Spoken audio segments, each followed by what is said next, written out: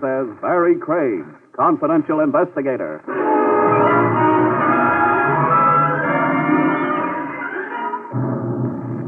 The odd thing about a killer, folks, you'd never believe it if his gun wasn't showing.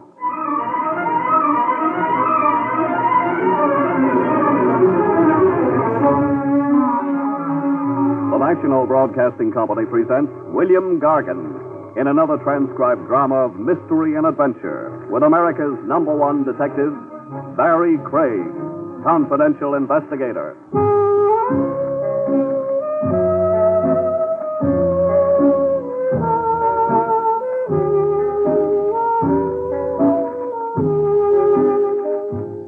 Barrie Craig speaking. The big gripe with a confidential investigator is that he has no confidential life of his own. You're on call day or night. Some jokers found your pedigree in a Manhattan telephone directory. There's a missing uncle wanted off his nut, a double-crossing partner wanted off with the cash register, or a tomb relic sure to set off a tongue war if you don't recover same lickety-split. Oh, carve out 5 minutes of privacy for yourself and bet on it. Someone's at your elbow asking for a bite. The case in point began a night or so ago in a barber shop. Tony's tonsorial power, the gold leaf on the window read. It was my next. One more customer move, and I'd stop looking like an unemployed violinist. But I never got to sit in Tony's barber chair. Fate popped into Tony's open doorway to beckon me out of the joint. You there, Craig. Fate was a guy in baggy pants chewing an unlighted cigar. Marty Walensky, a hack driver. Hey, Craig. If you've never been shortchanged by Walensky, you haven't lived. I dragged myself over to Walensky. What's on your fat little mind? That's your jalopy outside, Craig? The dark green job? Yeah, across the street. Why? I thought it looked like your load. You got a dame in it, waiting for you. A dame? Walensky, what kind of a gag are She you... flagged me at 78th and 3rd, so I know a good, reliable charmer she asked. So here we are. I keep an office. We've been there. Now we're here. She's waiting on your jalopy. You don't want the business? I haven't seen the back of my neck for 6 weeks. It's my neck. On you, the long hair looks good. Listen, Craig, it can't wait. Whatever's with this chick can't wait. As a matter of fact, confidentially, she didn't even stop the dress before flagging me down.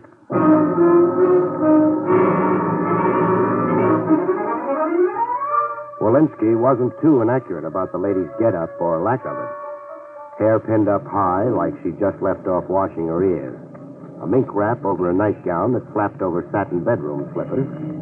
And fear. Fear and neon lights all over a pretty face. I'm Barrie Craig, miss. I'm Peggy Palmer. Well, what's it about? Not here.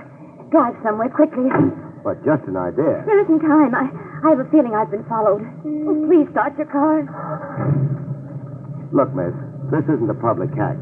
And before I get involved, I want to know what... Somebody's rifle happy. You hurt, miss?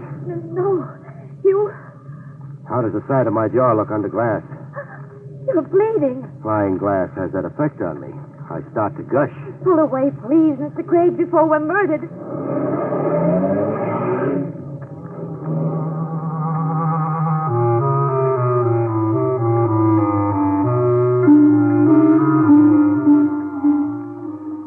Later, in my office, while I kept busy with incidental washing and cauterizing, a frightened lady in mink gave me the facts. A bite at a time. I live with my brother George. And no love lost? No love? I'm counting the scratches on your beautiful neck. Oh, my brother fought to keep me from leaving the house. George Palmer.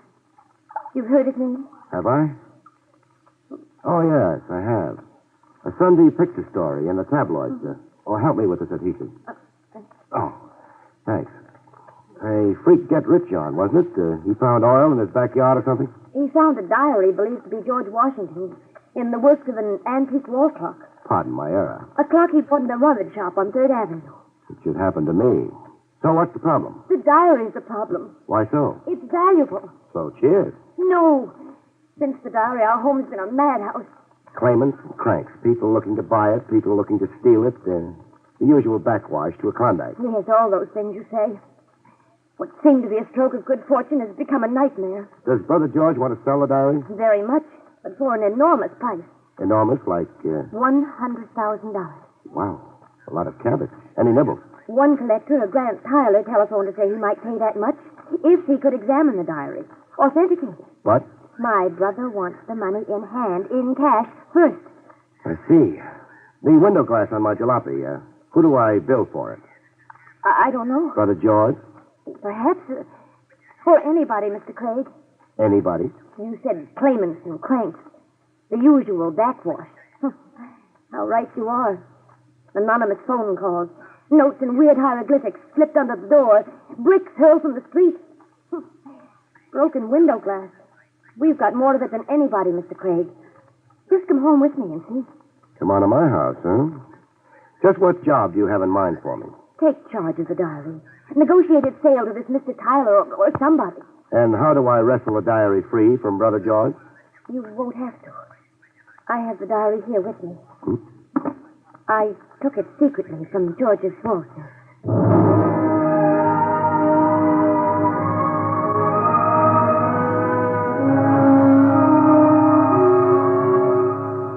$100,000 sometimes doesn't look it. I was leafing through an old battered notebook. Blow on it and it would shred into yellow confetti. Valley Forge and Bunker Hill. I could make out some of the date lines and references. Mostly personal stuff, it looks like.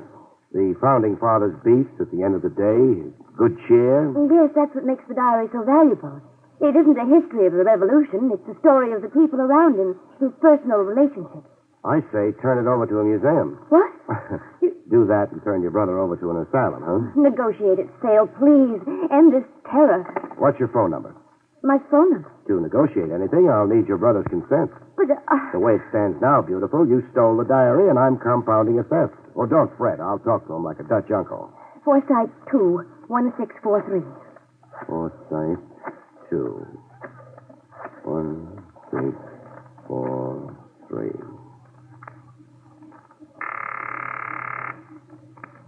Hello? Hello, George Palmer?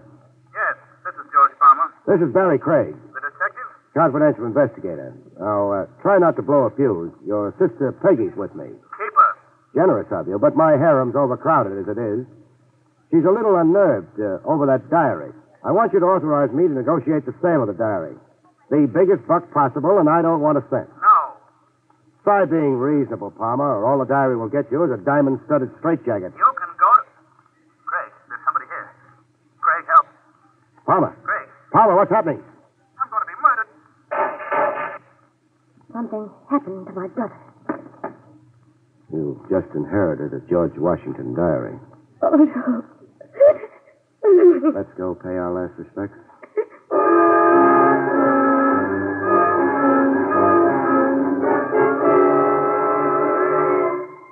George Palmer lay flat on his back. His eyes were open and calm. As if now that he was dead, the furies had left him. 2 bullets fired close to the head. The diary has been here. That's too... Don't borrow guilt, Peggy. Your departure with the diary had nothing to do with nothing. Your brother was chilled first, then came the search.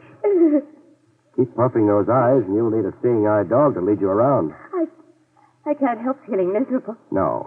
You had a brother, and now you haven't. It's something to get used to. Dead. And only an hour He was ago. clawing at your throat. It's a bereavement, sure, and I don't want to be unsentimental. Ask you a question. Is this that antique wall clock your brother found the diary in? Yes. I worry about myself on rickety chairs, but that's the only way to see the inside of this clock. Clock's older than sin, that's for sure. In good running order? Why, yes, I believe so. The sales receipt for the clock, do you have it? Yes. George kept it here. In his desk. A wall clock in running condition, $25. Sold to George Palmer. Company? Got any idea who? No. I'll play butler. Who is it? Telegram for Miss Palmer. Let's have... Halloween was last week, mister. Your hands raised, please. Thank you. You too, Miss Palmer?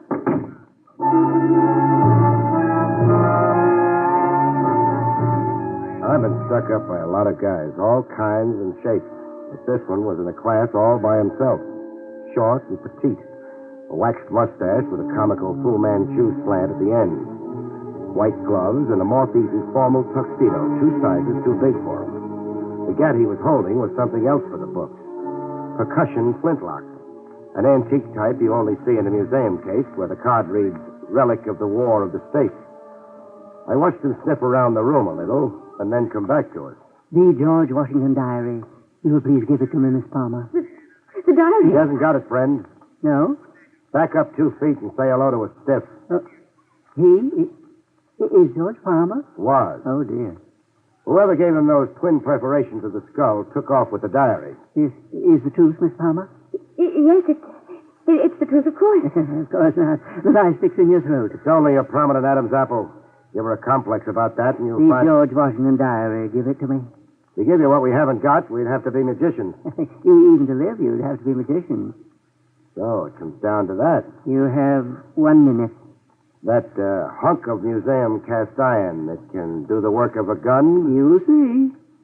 Yeah. Boom, boom, and where did the world suddenly go? Funny thing, I can't wait to see. I'm that curious. Curious? Uh-huh. I know about guns. Times get tough in my business. I can be a gunsmith. If I live, This is idiotic quibbling. I'm coming to a decision. My hunch is that what it takes to load that museum piece isn't around anymore. Nobody manufactures it. Nobody sells it. The minute is gone. My hunch is that you're bluffing, friend, applying the old psychological squeeze. What if I just begin moving? You'll be shot. Barry, don't. Don't bury me on the side of a hill, beautiful. I hate sleeping lopsided. Please, nothing foolish, nothing heroic. Give him the diary. My life's against it, beautiful. Give it to a runt in white gloves and a baggy tuxedo, I'd have to disown myself. I'm coming over, No, friend. stop, you fool. I'll shoot. Let me go. Sure, but when your outlook on life gets a little more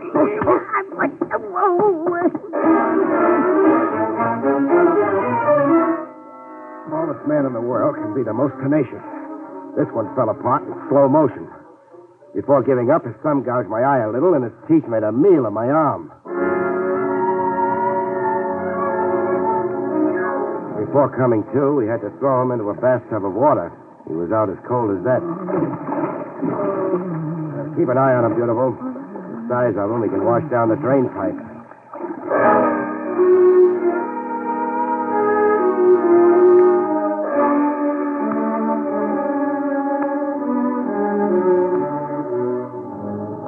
The answers finally wrung out of him still add up to the zaniest of my experiences. I'm Stephen Courtney Bellows, the 4th.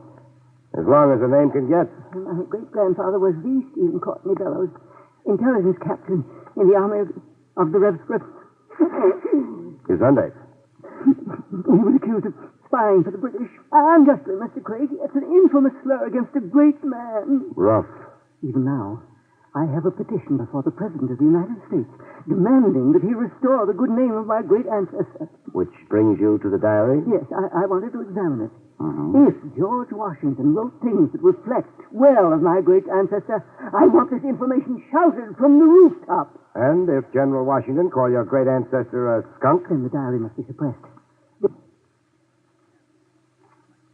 infamous lie must not be repeated. It must not. Cut.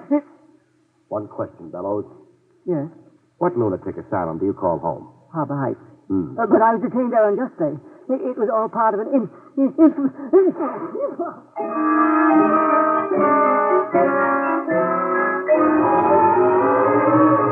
An escaped lunatic in a monkey suit, armed with an old dueling pistol. About the pistol, it turned out my hunch was cockeyed. It was loaded. You could have been killed. If the gun didn't backfire. But I can't understand. Why didn't he shoot? His reflexes wouldn't reflex.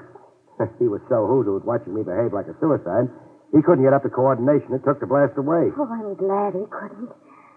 So glad. Are you so glad? Yes. You say that like... You know something? What, Barry? Keep twinkling those eyes at me, and I'll climb right up on that white cloud with you. And, Barry? Go sailing over the moon. Oh, I love sailing over the moon.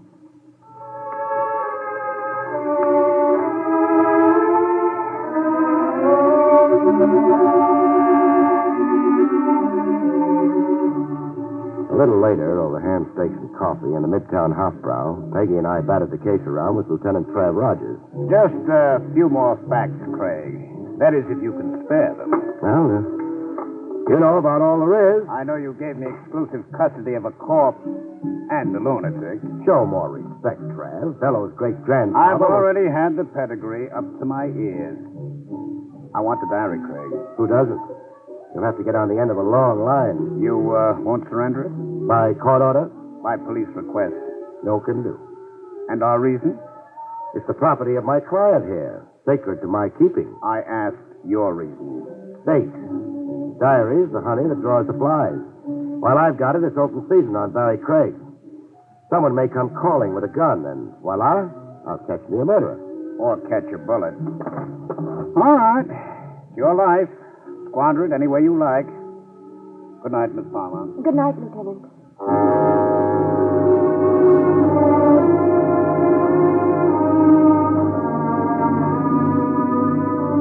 With the good lieutenant off, muttering to himself, and Peggy off, tending to whatever it is girls tend to, I made like a negotiator.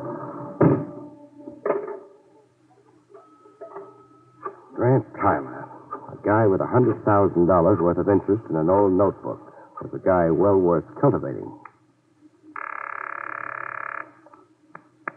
Hello? Hello. I want to talk to Grant Tyler. This is Grant Tyler. Barrie Craig, representing the Palmers. Yes, Mr. Craig. That cash offer of $100,000 for the George Washington diary, does it still hold good? It does, providing, of course, that I can first examine the diary, I'll bring it right over. if you like. What's the shortest route to your place? Up Cohegan Boulevard, the third traffic light past Forest Park. Third traffic light. I've got it. Be seeing you, Tyler.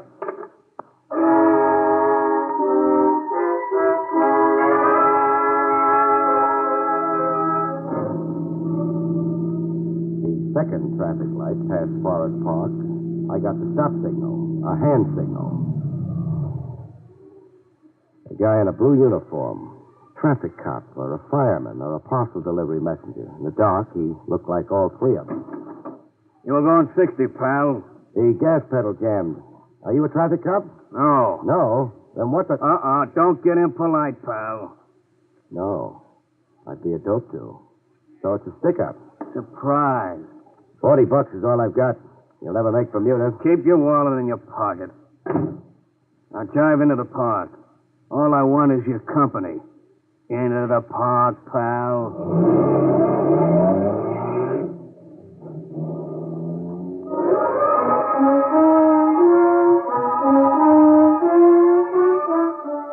A closer look at the uniform, and I knew it. A $4 rental in any theatrical costume shop. I'd been suckered. Our destination in the park was a shadowy side road.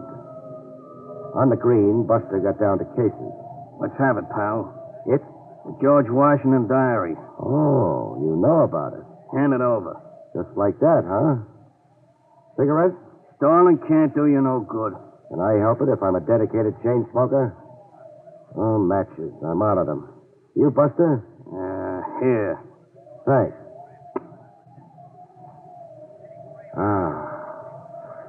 I can face the future now. Give me the diary.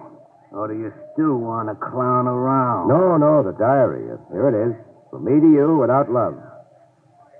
Who are you working for, Buster? 2 kids and a blind grandmother. Mind if I borrow your car? Help yourself. Thanks, sport. Now turn around. Must you? It's a compulsion with me, pal. I'll cash in this diary and go get analyzed. Promise? My word of honor.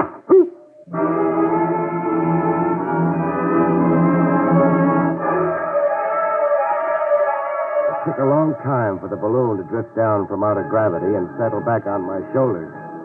When I was finally used to owning a head again, I had a cab drop me at Tyler's. I'd meet up with the baloney cop again if the cover of his matchbox I'd connived was any help. Moriarty's Bar and Grill, the cover said. I'd be haunting the place. Yes? Barrie Craig. Oh, you're late. Sorry, I was detained. Well, we'll have to do this another night, Craig. I've no time left for you now. Tough. Can I come in a minute? Well, I see no point in... Thought you were an Americana collector crazy to buy the diary. I am, but... But I haven't got it to sell, and you know I haven't got it. That's why the brush now? You're speaking nonsense. Am I? I was detained, I said, by a hood who stuck me up with a diary. I know nothing about it. Then what do you know? Talk and act responsibly, Tyler. George Palmer was murdered earlier tonight. George Palmer was murdered. If you didn't know it, talk to me, Tyler. Well, after your telephone call, Mr. Holland telephoned me. The junk dealer who sold Palmer the antique wall clock? Yes. Holland said he'd have the diary for me, and could he come over right away, tonight? And you said yes? Well, I'd be a fool not to. Holland's price is only $10,000. And 10 years for receiving stolen goods? Holland claims to be the rightful owner, that he merely sold Palmer a clock. Even so, you'd still buy a lawsuit? That's much of a risk I'm willing to take. Holland's engaged lawyers, offered to guarantee me against loss. Holland's due here tonight, you say? Any minute now. You'd better go. No, I'd better stay where I can listen and not be seen. Oh, here, maybe. Park behind the drapery. But, Mr. Craig. You'll lose the argument, Tyler, so don't argue, huh?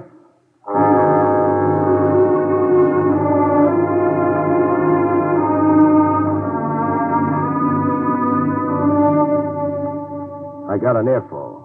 Holland looked and sounded like a guy ready, willing, and able to set fire to his junk shop and to himself. You don't have the diary, Mr. Holland? No, I came to tell you no. But you assured me. Something went wrong. But give me one day, Mr. Tyler. One day, and I will get you that diary. One day, and I will finish the transaction, I promise. I only have to get my hands on a no-good double-crossing rat. A no-good double-crossing rat. Oh, my friend in the park. Buster'd been working for Holland until he branched out for himself.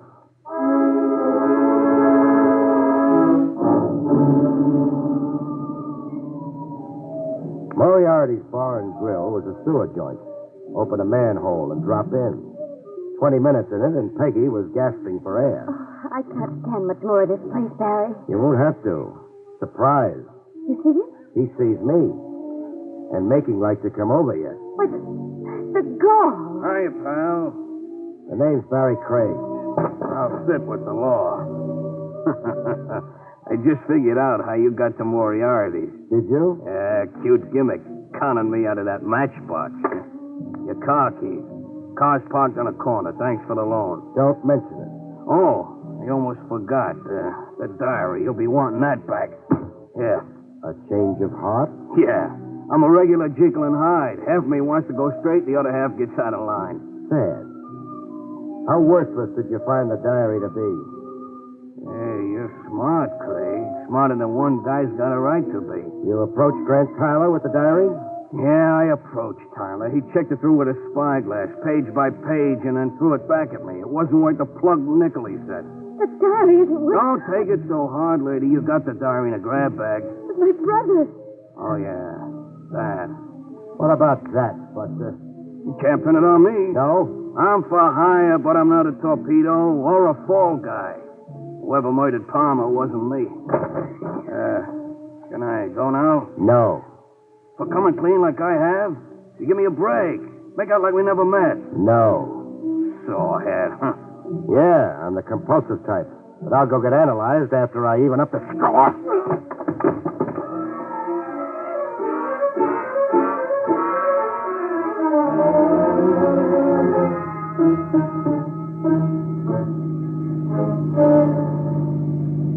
With Buster nursing his jaw in the pie wagon, I went cruising with a beautiful lady.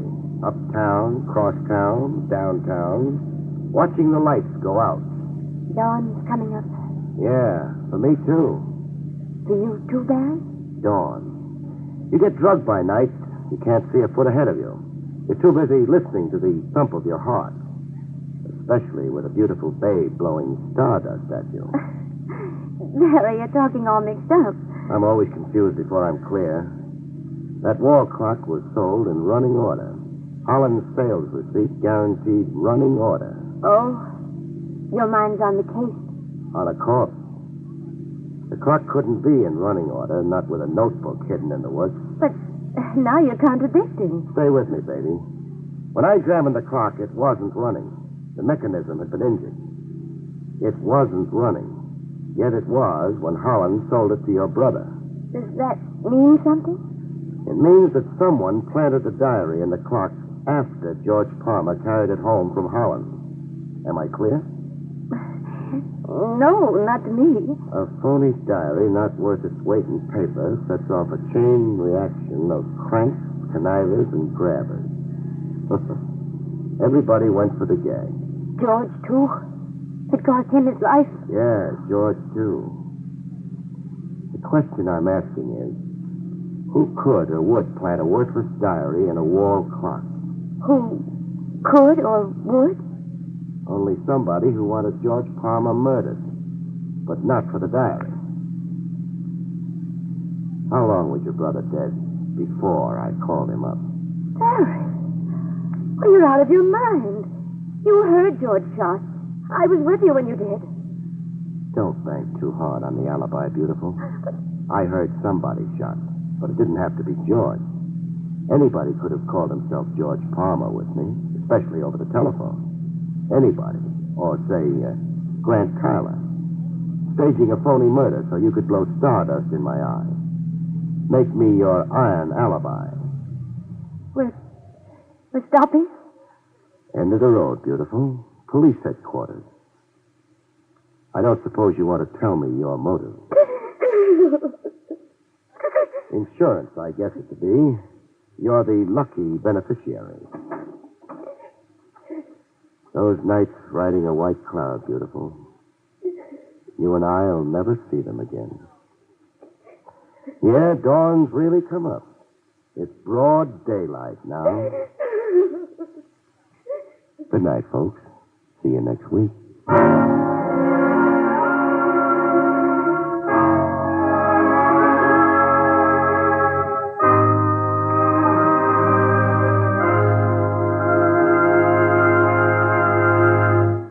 You have been listening to William Gargan in another exciting transcribed mystery drama from the adventures of Barrie Craig, confidential investigator. Tonight's story, Dead on Arrival, was written by John Robert.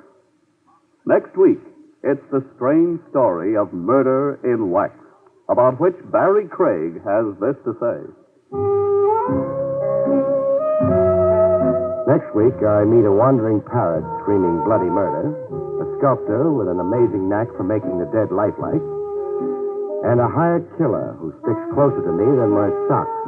The three put together spell murder. See you next week, folks.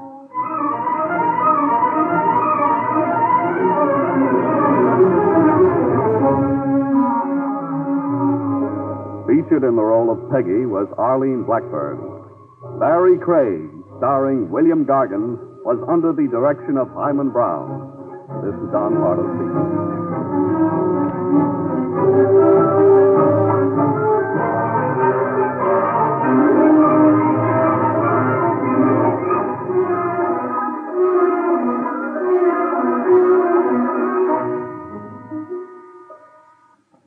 Now it's Meredith Wilson's Music Room on NBC.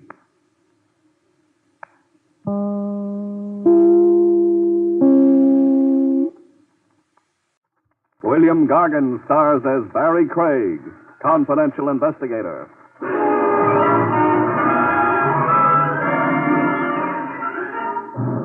One kind of free lodging that leaves everyone cold, folks, is when it's yours, by courtesy of the city morgue.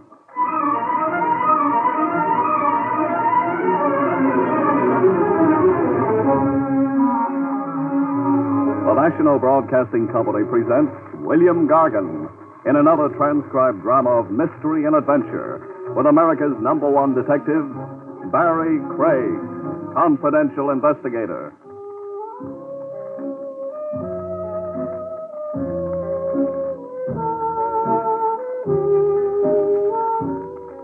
Barrie Craig speaking.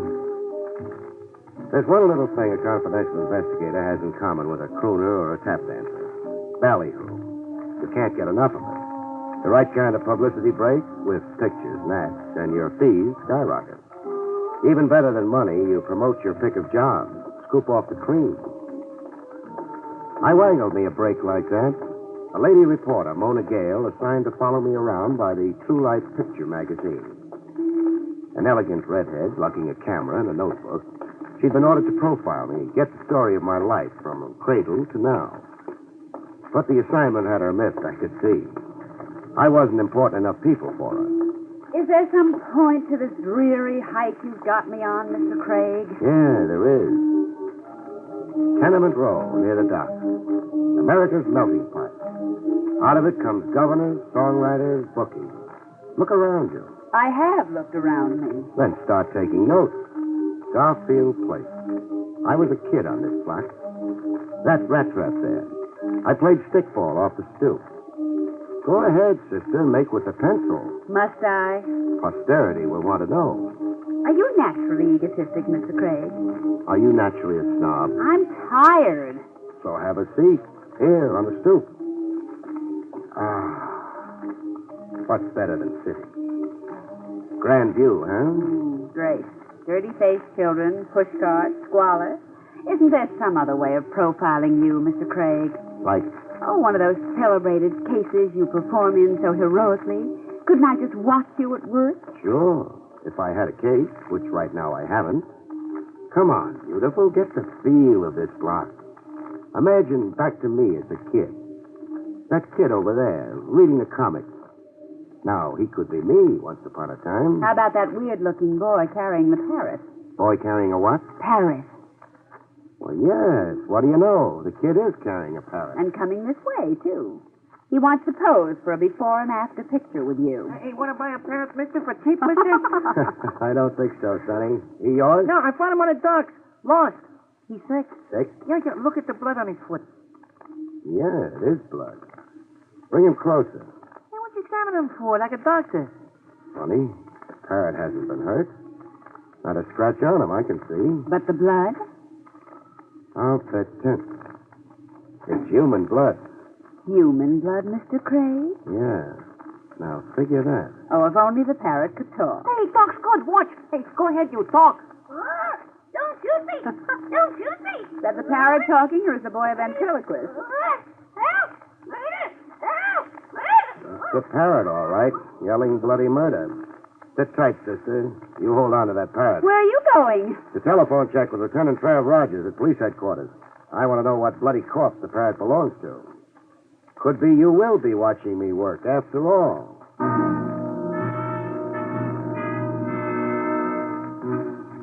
Mona got to watch me work. Over the phone, Lieutenant Trav Rogers set up a date for the parrot to be reunited with his master. The setting for the sentimental reunion was the city morgue. Roll him out, Ernie. The parrot belonged to him, Craig. Steady, Mona. Who was he, Trav? Vince Lorimer, according to an identification card in his wallet. He was found on the docks beside an empty bird cage. Shot to death by an unknown assailant. And? We traced him to a banana boat. He booked passage from Honduras to New York. Period? Period. On ship, Lorimer kept to himself, stayed in his cabin. A mystery figure, isn't that how a reporter would headline him, Miss Gale? That parrot you two chanced across was Lorimer's only known companion. Can I see the cage the parrot came in, Rogers? If you must meddle. I'm being immortalized by True Life magazine, so please don't louse it up.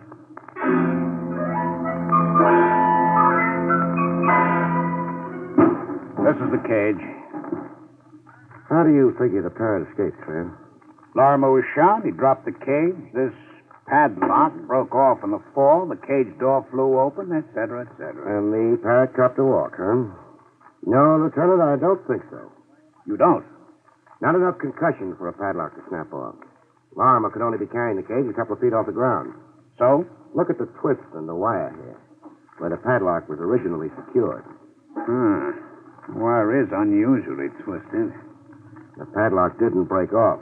It was broken off, deliberately. But why would a killer stop to do that, Craig? I'm puzzled like you're puzzled. Any other personal belongings found on the late Vince Lorimer? Just this wristwatch, pocket knife, the silver ring. The silver wedding ring. The end? The dead end.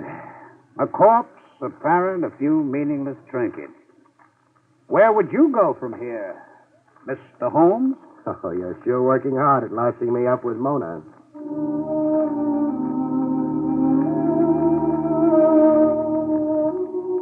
But it so happened a detour developed in the dead end. The next morning, while I was sorting my mail over coffee and sinkers in the crosstown diner, and while waiting for the red-headed Mona to show up for her day's grind, the mail was the usual garbage. Bills, all of them stamped final notice, circulars advising me where to get my pants pressed, where to buy my geraniums, and one circular I really stopped to read. The Starbright Park Museum of Murder, exhibits in wax. The circular entitles bearer to a 50% admission discount. Good morning, Mr. Craig. The ripened friendship we've got, it's time you call me Barrie. With a good morning kiss. If that's how you like to start your day. Look, I was assigned to you to play Boswell, Barrie, not Madame Bovary. And what, pray, have you in store for me today? A trip to the Starbright Amusement Park. Amusement park? Read the circular. Bargain rate. So? Read where it says about the new wax exhibit. Oh, see, the brutal murder of Vince Lorimer. So real it will startle you. Hey, Vince Lorimer? Our corpse of yesterday. But how... How could a wax exhibit already be set up for the customers less than 24 hours after the murder happened? Yes, and circulars printed. Printed and in the mail. One of them in the mail to me. You think it was purposely? I'd be a dope not to think that. I'm not only being invited to get a look at Vince Lorimer being shot, but also at who is shooting him. All this in wax. It's incredible. I'm in an incredible business, beautiful. In what other business can you get an educated redhead personally assigned to you?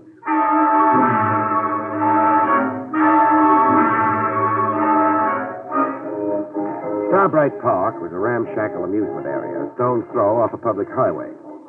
Well, here's your Museum of Murder. Those signs, shocking, sensational, lurid. And closed. No ticket taker, no open door. It's boarded up? There's a bell here. This side door.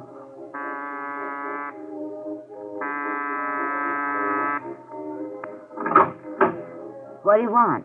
A word with the owner, lady. I'm the owner. Oh. I'm Barrie Craig. This is Miss Gale. So what? I got a circular from you in this morning's mail. It's this one. You and 1,000 other people, mister. Everybody from A to C in the telephone directory. Oh, and you didn't mean the circular especially for me? Are you out of your mind? Often. The circular advertises an exhibit of the murder of a man named Vince Lorimer. You come to prove to me you can read? And also to see the exhibit. Another time when we're open. You're closed? For safety repairs. The building department found 14 violations. Oh. Come again. Wait. I want in. You say that like a cop. Invite us in.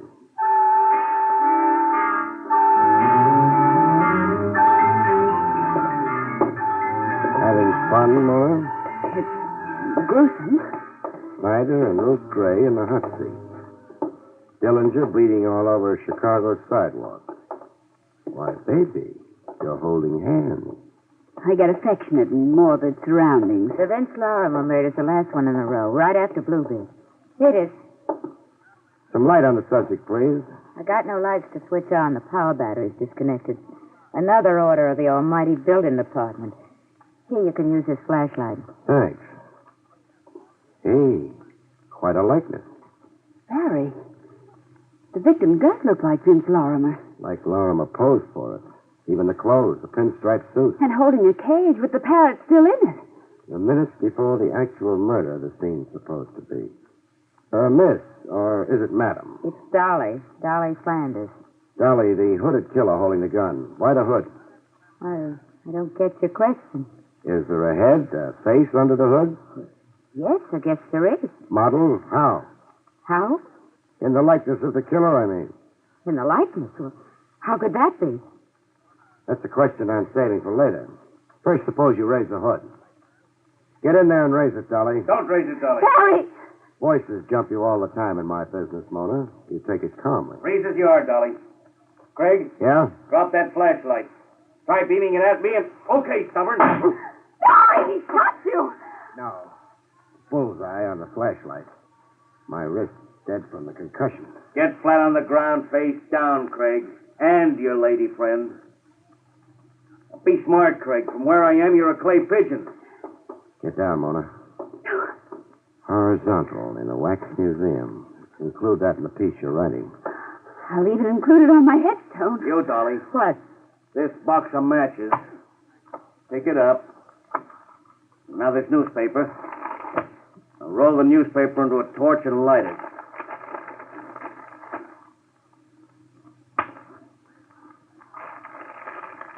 It's lit.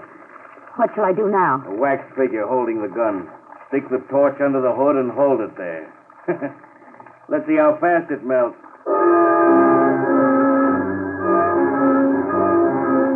With the figure melted down, my gun-happy friend took one last precaution.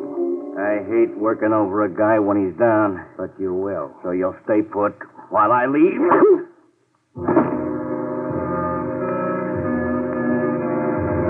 A bomb burst in my head set off a chain reaction. The last thing I heard before being blown to bits was Mona screaming.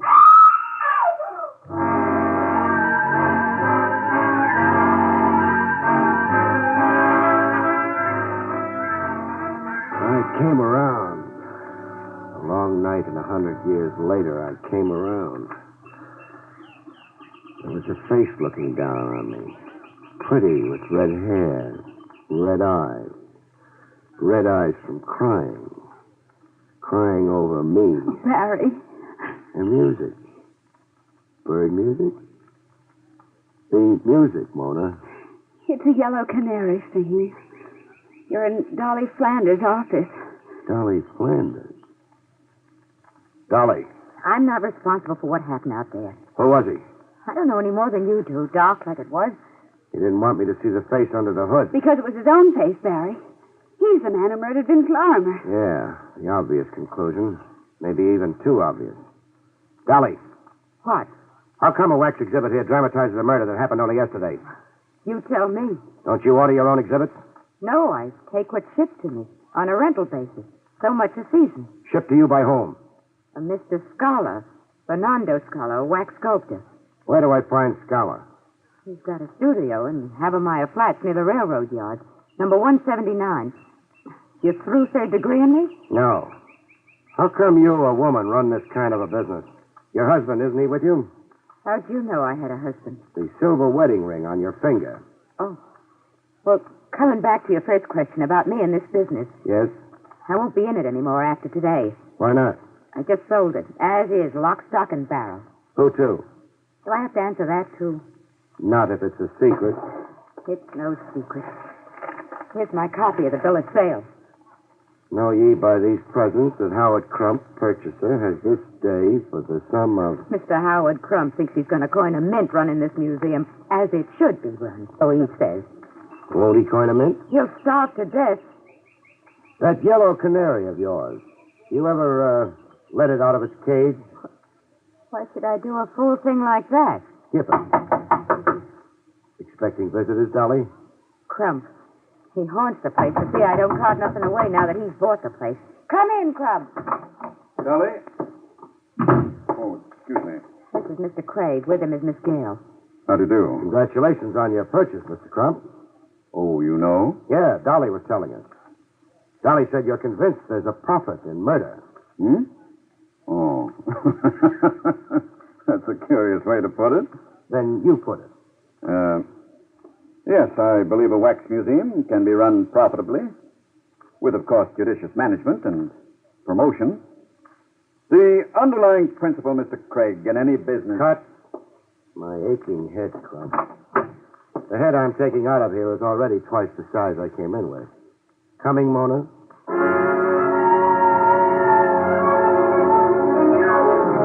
Outside the Wax Museum in a drugstore, while Mona calmed her fevered nerves with a double coke, I got the cracks in my skull glued and an iodine pomade where it lumped.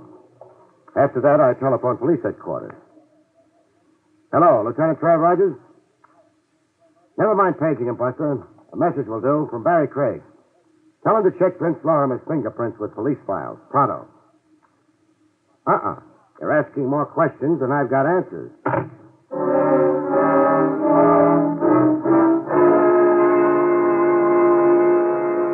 Like Dolly had said, the Havermeyer Flat studio of Fernando Scala, wax sculptor specializing in murder, overlooked the railroad yard. Right-sized guy, Scala, the mouth of a mustache and the look of a fox. With those trains, how can you concentrate on your wax modeling, Scholar? Even better with the trains, Mr. Craig. I am filled with a wild rhythm. Spare me the poetry. Then, for the lady? Spare her the poetry, too. All right. I say only what you want me to say. No wonder.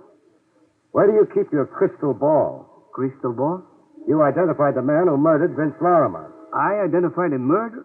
You are joking. You model the victim and you model the killer. Oh, but you are surely mistaken. Am I surely mistaken? I modeled the victim, yes, from the newspaper pictures. And from the imagination also. But the killer, him I did not model. You didn't, huh? Oh, just a head with no face. A head I cover up with a hood because I cannot know this face. Who telephoned you in advance of my coming, Scholar? Prime you on how to answer me. Telephone me? But I swear... Was it Dolly Flanders, maybe? Dolly Flanders, the owner of the museum? Dolly Flanders, the ex-owner of the museum. Oh, no, she did not telephone to me. Now, if this interview is over... I'm to scram and take Mona. My apologies for it, but I have so much work. You're a shrewd customer, Scholar. Thank you, Mr. Craig, for the great compliment. There are no, how you say, flies on you either. Oh, excuse me. He's told all he's going to, Mona, so let's go. Isn't there some way of compelling the truth? Yeah, way to butte. But I don't think you could stand watching it. Mr. Craig. What? This telephone call. It is for you. Nice job of acting mystified, Scholar, over a prearranged deal.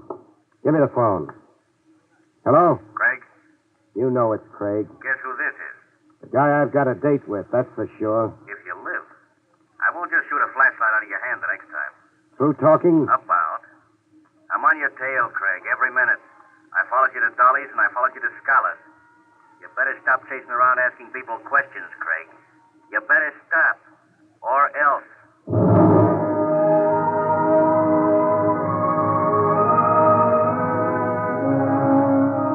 The case began to wrap itself up with a valuable assist credited to the good Lieutenant Trav Rogers. A return message for me, left with Jake, the elevator op, in my office building, suggested that I meet Trav post-haste in the Marble Lawn Cemetery. But why meet in a cemetery? A favorite long-lost aunt. Rogers wants me to help dig her up. Oh, taxi! Hey, taxi!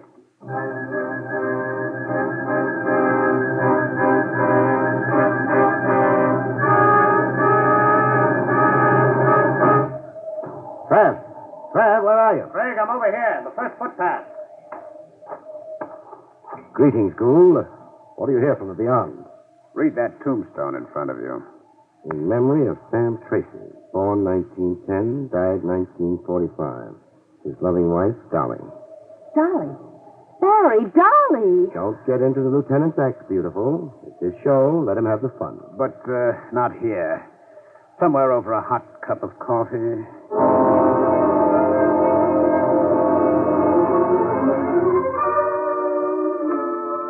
That headstone read, Sam Tracy died 1945. He also died in 1951. The same man died twice. What Rogers is saying, Mona, is that our Vince Lorimer was also named Sam Tracy once. Right. We checked Lorimer's fingerprints with police files, as per your request. Lorimer's prints correspond to the prints we have of a Sam Tracy, a one-time thief and safecracker. But there is a Sam Tracy now buried in the Marble Lawn Cemetery. Mona's yet going to convert from reporter to detective. No, beautiful. Whoever's buried in Marble Lawn is a ringer. Someone's buried as Tracy, as a trick to free the real Sam Tracy, alias the late Vince Lorimer. That was my guess, too, Barrie. Great minds run on the same channels. Who said that? What was the original Sam Tracy trying to escape from? A safe robbery in 1945. Tracy made off with a cash haul of $100,000 belonging to a stockbroker named Rufus Scott.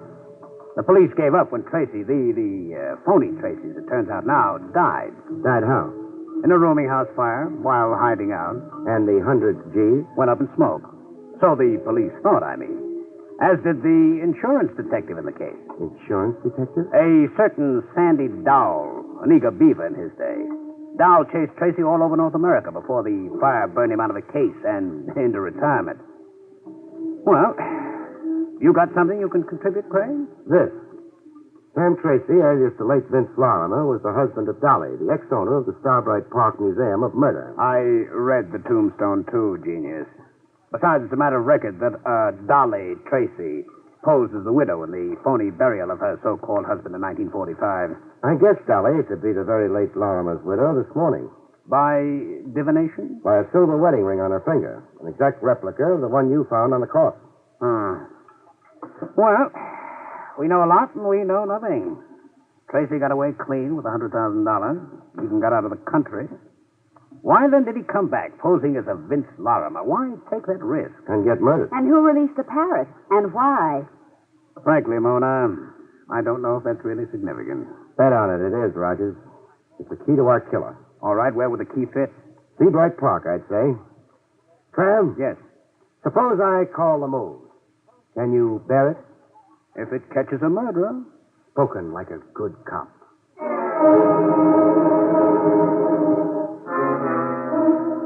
With Trav swallowing his pride enough to backstop me, I stormed the Museum of Murder.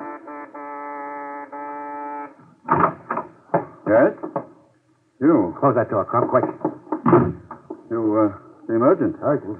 There's a rifle-happy wild man tagging after me. Where's Dolly? Packed up and gone. I've taken possession. Uh-oh. That's my rifleman. Don't open that door. Where are you going? To your office to telephone for help. Now, look, Craig, I can't get involved in your affairs. Craig!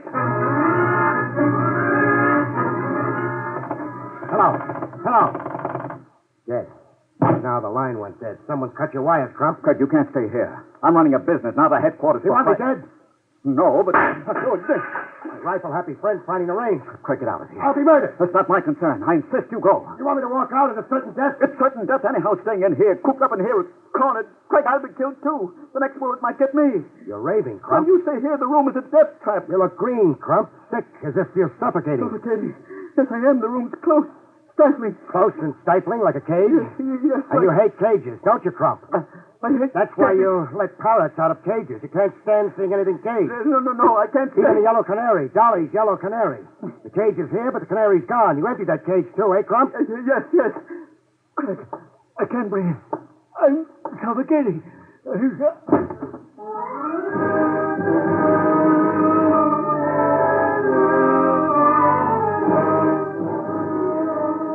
Trav and I swapped postmortems and Tony, while Mona took notes.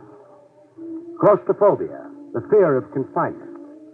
Crump couldn't stand anything in cages, or being caged or cornered himself, like I made him feel in his office. It even showed in his clothes. Baggy suit, sizes too big. Shirt open at the neck, no necktie. His clothes gave you the hunch on him. That and the bill of sale Dolly showed me. How so? Crump paid $40,000 for the Museum of Murder. $40,000 for a worthless business. Blackmail? It had to be. Dolly knew it was Crump who'd murdered her husband on the dock.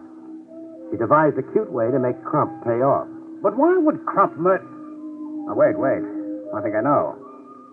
Crump is really Rufus Scott, the stockbroker Sam Tracy robbed 6 years ago. Was hired to rob by arrangement. My bet is that Crump invited Tracy to come tap his safe. I'll buy that, sure.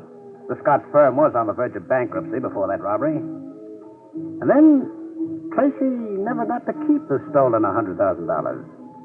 He was just a tool. The patsy, lucky to escape with his life. That's why he skipped the country. But, Craig, But who staged the rooming house fire and the burial of a bogus Sam Tracy? somebody who wanted to permanently shut off police interest in Sam Tracy and in the 100G. The men say you were supposed to be Rogers when you stalked me in the Museum of Murder and helped pull Crump apart at the scene. The beneficiary of the $100,000 was the thug who worked over you, eh? A thug who could only be one guy. Trav, your retired insurance dick. Sandy Dow. Sandy Dow. A guy I've got a date with before you have. Oh, now, Craig, don't be vindictive. Don't you be casual, Trav, about my head. Before you put the cuffs on Dowell, I'm handing him his cuffs, and that's for sure. And before you two stalwarts of the law really go at it in earnest, will you tell me if I've got it down correctly? Some other time, we're going to a huddle over your note. Just one footnote to murder. Dolly ordered that wax exhibit from Scholar and invited me to come see it. It was her way of forcing Crump to come across by her museum. The end? Almost. All it needs now is the clinch. The clinch, Barry? Yeah, to keep your storyline straight. Page 1, boy meets girl. End page, boy gets girl. Oh. Trav, What? vamoose, huh? But, All of a sudden, Mona's got that certain primitive look in her educated eye. Oh. Excuse me for being dense. Yeah, scram, Lieutenant. Please do not louse Craig up with the press. Good night, folks. See you next week.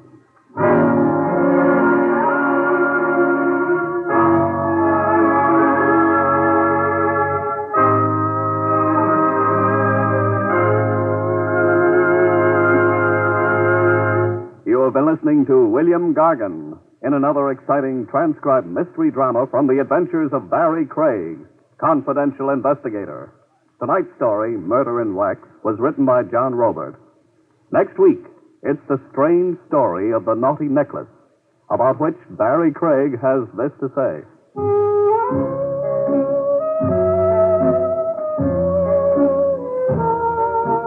Next week, I'll tell you how I was hired to buy a string of pearls, which was almost woven into a noose to hang me with.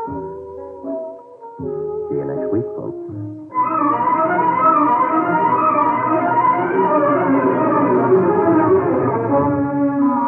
Featured in the role of Mona was Joan Alexander. Barrie Craig, starring William Gargan, was under the direction of Hyman Brown. This is Don Pardo speaking. Now enjoy Meredith Wilson's Music Room on NBC.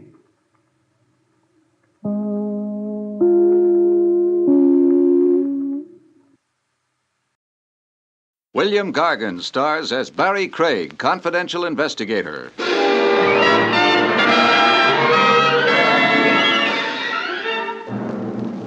Someone once said that murder is a fine art. There's a catch, though. If you're a successful artist, they hang your paintings. If you're a successful murderer, they hang you.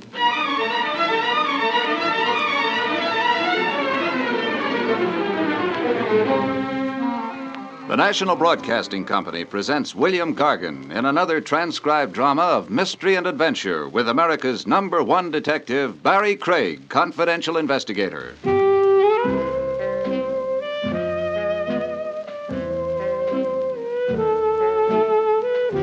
Barrie Craig speaking. Even confidential investigators need a vacation. Sometimes they've been known to take one. The place I'd chosen was Vermont. The main reason for that was Jake. He was on vacation, too. He decided to come home and see if he'd been smart in abandoning Vermont to run an elevator on Madison Avenue. Say, Jake. Yeah?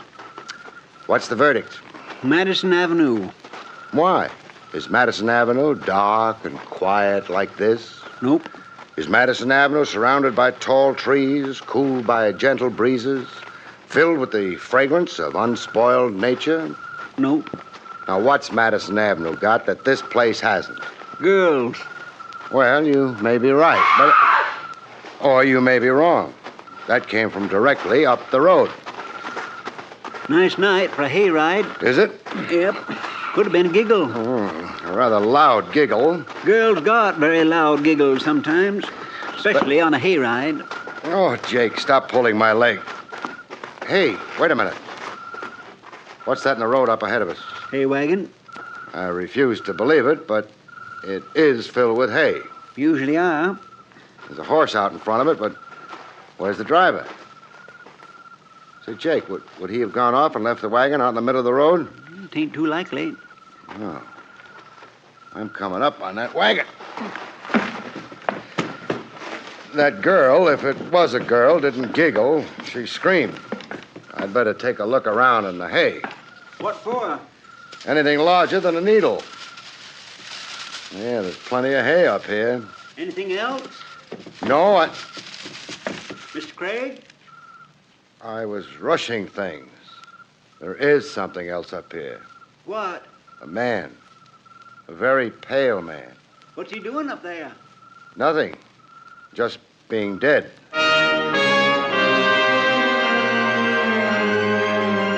He lay very still. His eyes stared up at the summer sky overhead, but saw neither the stars nor the moon. The moon that shone on him and on the metal handle of the knife that was buried in his heart.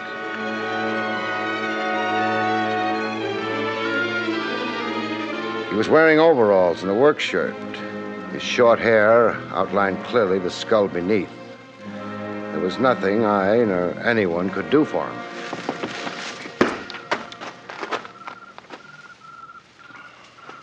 Murdered? Yes. Anything on him? No identification at all, Jake. We need a phone. Past farmhouse, half-mile back. Well, let's go. Think it's all right leaving him there? He won't mind.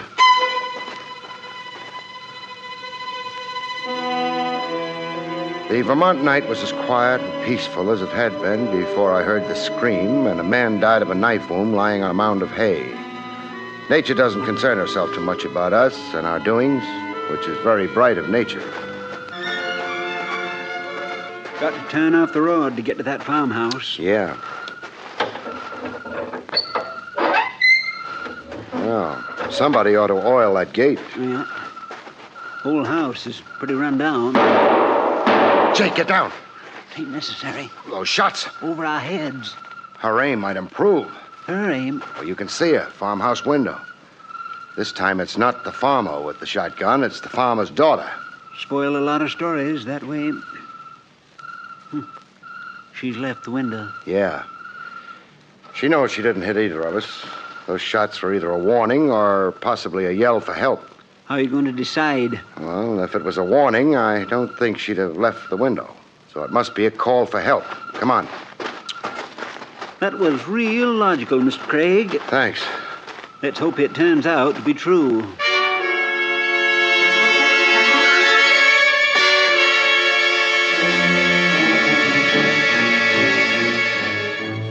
There were no more shots, which did or didn't prove I'd been right, because the shooting would be better once we were inside the house.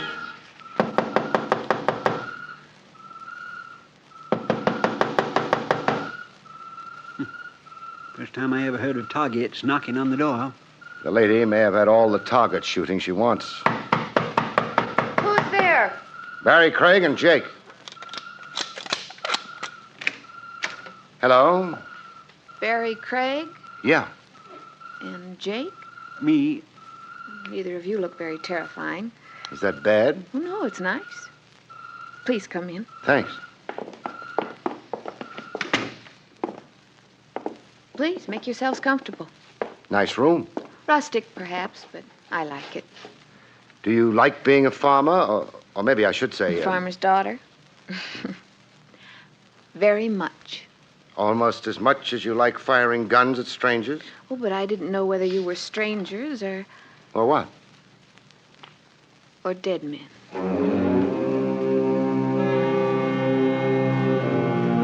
Maybe she was what she claimed to be, a farmer's daughter, but if she was, somebody's been telling me lies about farms. Her hairdo was sleek, as though it had been just applied. Her fingernails had had a lot of professional attention. Her dress was so simple it practically yelled Paris at you. And she didn't need any of these beauty aids. She would have been beautiful without them, but not nearly so expensive. You did say dead men. Yes. You often run across dead men walking around? Yes. Uh-huh. You think I'm crazy, don't you? I don't think you're crazy at all. You've just got a peculiar vision. I'm not sure I ought to be grateful for that. Oh, forget I said it. My name is Millie George. How do you do? This is, or was, my father's farm. He was very happy here until the dead men started walking. And then? He became one of them himself. Your father's dead? Over a year now. You live here alone? Well, I don't really live here at all. I have an apartment and a job in town. But I come here often as I dare.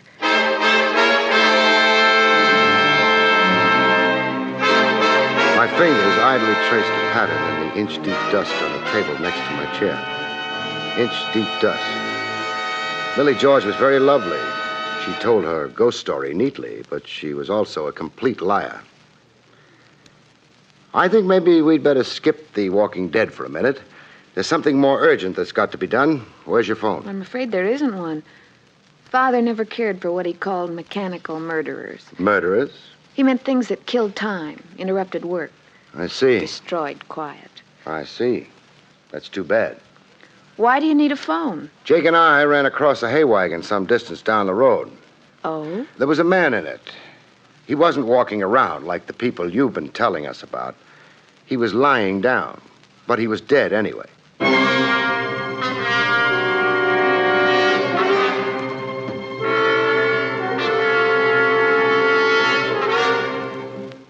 If I'd been looking for a reaction to my words, I would have been disappointed.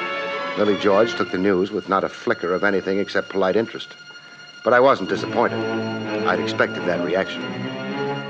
The police like to be told about stray corpses. I suppose so. I think the Gardners have a phone. Where would I find them? Well, their house is about a quarter of a mile further down the road. Oh, good. Jake. Ready. By the way, this man, what did he die of? A knife in his heart. Oh. Suicide? The angle of the knife's entrance wouldn't be right for suicide. Oh, then it was... Murder. How dreadful. Yes, terribly dreadful. So long.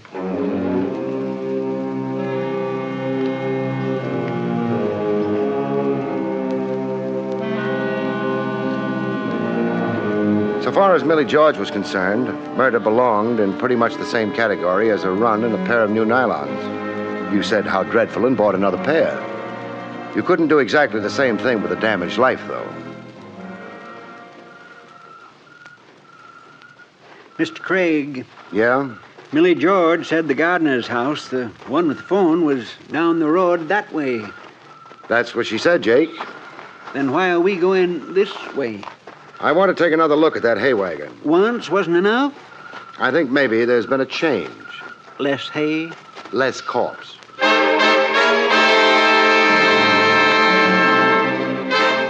It was a nice road to be taking a stroll on in the cool evening. It would have been an even nicer road if there hadn't been a hay wagon in the middle of it. Still there? Yeah. The horse must be getting lonely. Being a farmer, you get a wrong angle on a horse. You don't think being a horse's chum is romantic. I'll never say hello to a horse again. Excuse me. You're getting pretty spry at climbing hay wagons, Mr. Craig. Just practice, that's all. Mr. Craig. Counting the hay up there? No, just confirming a guess. Less corpse? No corpse.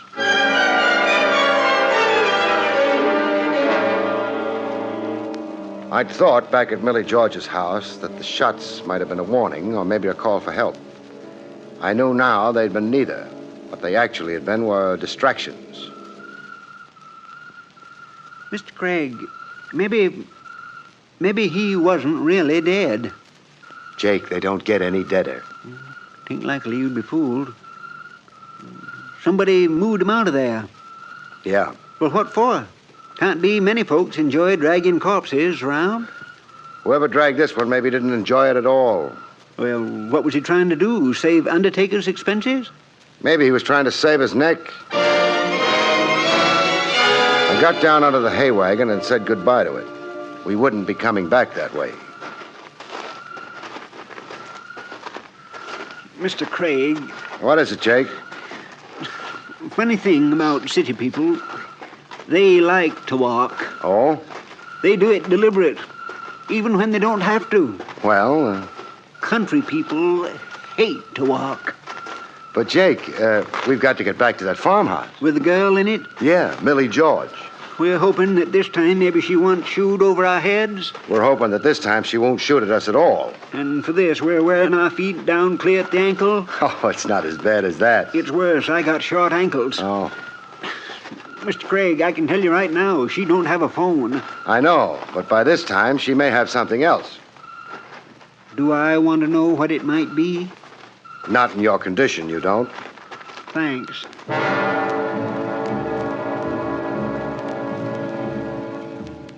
We didn't have much farther to go, which was just as well. Jake had started groaning at every step.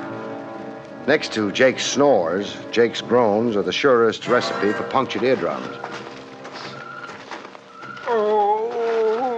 Oh, you can stop groaning, Jake. We're at the house. Oh, dear, if I got strength enough to lift my head. At the house. Think you can make it inside? Oh, dear. I can try. Fine.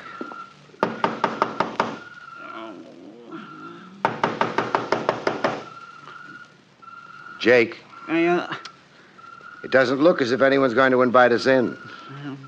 This don't make me feel bad. We'll go in without an invitation. Now I don't know how I feel. Find out later.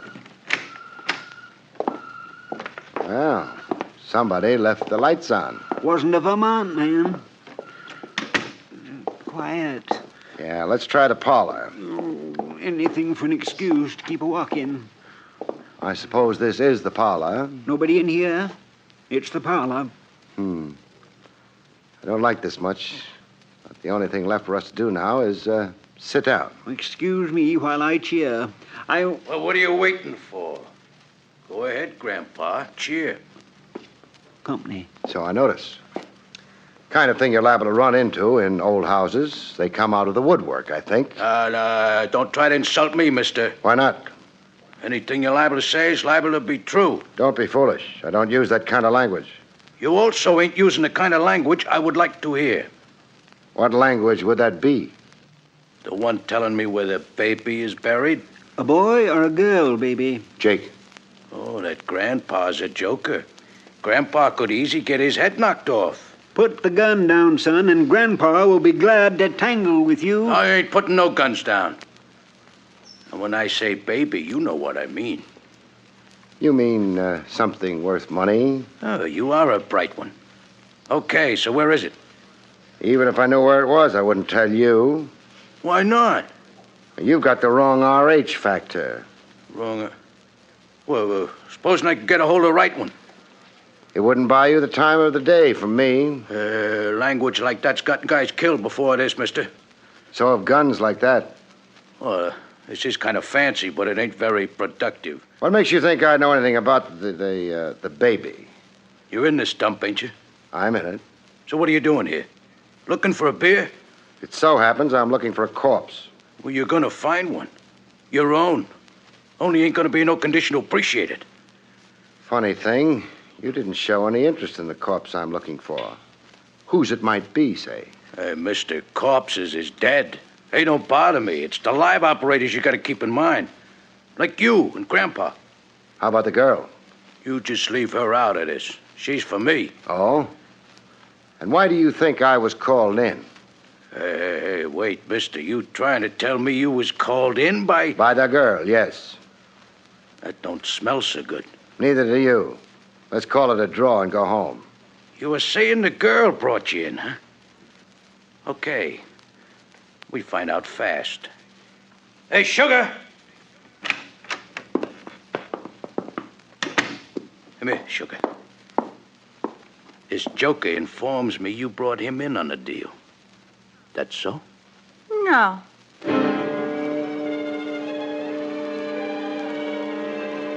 I had a long look at the girl who'd come into the room. It was fun while it lasted. She was worth looking at.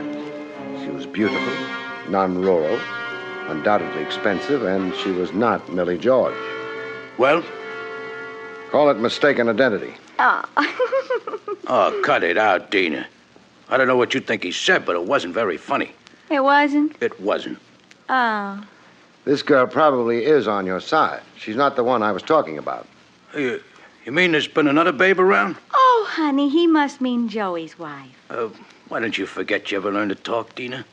That ain't a friendly attitude. I ain't feeling friendly. Joey makes it out of the pen, ducks for cover here, on account of here is where he buried the baby. Banks wouldn't like you calling their money baby. Well, I don't like banks. So it was bank money. Thanks for telling me. Who told you? Never mind. To resume. Joey gets here, and the first thing anybody knows, he winds up with a knife and a ticker. This is bad. Tain't good. Shut up. You can't say that to a Vermont man. Why not? I don't rightly remember. Well, get in touch with me when you do. What cell? Now, will you lay off? You guys trying to confuse me or something? Joey winds up with a knife and a ticker and no dough. Look, ain't you forgetting Joey's wife? Hey, yeah. If she was around here, maybe she met him even before we got here, grabbed the dough off him, and then handed him a knife, huh? Fine wife. Nah, she never liked him so much.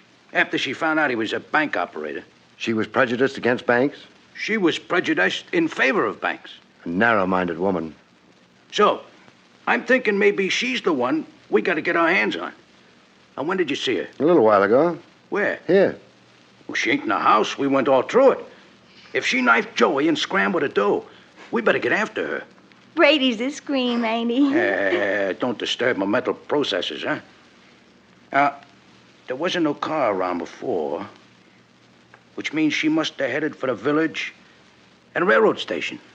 Okay, now we know where we're going. Oh, I think we do. That reminds me. What about you guys? Well, we'll hang around play some pinochle. I've been wanting a good pinochle game. Dina, what do you think? I think you're a big dope. Oh, what kind of remark is that? Oh, you believe too easy. Joey's wife would maybe stick up Joey, but she wouldn't take the bank's money. Yeah, that could be right. Yeah, but maybe... These characters, you ought to... Don't pay any attention to her, Brady. She's a bitter woman. You shut up. You know what I say? I say get rid of them, and then we'll have lots of time to find the money. Hey, you could be right. She could also be wrong. All right, so she's wrong. What do I lose if she's wrong? Mr. Craig's life and mine? In my line of business, I can't afford to be sentimental. If you die for nothing, I shall be sorry. But not very sorry and not for very long. Okay, here. Please, Brady. Huh? Not while a lady's in the room. Oh. Excuse me, Dina. Sometimes I think you ain't got no manners. I said excuse me. There's a nice, refined girl. You know, never even packs a rod. Well... Brady. Yeah? You're an idiot. Well, that could be. You think Dina's really going to wait for you? In that car outside? Well, sure. Me and her's personally very friendly. That was before the bank money came up. Why shouldn't she wait for me? And share your execution? Who's getting executed? I knock you guys off, we find a dough, we get out of here.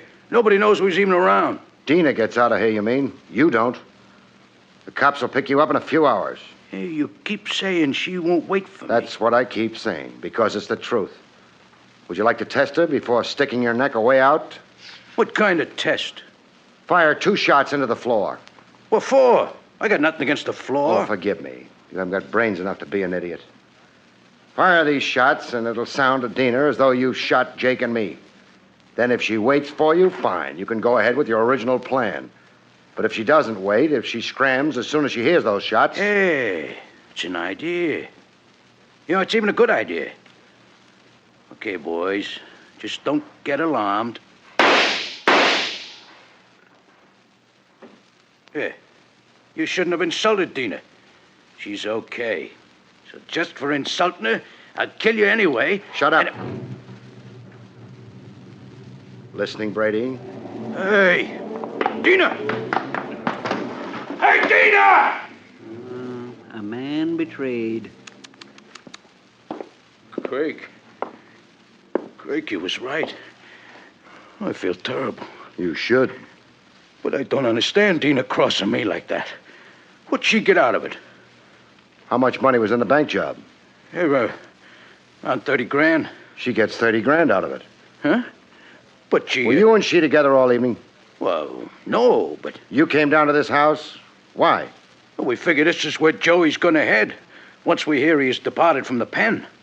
But Joey don't show. Then you tell me Joey is now a corpse. Pretty plain what happened. One way or another, Joey latched onto a pair of overalls and a work shirt, plus 1 wagon filled with hay. He dug up the money from wherever he'd hidden it and headed for this house. But before he got here... He runs into trouble. He ran into Dina. Now it begins to clear up. And Dina takes him for the dough, huh? She takes him. I could have figured it out for myself. Yeah, all you needed was Mr. Craig's brains. Better he should have them. What would I do with them? You've got a point. And so's your head. Please, Grandpa.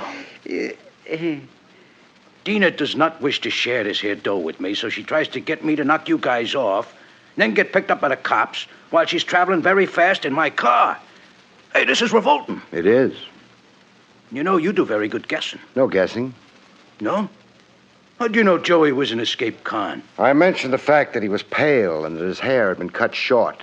That was enough. Farmers don't work indoors in the summer. They couldn't be pale. And why did Joey dress up like a farmer? Because he wasn't one. Escaped convicts are pale, have short hair, and seek a disguise. You know something, Craig? You're so smart, I'm beginning to worry. What about? Well, what kind of securities us criminals gonna have if private eyes like you go around being smart all the time? The same kind of security you've always had. No security. Well, just don't dwell on that there. I got something else to worry about. I gotta figure out a way to get hold of Dina before she scrams out of the country with that dough. But Brady. Huh? Dina doesn't have the money.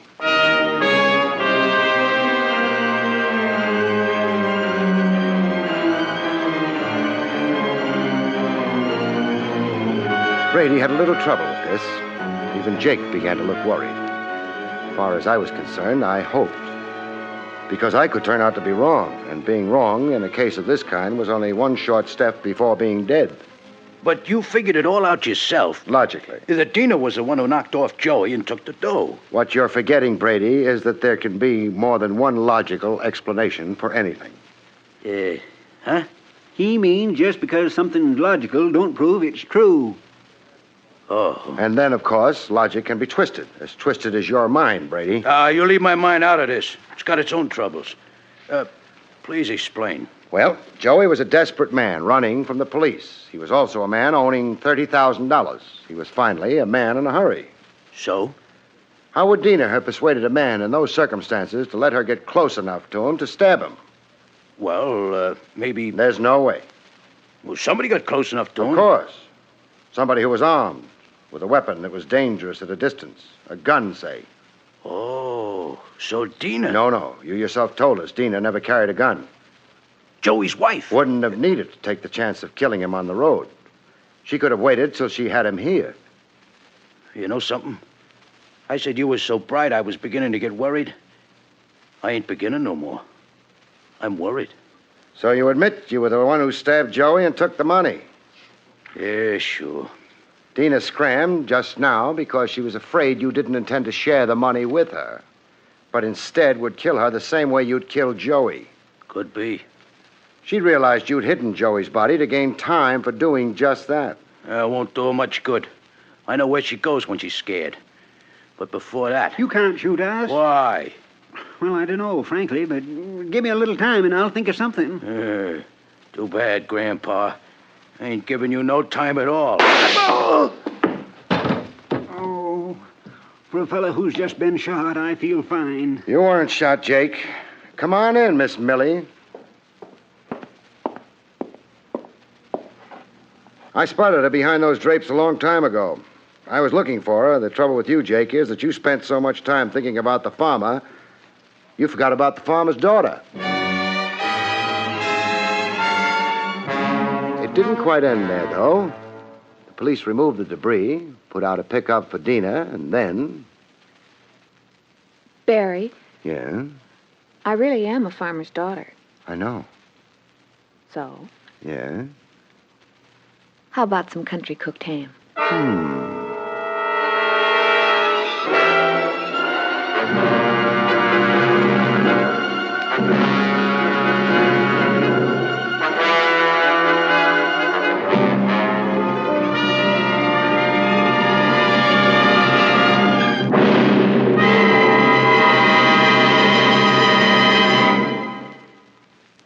You have been listening to William Gargan in another exciting transcribed mystery drama from the adventures of Barrie Craig, confidential investigator. Tonight's story, Hay is for Homicide, was written by Louis Vittes.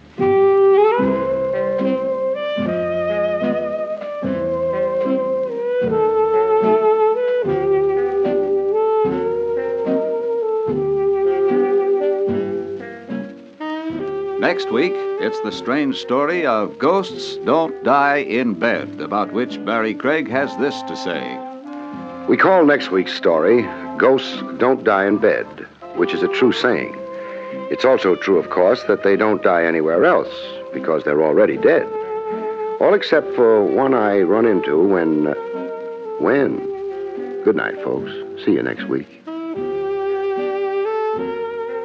The National Broadcasting Company has just brought you transcribed an NBC Radio Network production with William Gargan starring as Barrie Craig, confidential investigator. Directed by Arthur Jacobson. Also heard Parley Bear, Joyce McCluskey, Jack Moyles, and Bibi Janis. John Lang speaking.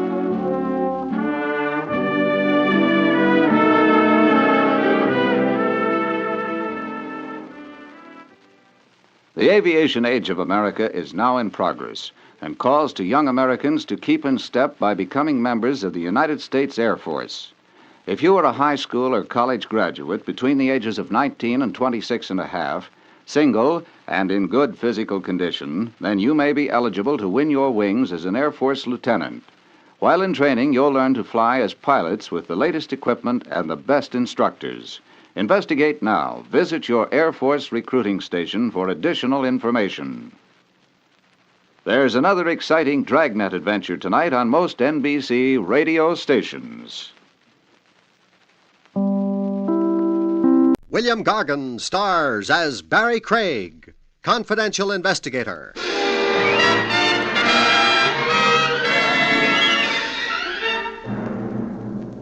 Sudden loss of weight might be cause for anxiety, but one good thing at least. It makes the pallbearer's job a whole lot lighter.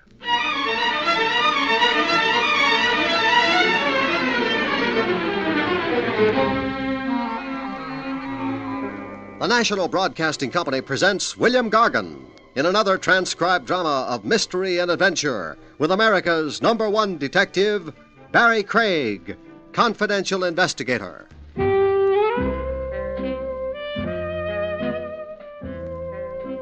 Barrie Craig speaking. Once every year, an epidemic of lunacy sweeps across the nation. Some call it midsummer madness. You get sunstroke by day and moonstruck by night. I got my dose of it in a resort hotel.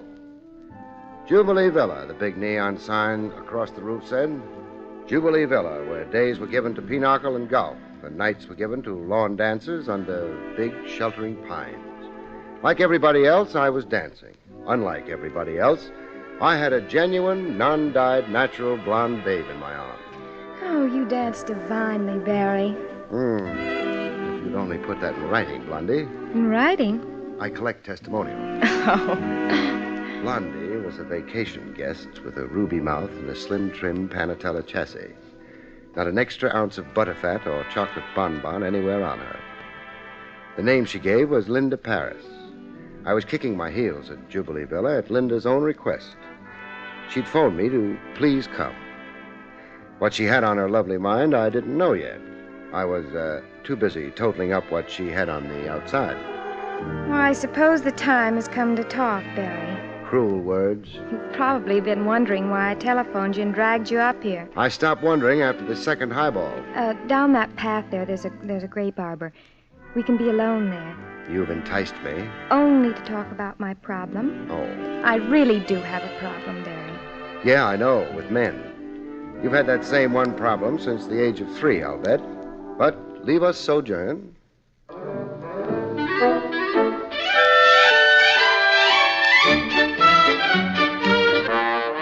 A grape arbor under the moon with a bewitching blonde at hand means all things to all men. But to a confidential cop, it only means work, police work. You have facilities for finding out about people. I do. Now, who do you want to find out about? Stuart Stoner. Who's he? A guest here at the hotel. So you want a confidential police check on him? Yes. I want to do the conservative thing Before getting too enmeshed? Before getting engaged. And you're afraid Stewart is a low-down fortune hunter. Is that the nub of it? Oh, well, he led me to believe that he, too, is rich. I'm assigned. What are the vital statistics on Stuart Stoner? Hometown, family, business, etc., and so forth. I know nothing except that his people are supposed to be in Milwaukee society. You'll know more when I'm through. Milwaukee, here I come.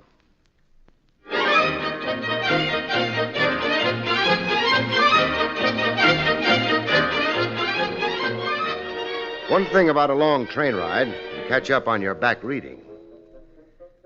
Came the day after tomorrow, I returned to Jubilee Villa, full of news from Milwaukee.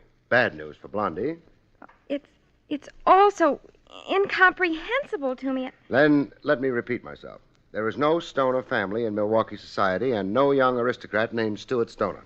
Then Stuart is a masquerader. It would seem. And so are you, too, a masquerader, Blondie. I check both ends of the matrimonial question mark. I'm a bug for thoroughness. Linda Paris of Brockton, Massachusetts. No such she-animal. Now, what's the real name, Blondie? Mary Ranceroff. A working girl. A wage slave. Department store ribbon counter. I'm a manicurist. You're putting on quite a big show here at Jubilee Villa. Where'd you get the wardrobe? And the $55 a day? My savings. Your pitch to snag a rich husband. It's just as easy to love a rich man. Touché. All right, assignment completed. Pay me off and kiss me goodbye. No. No? I still want to know about Stuart. Like you, he's fortune hunting. Oh. Well, Well, you see... You go for him. Nevertheless, and notwithstanding. Okay, then. I'll stick around a while. On the day I go, you can call me the guy who murdered Cupid.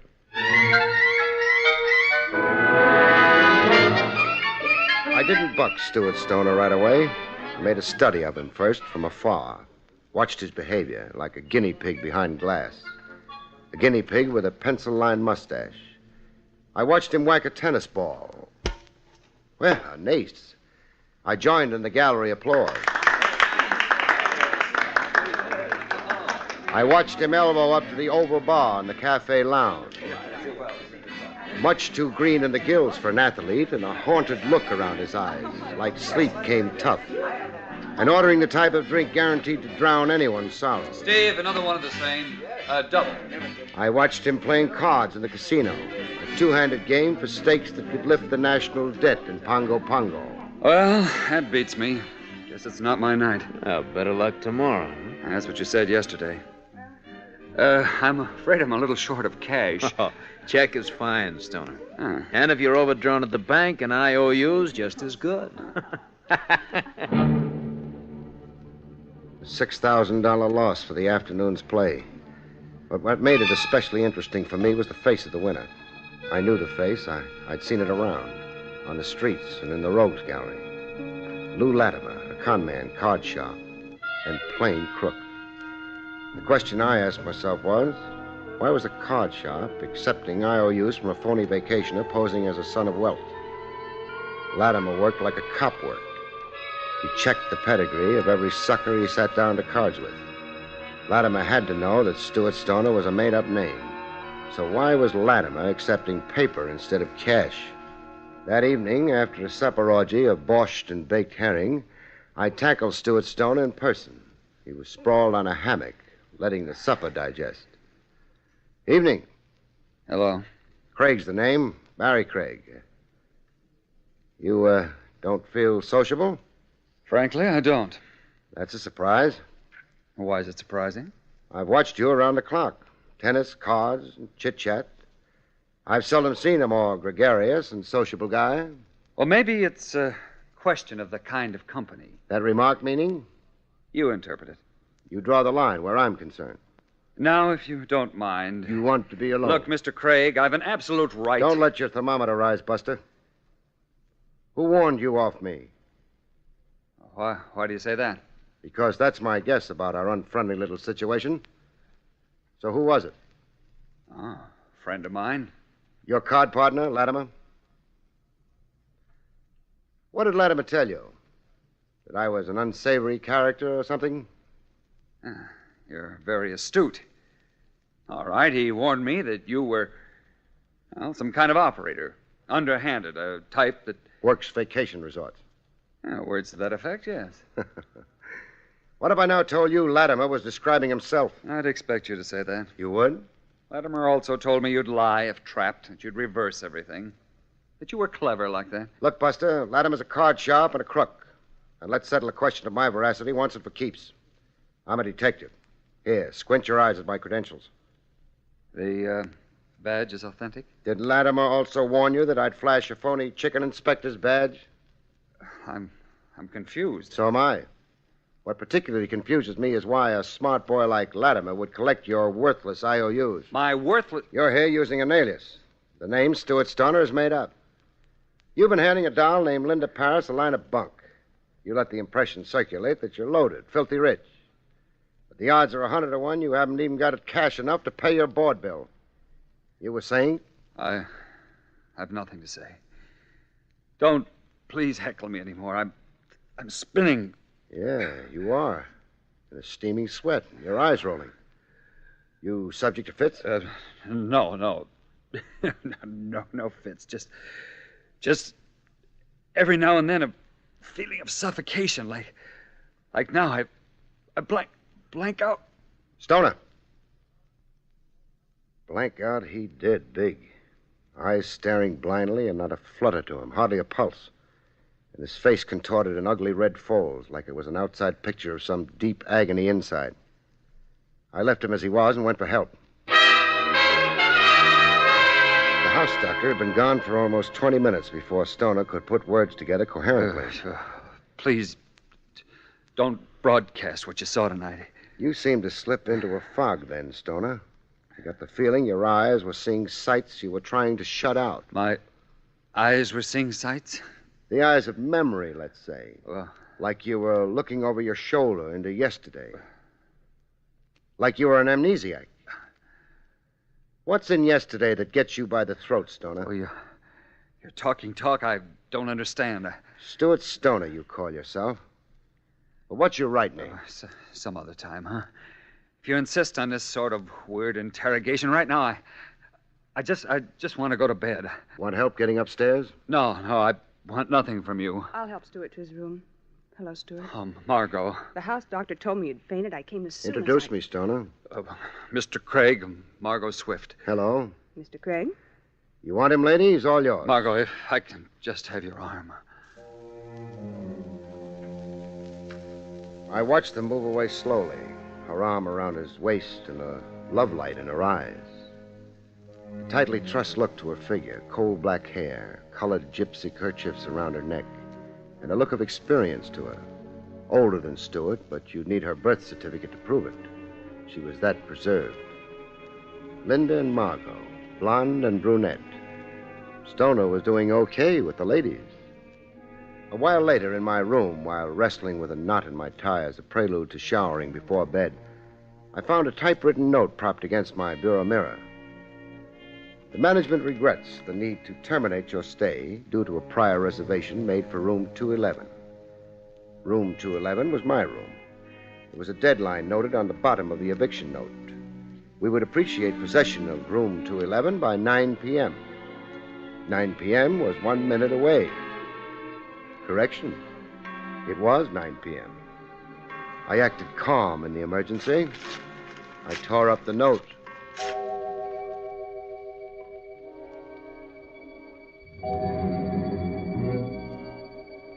That night, I had a crazy dream. I dreamed there was a load of iron hanging from the ceiling like a chandelier, hanging on a line with my head, ready to drop if the length of wire holding it ever snapped. I lay there making book the wire wouldn't snap. I was wrong. It did snap. When the iron dropped, I promptly stopped dreaming.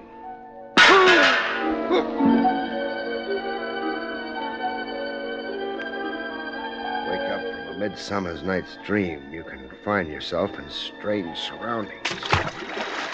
I imagined I found myself on the bottom of a lake. But that was too crazy, even for midsummer. What was a fact was, the lake lay around me only ankle height. I was plopped in reeds that were taller than me. The kind of reeds you find around the edge of country lakes. I had water in my nose and ears, and a stagnant pool of slop in my stomach. If I survived, I'd need a stomach pump. I lay where I was, listening to owl hoots. The owl had hooted himself hoarse before I became aware of the lump on my head. What had actually happened dawned on me very slowly. I'd been slugged senseless in room 211. carried to a nearby lake and tossed in. Attempted murder. Somebody was very careless about whether I lived or died. When I was up to it, I had questions to put to the friendly management of Jubilee Villa.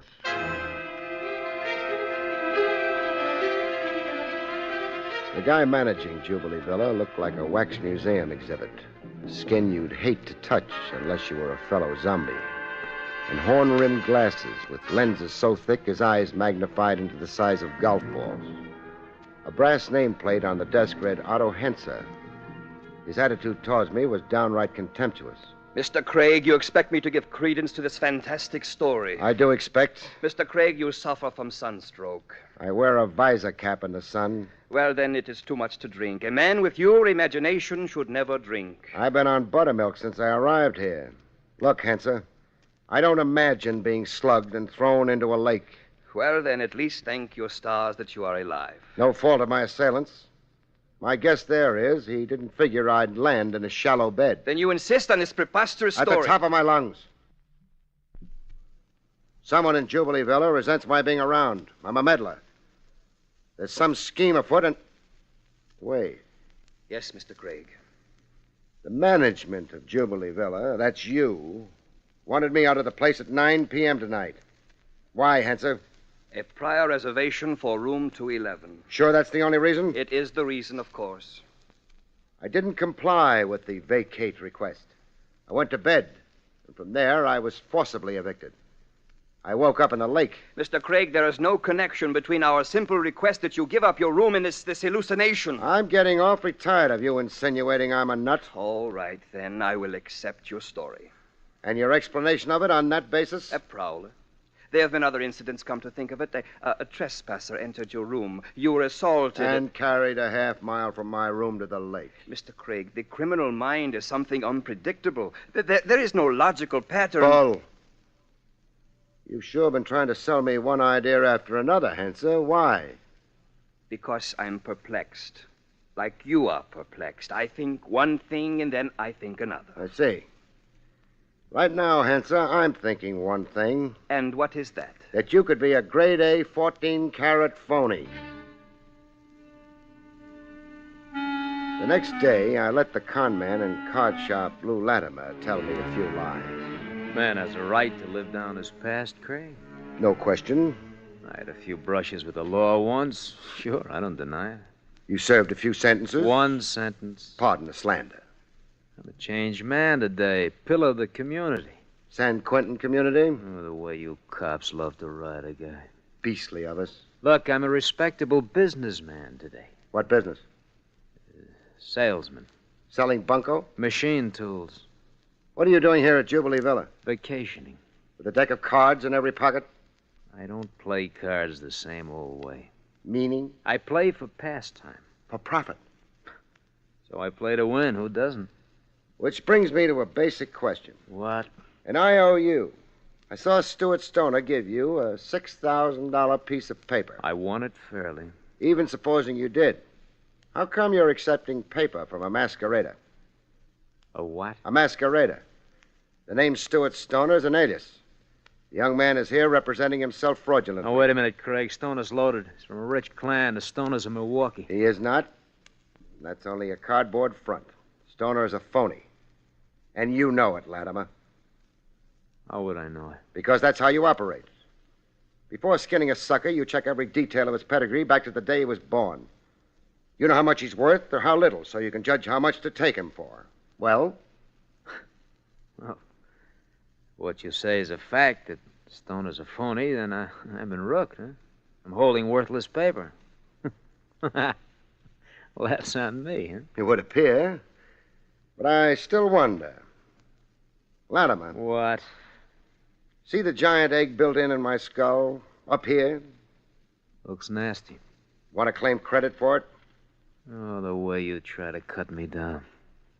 You've some surface polish. You look distinguished in your Bermuda shorts. But you're a mug underneath and a thug. Look, chum, if this heckling session is over... I've got another insult, killer. Killer? Until you convince me otherwise, I'll go on thinking you tried to drown me last night. So long. 1 minute, Latimer. Now what? A token of my very high regard for you.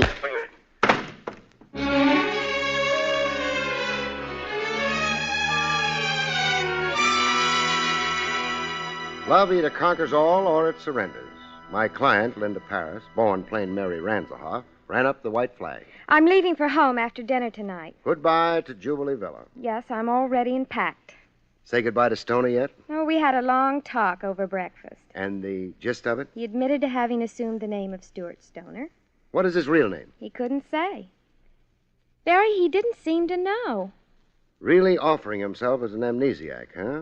Look, Blondie, I'm here on your account. I can't follow your example, pack up, scram, and forget. Leave everything unresolved. I'm a cop, at heart and by profession. I want to know who, what, and why is alias Stuart Stoner. I want to know what Lou Latimer's game is, and where the management, Otto Henser, fits into the scheme. And Margot. Oh, I'm glad you brought her up. What about the Lady Margot? She and Stuart were close when I first arrived. I suppose I cut Margot out. Stuart began to chase me. Well, I can't blame him there. I've seen Margot in clandestine meetings with that man Latimer down at Prippet Lake. Anything else you've tucked away in your lovely mind as a significant detail? Yes. Henser kept trying to involve me with other male guests as if he... To preserve Stoner for Margot in line with a three-way partnership. Otto Henser, Latimer, and Margot. I don't understand. A three-way scheme connotes loot, wolves shearing a lamb. But where's the possible profit in Stuart Stoner? What's the bait for Henser, Latimer, and Margot?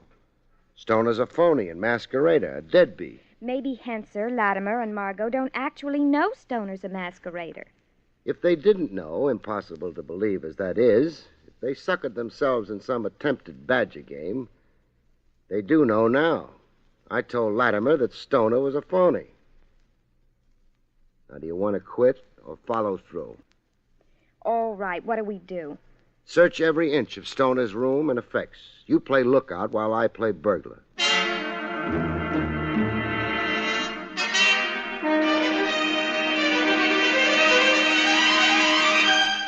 The results of searching Stoner's effects were a little frightening. Later, in a woodsy hideout, Linda and I shivered over what we found. Barry, it's fantastic. Lengths of copper wire, all cut down to convenient size. The tools of a strangler. I just can't believe it. Then try believing Stoner's amazing collection of newspaper clippings. These. Mystery Strangler terrorizes East End. Dateline, Minneapolis. And this one. Strangler claims elderly victim. Dateline, Seattle. And these similar clippings. Dateline, New York, Boston, Shreveport. For one man, too. Operate east, north, west, and south, all over the map. Yes, the scope of it. But this isn't one man's autobiographic collection of himself. It isn't? The dates on the clips cover almost 4 years. They represent a lot of stranglings and a lot of stranglers. A lot of stranglers. Some of whom have been caught and jailed. I recognize a few of the cases. Then? This is just a collection of clippings. Fetish is the word, I think. The pleasure the collector, call him psychopath, gets comes from the clippings themselves, let's say. The joy in some other fellow's crime. Stuart is a madman. It would appear. A madman or... Or? That's what somebody wants us to think. Mainly wants you to think. Me? So you'd scream and run, glad to escape a fate worse than... All this is part of the scheme? Well, that's my surmise. But what basis do you have? The character of Henser, Latimer and Company. Thoroughgoing connivers who play to win. They knew the cop and me would sooner or later send me up to Stoner's room. This stuff was planted for me to find. Enough to disillusion me in Stoner, but not enough to pinch him. No real evidence of a crime or an actual criminal personality. What now? Well, let Henser, Latimer and Company horse themselves into believing they hold trumps. That you're scared off. That I'm disinterested in any further to do with a nut. We make our fond farewells. We leave Jubilee Villa? Officially only. Unofficially, we're still around. We're holed up somewhere with our eye on this place, watching to see the next move of the gang against Stoner. But what can they want of Stuart? I finally come to the conclusion about that. One, Stoner is an amnesiac. Isn't sure of who he is and where from, etc. 2, he is not a poor masquerader, but a rich one after all. Stewart, rich? Uh-huh. Dough, position. And a good marital catch for Margot. Also profitable game for Latimer to account for the IOUs. Also a Klondike for Henser. Otherwise, there'd be no reason at all for a plot. Well, that means they know Stewart's true identity. They do, but Stewart doesn't. So will you join me in hiding, doll? Where do you hide with a blonde? Not being able to find a treehouse, we settled for an auto camp a quick 2 miles from Jubilee Villa, adjoining cabins. After 2 days of keeping Jubilee Villa under surveillance, we finally got a look at how Henser, Latimer, and Margot planned to play their trump card. The kind of trap they had baited for a weak-minded stoner. Sweet music in the cool of the evening piped into the grape arbor. The grape arbor set with intimate tables, a canopy of freshly cut flowers, a few picked guests, and the local parson. A marriage was taking place. Margot and Stoner, with Latimer and Henser there to give the bride away. You're not going to let them get married. Shouldn't I? Shouldn't? Oh, Barry, you're teasing. Shh. I'll stop it, Blondie, but only at a strategic moment. The strategic moment came. The man in the high collar was reaching the end of his text. If any man knows some reason why this pair should not be joined in the bonds of matrimony, let him now speak. Speaking, stop the wedding. Most astounding.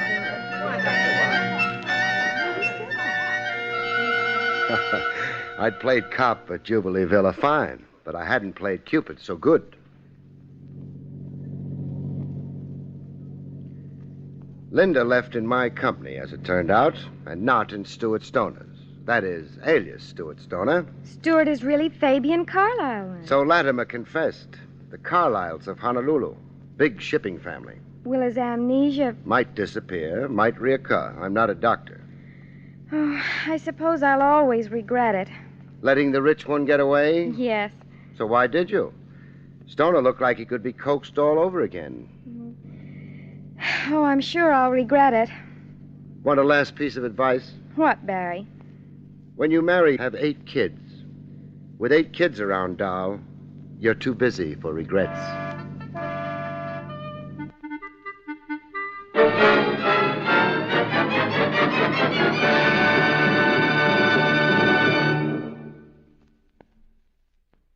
You have been listening to William Gargan in another exciting transcribed mystery drama from the adventures of Barrie Craig, confidential investigator.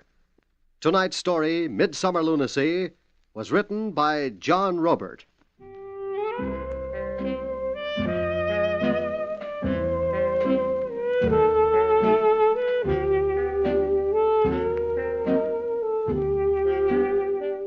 Next week, it's the strange story of Blood Money, about which Barrie Craig has this to say. In next week's story, Blood Money, an Oriental rug dealer finds himself as snug as a bug in a casket when a killer comes calling with gold in his eye. Good night, folks. See you next week.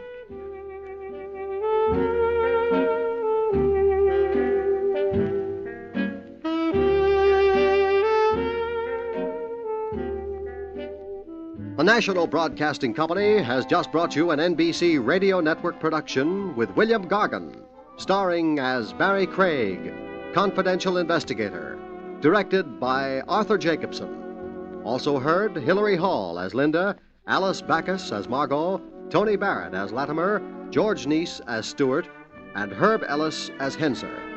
Eddie King speaking.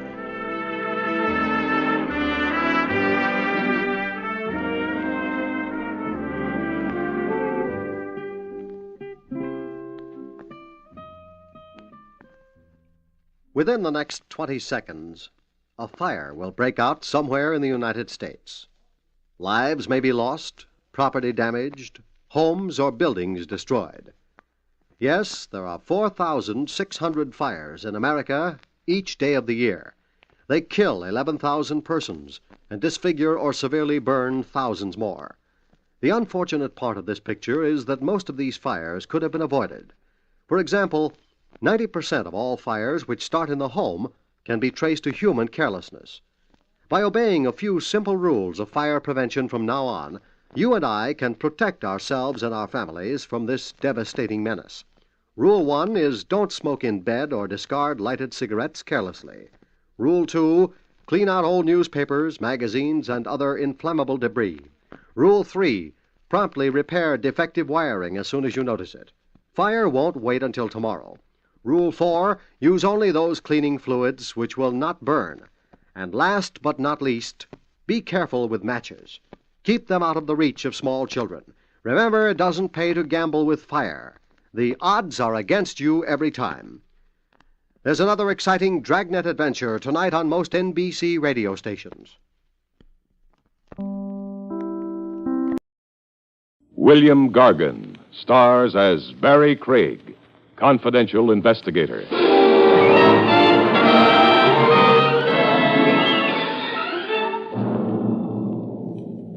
A tempestuous blonde wants a carefree Romeo to slow up and settle down. It isn't always sweet surrender. Not if she emphasizes her demands with hot lead.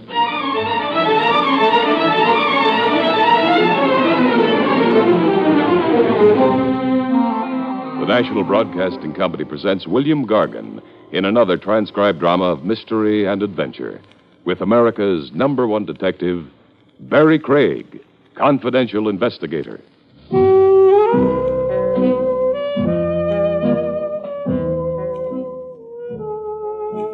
Barrie Craig speaking. In any national poll where voters were asked to elect the prize chump of 1955, I know one candidate who'd walk away with the title. Mr. Fenley, Bertram Fenley, to give the champion sap of our time his full name. I first met Fenley on the docks, Pier 82.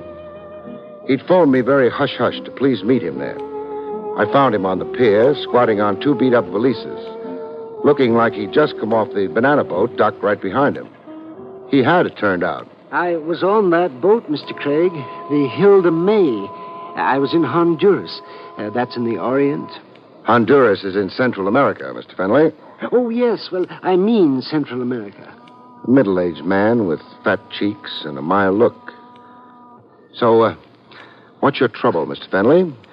Oh, my trouble is just the right word. I don't know how to begin to tell you. Well, there's a coffee pot across the street. Let's talk in there, huh?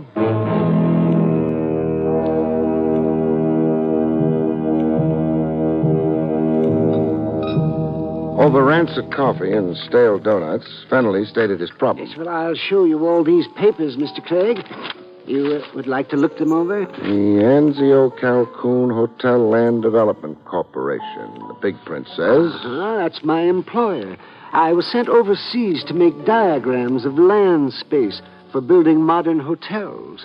Well, I see you did a cost analysis. Oh, yes. That one file of papers in your hand represents 3 months' work. Meaning there are other files of paper? Yes, I've been abroad 3 times now. I've completed reports on Honduras, Siam, the Belgian Congo, and in a little village called Kukasanka. Kukasanka? I never heard of it. Well, nobody has. It doesn't appear on the map. It took me 27 days to find it. Kukasanka is mainly 12 straw huts located 270 miles due east of Rangoon. And your company is scouting it as a modern hotel site? Well, that was my understanding. You've been traveling here and there for how long? 8 months. All expenses paid? Yes. My expenses to date have been $7,000. Why did you contact me to meet you secretly at the dock? Well, in Honduras, I received a telegram. And not to come home, but to proceed on to Borneo. And prepare more papers? Yes. But you hopped aboard a banana boat instead and came home? Yes. You see, I had begun to suspect. Oh, at long last. What else has fired your suspicions? Well, mysterious incidents overseas. Like unexplainable accidents, huh? You almost lost a leg or an arm? Yes, and even my life. Once in a village named Terabumba on the African coast, I was arrested as an enemy spy. Somebody planted documents in your luggage? Yes, and I was thrown into a dungeon without trial. So how come you're here today? The merciful heavens intervened. A tidal wave overran the village. It washed every building off its foundation. And washed you into the open. I fled by ox cart. Enough. I've had it up to my ears. Now, where will you be staying? The Yankee Doodle Hotel on the Lower Bowery. No one will think to look. Okay, fine. I'll come see you after I've talked to your so-called employer.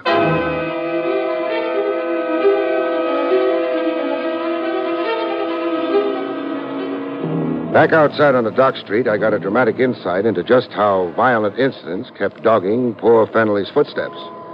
Crossing over to my jalopy, a black touring car came straight at us. It had curtains drawn like a hearse. Abreast of us, it sang a funeral requiem. Submachine gun. Fennelly, hit the dirt. We lay on the cobblestones, flatter than a couple of deflated pancakes.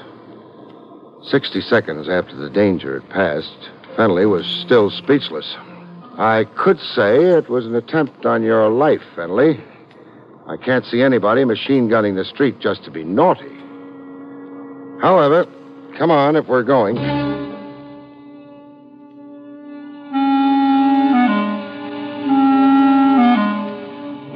Anzio Calhoun Hotel land, etc., occupied a 6-room suite just off Park Row. Well furnished, but deserted. No sign of business activity. In the last room of the joint, I found a live tenant. A guy in a silk suit with the glue loose on his toupee. It flapped over his brow. He was fast asleep. I gave up the notion of giving him a hot one. I just settled for a shove. Hey, rise and shine. Hey, what's the idea? Now, put the gun away. Gun? Oh, force of habit, friend. I'm sure. Yeah, what do you want? Well, I've got a chain of hotels to sell. There's a television set in every broom closet. Oh, you're a comic. Don't audition for me, huh? I don't like funny men. Then suppose I switch professions. How's this impersonation for you? Oh, badge, huh? Well, you won't advance your career here, copper. We got nothing here to interest a private dick. 6 rooms and 20 desks and only 1 telephone. We've been retrenching. So fire Bertram Fennelly, why don't you? Fennelly's canned the minute he gets back from the Borneo assignment. But Fennelly didn't go to Borneo. No? Hey, we wired him to... Hey, how is it you know all about Fennelly to begin with, huh? It happens I'm representing him. Huh? Fennelly's here in New York? He is. Well, but that's going against his instructions. You wanted him to keep on wandering. Hey, wandering is his job with Anzio Calhoun. That's why he's on the company tab. To prepare reports on hotel sites, huh? Yeah.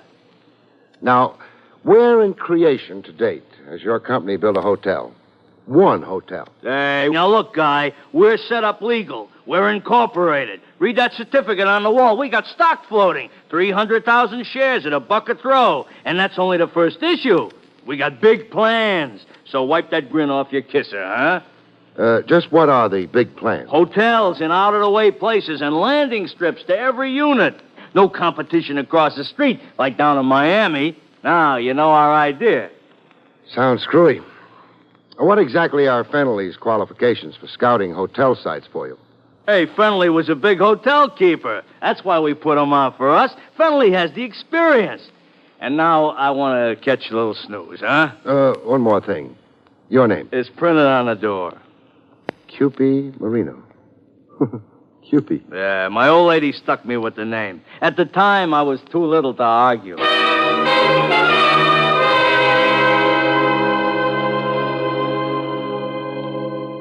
Every guy has his racket, but Marino's had me mystified. So far, anyhow. Why anybody would squander $7,000 in travel expenses on a screwball like Fennelly. The evening papers added to the general confusion. There was a scare headline in it. Rampaging college students tour town firing toy submachine gun. Police threaten harsh measures. College pranksters. That could account for what had looked like an attempt on Fennelly's life earlier.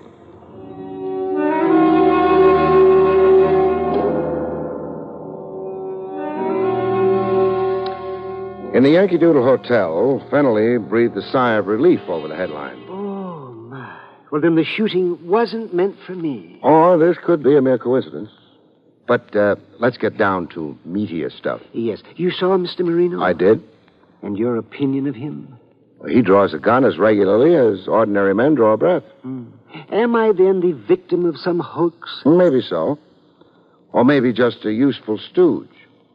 Traveling about and preparing paper reports so that Anzio, Calhoun, etc. can lie about their big plans. Lie to whom? Sucker investors who read their stock investment prospectus. Big talk about their preliminary field operations. That's you, Fenley. Their whole field staff. Oh, I see. Marino said you were a, quote, big hotel keeper, unquote, when he latched onto you. Now, how about that? Oh, well, it is a mite exaggerated. So shrink it to size, huh? Well, I ran a rooming house in Buxton Falls. Buxton Falls?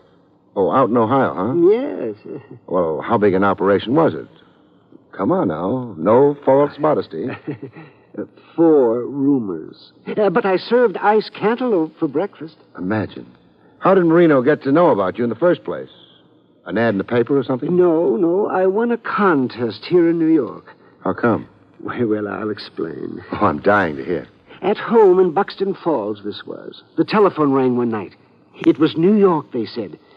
And then somebody asked me something. Could I name 10 American presidents? You could, and you did, and you won a prize, the man said. Yes, a weekend in a big New York hotel, tickets to a Broadway show, a case of automobile polish, cufflinks. And stuff. Yeah, stuff, and an appearance on the radio. To do what? Recite President James Madison's inauguration speech. Which leads us to Marino. Yes, he telephoned me at the hotel where I was staying. Oh, he'd been much impressed with me on the radio, Mr. Marino said. And as a mighty hotel keeper plus brain, did you want a job with Anzio, Calhoun, etc.? That's right, and I accepted at once. Oh, you would. Who produced the so-called show that changed the course of your previously humdrum existence? Why, Mr. Adrian Borislav. Located where? Well, the Advanced Theatrical Enterprises on Broadway, uptown.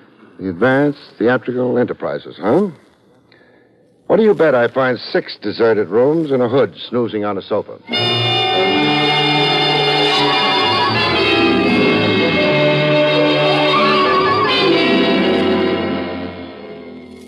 My guess on the Advanced Theatrical Enterprises was only partly correct. There were only 5 offices in this suite, and nobody in them. Hello, anybody? Not even my echo. In the last room of the suite, I found my sleeper. Nick. No hood this time out. A doll. A pretty face. More rouge than mouth. 3 shades of hair, and her shoes off. I woke her up gently. Rise and shine, gorgeous. Who are you? Barrie Craig, a detective. And you? Margie. I dreamed somebody was... Tickling your feet? Yeah. I was. With this. My pencil. Oh, I just returned it. Now, a gent named Borislav. Where do I find him? Ha-ha! Did I just crack a joke? I'll say you did. Well, enlighten me. Who doesn't want to find Adrian Borislav? Oh, he's that popular? He's that much of a skunk. You sound like you were left holding a bag. Holding it for $500, 10 weeks' salary. You were Borislav's secretary? I was. Now I'm in here every day for a week, just waiting for that creep to show up. Characterize Adrian Borislav for me. With pleasure. He's a petty promoter, a deadbeat. He bought radio time on small stations just to publicize himself as Mr. Big, to attract attention to himself. He ran cheesy little nothing contests. Mind you, they were all on the level. After all, it only amounted to cheap advertising. Well, what was his real pitch here in the actual offices? Vanity publications for composers and poets, writers, models. He'd skin 'em, but good. I see. And now Borislav of Advanced Theatricals has flown the coop.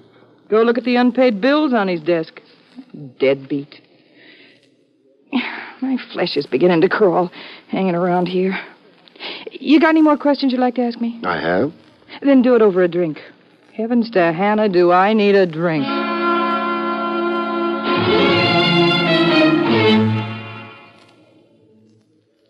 When Bright Eyes had lubricated her gullet sufficiently, I got back to the business at hand. Were you with Borislav when a screwball named Bertram Fennelly rode in from Buxton Falls? Popsy? Popsy? Fenley. My nickname for him was Popsy. Sounds affectionate. Oh, I'm crazy about Popsy. I'm more at home in the company of older men. Well, what's wrong with the younger men? Their conceit. How did you people in Advance Theatrical get Fennelly's name and phone number to begin with? We're out of the higher telephone directory. We picked 10 names from each state and put them all in a goldfish bowl. You know, like a raffle. I see. There was nothing ever dishonest about Mr. Borislav's contests. Not the contests. I wonder. You wonder? Say, are you insinuating something? I'll keep it friendly. I'll shut up. Look, be unfriendly. I don't care. You're thinking something. Be a man and come on out with it. You hate me? I practically do already anyhow. So come out with it. All right. I think you were planted in that office, doll, to sell me a line of bull. Account for Borislav and Absentia. Call him foul names as you did, but steer me away from looking for him. Why, you cheap Temper. Your job was also to nicely explain Fennelly's original presence here in New York. But I tell you, Popsy won a contest. Sure, but my guess is the contest was only a device in the first place. A device for what? I'll answer that with a question of my own. What's the tie-up between Advanced Theatricals and a setup called Anzio Calhoun? No answer, huh? Please, don't you dare pay for my drink. I'll treat myself. Don't think the company hasn't been nauseating.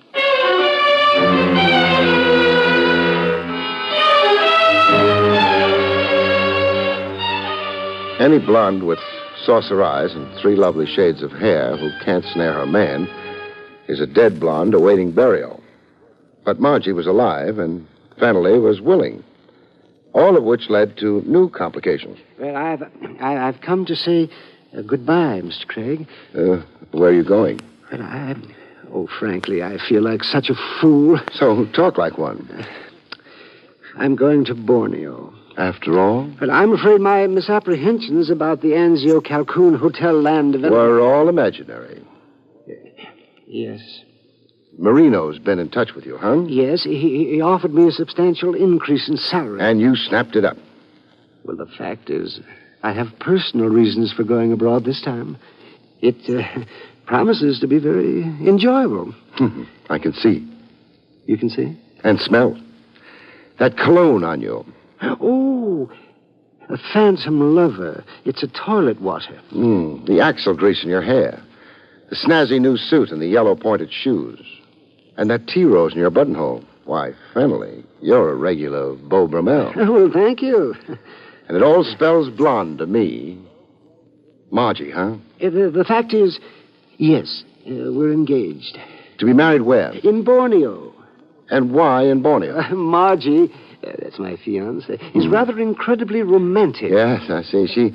She wants to be married by a tribal chief. A tribe? Why, how did you guess? Oh, I took 9 easy lessons in mysticism.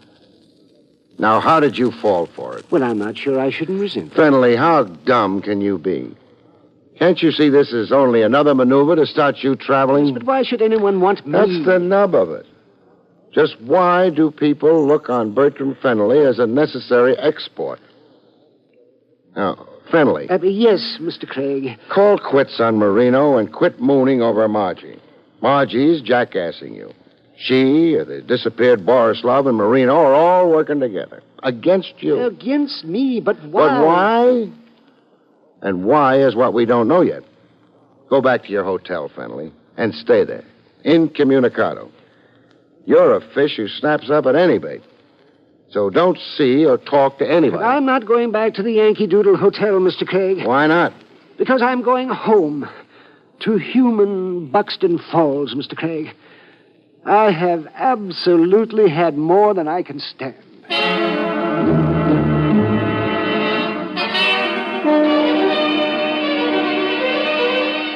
But Fenley didn't make Buxton Falls as it developed. He got as far as Pennsylvania Station, New York. Then got himself a free ride downtown. In the paddy wagon to the Tombs, which was where I next found him, in a state of collapse.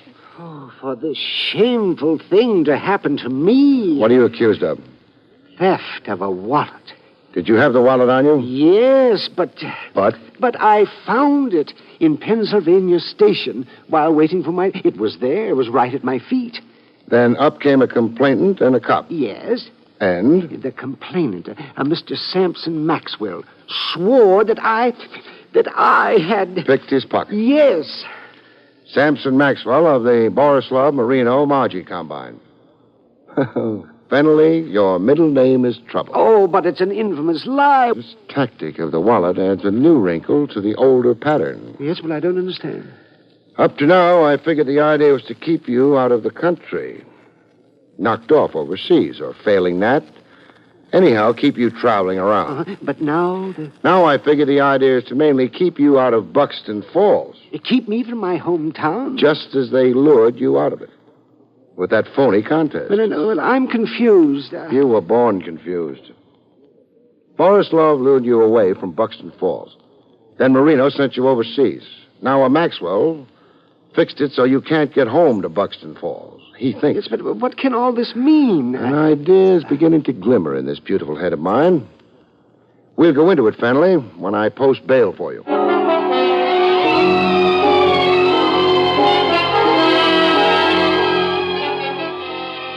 I posted bail for Fenley.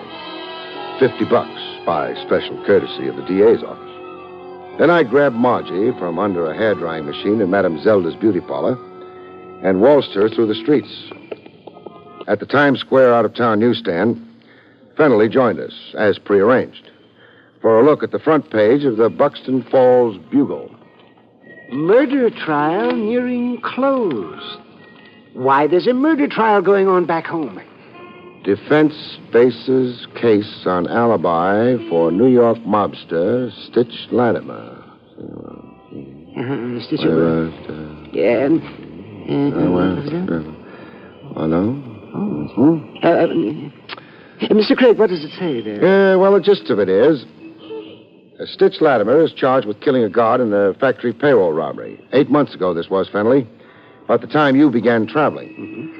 Latimer's defense is that it's all mistaken identity, that he never set foot in Buxton Falls in his life. Oh, Fenley. Yes. Here's an inside picture of Latimer. You ever see him before? Let me see. Ever see? Why, yes, he roomed with me once. Overnight. He said he was a traveling salesman. Well, there's the why of your travels.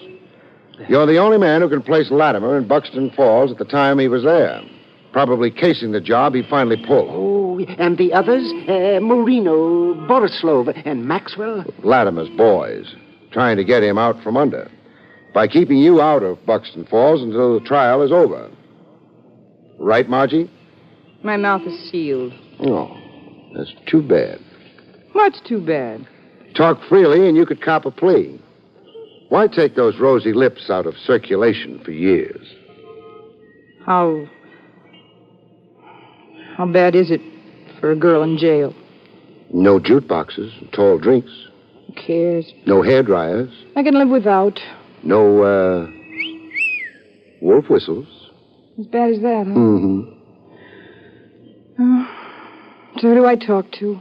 Where?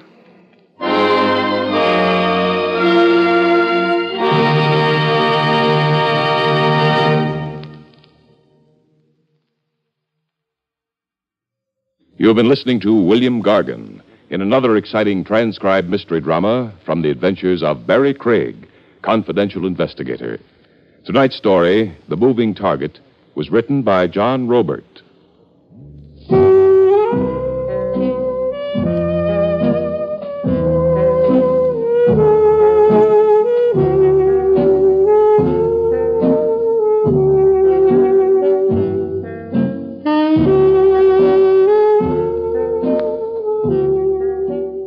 Next week, it's the strange story, Hour of Reckoning, about which Barrie Craig has this to say. In Hour of Reckoning, a manicurist and a playboy find the rocky road to romance is a dead-end street when a certain ill-wisher contributes a corpse to the bride's trousseau.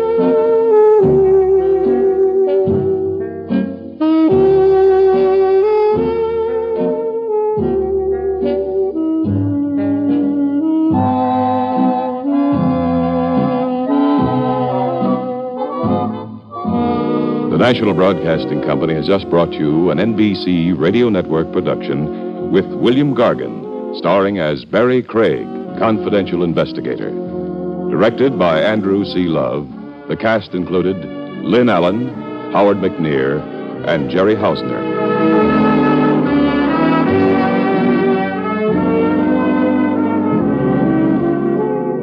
Join Groucho Marx for You Bet Your Life tonight on the NBC Radio Network.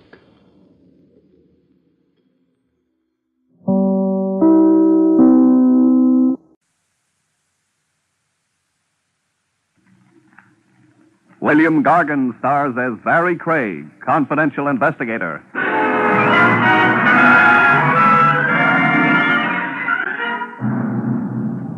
The trouble with murder as an occupation, folks, is that it doesn't last very long. In no time at all, you come to a dead end.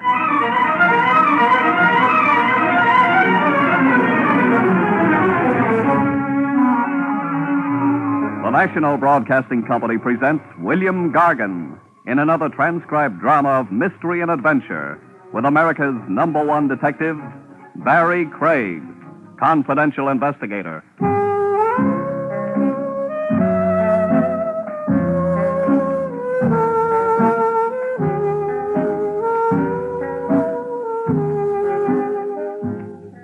Barrie Craig speaking. An investigator's license costs only a few bucks. When you're starting in the business, you've got ambition. So you have the license put under glass and framed. You spend a couple of hours deciding on the best place to hang it. Then you find out all you've done is bought yourself a front seat for the back stairs. But you also find out an awful lot of people use the back stairs. It's open. Craig? Yeah. You alone? There are mice. They're tame, though. I wonder if you're the man I'm looking for, Craig. You'll have to figure that out by yourself. It says confidential investigator on your door. I had that put on myself. Maybe I was boasting. Small place. What's this door? Leads to the back stairs. Yes? You want to look under the desk, too? I have to be careful. How much money do you make a month? Not enough to have my clothes made by your tailor. I think perhaps you'll do. Thanks. This is what you'll work with. An envelope? Take a look inside. All right. Money. Count it. Uh-huh. 5,000. Yes. I want you to buy a necklace for me, Craig. For $5,000? That's right. You got any preferences in necklaces? A girl named Wendy Harper has the one I want. She lives at the Beecham Towers Hotel. Maybe she's got more than one. Oh, no. The necklace is pearl. You buy it from her, turn it over to me, and collect $500. You don't like the Beecham Towers Hotel? Oh, what's that got to do with You it? could go over there, buy the necklace yourself, and save my fee. I could also be sued for divorce. Meaning you can't afford to be seen with her. Fair enough. I'd like a receipt for the $5,000. Sure. Received from... From? You don't need that. How will I get in touch with him? I'll phone you. Okay. Your receipt. Thanks. I suggest you begin work at once. Right. Oh, one thing. Yes? Suppose she doesn't want to sell. She'll sell. You're sure the necklace is worth $5,000? Yes, I should be. I gave it to her.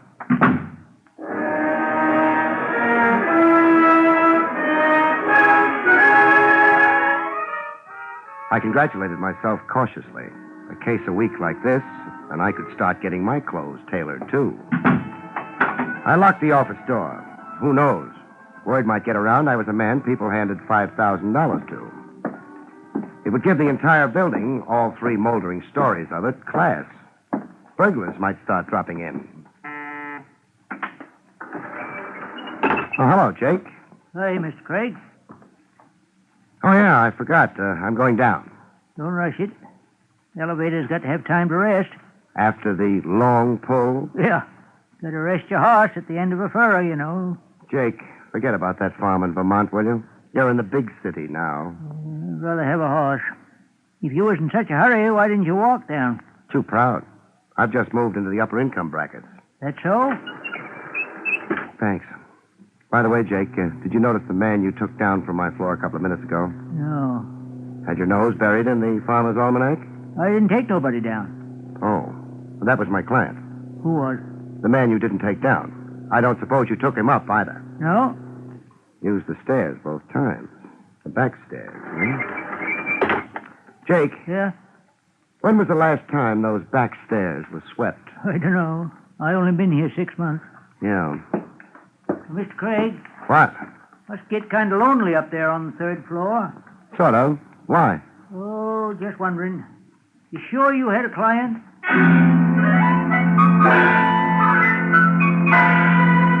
I smiled at Jake. I could feel the fat envelope in my pocket. $5,000 carries a lot of conviction.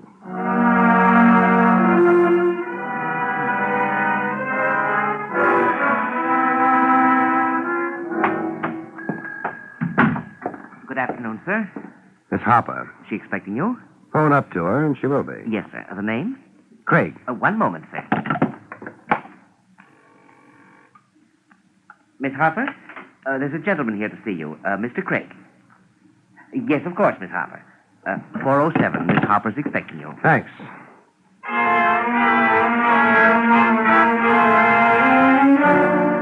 The Beecham Towers was a lot nicer looking than the building on 23rd. But then I didn't use the back stairs. Miss Harper, I figured, was leaving it all up to me. 407 was a suite. You walk past the small foyer before you hit the living room. It was a nice living room. The furniture was modern and bright. There was a wrong note, though. Miss Wendy Harper. She was on the couch. She looked modern and bright, too. The wrong note? She happened to be dead.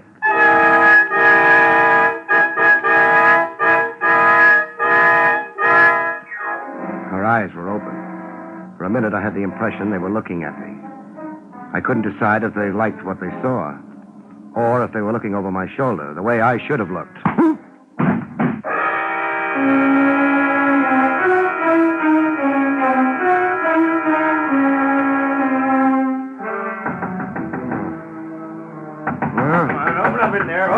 Yeah. Oh, all right. A little late, friend. What do you want? I'm Clancy, the house detective. Good for you. Now, you're in my way. You're not coming in. Now, listen. The old lady in the next suite heard a woman screaming from here. When? A few minutes ago. She needs new batteries for a hearing aid. What time is it? 7:30. Nobody screamed in here for at least a couple of hours. Where's Miss Harper? She's in. I want to talk to her. You're going to be disappointed. Miss Harper's in no mood for conversation. I'd like her to tell me that. Lots of things we'd like just never happen. Hey, what's the idea? You want to get in here? Take my advice. Call a cop. Hey. I slammed the door shut in Clancy's face. Clancy was guessing. He wasn't sure. Maybe I was just a boyfriend with a temper. He'd stand around and wonder what to do for a while before trying to come into the room again. That gave me time enough to go through the suite, make sure it was empty, make sure Miss Harper was still dead. She was. They don't come alive very often. And then check on a pearl necklace. There wasn't one around. I hadn't figured there would be. By that time, I was in a hurry. This time, I was the one for the back stairs.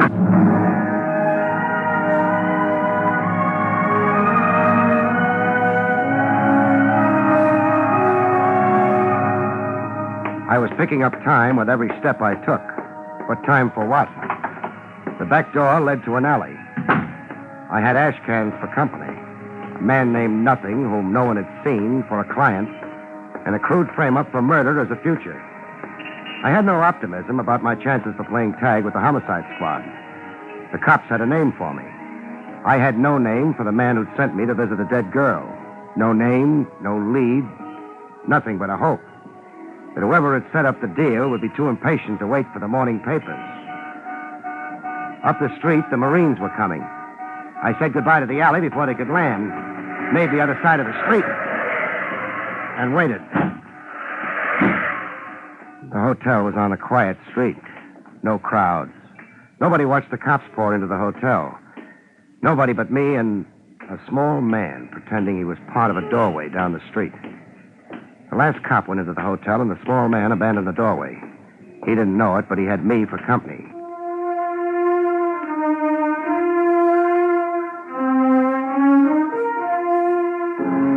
It was easy. The small man wasn't worrying. According to the general idea, I was being interviewed by a dozen cops at the moment. He led me across town with no trouble. The address was 5413 East 79th Street. The house was old. The ivy on its walls was probably hand-picked. The small man used the servant's entrance. I decided to be formal. A brass plate under the doorbell read John Peter Kendall. I thought he'd be surprised to see me on his doorstep. I was surprised. Yes? Mrs. Kendall? I'm Mrs. Kendall. Good. I beg your... You're excused. Better shut the door. Are you a salesman? Not exactly. Well, you're big enough, heavens knows, but you don't look very dangerous. So? Thank you. Mr. Kendall home? I don't think so. I don't know. I guess it is a pretty large house. It is. Also, John and I don't get on very well together. So why am I telling you this? Maybe because I look reliable and a little stupid. That's silly. It's not very hospitable keeping you out here in the hall. It's not. But I intend to continue doing it unless you can give me a reason. For your being here, I mean. I do insurance work. Oh? Your husband hired me to trace some property of his. Well, he must have been very anxious about it if he asked you to come here at this hour. He was anxious. Strange. Why? Dear John has so much property. Oh, this was something special. And confidential? It used to be. What does that mean? Lost any pearl necklaces recently, Mrs. Kendall? Why, yes, I did. That's what he wanted me to trace. Oh. Please come with me, Mr. Jones. Jones. Wait here a moment. All right.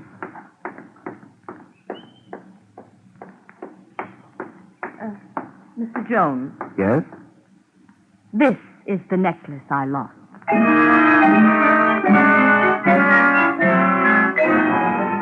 It looked like $5,000, too. Mrs. Kendall, her price tag wasn't showing. Well, Mr. Jones? When did you get it back? John brought it to me, perhaps an hour ago. An hour ago? Then he is home. He said he might go out for a stroll. I didn't try to translate. A stroll in John's peculiar vocabulary could mean almost anything. You asked him where he got the necklace? No. I assumed he'd hired someone like you to find it for him. Mr. Jones. Yes? What are you really after? Will you see if your husband's home, please? All right. Mr. Jones? What? Are you sure you're doing something for my husband? Not to him?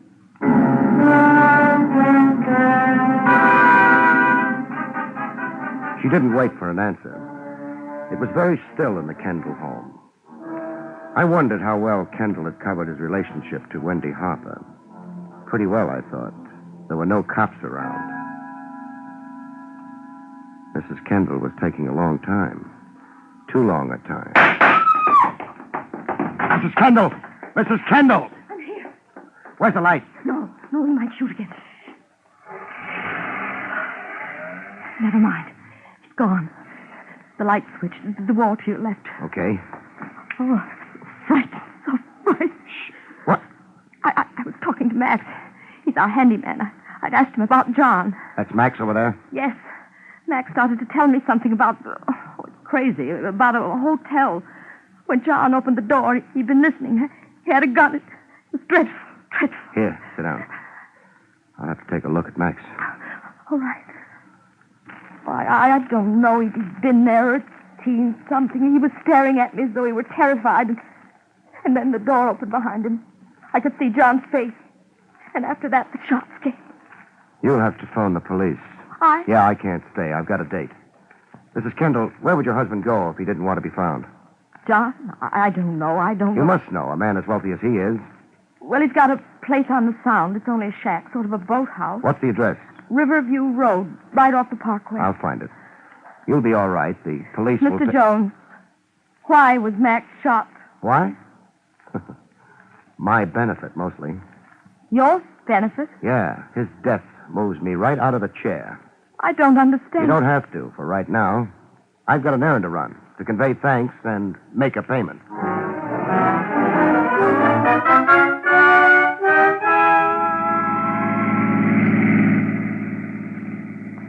Hey, Bud. Yeah? Kind of late to be driving out to the Sound, ain't it? You mind? Nah, I don't mind. As long as you got the fare. I've got the fare. Only reason I brung it up is, not many cars going out this way this time of night. Yeah, I guess so. So the car behind us must be tailing us. Car behind. Yeah. Been there last half an hour. It's got one headlight weaker than the other, kind of stuck in my mind. Don't worry about it. I don't want no trouble. There won't be any, for you.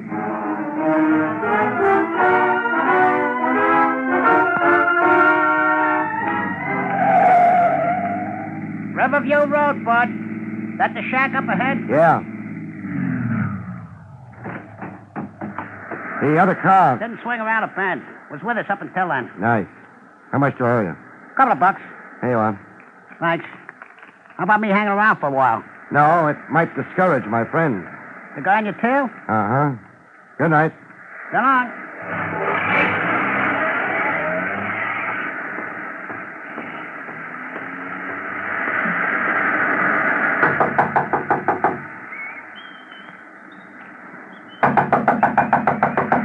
Who's that?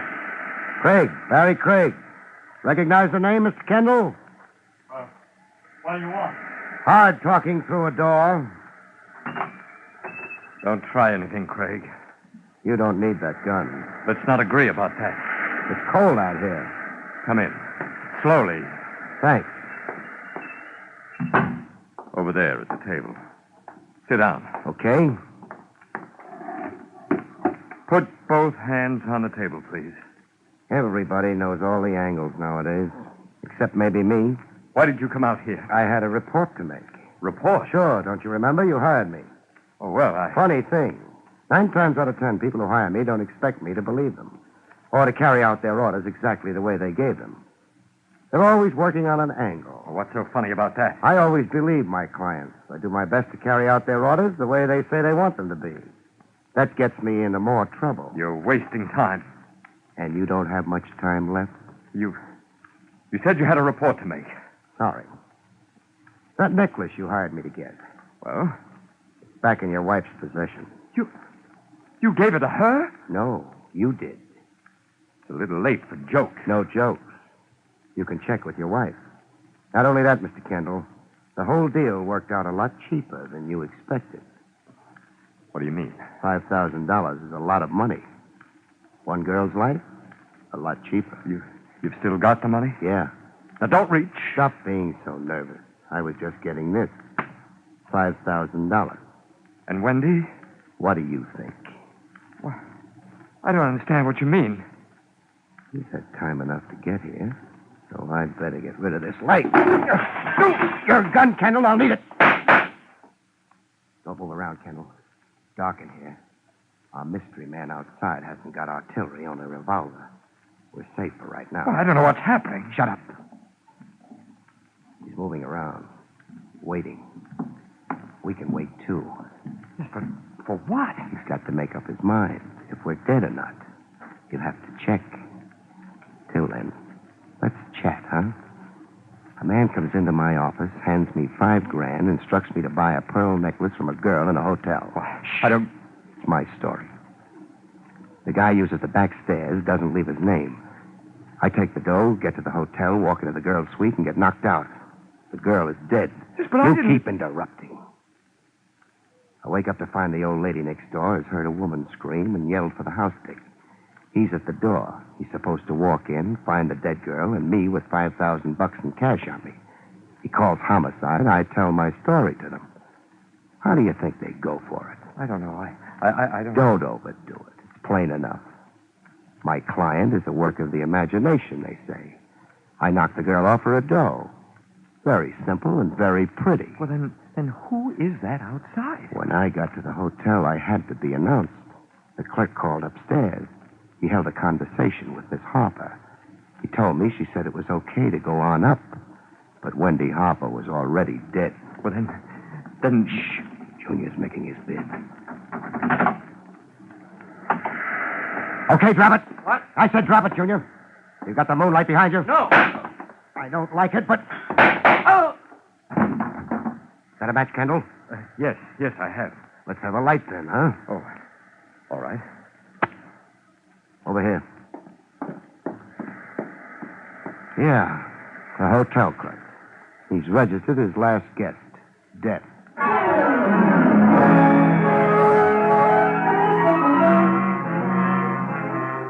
John Peter Kendall didn't have any comments to make. He stared at the dead clerk as though he'd never seen a corpse before. Maybe he hadn't. He was my client, wasn't he? Let's get out of here. Yes, but what about him? He's dead. Well, isn't there something we should do? There's nothing you do about the dead. Well, I mean, he was killed. Yeah? Well, the police? You're in the clear on this particular death. What are you worrying about? I suppose you know better than I. Also, I've got the gun, so... All right. Yeah. The clerk's car is out here. How about yours? I came here by cab. That can be checked. I still say I came here by cab. Okay, we'll borrow the car. Hold it. That's on this road. The police. Sounds like them. Of course, they could be on their way to a ball. Would you like to stay and chat with them? No. There are too many things, and I'm confused. Where's Riverview Road lead? To the city. I mean the other way. Well, it sort of peters out about a half mile from here. No good. They take one look at the corpse and come after us. With the road a dead end only a half mile away, we'd be finished. Come on. Well, we could drive toward the city. You think they'd let us pass if they're heading here? Forget it. We'll leave the car where it is. Who planted these trees? I had them put there. Oh, good for you. You should have planted them a little more thickly, however. We get in among them. This ought to be good enough. But any search would... Find us? Sure. But maybe... Uh-oh, here they come. A squad car and a taxi. Yeah, the cab I came out in. The driver spotted the clerk tailing me. He must have hung around down the road and heard the shots, and then went back to town and collected police. They've checked the car. Empty. Now for the house.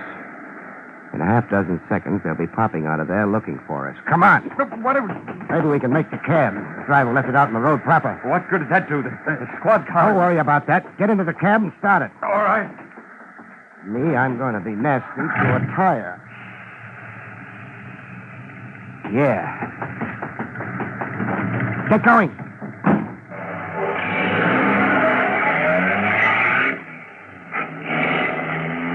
Fine. Well, what did you do? Screw the tire valve open on the squad car. The clerk's car is blocked off, so they'll have to change the tire. Maybe we'll have enough time. The police won't like it. How very true. You know, Mr. Kendall, I'm in trouble. Not only am I wanted for murder, but now for committing a nuisance on police property.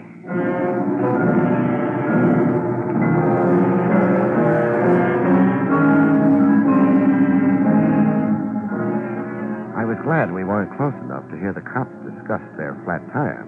I think their language would have been frightful. Hey, take it easy, Mr. Kendall. We don't want a ticket, too. We're almost back in the city. Where do you want to go? Home and sleep, but not just yet. Well, then... Let's make it your home, huh? My home? The mansion you and your wife play hide and seek in, except both of you seem to be hiding rather than seeking. If you don't mind, I could do without your wit. So could I if I had any. Mr. Kendall. Yes? The whole thing started with a necklace, a pearl necklace. That's right. You didn't bother telling me it had belonged to your wife before you passed it on to Wendy Harper. It hadn't belonged to my wife. Then why all the anxiety about getting it back? Well, she found out about it through the jeweler where I bought it. I had to pretend I'd gotten it for her as a surprise. That meant you had to get it back from Wendy. It would have looked bad in a divorce case. And Wendy wouldn't part, except for $5,000? That's right. Do we have to? We do. Come on. Better not ring. Your handyman wouldn't answer. Max? He's dead, too. What? Use your key. Why, I can't take much more of this. There won't be much more. Go on.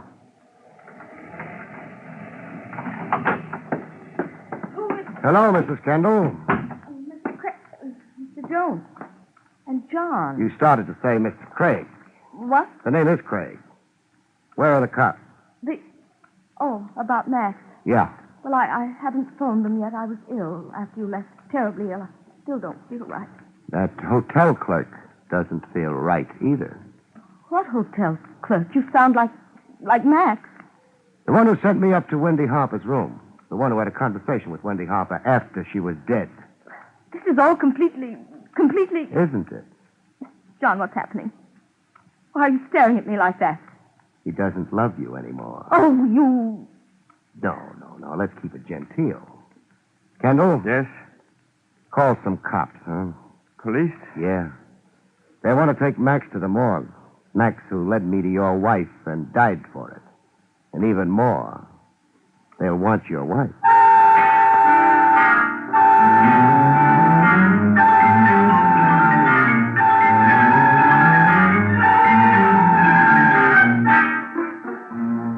It had been a long evening. I'd stayed ahead of homicide for a while, but they always catch up. Craig. Lieutenant Trav Rogers. Give me one good reason why your license shouldn't be revoked. Mrs. Joanne Kendall. I said a good reason. What else could I have done, Trav? You're not trying to tell me you were afraid of the frame. I never tried to tell a lieutenant of homicide anything. No, I wasn't. But I had a job to do. I got it done, too. You could have been killed in the process. Oh, there's a law against that. Oh. Craig, we got the whole thing laid out. The Kendall woman moved in on what looked like a perfect opportunity to get rid of Wendy Harper, frame you for the killing, and have a club over her husband's head for the rest of his life. Because he'd hired you, all she had to do was threaten to tell us about that, and he'd be tied in. Well, where did you get the bright idea it was Mrs. Kendall who set you up and not her husband? Clancy, the house dick at the Beecham Towers. Huh? He came up and told me an old lady had heard a woman scream a couple of minutes before I regained consciousness. The Harper girl had been dead for hours then. So it had to be Mrs. Kendall screaming. To get Clancy up and you arrested. Mm-hmm. Come on. Buy me a beer. Well, we'll go out and have beers, but what makes you think it's going to be on me? You just made $500, remember? Holy smokes. What now? I forgot to collect. Good night, folks. See you next week.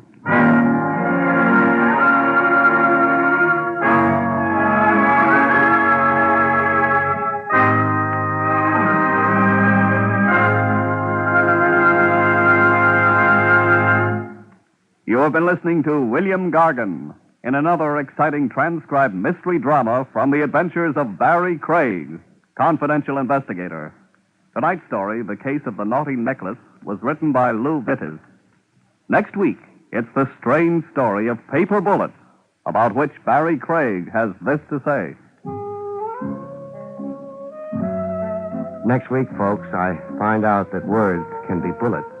When two prize-winning authors do their literary best to prove the gun is mightier than the pen. See you next week, folks.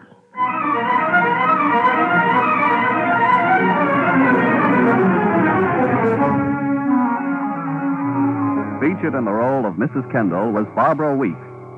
Barrie Craig, starring William Gargan, was under the direction of Hyman Brown. This is Don Pardo speaking.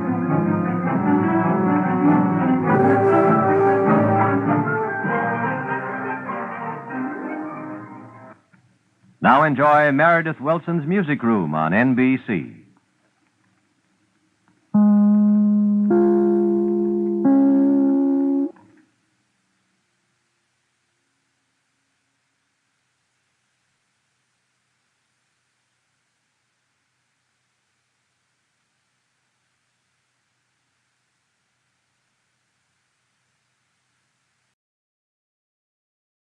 William Gargan stars as Barrie Craig, confidential investigator.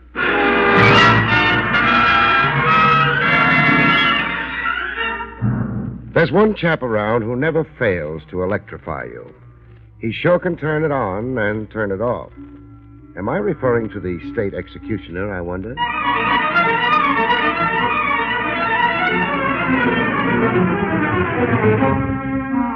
The National Broadcasting Company presents William Gargan in another transcribed drama of mystery and adventure with America's #1 detective, Barrie Craig, confidential investigator.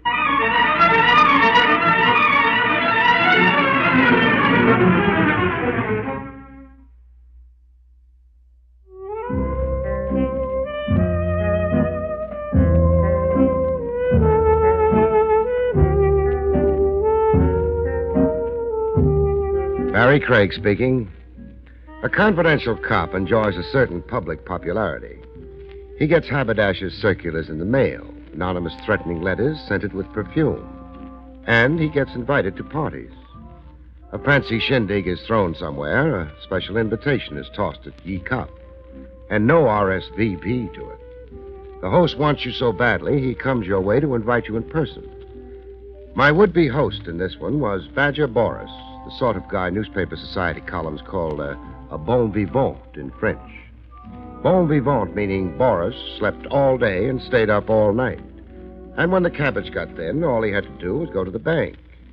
The short, moon-faced guy who looked like a cherub weaned on pasteurized champagne. You will, of course, be paid handsomely, Mr. Craig. Paid yet for coming to your big blowout.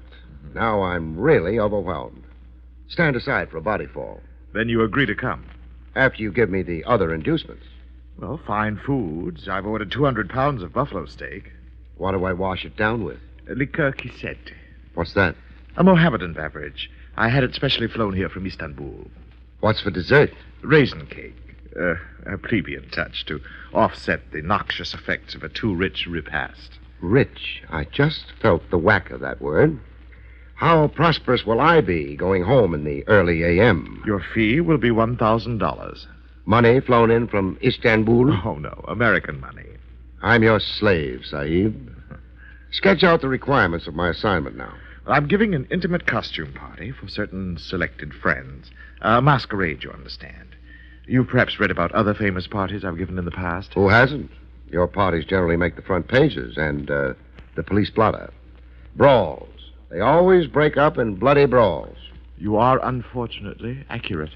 You will circulate with the guests, and when you sense that any of them are becoming too disputatious... Too hotted up.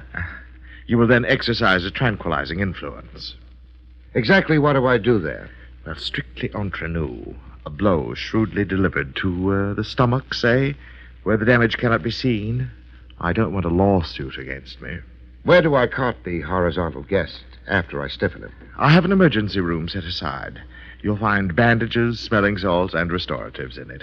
Well, that's my job. Bouncer with kid gloves. And a tuxedo. You must wear a tuxedo. And, of course, a mask. You were an honored guest, too. Oh, and one other small chore. Don't tell me. Dilettantes, you said. On my side of the street, we call them deadbeats and freeloaders. They live piling up IOUs. A party sideline with them sometimes is palming somebody's jewels or wallet. Yes. You will prevent any theft. I don't want that disgrace.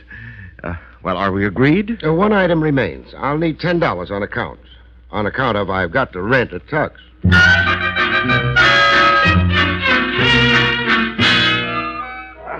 I attended the party wearing a straitjacket, a tuxedo, a mask, and a noose around my neck. That would be the black bow tie. An intimate crowd like Badger Boris had promised. Everybody in costume and mask. And all of them milling around the food and drink, and each other.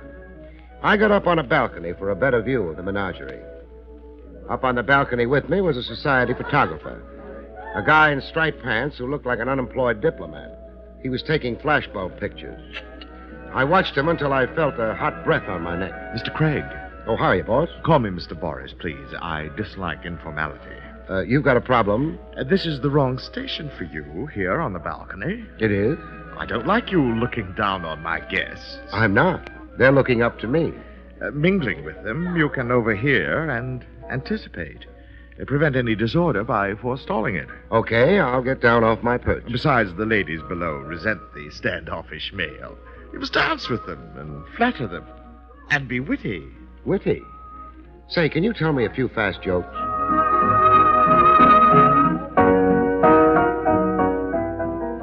I got down and mingled. I wrestled through a few dances with a lady who had one stomach in front of her and one in reserve. She was costumed as a witch and wore a pink mask. You dance beautifully, Mr. No name dropping. Everybody's incognito until midnight. That's how Boris wants it. This step I'm doing, lady, Yes? it's a one-step. My grandfather had no further use for it, so he gave it to me. I love being gay. Oh, do you, my potted flower?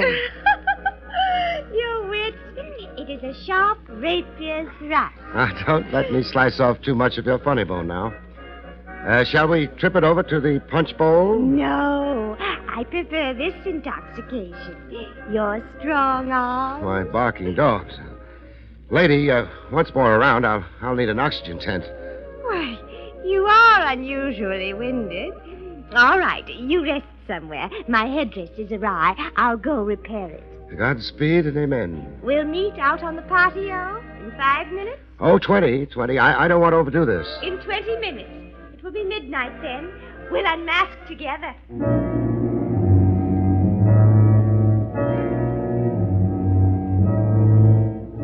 A rendezvous on the patio. 2 alone under the moon. Me and an oversized dame dying to kick me around for kicks.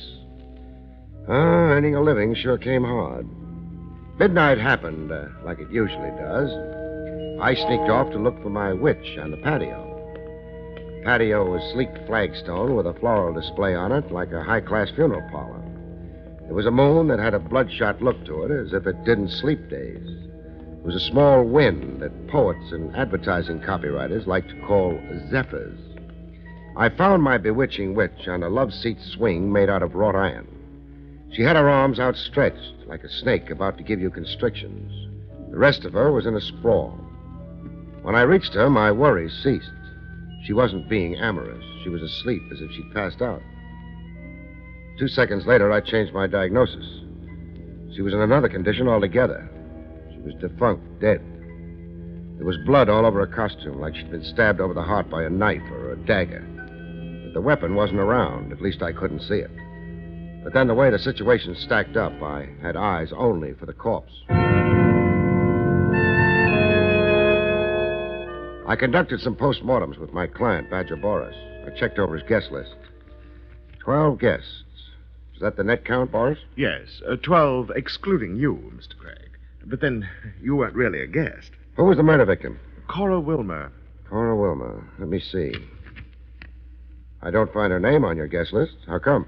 Cora Wilmer, the late Cora Wilmer, I mean, crashed the party. Symbolically enough, she was the 13th guest. Tell me about Cora. Gross, foolish, and very rich. A middle-aged matron, miserably in quest of the elixir of youth. Chop it up.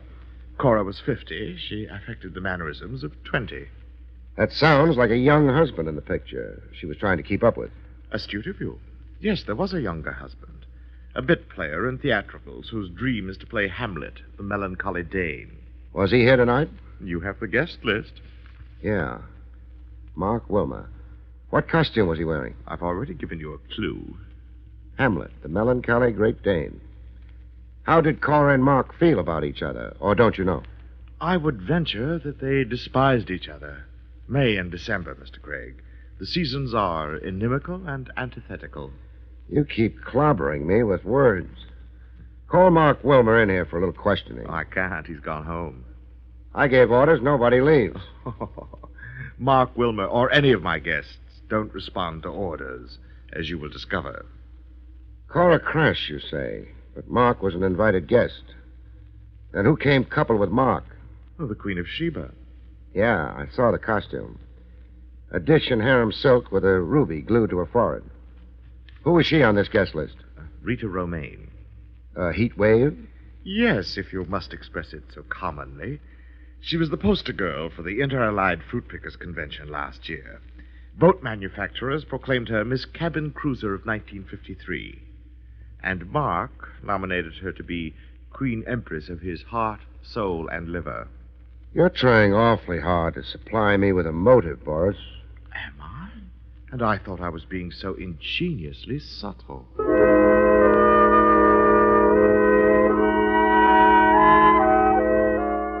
A May-December marriage that ended in divorce by murder, and a doll who won the hearts of married men. I hurried over to the Wilmer house. There was a wind nipping it up. The parlor floor lights were on brightly, and a piano was going. A late hour, kind of, for a piano. It was 4 a.m. I decided not to announce myself. Instead, I crossed the big lawn and found a station just outside the big French windows. There was a hard-looking character inside, standing over the pianist. He had the look of a private eye. I made that guess, anyhow. I also guessed the pianist to be the new widower, Mark Wilmer. I got an earful. Wilmer. Yes? You're ignoring me, Sonny. You got lost in Beethoven. Liszt. I'm playing Liszt. Now let's start playing truth or consequences, huh? I hear I lost a rich client. Yes, you have. Cora is dead. But you have a new client now. It's you. Yes, me. Sounds like you're trying to bribe me. I'll be accused of it. They'll say I murdered my wife for her money. Money? And how? A lot of loot falls into your lap. They'll say I did it to be free to marry Rita Romaine. That I was secretly in love with Rita. Which you are, Sonny. They'll subpoena Gurko, a private detective, and put him on the witness stand. And I'll testify the late Cora Wilmer hired me on the QT. I was to check with her once every 24 hours and see if she was still alive. She was that scared. Cora pretended her fear to humiliate me. I've got other facts, Sonny, in my little notebook. I read this off to the court. February 16th at 10 p.m., the defendant, Mark Wilmer, attempted strangling his wife, Cora. Dr. Enright treated her for throat bruises and shock. Cora baited me into assaulting her, to hold a weapon over me, to keep me from ever leaving her. Maybe, but who'll believe you? That's why you're working for me now. Maybe I am, maybe I'm not. You know, what you're asking is a lot, Sonny. I got a big investment in my license. A lot of loot falls into my lap. How much do you like money, Gurko? Oh, who doesn't like money? The bribe has to come pretty high for me to be tempted to forget my duty.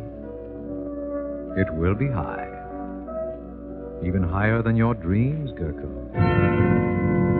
A big bribe. Offer and acceptance. Some husbands had their own tender way of mourning the dead. I'd really gotten an earful. When the private eye Gurko had wrapped up his deal and scrammed, I walked in through the big French windows and introduced myself to Mark Wilmer. Police persecution is beginning early. Early? Your wife's very cold.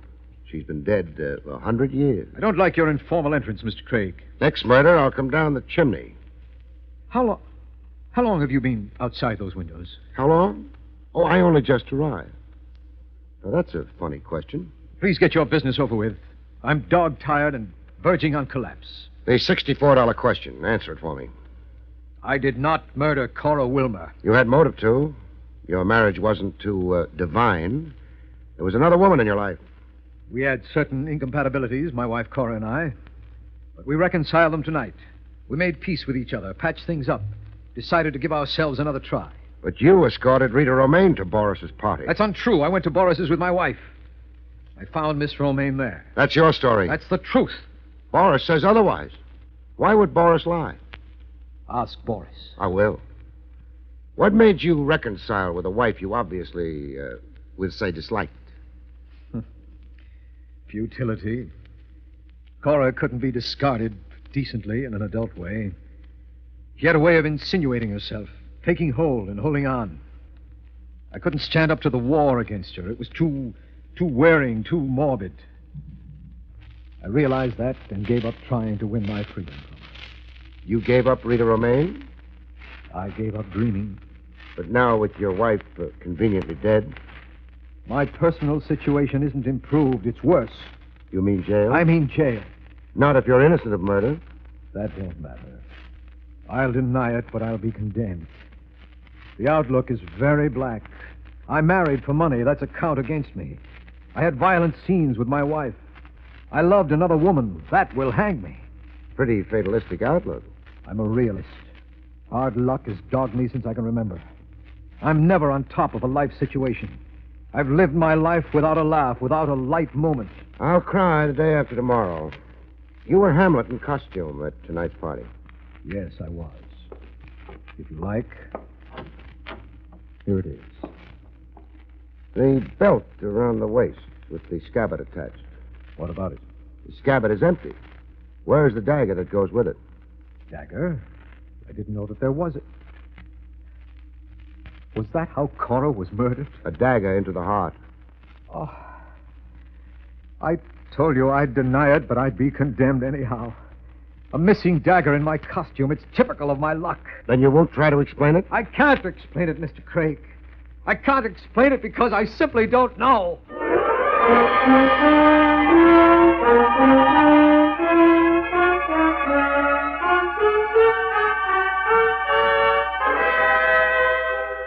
Back to William Gargan, starring as Barrie Craig, in just a moment.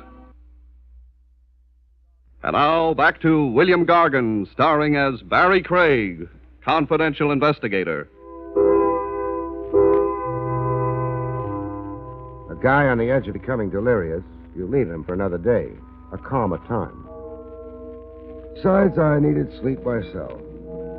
I got into my car.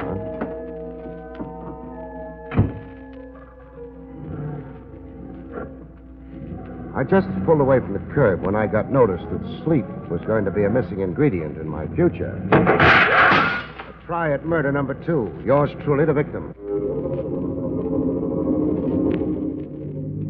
I drove around the block and around again with my headlights out, watching for a car somewhere to come to light, start up and show the glow of its taillight. My car was the only way the rifleman could quit the area. The area was suburban, way off of the main hub. No taxis, no bus lines, and it was 4 a.m. Somebody had to try and escape by an automobile parked somewhere in the vicinity. All I had to do was cruise around and watch and hope. When I saw it, I saw the taillight first. A car starting up a half block away, pulling away from the curb. I raced over to it. I cut across its path, trapping it. A lady motorist took offense at what I'd done. Mister, you're in my way. That was the understatement of the century. I got out to go hunt for a rifle. Sorry to be so melodramatic, miss. Romaine, isn't it? Yes. How did you know my name? Search me. It was the first name that popped into my head. I want to look in the back of your car, beautiful. You have no right. Don't please overplay the indignation, doll. I'm a detective. I'm at work. Well, I don't find it. Find what? A rifle used on me a little while ago. Oh, this whole thing is absurd. Yes, isn't it? I'd apologize, only I found something even more exciting than a rifle. You found something? Right on the back seat, wedged into a cushion. A dagger, beautiful. More specifically, a blood-stained dagger.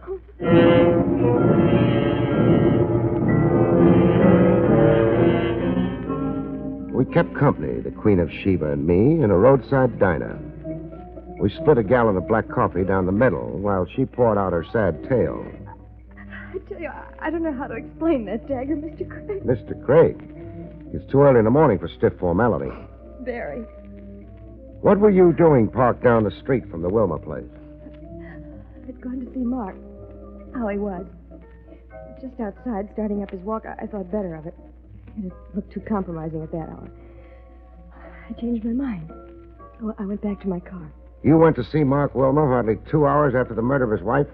Yes, I know it was terribly foolish, but I've never made a secret of my feeling for Mark. So confess it to me. I'm desperately in love with him. It's not so shameful as it seems. You see, I knew Mark first, before Cora did. We were engaged to be married. We had wonderful plans. But Mark was afraid of our poverty. We were surely defeated because of the desperate lack of money, he said. Our marriage could not succeed. He kept adding postponement until Cora happened along. Rich, possessive. She played on Mark's weakness. His insecurity, his overvalue of money. She bought him. Mark never really broke our engagement. He just eloped with Cora. Why would your recent party host, Badger Boris, try to throw suspicion on Mark? To hurt me, through Mark.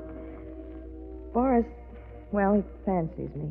I've laughed at his advances, turned down his proposals of marriage, but Boris doesn't forget, or even forgive. He harbors grudges. He's a horribly twisted egotist. Did you go to the party with Mark Wilma? No, I came alone. Mark came with Cora. And Boris did lie to me. I now have 3 capital suspects. 3 suspects? Mark, wanting out of his marriage, out with profit.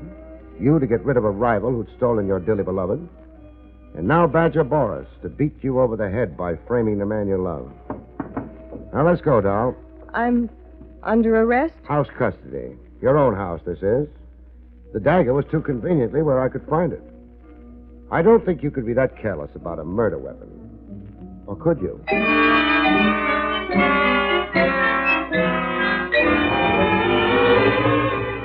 While catching a snooze on my office chair, a visitor barged in. The private eye, Gurko, just a little tipsy, like he'd been celebrating something. Celebrating his windfall was my idea, but I wasn't saying it aloud. Barrie Craig? None other than... Well, hello, colleague. Gurko's the name. I'm a private dick like you. The assumption is debatable. I don't get the crack. It's a delicate question of morals, but skip it. What brings you staggering? I'm here to say my piece about Mark Wilmer. So say it. Wilmer is an okay guy. He's a good, upstanding man, I want you to know. And very rich. That is, if he beats the electric chair. I investigated Wilmer, turned him inside out. Not a spot on him, not a blemish. The boy can look the world square in the eye. Goodbye. I'm not finished. You are. It's either out the door or through it. Oh, you're unsociable. I don't like investigators who talk glibly in their own cause. Out. You know something? You're nuts. Now, why did I come talk to a nut? The way I keep knocking myself out defending people.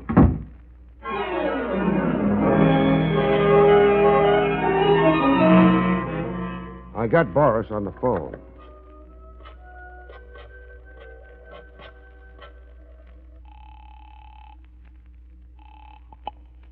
Hello? Boris, this is Barrie Craig speaking. Oh, you woke me up. It's noon. Time to rise and shine. What do you want? Those party photographs I saw being taken last night. I want them. Why? Well, a lot of reasons. One of them is I want to see if Mark Wilmer wore a dagger in the scabbard on his costume.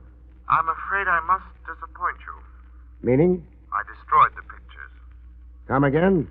The party was such a distressing bore, Mr. Craig. Hardly worth the sentiment or memorial of pictures. I dislike preserving dismal memories, so I destroyed the pictures. Do you find me eccentric? Only phony. Phony as a $9 bill. Goodbye.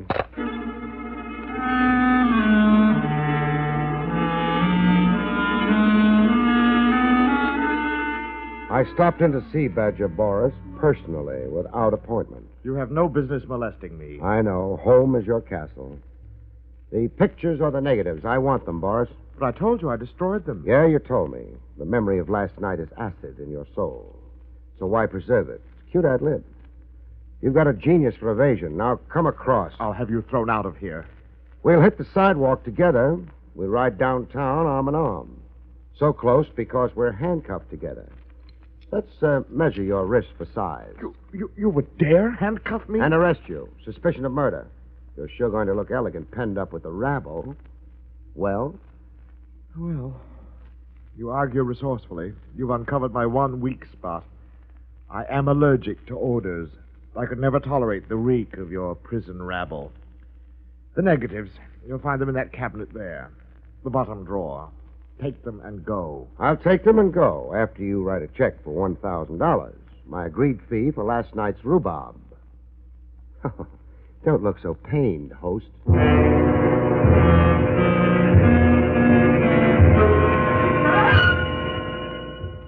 I had the negatives developed, 8 rolls of them. I had them developed with a prayer that my hunch on the film would pay off. When I got a look at the developed pictures, I went traveling. Downtown to a Park Row office with a shingle on it that read the Gurko Agency. I let myself in with a skeleton key to wait for Gurko. I wanted to surprise Gurko with a bang.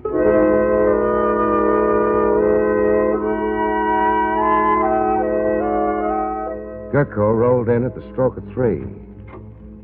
I waited until his head showed. Then I came down on the target. Oh! When he came to enough to stare up at me groggily, we got down to cases. You slugged me, Craig. Why? Precaution to take the fright out of you. I checked into your background a bit. What you did before you became a blackmailing shamus. You were a champ boxer, runner-up for the light heavyweight title. I didn't relish coming to blows with you. I want my nose looking exactly like it looks. What's your play? An arrest. I'm arresting you for blackmail and murder. I said you were a nut. I developed rolls of film taken at Boris's costume party. Mark Wilmer never carried a dagger in a scabbard. I've got pictures covering the whole evening. No dagger ever in Mark Wilmer's costume. So what? Boris's guest list totaled 12, so Boris said. Boris was faking. It was actually 13 officially. He wanted me to think Cora Wilmer crashed the party and that Mark Wilmer came with Rita. All over my head, Craig. Try getting up, I'll crack down on you. I've got pictures showing that there was even more than 13 guests. That's excluding me. On one picture, I count 14. 14 guests. The 14th was the murderer. Boris knew it, but he tried to cover it up. Not that he wanted to spare you, Gurko, but because he preferred seeing Mark Wilmer take the rap. He hoped to frame Mark. Your turn to talk. Craig, what kind of guy are you? Try me out. That's better. I didn't figure you to be an angel. I didn't see any wings. 50-50. We'll split a fortune. If I shut up about your murdering your own client, Cora Wilmer, so you could blackmail her widowed husband? Yeah, that was the play. Mark was a frightened pigeon. Forget Cora, Craig. Nobody cried when she died. It comes out fine for everybody. Mark and the doll, Rita, they get married. They got dough. And you and me, we got dough. It still needs a fall guy. Boris. We'll pin it on Boris. We'll switch it around. Boris was out to frame a guy he hated, Mark Wilmer. I'll think up a way.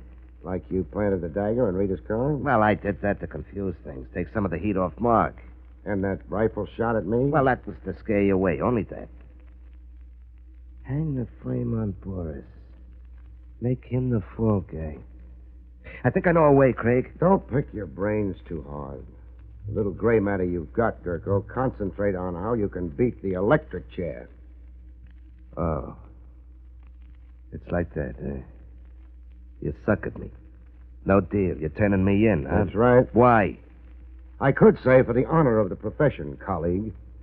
But that would be corny, wouldn't it?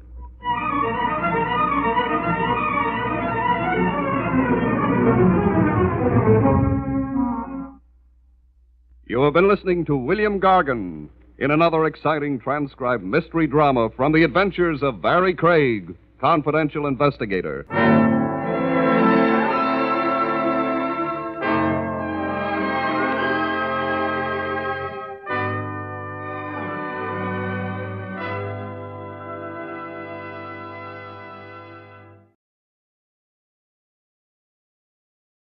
William Gargan stars as Barrie Craig, confidential investigator.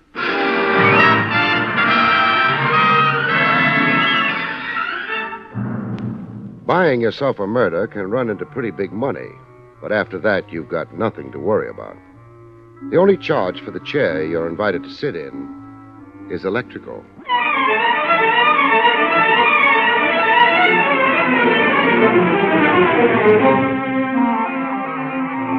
The National Broadcasting Company presents William Gargan in another transcribed drama of mystery and adventure with America's #1 detective, Barrie Craig, confidential investigator.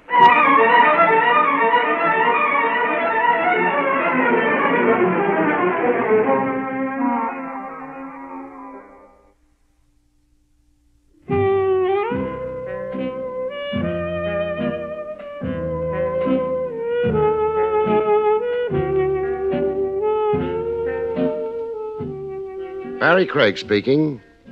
When you've been a confidential investigator for long enough, you don't surprise easy anymore. A man named Adolf Beck hands you a couple of $100 to help his wife buy a hat, and you don't lift an eyebrow. You take the couple of $100 and you meet Mrs. Beck the next morning at the Beck apartment. Adolph's gone to work, but you don't miss him. Barrie Craig? Barrie Craig. Nice. Will you wait? Sure. I couldn't very well go shopping in this, could I? Not unless you wanted to hold up traffic.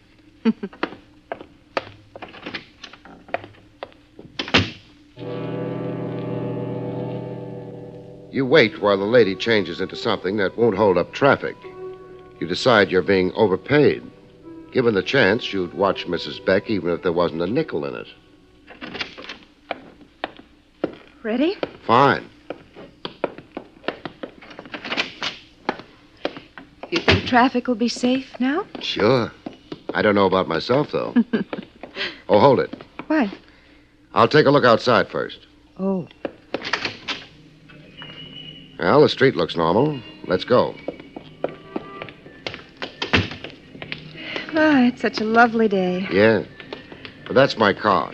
Well, can't we walk? The shop's not very far. No. Well, all right, but... Safer this way.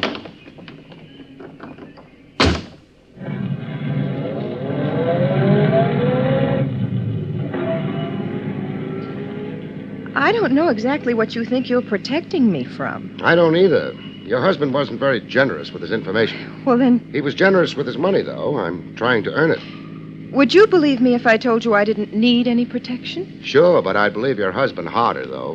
Why? He's my client. I always believe my clients harder. All right. You go ahead and protect me, then. Yes, ma'am. Where's the hat shop? Well, keep right on... Oh, wait, slow down. What? That shop window. Madame Fleury? Yes, she's always got wonderful things in it. Oh, Mr. Craig. Yes? Stop the car at once. Okay. That bathing suit. The red one. Looks like a bathing suit. Can you imagine it on me? Yeah. What do you think? I think it's going to be a hot summer. I've got to try it on. Come on. Whatever you say. Oh, I love to go shopping with a man. I don't get much of a chance. What's the matter with your husband? Adolf? Oh, he hates shopping. Good morning, madame. Monsieur? What can I show you? That bathing suit you have in the window. Ah, madame has magnificent taste. It is an imported suit. I hope I have here madame's size. Ah, oui. Altogether, I import only 3 such suits. Voilà. That's all there is to it? Tiens, monsieur, it satisfies the law, no? I wouldn't know. And what is more important, it satisfies the eye of the husband. If, of course, the wife is so charming as madame. Charm isn't exactly what a girl needs for a suit like that. Oh, maybe not. But madame has it, no? She has it. I've got to try this on. Where? This way, please, madame. Madame will find the dressing room comfortable, I think. I must congratulate monsieur. Yeah? There are not many women who would even dare to think of wearing such a suit. It is, of course, ridiculously expensive. It is, huh? But monsieur will not mind paying, eh? I guess he won't. I guess in the kind of deal he's got, he pays and likes it. Or anyway, pretends to like it. Madame Fleury wasn't quite sure how to take that. So she shrugged her shoulders, charmingly, the way the French do, and shut up. Time went by, and I got restless. Monsieur looks forward to seeing his wife in the suit, eh? Monsieur has been looking forward to it for too long. She's been in there over 15 minutes. Oh, a pretty woman always keeps her husband waiting, no? I wouldn't know about that. I still think she's been in there a long time. Would you mind hurrying her up? If monsieur is impatient. He's impatient. Tiens, then I go to advise madame. Madame? Madame? What's the matter? Madame does not reply. The door. She's locked. Well, let me. Yeah. Locks automatically? Automatic? No, it is necessary that one moves the latch. One has moved the latch. Mrs. Beck. Mrs. Beck. Madame Fleury. Oui? Get back a bit. I'm going to break the door down. But, monsieur... I'll explain later. Right now, I'm in a hurry. But this is barbaric. Is monsieur so jealous? Monsieur is scared. Well, latch wasn't too strong. Oh. Oh, nobody home. Not even in the closet. But that door there, where does it go? The back of the shop, a storeroom. Fine. Storeroom. Nobody home here either. But I do not understand. You and me both. You always keep that window open? Mais no, one cannot because of the thieves. Well, it's open now. Yeah. Short drop to the alley outside.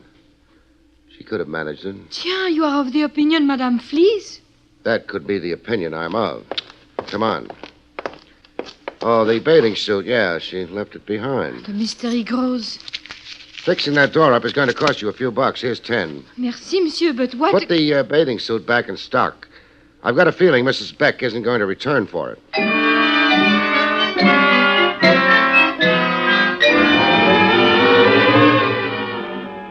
There was no occasion for yelling for the police. Mrs. Beck had a right to use the back exit if she wanted to. And there's no law against making a confidential investigator look foolish. I took my foolish look over to Beck's office and let him stare at it. But you shouldn't have let her... Mr. Beck. Yes? You handed me a couple of $100 to go shopping with your wife for the next week or so. You told me you were worried about her. Of course. And the first thing you do is let her slip out of your fingers. I never had them on her. You didn't bother telling me my job was to act as a jailer. I assumed you'd realize that... The only thing I could realize was that you figured she was in some kind of danger. Well, maybe she is. Maybe someone knew... No. There was no way anyone could have known she was going to stop at Madame Fleury's and use the dressing room there. Her disappearance had to be her own idea. Yeah, perhaps you're right. It's a little too early to call in the Missing Persons Bureau. She's been gone only for an hour.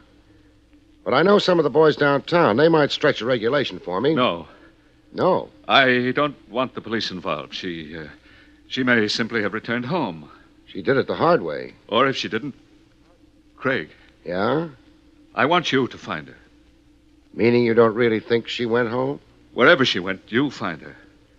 The police do that kind of thing a lot better than a one-man outfit like me. I don't care. Okay, it's your money. But I'll need a few leads. Leads? Look, Mr. Beck, New York's a large place. Also, it's furnished with trains, planes, and buses, leaving it every few minutes. I've got to have some idea where she might be heading and why, or else I'm licked. I understand, but... We'll do it the hard way. Who was your wife before you married her? Her name was Lila Lorne. Lila Lorne? It sounds phony. It was her professional name. What profession? She sang. She was a club singer. Where'd she have her last date before giving it all up for a home in Kitty's? She was singing at the Romany Rendezvous. The Romany Rendezvous. East 40s? Yes. Fine. Before marriage, your wife was a singer named Lila Lorne, singing at the Romany Rendezvous. Now, you tell me the rest. What rest? You know, somebody listening in would think I was working against you instead of for you. I had to drag this information out of you. Why? There's nothing wrong with a girl singing in a nightclub. Nothing to explain a disappearing act, either. You're shrewd, Craig. Isn't that why you hired me? I didn't think shrewdness would be necessary. The way you talk, people might get the idea you didn't want her found. I do. Okay, then what's the rest of it?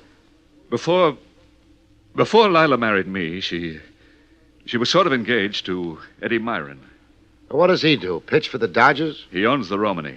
Keep going. Well, Myron was very angry with Lila. And myself, I suppose. I've always been afraid that he might do something. That's why you hired me?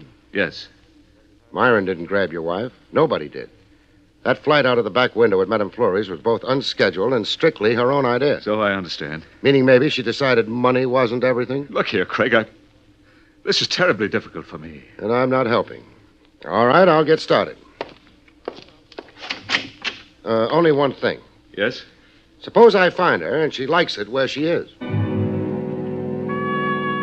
All Beck had for that was a stricken stare. It didn't look good on him, and I didn't waste time admiring it. I got out.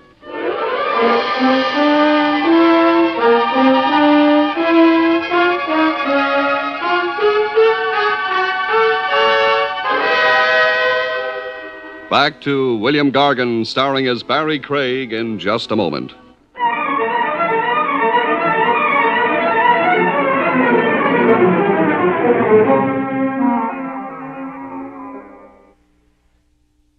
And now, back to William Gargan, starring as Barrie Craig, confidential investigator.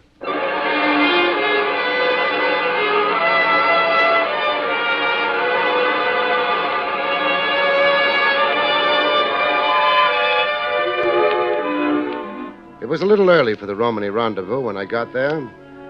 A handful of tourists were fighting the stakes and trying to believe they were living. There wasn't a gypsy around. Good evening, sir. I have a splendid table. Save it for the Iowa delegation. They're due any minute. I beg your pardon? Eddie Myron. Eddie He wouldn't be on public view. Lead me to him, huh? Mr. Myron is not in, sir. That sir must have hurt. All right, he's not in.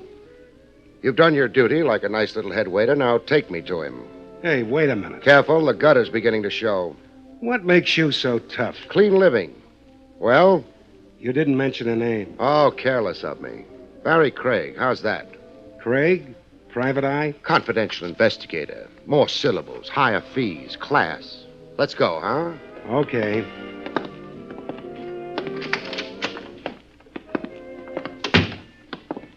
Lila with him? Lila? A friend of yours, Mr. Craig? Very good. Forget I asked. Yes, sir. Mr. Myron's office is down the corridor. You can see the door from here. Thanks. But I'll take the sap first. Let go. Sure, the better. Now I'll take the sap. Thanks. I get so tired of being hit on the head. Don't say it. We'd both be shocked. You were a little obvious, friend, asking me to walk in front of you. Now go back to the dirty napkins, huh? I'll show you the... No. Okay. Craig's made another friend. What goes... Oh, I forgot to knock. I'm terribly sorry. Who are you? The name's Craig. I also forgot to shut the door behind me. Excuse me, Mr. Myron. Wonder if there's a lock. Yes. Now, I feel better. I'd hate to have anyone walk in while my back was turned to him. Got a permit for that gun? Got any authority to ask? No. No. That makes us even. No, it puts me one ahead. I got the gun. Some days I can't keep score worth a darn. Is this some fancy kind of holdup? You wouldn't keep your dough in here. I wouldn't. But you mightn't know that. Barrie Craig. Do I stand and salute? You remember I'm a confidential investigator, which makes it unlikely I'm after your dough. Maybe I haven't got as high an opinion of investigators as you have. You're misunderstanding me, hurting my feelings. All I'm after is companionship. Mine? Lila's. Lila who? You took too long on that one, fella. All right. Your business has got something to do with Lila Lorne. The name's familiar. So's the lady. So what? I'm looking for her. Here? Know any better places? Sure. Try the Beck residence. I already have. Well, then we both don't know a thing. I don't know a thing. You do. What makes you think that? I tossed Lila Lorne's name in your head waiter's lap. He tried to toss this blackjack at me. Oh, that wasn't very nice of him. He missed. How does he feel about it? Painful. Well, I hope it doesn't show too badly. I wouldn't want the place to get a bad name. We're getting away from Lila Lorne. I haven't been near her in months. That's why your head waiter was so sensitive? I could pry it loose from him. Okay. Maybe I could use you on my side. Maybe even I might need you. Oh, yeah? Yeah, I got a call from Lila early this morning. First time I'd heard from her since she got married. Must have been a surprise. And it was even a pleasant surprise. She wanted me to meet her. She was upset. Beck was running short of money? Well, Beck, it seems, was running after another blonde. That's what Lila said. That's what she said. She wanted me to meet her up in Creekdale. What's Creekdale? Well, I got a kind of cottage up there. It's maybe an hour out of the city. She wanted you to meet her up there this morning? You agreed? I agreed. I drove up there. The cottage was there. And Lila? No. Well, I hung around for maybe a couple of hours. Then I started thinking. Somebody was playing me for something. I made fast time back to town. I worried. Boyle, that's the head waiter you tangled with, got his instructions. He'd been with me all day in the apartment. Why are you breaking down and telling me all this? Well, partially because Boyle lost his head when you mentioned Lorne. That wouldn't make him a good witness. And partially because I don't even know what I was being set up for. I'd like you to find out. I've already got a client. Beck? Yeah. What's your job for him? Finding his wife. Well, that won't have to conflict with anything I want you to do. One client at a time is all I can handle. But if I find out anything that might interest you, you'll hear from me. Or maybe from the police. That was thrown in to worry him. He was already worried, but maybe not about the right things. Even at that, he was ahead of me. I didn't even know what the right things were.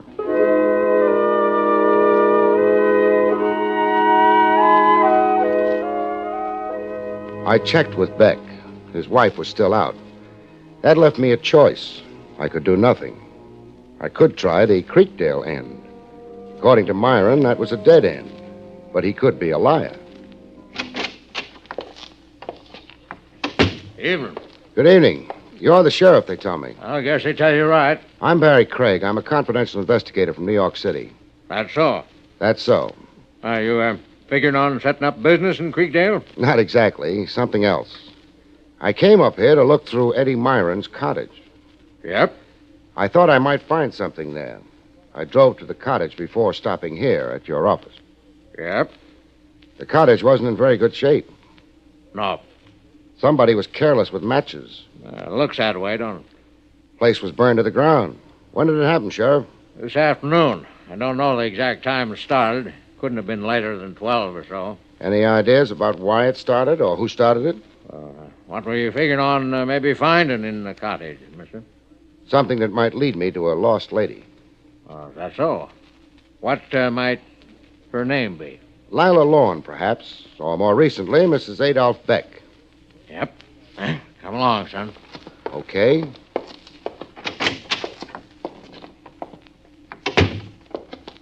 There she is, son. What? Yep. You found her in the cottage? Yep. Like that? Like that. You couldn't have identified her. All you can tell is that she was blonde. Enough of the skin on her fingers left to get half a dozen prints. No doubt about her identity, son. She's Lila Lorne, Mrs. Beck. She was pretty. Once. Yeah. Sheriff, could that fire have been set earlier than noon, say? Maybe. Thanks. Doc Peabody's got no idea if she was dead or not when the fire got her. Not enough of her left. You got ideas? I got ideas. Names attached to them? Not yet. Well, you'll get in touch with me if you get around to attaching names to those ideas. I'll get in touch with you. Goodbye, Sheriff. Oh, just a minute, son. Yeah? Doc Peabody couldn't swear whether she was alive or not when the fire got to her. He'll swear to something else, though. What's that? She had a couple of bullets in her lungs. The sheriff didn't have any expression on his face I could read when he let me have it. I held the pose for a minute, couldn't think of anything else, and got out. I didn't mind the long drive back to the city. I needed it. Mrs. Adolph Beck hadn't been lovely to look at. It's open. What do you want now, Boyle? It's not Boyle. Not... Oh. Thought we were finished for the night. Not exactly. What do you want now? I've been up to Creekdale. Well, I hope you got more out of the trip than I did this morning. I got more. Tell me about it. Your cottage is never going to be the same again. Termites? What time did you leave there this morning? Oh, around 12. Hey, wait a minute. That sounds like somebody's checking alibis. Maybe somebody is. Alibis for what? Arson, for one thing. Arson? Your cottage was burned to the ground sometime today. Maybe you're careless with cigarettes. I don't smoke. I think you better get out of here. Okay, but nobody really worries about arson in connection with a cheap summer cottage. What do they worry about? Lila Lorne is never going to be the same again either. I didn't give him much of a chance to respond to that. I walked out. That would give him an opportunity to figure out what his response would be. I had another job. Who is it? Barrie Craig. Oh, come in. Thanks. Well, it's very late. I hadn't noticed. I hope you've got something to report. I have. You found her? Yeah. Splendid work. Is she coming back to me? I don't think she's got any choice in the matter. I hope you didn't bully her or... The reason she's got no choice is because she's dead. Huh? Yeah. The shortest way is sometimes the kindest. She was shot and then burned to death in a summer cottage that belongs to Eddie Myron. She's gone back to him. For a while, it seems like. Or maybe a shorter while than she figured on. Have they arrested him? Not yet. But they'll get around to it once they tighten up a few things. The way it goes, your wife ducked me this morning, phoned Myron, and met him at the cottage shortly before 12. Uh-huh. What happened and why right after that, we don't know for sure. What we do know is that Myron headed back for the city sometime after 12. And sometime after 12 is also when the cottage started burning. Oh.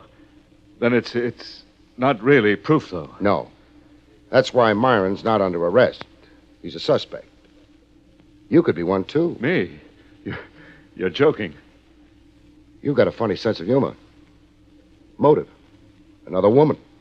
According to Myron, anyway. But that doesn't matter, because I saw you 10 minutes after your wife ducked out. I spent time with you. You couldn't have made it up to the cottage in time for the shooting and the burning.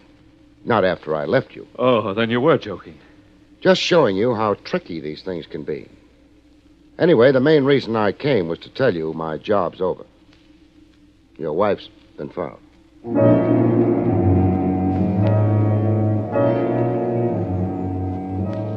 I walked out.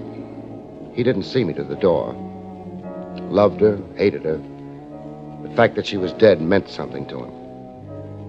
I got out into the street and started walking, but not far. Somebody else was walking behind me. I stopped. He stopped. This wasn't my idea of fun. But it didn't matter because still another guy showed up. He didn't notice either of us, but we noticed him. I went after him, the hired man went after me. He must have made quite a procession. He turned off the pavement and walked into one of the small houses they still keep in New York City to prove that once upon a time it was a nice place to live in. I gave him a few minutes and then... While I waited for the doorbell to be answered, I scribbled a note on my card and dropped it. It would give the man following me something to think about. Yes? Police. Oh, all right. Thanks. You're not a policeman? No. Now, let's shut the door. I don't want the whole street to know I impersonated a cop. Mrs. Beck. Mrs. Beck? You sound surprised. Like... Maybe you're embarrassed. But the way you ducked me in Madame Fleury's this morning. I never did get to see how you looked in that red bathing suit. It's terribly late. It hasn't even begun to be late, Mrs. Beck. But I've got a problem bothering me. According to the police and to fingerprints which never lie, Mrs. Beck is dead. You're not dead, are you? No, which leads me to a very funny conclusion. You're not, you never were, Mrs. Beck. You don't think that conclusion is very funny? I don't know what you want, what you're thinking. I'll tell you. Eddie Myron said Beck was running after another blonde. You're blonde. So was Mrs. Beck. That figures. You still haven't... Maybe you were holding out for marriage. I wouldn't know. I'm not asking. But Beck decided he'd have to get rid of his wife. He overheard her make a date with Eddie Myron. She was scared, I guess. And so he went to work. He got hold of me, hired me to go shopping with his wife. He got hold of you, got you to pretend you were his wife until he could duck up to Creekdale, kill his actual wife, wait till Myron had left the cottage in disgust, and then set fire to her. Why, that's silly. He got back to the city by 12. You were still alive then, according to what my testimony would have to be. Then you disappeared. So I'd think Beck couldn't have killed his wife. But he did. You prove it. I'm not doing anything. Myron put himself at the scene of the murder at the time of the murder, with no alibi. If he'd killed the girl, he wouldn't have done that. Therefore, the rest of his story has got to be believed. That leaves you. I followed Beck here.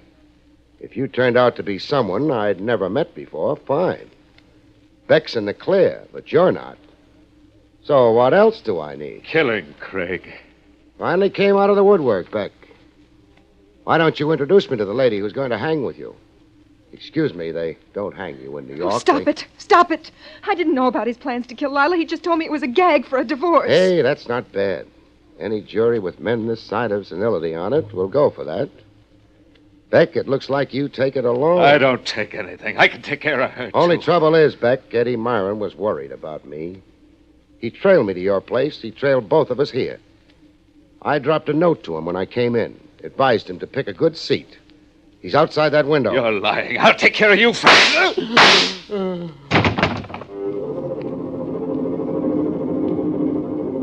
I wasn't lying. Myron winged our boy prettily. The police thanked him. They tossed me a polite nod, too.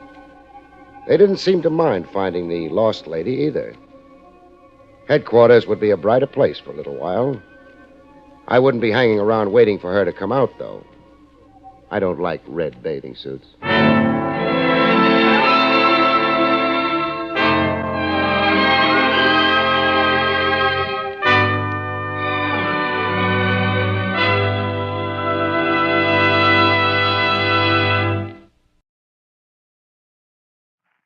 William Gargan stars as Barrie Craig, confidential investigator.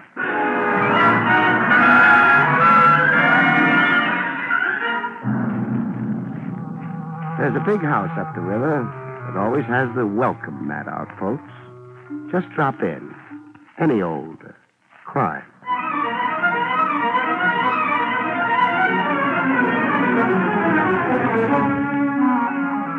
The National Broadcasting Company presents William Gargan in another transcribed drama of mystery and adventure with America's #1 detective, Barrie Craig, confidential investigator.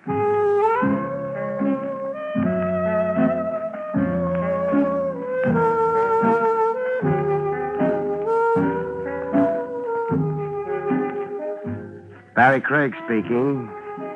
The streamlined confidential operator keeps a case file with a nod to police regulations and with an eye to posterity. A book of memoirs someday, you figure, to show your grandchildren you were full of hustle yourself once upon a time. You keep a well-detailed file. Case number so-and-so, the nature of the crime, the principal actor, the outcome. And page 1 stating by who and just how were you pulled into the felony in the first place. Take the file in my hand right now, numbered 113. Who asked me into the case reads Father Neptune. Father Neptune, old man C. Case I worked gratis. The old man didn't even throw me a fish. I'd been at a sailing over to West Side Pier, seeing a friend off. I hung around the docks for a while, walking off the champagne and canopies, and wondering what there is about a lonesome river at night that makes the little man inside you cry. Well, about that time, Father Neptune decided to take my thoughts off me and transfer them to a mermaid and a drink. A drowning mermaid, the way it sounded. Where are you?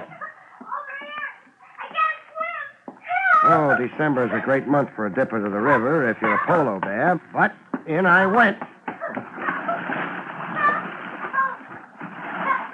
Hey, grab a hold of me. Hey, I didn't say a stranglehold. Cooperate your rescue, lady, or I'll have to. Okay, much as I hate to.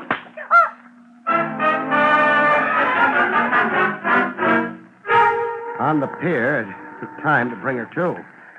I worked her arms, pump handle style, and water sprayed from her like a fountain. She finally came around to join the battle of the sexes. You hit me. To break your stranglehold. It's in the book. What book? How to save hysterics from drowning themselves and the rescuer. Oh.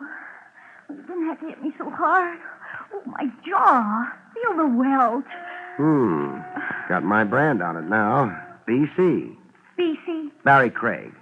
The initial man's ring I'm wearing left initials on your jaw. You're crazy. And cold. Yeah, me too. Pray it's pneumonia. Well, why that? There's no cure for a cold. So? There's a cure for pneumonia. Penicillin. You are crazy. You want an ambulance? Definitely not. A police wagon? Don't you dare. Then what? Your place? Is that proper? How can I know? We've only just met, Barrie.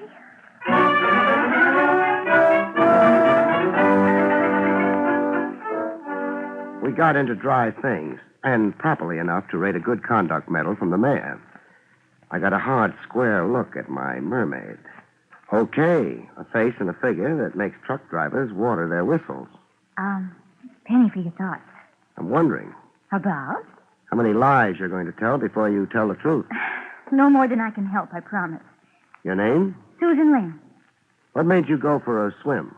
But I can't swim. That's what I mean. I fell into the river by accident. I was walking and my foot caught on a loose board on the pier, and Start all over again. I wasn't pushed in. No? No. Fact is, I jumped in. Why? I'm like that. Peculiar. I get fed up with things. Things like... Nothing special, just life, men, the way the world is. I just get an uncontrollably morbid impulse, and then I'm sorry. What if nobody happens along to save you for the next impulse? Goodbye, Susan Lane. She wasn't much. Oh, excuse me.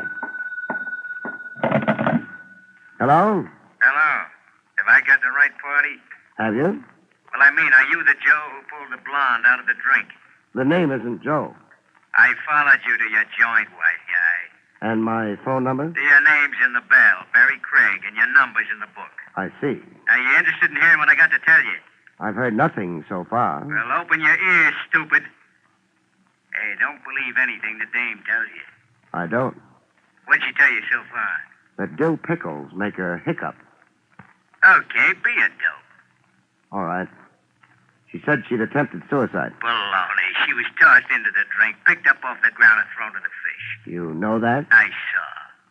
Where do you fit into this? We won't go into that. Another thing. Paste this song title in your hat. Sugarloaf Mama. Sugarloaf Mama. It's number one in the jukebox, you stupid. Where do you spend your nights? Standing up in a closet to improve my posture. Well, the song's the key to the whole deal with the girl. Now make like a detective. Goodbye.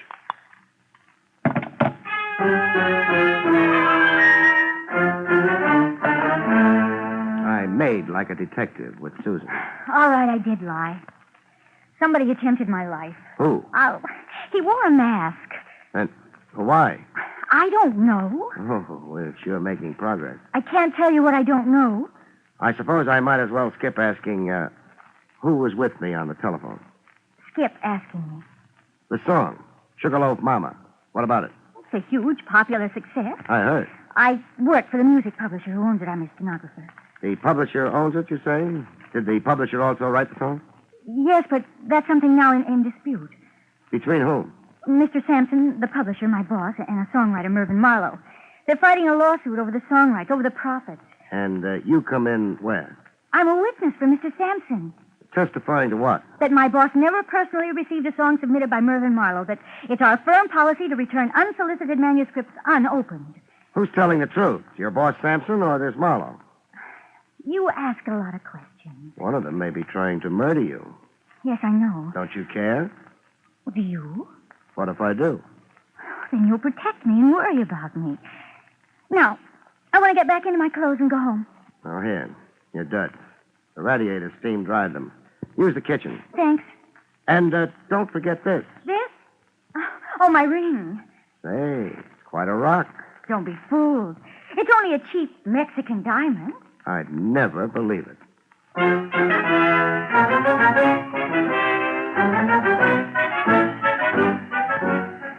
A lightning change of wardrobe, and we were on the street, arm in arm, like we've been engaged since the high school prom. Call a cab, Barrie. Taxi! Hey, taxi! Want company going home? I was wondering when you'd ask me. Get in. Don't try it, cousin. Huh? You just say something? I said stay out of my cab. Now, wait a minute. Oh. You were going to make a quarrel out of it? That was before your gun. Barrie. The gun's pointing at me, Susan. Yeah, relax, lady. All you stand to lose is his company. What's my loss? Skin. Off the top of your head. Now, I want 10 minutes before you phone the cops. One favor, please. What? Do it to me over here, close to the left ear. What's a gag? You're not the first to take a liking to my head. Oh. The rest of your head's still sore, huh? And unhealed. If you're going to. Sure. Close to the left ear.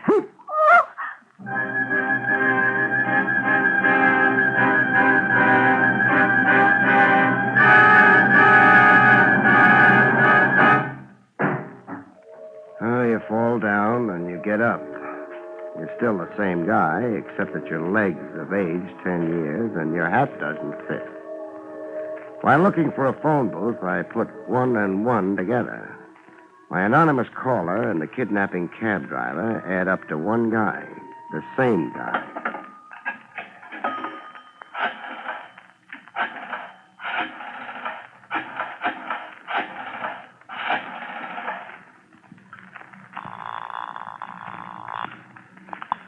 Hello.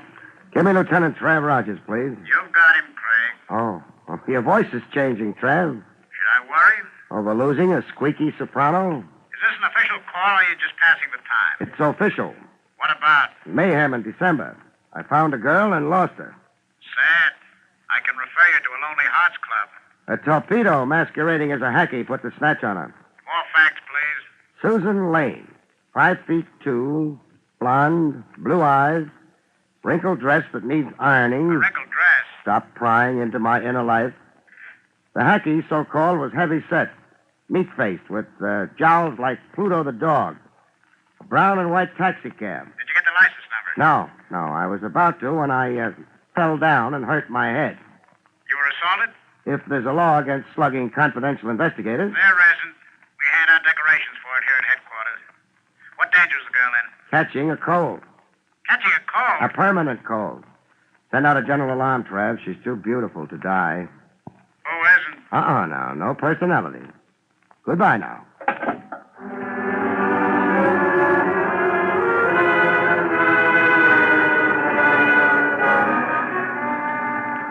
Eli Sampson, music publisher, occupied a building that looked like an inferiority complex. Calcimine streaks for paint, outside windows with the dust of ages on them, and a broken-down staircase that made you feel like a dinosaur walking on eggs. The staircase was going to loom big in my future, as I soon found out. The first warning I had was a shot. Correction, 2 shots, and then a yell from an upper landing. A yell of bloody murder enough to freeze me in my tracks. I stood still automatically in the middle of the staircase, and that was my undoing. What sounded like a stampeding herd was coming smack at me. Stop him! Him was a wild-eyed maniac who looked like he jumped out of a straitjacket. Out of my way, you. I'd love to oblige, but narrow like the staircase is, it's for bottleneck. I said out of my way. I'll need time to shift to reverse. Let me do it for you.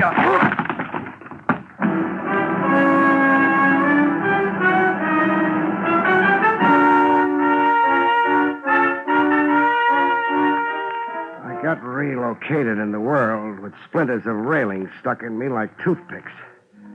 And a guy standing solemnly over me. A janitor holding a mop and a soap bucket. A janitor out of a Mack Sennett comedy, flowing mustache and dressed in the top half of a cutaway, with a battered derby on his head, a brown derby. You seem fully recuperated, my boy. Not recuperated, only recovered. What was that railing tied together with? Pieces of string? Iron glue. I myself performed the repairs. Here, I'll help you up. Oh, don't bother. What are you made up for? You refer to my elegance? To the mop and the bucket. A temporary condition, my boy. The mare is down, the mare is up. Up being? Stocks and bonds. Oh. I fluctuate as it fluctuates. You're staring at me? Yeah, trying to place you. I've seen that odd kisser of yours before. Along the stock exchange, perhaps? No. Who did all that shouting on the upper landing? It was me, summoning help. Who got shot? One Eli Sampson. The miscreant fugitive who butted you so unceremoniously. You'll get nuts in your tongue, Lemaire. Mind if I leave you for Sampson? Not at all. I'm in no mood to be interviewed today. The market is down.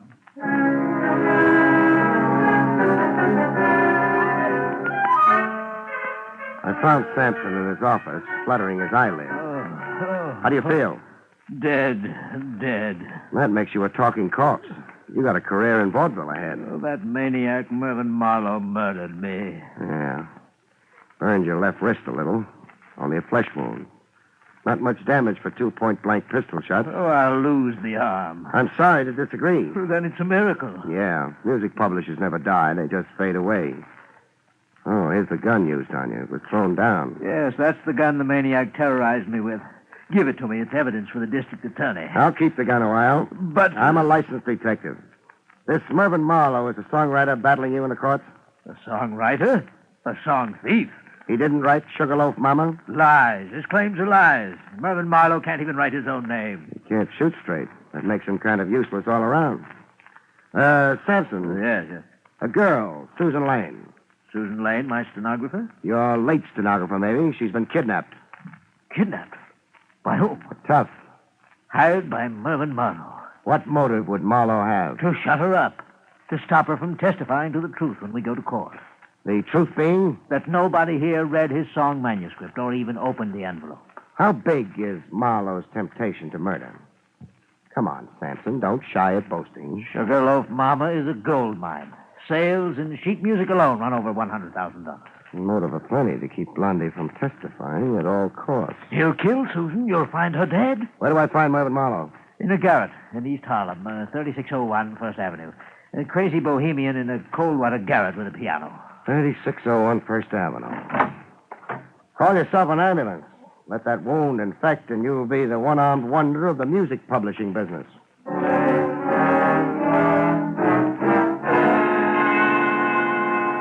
Before quitting the building, I looked up Lemaire, the janitor. I found him in the basement, washing up. Welcome to my humble quarters, my boy. Dry your face. I've got something to discuss. Proceed. You clean the offices as well as the halls? Yes. The mockery of it. Being able to use your master key as you are, you're no doubt well familiar with the contents of the offices? I am, after a fashion, that is. And after a fashion, also familiar with the contents of desks?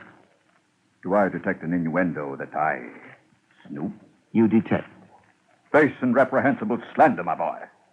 As of this moment, consider our discussion terminated. This gun.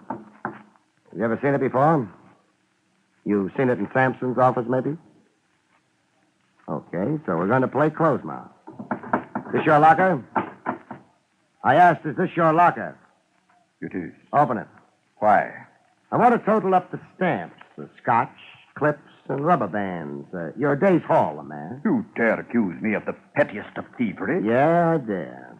You see, I placed your odd kisser where I'd seen it before, that is. The south of France, was it? The Rogues Gallery, it was. Weldon Lemaire, alias the Baron. And what snatching ladies' handbags, if not petty thievery? Not so loud. I lose face with the building management. Tell me what I want to know. Yes. I have seen this precise pistol before. Where? In Mr. Sampson's desk drawer. The bottom left drawer, if my memory serves. You've cost me a pretty piece of change. The blackmail you could have wrung out of Sampson. So it's Sampson's own gun, huh? The old reprobate shot himself? The old reprobate sure did.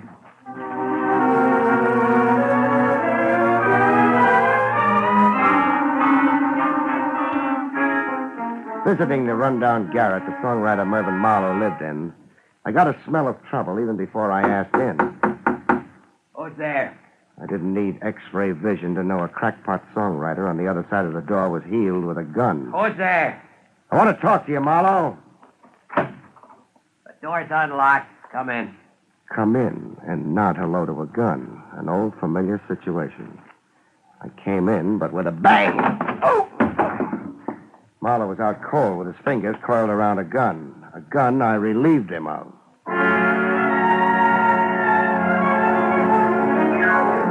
He came to, cursing himself.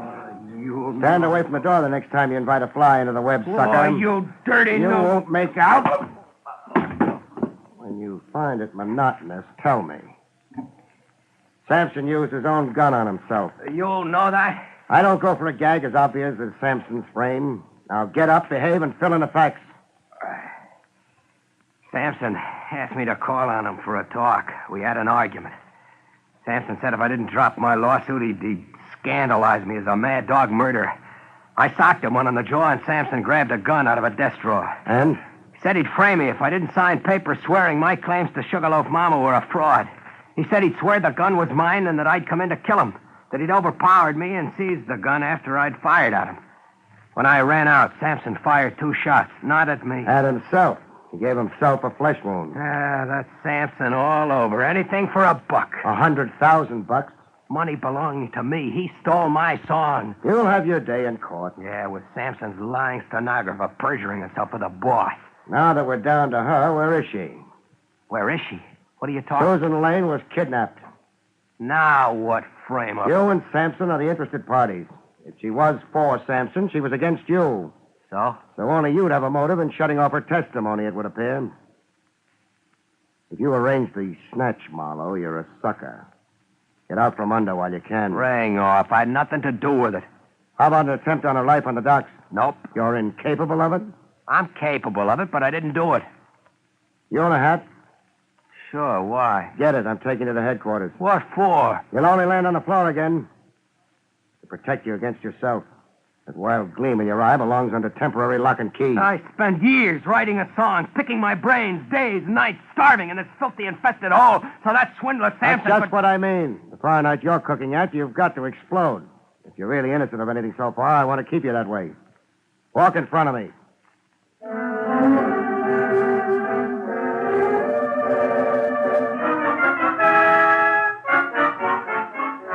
At police headquarters, Lieutenant Trav Rogers had sensational news. Susan Lane. We think we found her. Where? A shack up near Gun Hill Road, overlooking the railroad yard. But how? Let's go get her, shall we? I'll tell you how another time.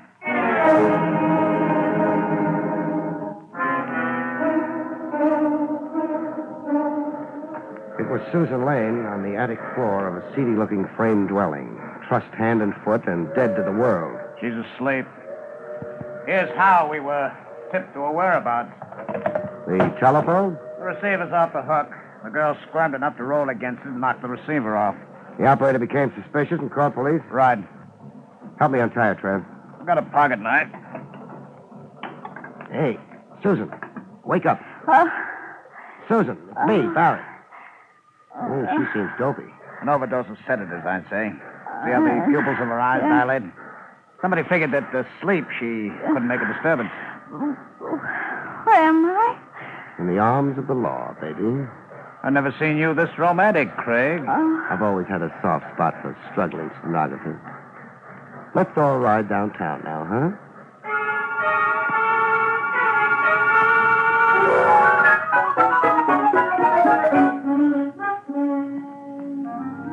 Riding downtown on the West Side Highway with Trav Rogers thumbing his nose at speed laws, Susan came around to 100% of herself to lean against me contentedly, purring like a kitten. I feel so good. You're making Trav's bachelorhood an awful load to bear.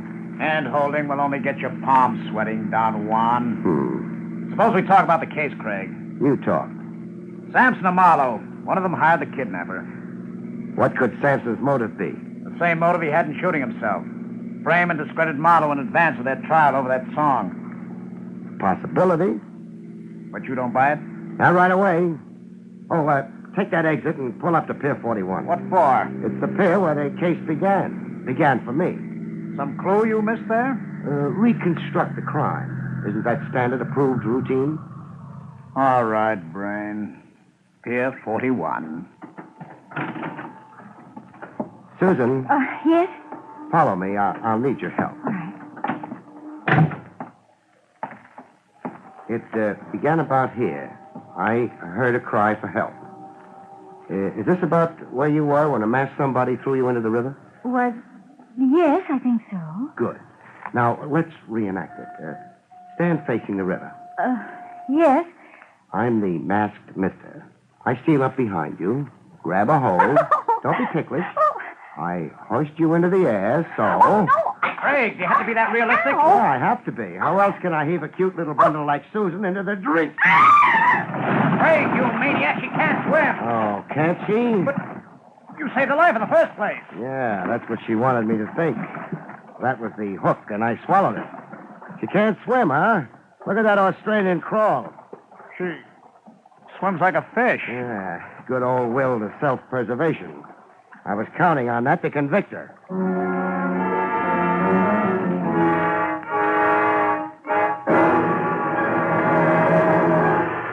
What was her game? Dramatize herself. Big.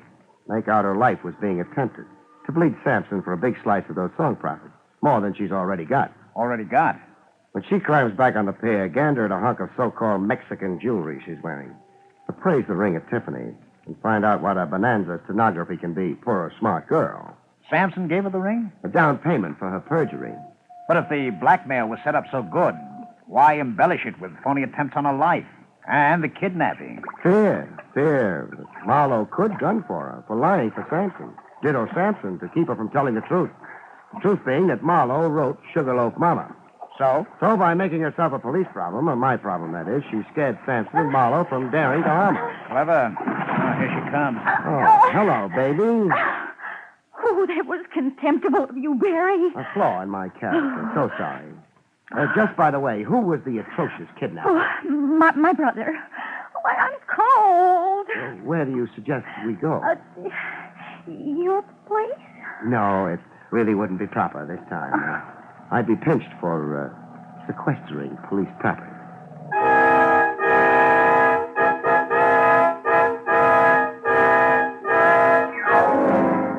Case solved. Only Trav Rogers didn't let me just walk away from it. At his insistence, I had it dragged down to headquarters to hunt and peck away at a typewriter. How's your detailed police report coming along, Barry? I'll be a month at it the way I type. Sad.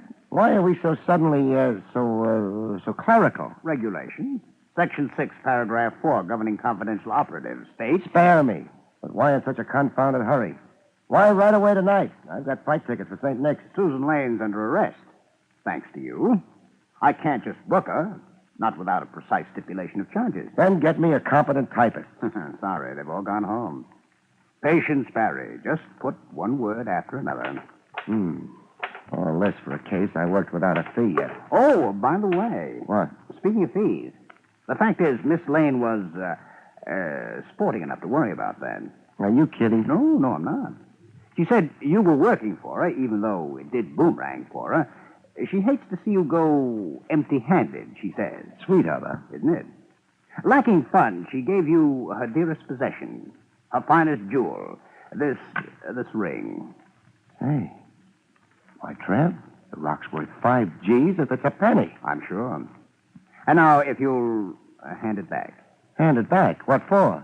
Regulations governing extorted property. The girl, unfortunately, came by the ring dishonorably. You kill yourself. Good night, folks. See you next week.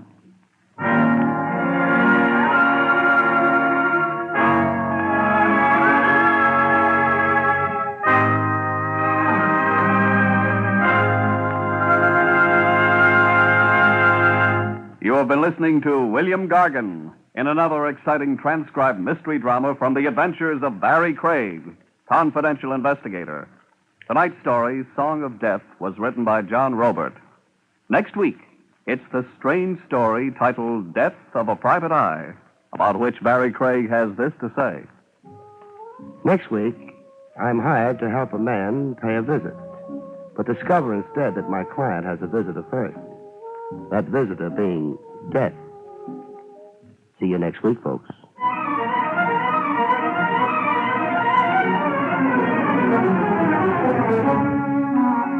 Featured in the role of Susan was Amzie Strickland. Barrie Craig, starring William Gargan, was under the direction of Hyman Brown. This is Don Pardo speaking.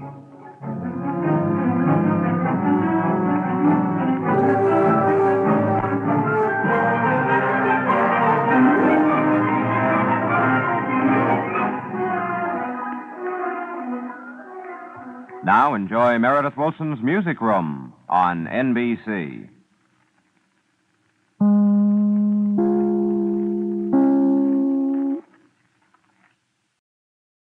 William Gargan stars as Barrie Craig, confidential investigator.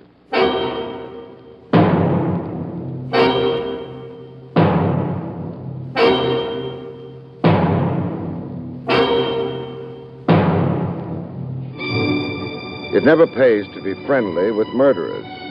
Give them an inch and they'll take a yard, usually rope, tied around your throat and attached to the nearest rafter.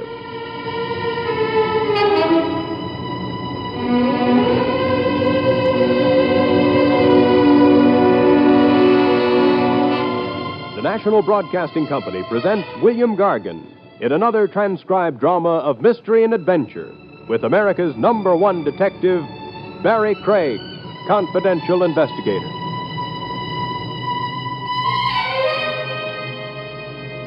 Craig speaking. If I try hard, I can remember back to the days before I was in this business, when on going to bed at night, I would always look under my bed. No, not for a blonde, a burglar. There never was one, though. So as the years went by, I stopped looking. I just went to bed. On this particular night, however, I had barely dropped off to sleep when I heard a noise at my window. I was practically asleep, and besides, I wasn't in the mood for burglars. The burglar, however, had other ideas. Mr. Craig. I'm asleep. You can't see me, can you? No, and I'd be happier if I couldn't hear you. I can see you, however. It helps me aim the gun I'm pointing at you more accurately. Well, I'd hate to have your aim suffer. Mr. Craig, I need some advice. I'm a novelist. I'm writing a book about murder. I'm calling it The Unsolvable Crime. Well, now that you've got that off your chest... What I came here for was to have you tell me whether or not the murder my book is about is really unsolvable. Well, why me? Because you've had a lot to do with murder, for one thing. Because you're not a policeman, for another. No argument so far. The man to be murdered, in my book, that is, has heart disease. He's a crooked broker, a man who deserves to die. Uh-huh. And he suffers from heart disease. For this illness, he takes daily, at stated hours, capsules containing heart medicine. His life depends on these capsules. Now then, the murderer, in my book, that is, decides to poison the broker. Well, that's against the law. Yes, poisoning, but without poison. Well, get to the next chapter. The murderer steals one of the capsules, pours the medicine out, and replaces the medicine with ordinary water. Eventually, the financier takes the capsule, which contains water instead of medicine. He dies of heart failure. Well, not bad. Thank you. The poisoner can't be traced through the poison he bought because he didn't buy any. An autopsy would show no poison in his victim's body since there wouldn't be any. Most likely, the murdered man would be assumed to have died a natural death. Well? Well, what? Is the crime unsolvable? Oh, at the moment, I can't see any flaws in it. Well, if you can't, then I don't imagine the book reviewers will. Don't you mean the police? Why should the police be interested in a book I'm writing? Well, why should the book reviewers be interested in the murder you're committing? You're not serious. You are. Well, I'm afraid I must leave now. No, don't move. I still have the gun pointing at you. If I had to shoot you, it wouldn't be an unsolvable crime, perhaps. But what good would that do you? Good night, Mr. Craig. Pleasant dreams.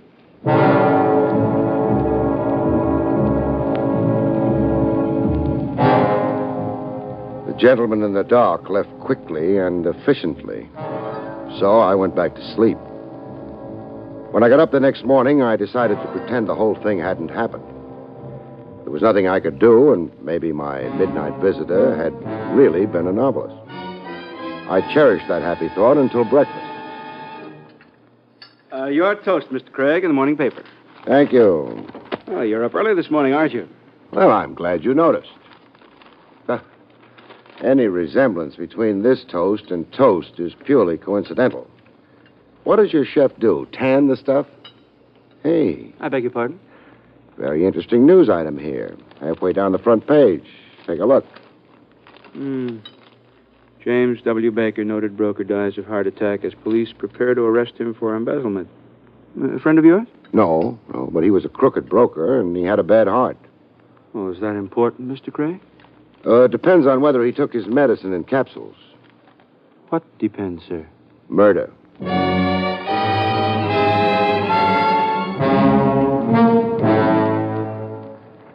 Sure, maybe it was a coincidence. But if it was the kind of coincidence that goes better in books than in reality. James W. Baker was listed in the phone book. So, feeling that maybe the long arm of coincidence had strained a muscle in this particular case, I decided to pay the late Mr. Baker a friendly visit.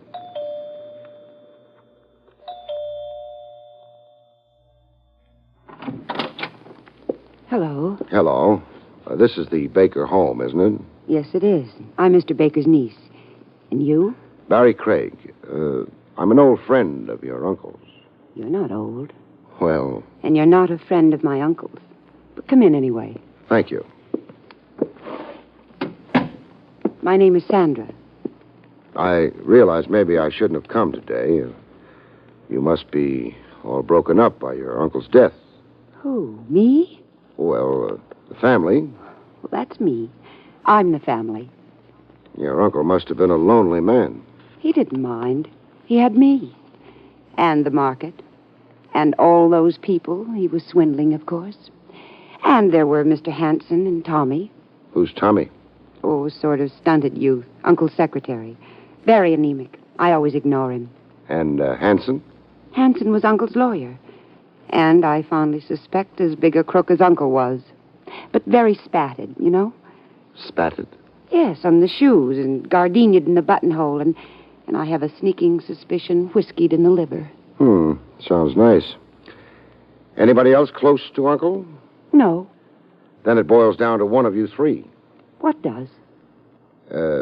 Who's happy now that Uncle's dead? Well, I am. Hanson is. Tommy is. Well, it just about covers the field. Well, why is everybody so happy? Uncle had some money. I get it now. Hanson stole from Uncle, and he won't go to jail now. Tommy was implicated in Uncle's swindling. Tommy won't go to jail now. And who has a very deep, rasping voice, with the trick of dropping his voice at the end of every sentence? I don't have a very deep voice. Are Hanson and Tommy around? Yes, they are. They're sitting around practicing grief-stricken looks for the funeral. That happy event is this afternoon. I better get dressed. Sandra. Hurry. Oh, who's hurrying? I am. Who are you? Barrie Craig, and you? Well, I'm Tommy. I'm Mr. Baker's secretary. Well, in his condition, he doesn't need a secretary. Well, then, I'm Mr. Baker's former secretary. No, I'm the former Mr. Baker's secretary. No, I get it. Relax. I am relaxed. Then why are you in such a hurry? Well, I have to go out to hire some mourners, haven't I? You have to hire some mourners? Well, sure, it wouldn't look nice if there were only 3 of us at the funeral. No. Especially since you'll all be grinning from ear to ear. Incidentally, has your voice ever been deeper? Heavens, no. Ta-ta. Goodbye. Oh, back again. Oh, no. Hello? Good morning. I'm in a hurry. Hanson's my name. Oh, why are you in such a hurry? Well, you see, my tailor is expecting me. Your tailor? Well, you'd hardly expect me to attend Mr. Baker's funeral in this, would you? Impossible. What are you doing here? Looking for a man with a deep voice. Sorry, mine isn't. Goodbye. Why are you looking for a man with a deep voice? Well, he told me how Mr. Baker was going to be murdered. Well, of course, that explains everything. What did you say? That's what I said. But Mr. Baker died of heart failure. Well, that's another theory. I like mine better. Dear me. If I only had the time, but my tailor, you know. Goodbye.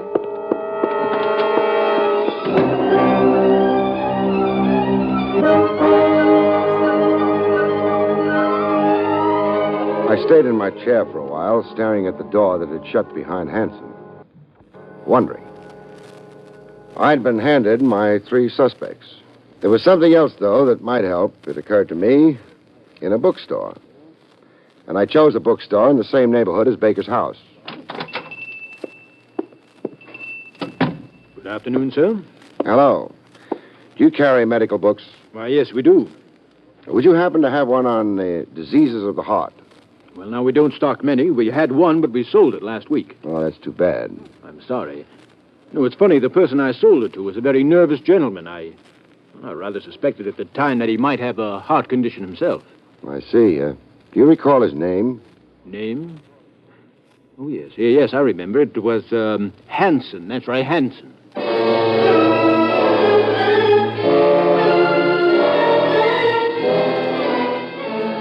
Mr. Hanson's taste in literature was interesting. It occurred to me Mr. Hanson himself, if I could pin him down, might be more interesting still.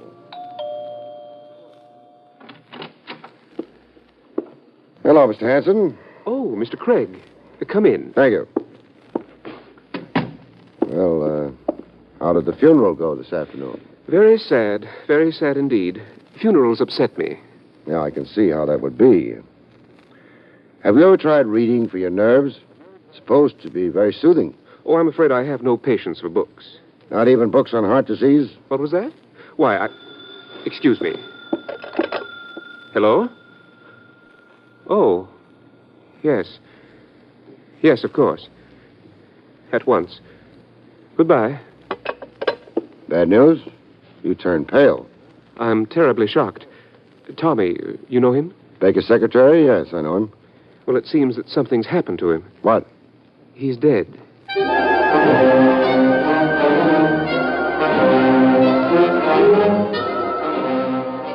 This not only upset Hanson, it set him in motion.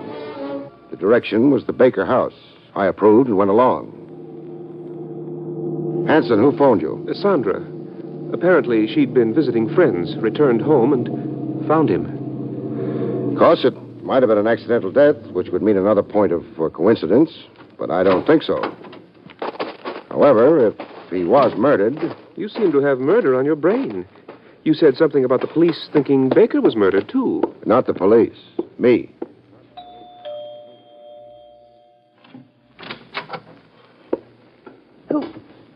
Oh, hello. Hello, Miss Sander. Have you notified the police? Yes, I phoned them just a few minutes ago. This is his room. I heard the shots. When? About an hour ago. You phoned Hanson here only 15 minutes ago. Well, I didn't know what it was then. Tommy was going to join me downstairs. When he didn't, I realized it must have been a shot. There he is. Yes. Not at all pretty. And definitely dead. There's a note on his desk. A suicide note? Let's see. Yeah, that's what it's supposed to be. It reads, I killed Baker because if he'd been arrested, I would have gone to jail, too. I thought I got away with it, but the police suspect he was murdered. I can't take it, so excuse the blood. The note's signed Tommy. Well, that sort of clears that up, doesn't it? Yeah, except for one thing. What's that? Tommy's voice wasn't deep enough.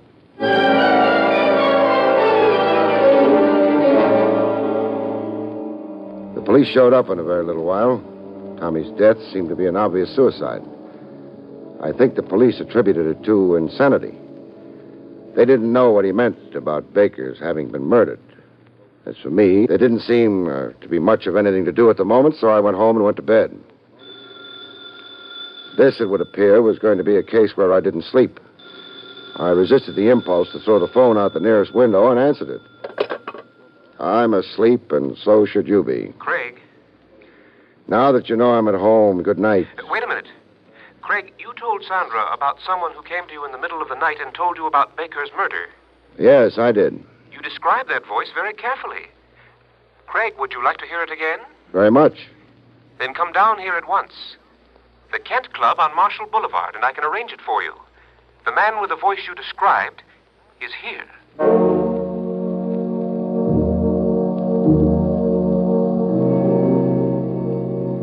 I'd pretty much given up expecting to hear that voice again. But if Hanson said he'd heard it, then it was something for me to find out about. From the time I got the phone call to the time I got to the club, it must have been about a half an hour. Craig, I've been waiting for you. That was the idea, wasn't it? Yes, but that man whose voice I overheard, whose voice resembled the one you told Sandra about. Well? He's gone. Well, that's not so good. You know who the man is? No, but I do know something just as good. What's that? I know where the man went. I heard him tell his cab driver. Then let's go there.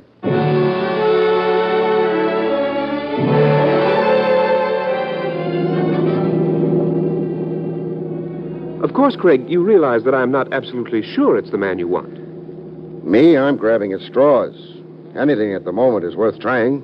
That voice did sound like your description. Baker belonged to the club, too. It's a possibility.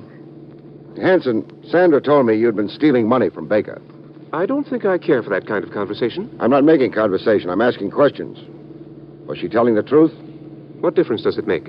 If Baker was murdered, it might make a lot of difference. You say if Baker was murdered. Aren't you sure? We'll know better, won't we, when we meet this man whose voice you overheard? Yes, we'll know better. The only thing is, suppose something happens to him?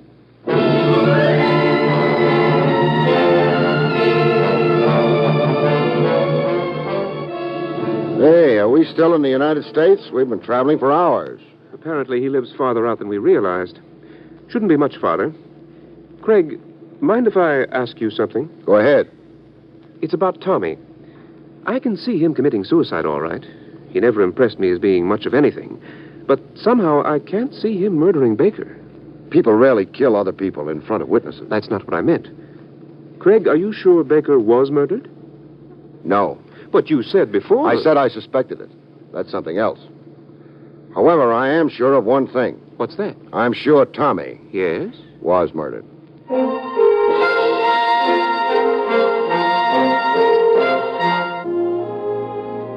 I was never a Boy Scout, so I don't know very much about direction in the country.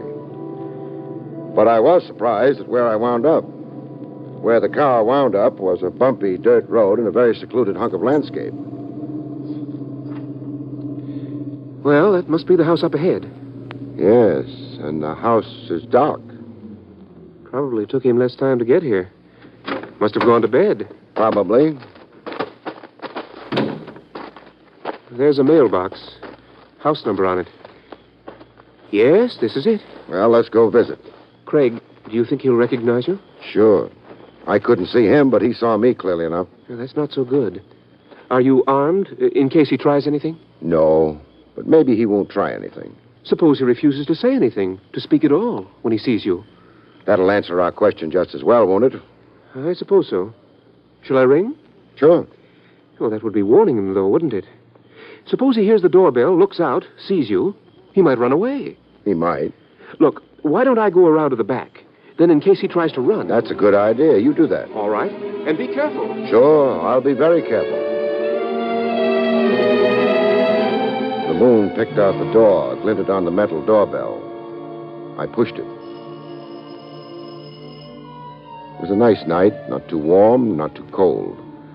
However, a guy named Craig was cold. Walking into a dark house with somebody waiting on the other side of a door could have its unpleasant aspects. Nobody answered the doorbell. I hadn't expected anyone to, so I tried the handle. It was very dark inside. I pulled out a book of matches and hesitated. In the darkness, when you strike a match, you make a very nice target. I wasn't sure I liked the idea. On the other hand, I needed a little more action. It would settle things. I lit a match. There was a light switch on the wall, and I flipped it on. Then I walked into the parlor. There wasn't much more to the house than that. Parlor, bedroom, kitchen, and that was all. The bedroom door was open, and no one was in there. The kitchen door was shut, but no light leaked out from under the door. Offhand, you'd have said nobody was home. And maybe nobody was. So I sat down near the table lamp that was the room's only illumination. Somebody made noises in the kitchen. Could have been mice. It could have been the mystery man with the deep voice, or it could have been a high wind that was slowly swinging the kitchen door open. I decided, whatever it was, that I didn't want the lamp to glare in its eyes, so I turned off the lamp and quietly shifted from my position next to the lamp to the other side of the room. That even matters up. It was dark in the kitchen, it was dark in the parlor, and nobody could see anybody. My unlit friend shifted slightly, and I began to get bored. So I grabbed what felt like an ashtray and threw it against the wall on the opposite side of the room. The little stranger didn't like ashtrays. He tried to shoot the one I threw, but the gun flash gave his position away. I know where you are. My gun's pointing at where you are, so drop yours.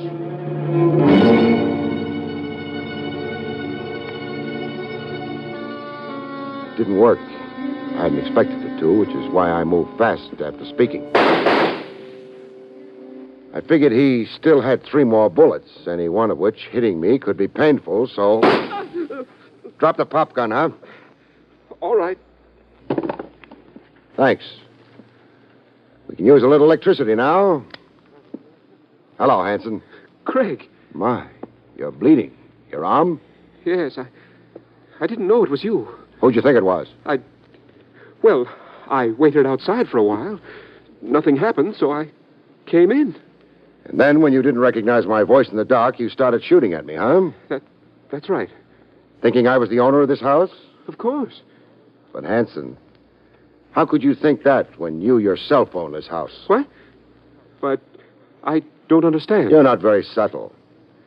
When you asked me if I was armed before we got into the house... You said you weren't. Of course. You see, I knew you were going to try to kill me. What?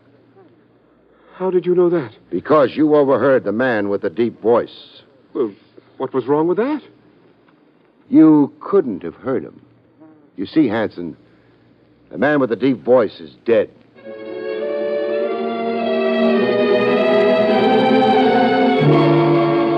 The police were glad to get Hanson, especially after I pointed out to them that Tommy's suicide note was a fake. They couldn't have known that, but I did. As I told Sandra, first about the note. You see, it said, the police suspect Baker was murdered, but the police suspected nothing of the sort. You did, though. Yes, but the only one I told was Hanson. And Hanson himself assured me he never spoke to Tommy. Therefore... Hanson killed Tommy after making him write the note? Right. But, Barry, what about the man who spoke to you in the middle of the night? He wasn't Hanson. No. Well, he couldn't have been Tommy. No. Well, then who was he? Sandra, there were 3 people involved in Baker's possible murder, we thought. You, Hanson, and Tommy. That's so. Well, we were wrong. There were 4 people involved. 4? Who's the 4th? The murderer. Baker himself. Oh. Then we asked, why did the man come to me in the first place? Well, he said to make sure his method of murdering somebody would never be detected. Yeah, that's what he said. But in coming to me, didn't he make sure of the very opposite? Wasn't he making sure that it would be detected? Oh, Barry, you're very, very brilliant. Oh, wait a minute. Now, Baker knew he was going to jail. He also knew that very probably Hanson would try to murder him. He didn't care very much. He was an old man and a sick one, but he did want to make sure his murderer would be punished. That's funny. What is? If Hanson hadn't tried to make doubly sure he was safe, he probably would be safe. I doubt whether there'd have been enough evidence to convict him of your uncle's murder. But he'll hang for Tommy.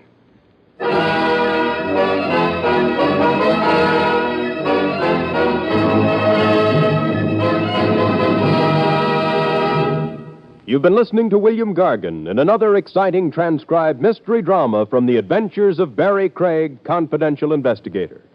Tonight's story, Visitor at Midnight, was written by Louis Vittes. The National Broadcasting Company has just brought you an NBC Radio Network production with William Gargan starring as Barrie Craig, confidential investigator, directed by Andrew C. Love. Our cast included Ken Christie, Kay Stewart, Jack Carroll, Byron Kane, and Jack Crucian.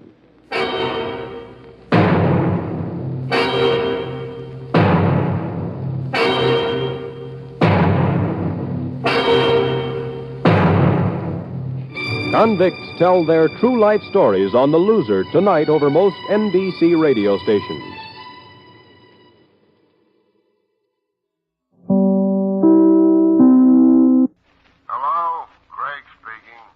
I wanted to read you my lead for tomorrow's column. At the door. Hold the line, Barry, while I see who it is. Don't answer that, White.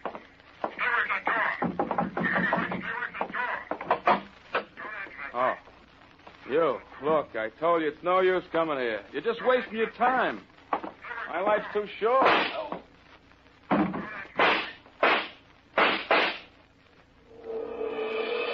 transcription. Barrie Craig, confidential investigator, starring William Gargan.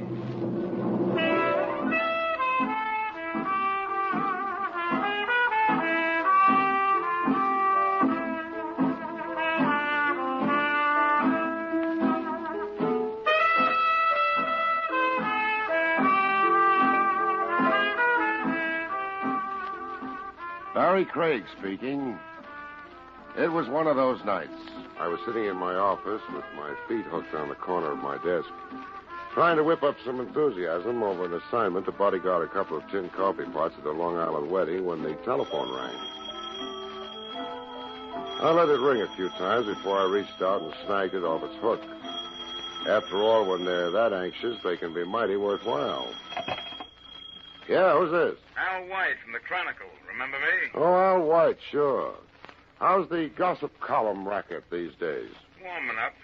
I got a chore for you. I'll bet you have. Meaning what?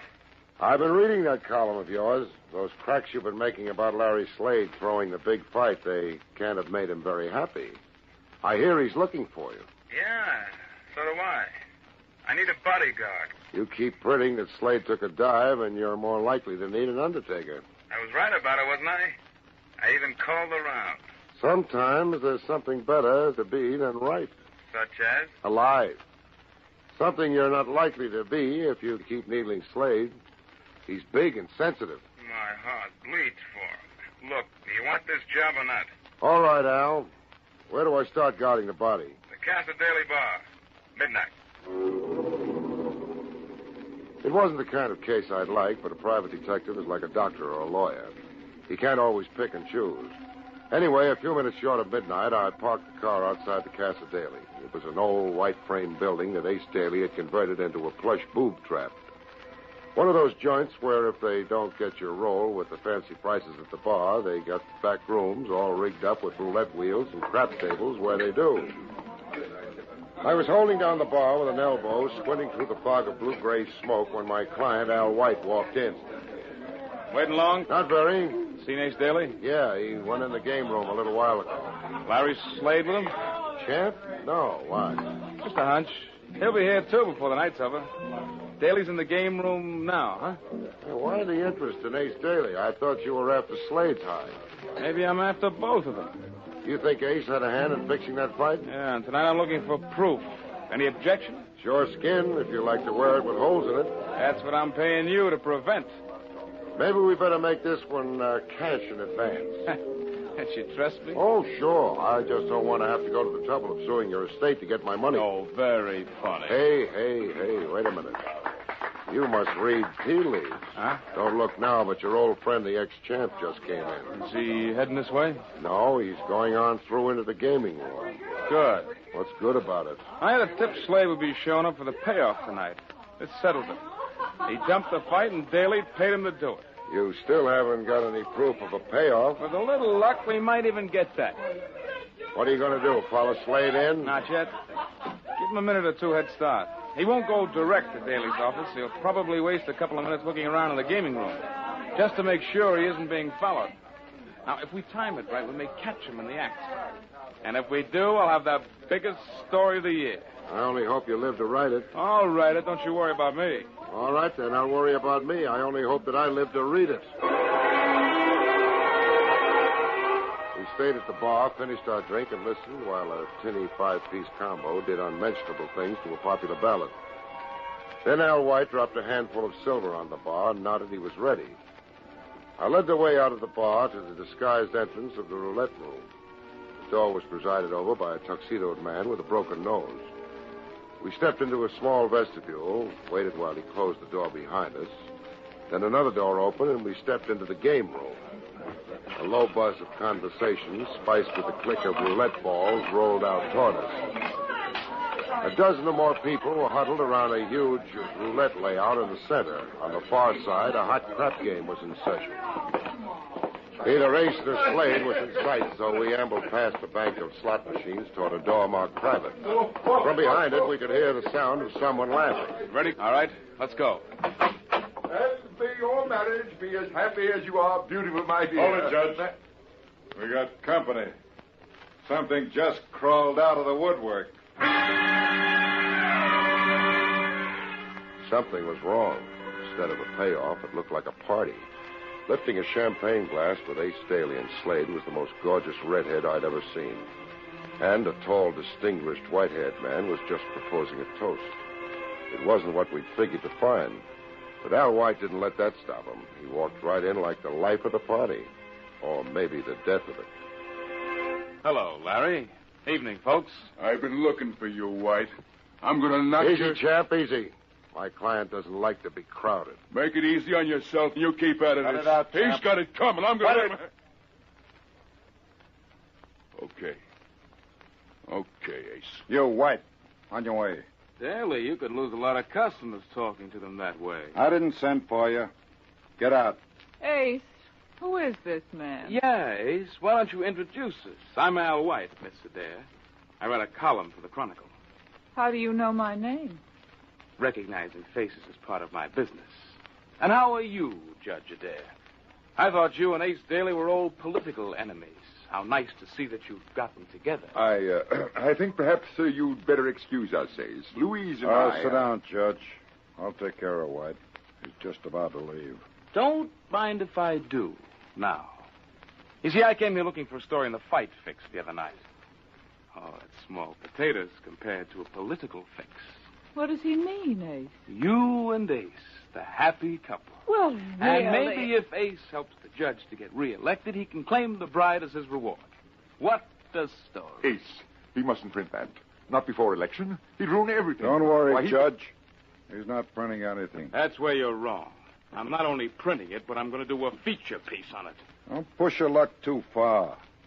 You're still healthy because nothing will happen to you in my place. Providing you're out of it in 5 minutes. Just let me take him, Ace. Let me Without take a him. rehearsal, champ? I thought you always rehearsed your fight. Why, you little rat, I'll kill you at the last thing. Look, champ, I don't have my hand in my pocket because it's cold. I told you the guy's my client. Sit down, champ.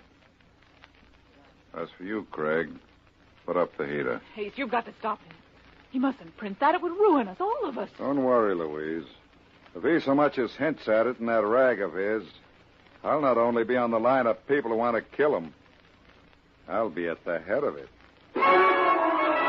As we weren't in any position to cop any popularity prizes at the moment, there didn't seem to be much point in hanging around the Casa Daily.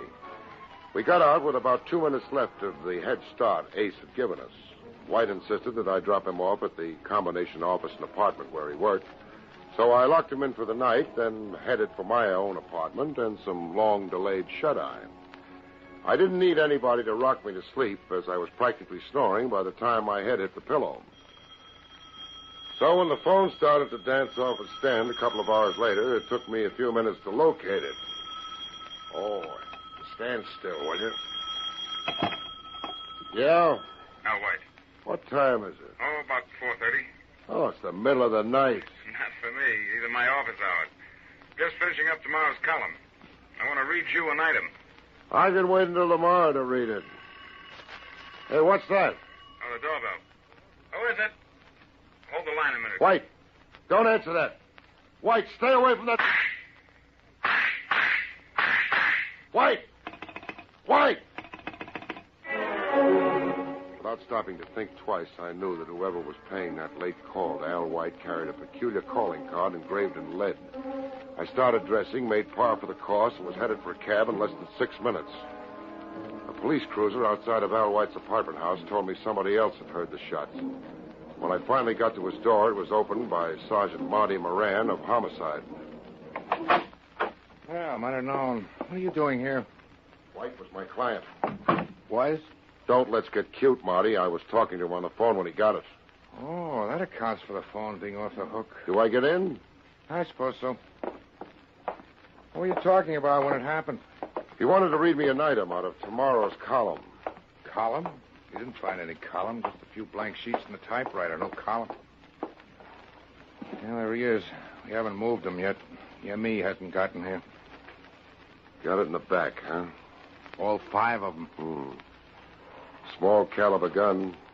32 or less, I'd say. Big enough to do the job. Yeah. And you said there was no trace of a column? No, just a few blank sheets of paper in his typewriter. All right to handle? Yeah, I guess so. Barrie, what's on your mind? Just a hunch. I'm wondering if Al White had the same habit most new triple boys have of jamming 2 or 3 sheets into their machine at a time. Gee, you got something there. If he did, we may be able to bring out the impression on the second sheet. Well, that's worth a try. There should be some dusting powder in the lab kit. Yeah, here's some. Let's have that second sheet. Here you are. Think that's enough dusting powder on it? Yeah, a little more, maybe. Shake it around. Well, what do you know? It worked. Can you read it, Sergeant? I think so. First, let's blow off the excess. Yep, they are. Clear as a carbon copy. Take your vows later. Uh-oh. Here it is. Listen. The mob is giggling over Ace Daly's payoff if the election goes right. Now, instead of fixing fights for sugar, the Ace is fixing elections for honey. Ace Daly in this? Yeah. He told White that if that item appeared, he'd kill him. Well, why didn't you say so? That makes it easy. We put out a pickup on Ace, and we got it made. Better pick up Larry Slade, too, Marty. The champ? Yeah, he got into the act, too.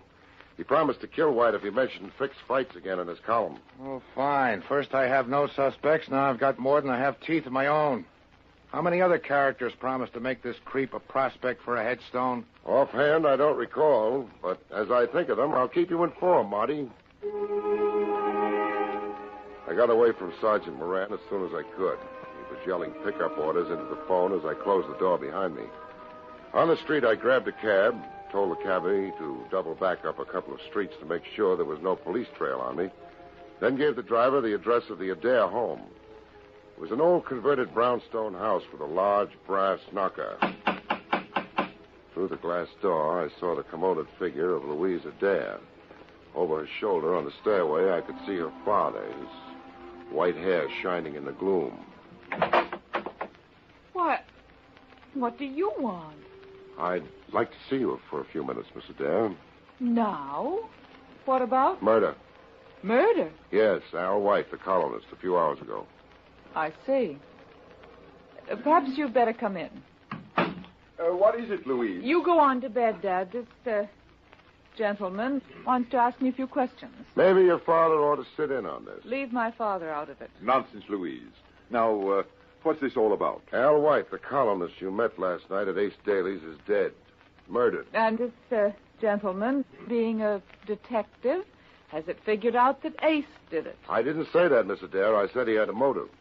So did a lot of other people. You, for instance, or your father. Ah. Why not? If White printed that story about you and Ace, it might have cost your father the election.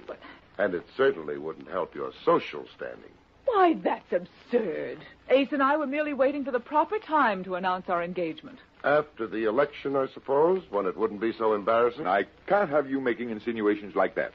I must ask you to leave. Suit yourself, Judge. I was just trying to make it easy on you. White was my client. And he's dead now. Maybe so. But when a guy hires me to see that nothing happens to him and something does, I want the guy that made it happen. But don't you see, we'll get dragged into it. The scandal will ruin Dad's chances of re-election. That's unfair, Louise. How can we help? Well, you can give me a fill-in on the time set-up last night. What time did you leave the Casa Daily? About 4. We came home and went right to bed. 4, huh? That would give Ace plenty of time to do the job. Was the champ there when you left? Mr. Slade? No, he left before we did. His lady friend dances in one of the clubs. Lily DeVore. If you can call it dancing. He saw her last night, huh? That might be his out. My father and I'd like to get some sleep. If you have any more questions, would you mind if we discuss them later in some more suitable time and place? All right. Let's say 4 o'clock this afternoon in my office. Meanwhile, I think I'll drop by the Carteret Arms and have a chat with Lily DeVore. The Carteret Arms was a big, expensive-looking pile of rocks in the West 50s. By the time I got there, a heavy drizzle had started, and it didn't pep me up any to learn that Lily hadn't gotten home yet. I found a soggy cigarette in my jacket pocket, got it burning, and settled back to wait. The gleaming wet face of a jeweler's clock across the street said 10 after 2 when a cab skidded to a stop at the curb. Lily DeVore jumped out, ran for the protection of the lobby. I gave her 10 minutes to get settled, then crossed over. It took a 2-spot and a lot of fast talk to get by unannounced. The 2-spot was more effective than the talk. Anyway, I got up to 4D and knocked. Yeah? Message for Miss DeVore. Coming. Okay, Buster, let's have...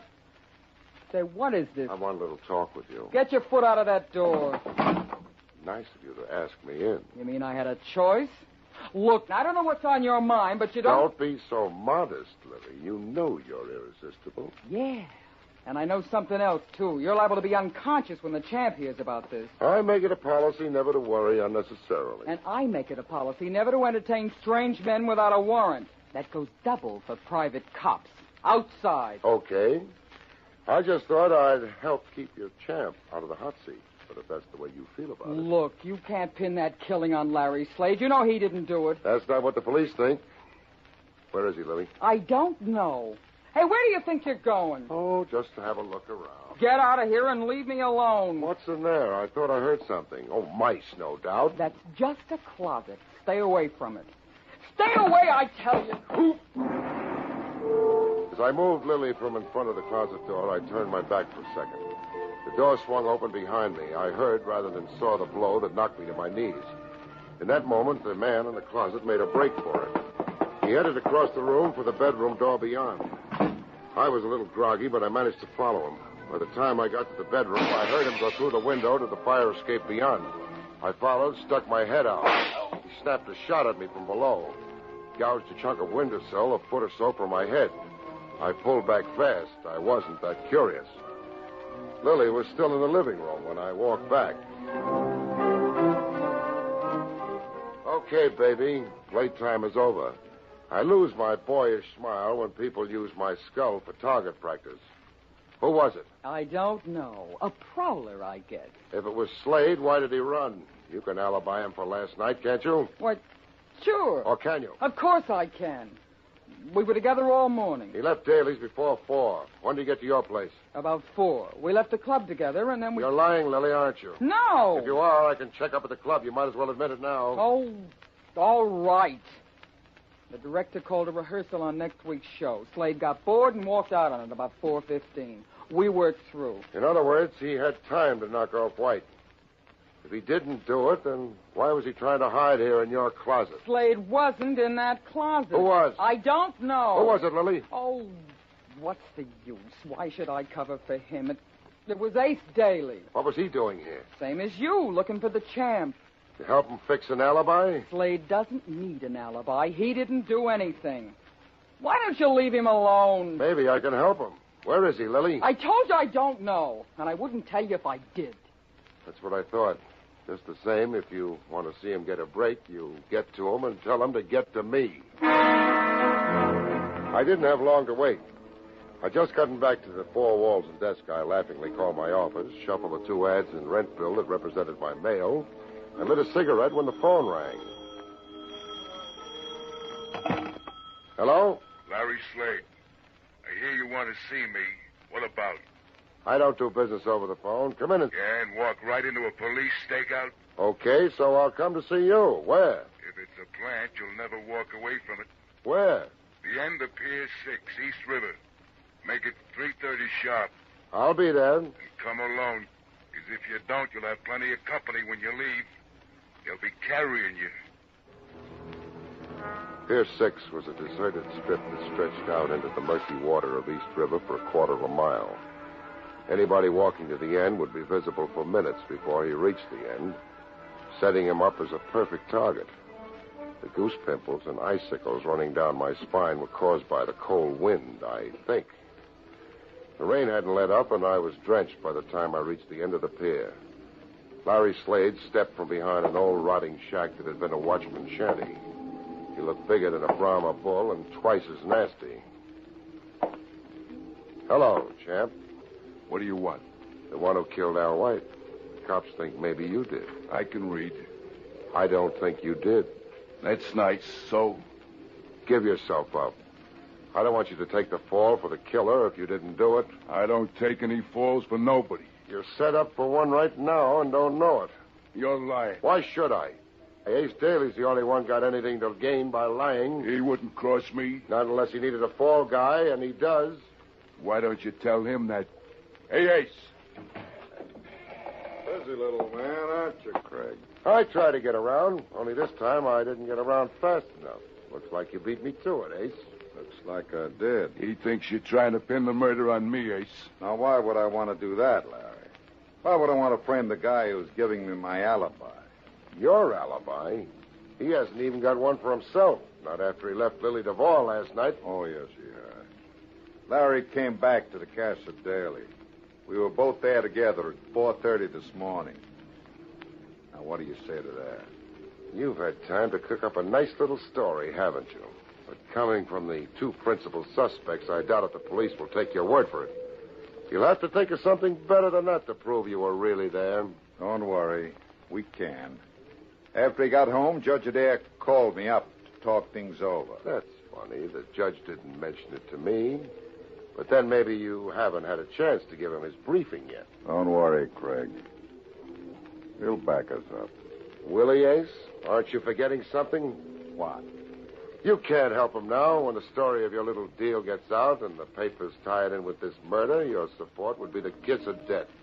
His only chance of re-election now is to wash his hands of you as fast as he can and try to make hay on the other side. Now, wait a minute. Sorry, Ace, but I gotta go see the judge. I'd kind of like to hear what he has to say before he's had any coaching. Stop him, Slade. What do you want me to do? You're the champ. Figure it out for yourself. Larry Slade grinned, licked his lips. He hunched his left shoulder a bit. And I saw the punch start somewhere near the tip of his shoe, but I couldn't get my jaw out of the way fast enough.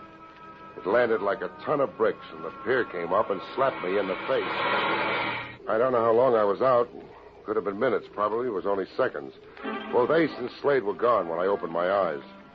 I couldn't find it in my heart to regret their going. All I could do was hope that they were going to the wrong place if they wanted to locate Judge Adair. I managed to get a cab and gave the driver my office address. When I got there, two people were at my door trying the knob. Even in the semi-gloom, I had no difficulty making out the sleek lines of Louise Adair as one. The other was her father. Looking for me? Oh. I thought you'd forgotten our 4 o'clock appointment. I've thought of something you should know. Good. Let's go inside where we can talk. Make yourselves comfortable. I suppose we really should have told the police that Dad preferred to talk to you first. Well, let's have it. I think I know who killed your client. I thought you might. Judge Adair, after you and your daughter got home this morning, did you phone the Casa Daily? Why, how did you know about that? Then you did make the call. Why, yes, about 4:30. Well, there goes the old ball game. I thought that Ace was lying. But Ace wasn't there. No one answered the phone. He didn't? Why didn't you tell me that this morning? But Dad didn't want to get involved. It would cost him the election. Cost a man his life. I finally realized too late. When Daly tried to reach me today... I see I got here just in time. Ace! No, don't shoot, Daly. I won't tell anything. Don't... Why, you dirty double-crossing old buzzard. He's got a gun, Dad!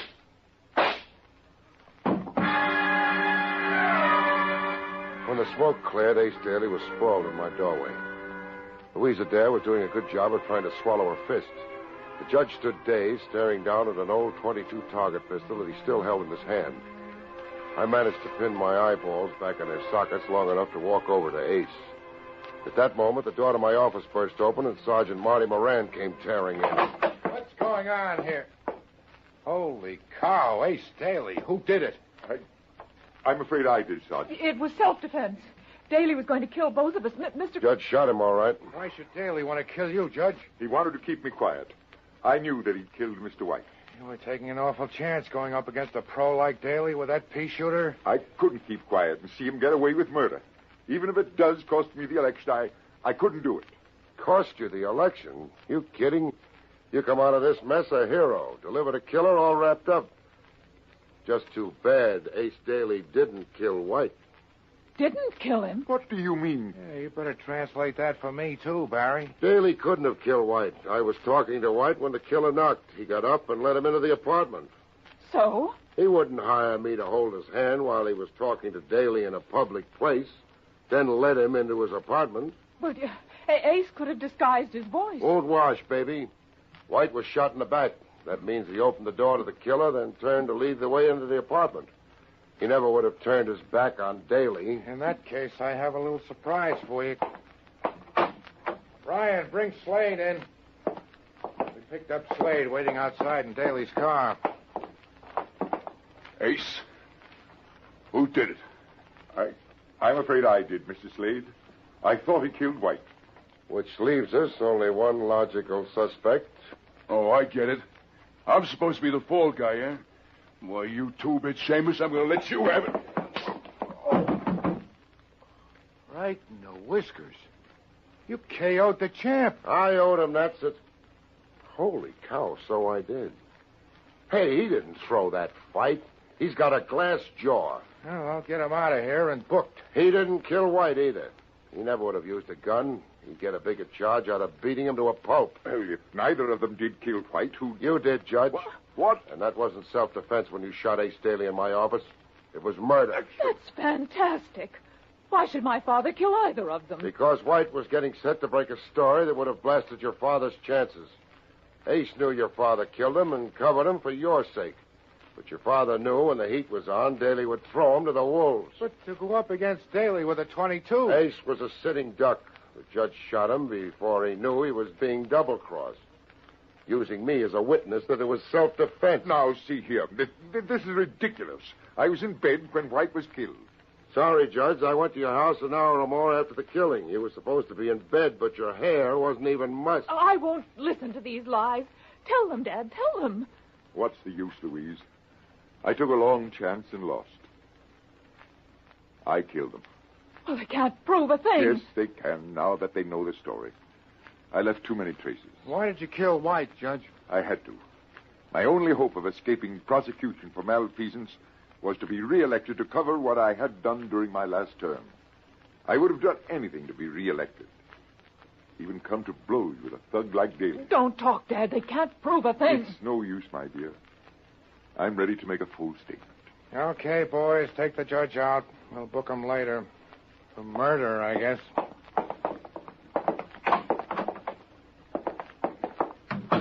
Barry?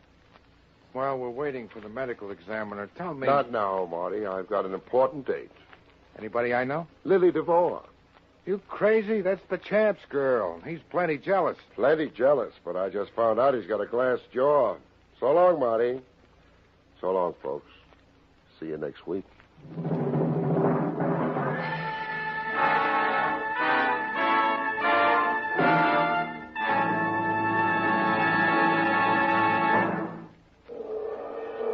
You have just heard Barrie Craig, Confidential Investigator, starring William Gargan.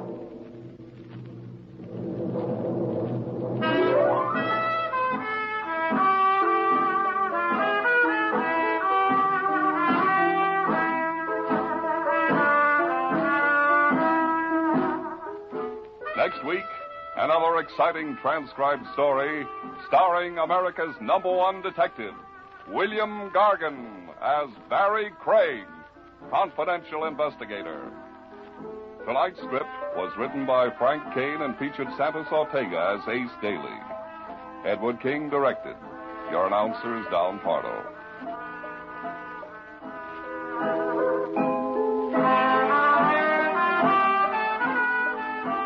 All names and places mentioned in this program are fictitious, and any resemblance to actual persons living or dead is purely coincidental.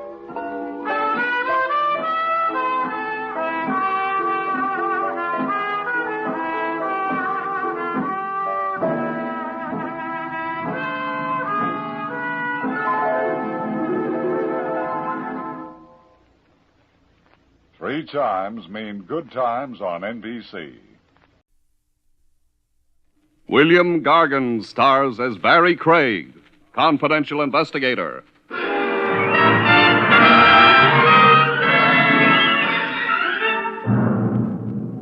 I knew a murderer once who was planning to get married. So he killed a man for money enough to furnish a house. It didn't work out, though. All he got was the chair.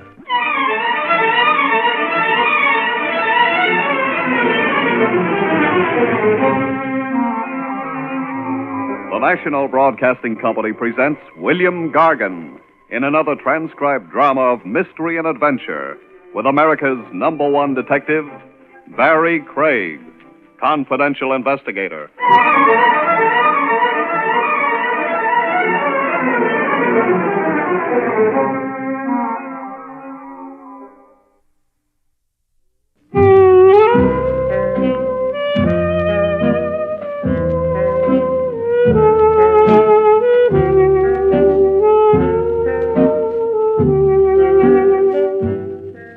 Barrie Craig speaking. It gets dark early these days. It's It's always cold, and a confidential investigator's business dies a slow death. Maybe it's because the weather discourages romance. Wives stay home knitting. Husbands decide the blonde wasn't born who's worth a trip through the icy city. So I'm in the office pretending to go through the files, trying to keep the corpse warm. The buzzer buzzes, and I look up. Maybe I think it'll be a fireman. It's open. If it is, he forgot to bring the fire with him. You Craig? I'm Craig. Sit down. Yeah. And cold out. That's why I'm still here, Mr. Hearn's the name. Joe Hearn. How do you do? Are you in a position to take on a job? A job for when? Tonight. Oh, you're lucky. It so happens I'm free tonight. Now, if you'd wanted me to go to work tomorrow, you'd still be lucky. I'd be free then, too. What's the matter, Pop? Huh? Oh, nothing. Just cold. I ain't so young anymore. Who is? This job for tonight, what's it about? It's just that I want you to go along with me to pay a visit. Sounds easy enough. Yeah, I used to have one of those. What? Oh, investigator's license? Yeah. Nothing but night watchman now, though. Job won't take more than a couple of hours. Would $25 be enough? Sure. Here, I got the dough with me. It's out on Staten Island. Ouch. It ain't too bad. You can stay inside on the ferry. You better meet me around 8:30, Okay. Down in the Bay Drive corner, Western, 8:30. Place we're going to is maybe a 5-minute walk from there. Bay Drive and Western, 8:30. Yeah. Well, I guess I'll see you later, Oh, Mr. Hearn. Yeah? $25 for company on a visit is a little on the rich side for you, isn't it? Yeah, but on this visit, Yeah? I want to make sure I don't get killed.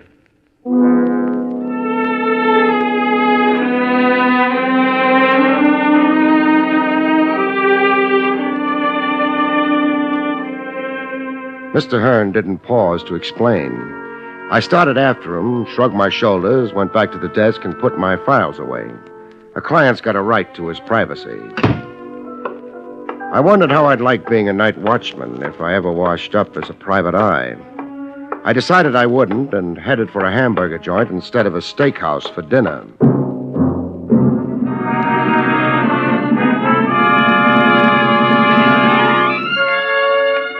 The ferry had been fine, but Bay Drive turned out to be right on the bay. I didn't care for the result. I was maybe 3/4 of a block away from the intersection of Bay Drive and Western when the car passed me. The street didn't run to many lampposts, and the pedestrians were all home. I didn't think the car's driving without lights was accidental. I began to run. I could see Joe Hearn shuffling his feet, trying to keep warm on the corner. The car moved in fast, and... Then it went away. No license plates. I got to where Hearn was hugging the pavement and bent over him. He'd given up trying to keep warm. He'd never be warm again.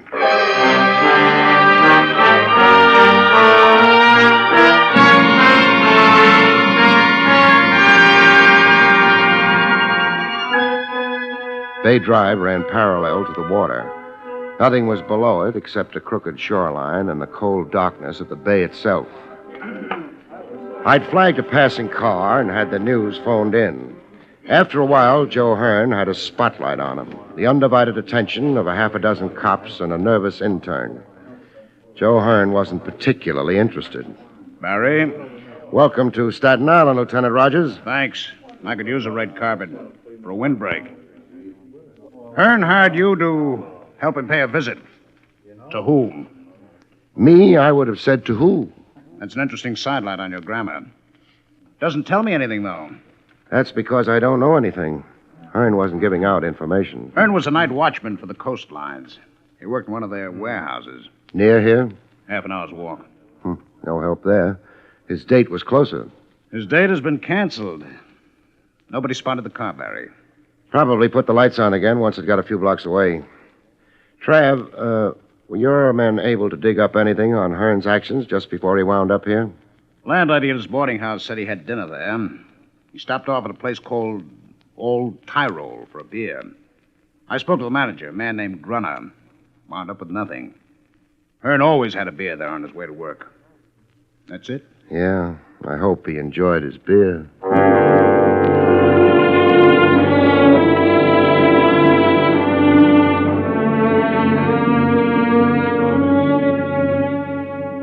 They finished with the chalk marks and the flashbulbs. Hearn wasn't a heavy man. They had no trouble rolling him onto a stretcher and taking him away. The last I saw of him was a pair of tired shoes.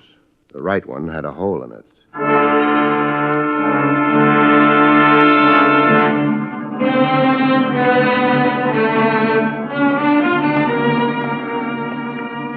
I thought maybe I'd try the beer at the Old Tyrol. I wasn't fooling anybody. The $25 in my pocket was bothering me. I hadn't earned it. The place was full of people. The waiters were girls dressed in costume. I suppose their bare knees improved the customers' appetites. I hoped nobody would start yodeling. Good evening, sir. You want a table, maybe, huh? Well, I'm looking for Mr. Gruner. I am Gruner. My name's Craig, Barrie Craig. Yeah? I'm working for Joe Hearn. But the man is dead, no? I'm still working for him. I'm a confidential investigator. It is very sad what happens to Mr. Hearn, but I have already told the police everything I know. Suppose you tell me all over again. I do not know exactly what confidential investigator means, but I am a friend of the police captain here in the district. That's nice. He would not like it that I am disturbed. Hearn didn't like trying to breathe through the blood in his lungs. You do not make yourself very pleasant. I will not talk with you more. No? Please, you will let go of me. How many murdered men have you ever looked at, Mr. Gruner? I say you let They're go. They're not pretty. Mostly they die with their eyes open. Killer's got so little time he doesn't bother shutting their eyes. And what you see in a murdered man's eyes isn't pleasant, Mr. Gruner. There's nothing much anybody can do about it except turn up the killer. That's what I'm trying to do. I understand. I wish to help, only... Yeah. You own this building? Yeah. Coming, I noticed it had 2 stories. What's upstairs? More restaurant? No. It is storerooms and things like that. Things like that. Mind if I take a look? Why do you wish that? Maybe I'm thinking of retiring and opening a restaurant with storerooms upstairs. It is closed upstairs. I cannot permit you... Never mind. Yeah. No, if you excuse, I go to work.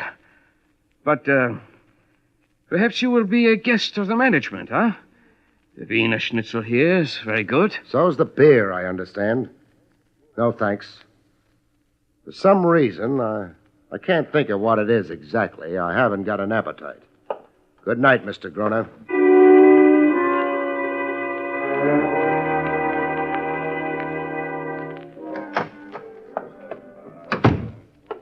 Welcome to the Bay Drive precinct, Barrie. Hello, Trav.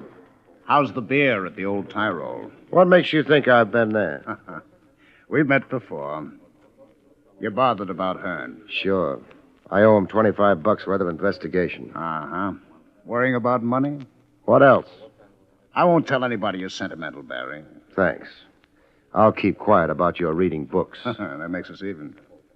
What'd you find out, if anything, at the Old Tyrol? Nothing. You? You gave us the fact that Hearn was a private eye once upon a time. So? The reason he quit was because the commission revoked his license. They must have had a reason. They had. A good one? Not too good. But they couldn't help themselves. Happened around 10 years ago.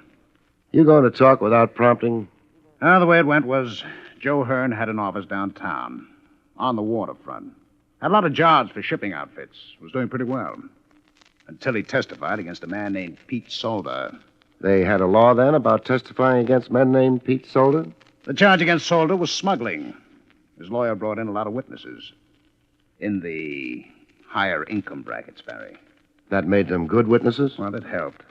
The case against Solder was shot full of little holes. Hearn almost got himself charged with perjury. Was Solder guilty? Sure. Ran gambling houses, too. He was deported a few years later. But at the time of the trial, his guilt couldn't be proved. So Hearn had his license taken away. Was that or a perjury charge? Trav, let me have a list of the witnesses that testified for Solder, huh? Yeah, I've got it here. Thanks. Grunner isn't on the list. No. Thanks, Trav. You're leaving? Uh-huh. And going where? Back to the waterfront. Got a lead? No. But you're going anyway. All for $25? No. I keep remembering Hearn's shoes. What about them? They had holes in them.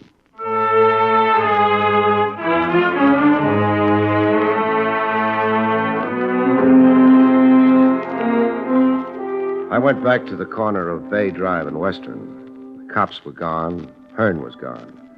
The only thing left was a blood stain on the pavement. Not much to show for a lifetime. I remembered what Hearn had told me. His visit was to a place 5 minutes from Bay and Western. It wouldn't have been back along the way I'd come. It couldn't be down Western to the water. It might have been up Western going inland. It might have been along Bay Drive where it hugged the shore. I'd invest 5 minutes along the shore. Hearn's life had been played near water, and it ended there. 5 minutes was a small investment. But Bay Drive died on me. In 5 minutes, a high brick wall stared at me. I backed up away from it, and there was a house rising above the wall, set deep behind it. Maybe it was the wind that lifted the small hairs out of the back of my neck. I found a gate in the wall. There were lights in the house. Who's there? Open the gate. Sure, I'll open it. Now what? I'm paying a visit to the house. What time do you think it is? 2:30 in the morning. It's no time for visiting. Everybody's asleep. The lights are on. They're nervous up at the house. They sleep with the lights on. Now. No. Listen, I don't want to get rough. I'm visiting. Oh, you're on your way out. Now. Hey, you nearly broke my arm. Keep your hands out of your pockets. I'm not interested in your gun. I wasn't. You mean you're not? The house, huh? Okay. I don't know what you think you're doing. Paying a visit. You announced me as Craig. Craig? Yeah, Barrie Craig. Hey, you're a private eye. Confidential investigator sounds more expensive. What are you so kind of edgy tonight? Maybe I'm always edgy. Dodging in on Mrs. Warren like this won't do you any good, though. I'm not looking for any good. What's your name? Dolan. Got a license for that gun you're carrying?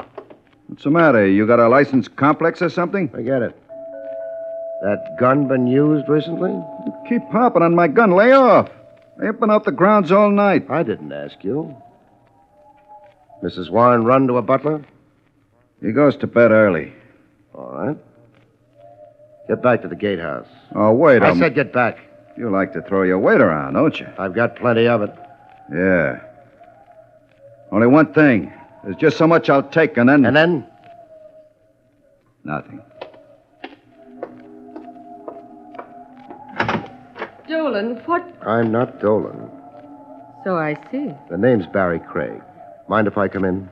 That might depend on just who Barrie Craig is. Well, he's a confidential investigator. He's got an office in the city, a license under glass, and, And? a necessity for visiting. Does it happen often? No, Well, I suppose there's no harm in indulging you, Mr. Craig. that's up to you. Would you go away if I asked you to? No. Come in, Mr. Craig. It's a strange hour for a visit, Mr. Craig. You're up, Mrs. Warren? I keep strange hours. Why did you come here? A man named Joe Hearn was shot to death a little while ago. Oh, but... He was a private eye once upon a time. More recently, he's been a night watchman. Right now, he's dead. Well, I'm sorry about that. I suppose investigators are all fine men. They bleed when they're shot, and when they've bled long enough, they die. That was hardly necessary. People don't always realize. Big house you've got here. Yes. Around 8:30 tonight, you were where? I don't really see why I should answer your questions. Do you mind answering? Of course not. Then, 8:30, I was here. I may have been reading. alone? My husband's dead. Oh. The butler goes to bed very early. But of course, there's Dolan. There's always Dolan. The grounds run right down to the water's edge, don't they? They do. You're a beautiful woman, Mrs. Warren. Right. Thank you. Beautiful and rich. Why did you let me walk through your front door? Meaning that I didn't have to? I'd put it that way. But perhaps I wanted to. Was it my hand-tailored suit or my polished manners? Your polished manners. Or perhaps the hat you're wearing. It's still on your head. In the trial of a man named Pete Solder a number of years ago, another man named Thomas Warren testified on Solder's behalf. Thomas Warren was my husband. I know. Thomas Warren's testimony helped a private investigator named Joe Hearn lose his license. Oh, we're back to that. We never left it. It was that Joe Hearn who died tonight. What possible interest could I... Solder knew lots of people like the Thomas Warrens. He must have had something. I hardly knew him. You must have been what, 18 at the time? A few years older when Solder was deported? Did you still hardly know him then? I'm trying to understand why you're asking me these questions. Hearn was killed a few minutes after he left a restaurant and bar called the Old Tyrol. It's run by a man named Gruner. He keeps his supplies upstairs behind drawn blinds and with the lights on. I know nothing about the Old Tyrol or a man named Gruner. Mr. Craig, why don't you take your hat off? Why should I? Perhaps because I want to see what your hair is like. I'm not a cop. Those rooms upstairs at the restaurant could be used for gambling. I wouldn't be interested. Except that Pete Solder ran a string of gambling houses. You're very stubborn. I'll take it off for you. This is pretty quick, isn't it? You're very real, Mr. Craig. Very real and disturbing. I still think it's pretty quick. You underestimate yourself. The world's full of little men, half men. You're exciting. I'm not buying. What? It's a nice performance, but your price tag's showing. Well, you... No. Oh, my wrist. I'd just as soon not be slapped. Not even by a beautiful woman. Let's get back to the gambling houses. If you don't mind, I'll show you to the door. You mean he's had time enough by now to get away? Yeah. Too late. The car's gone. Very nice, Mrs. Warren. Would you please leave? You stalled me just long enough, didn't you, to let him get out of here?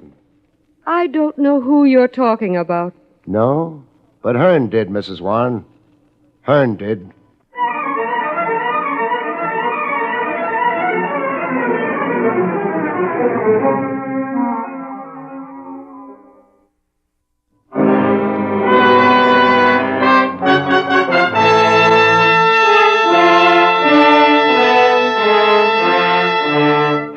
I left. Dolan didn't try to stop me. I hadn't expected him to. Out in the bay, the boats lay at anchor, rocking with the tide. The Old Tyrol was still open for business. I gave it mine. Out in the restaurant, a handful of people made tired passes at food. The bar was doing better. The bartender had a very high-class assistant. Hey. Yes, sir. What will it... Mr. Craig. Hello, Mr. Groner. You are back again. Huh? Yeah. Surprised? What is it you want now? Let's not disturb the bartender. Let's go where we can talk. I do not wish to go... Sure you do. Only you don't realize it yet. I still say... Groner, you know where I've been? It is not my business. I've been visiting Mrs. Warren. It means nothing to me. Who is Mrs. Warren? A lady with a lawn sloping right down to the shore of the bay. So? Yeah. We, go to my office. Fine. He's upstairs. No objection. Right up among the storerooms, huh? Store? Oh. Yeah. You didn't hit those yeahs hard enough.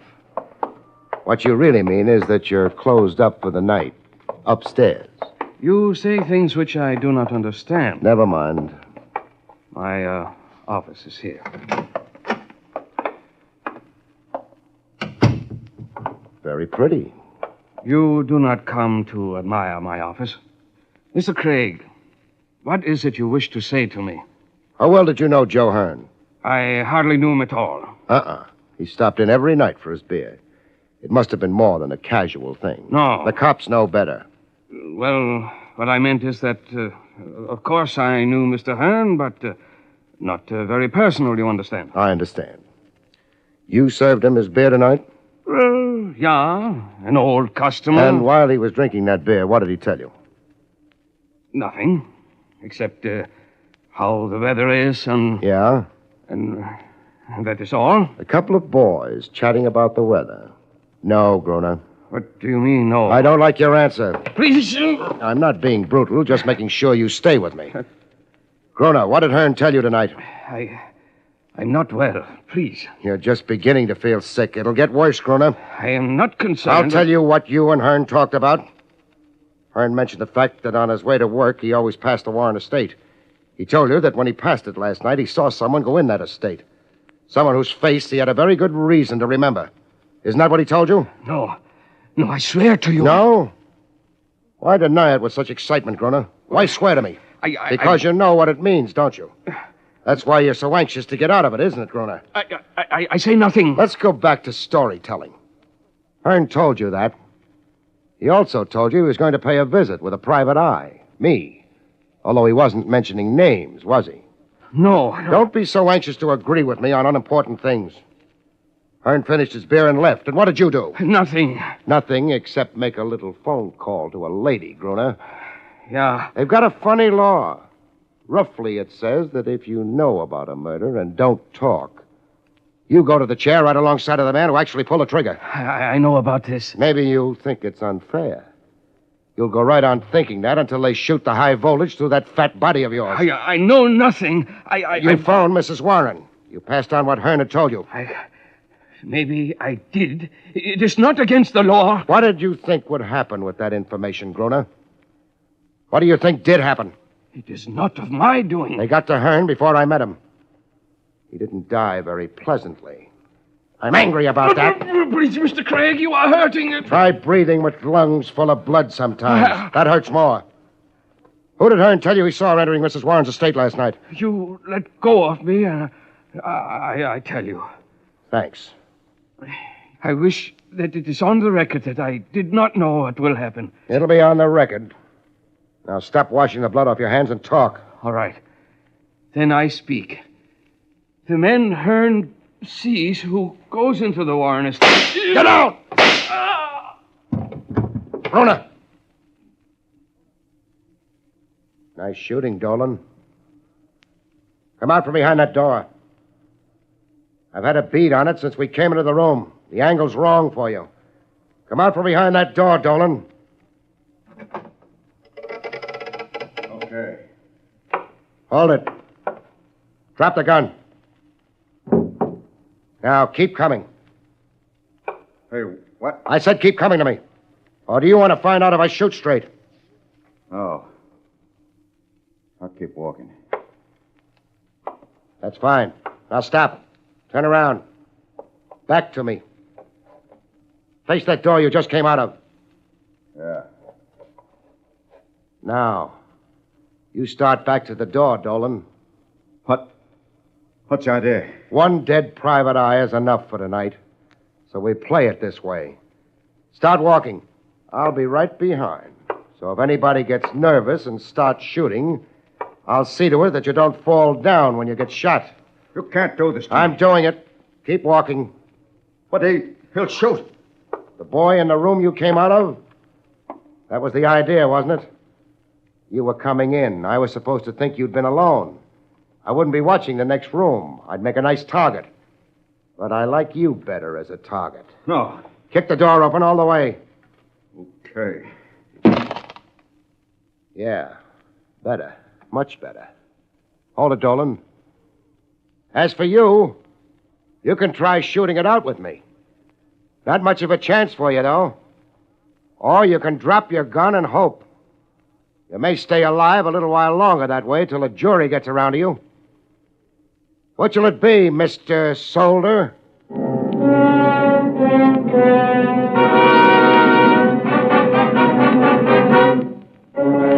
Mr. Solder, Mr. Pete Solder, dropped his gun and surrendered to the authorities. I dropped him in Lieutenant Rogers' lap. The lieutenant dumped him in a cell, and then... He'll keep for a while. Not too long. He's turning spoiled right now. But Pete Solder, after all these years... Yeah. Funny, he sneaked back into the country and might have got away with it. But the place he picks out turns out to be the one place he should have stayed away from. He had no way of knowing Joe Hearn's route to his job, took him past Mrs. Warren's estate. No. So Hearn saw him and what? I'm not sure. He wanted me to come with him when he visited the Warren estate. He wouldn't tell me why. If he'd come to us, he'd be alive now. Yeah, but he was too bitter, I guess. He wanted to make a citizen's arrest himself. Get back to Solder for all the years, the worn-out shoes, the tiredness. It might have worked out if he hadn't talked to Gruner. Gruner, who ran a gambling dump upstairs in his restaurant, who had a tie-in with Solder. And that was it. But, what led you to it? Little things, mostly. Something Hearn came across on his way to work led to his death. The Warrens had figured in the reports on Solder's trial. A small boat could land on the estate without being seen. And Dolan said something about this being a night where a private eye would be edgy. But he had no way of knowing about Hearn unless he'd had a hand in his death. Well, it's all washed up. What are you doing the rest of the night, Barry? Go home and... No. I earned my $25. I'm going out and spend it. On what? A steak. Good night, folks. See you next week.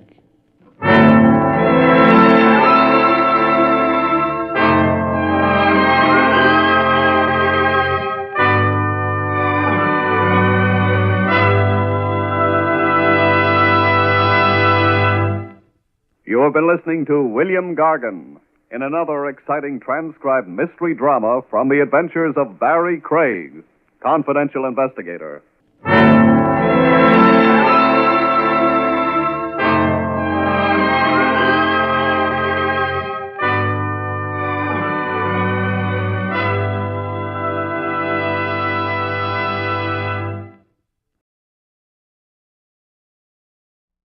William Gargan stars as Barrie Craig, confidential investigator.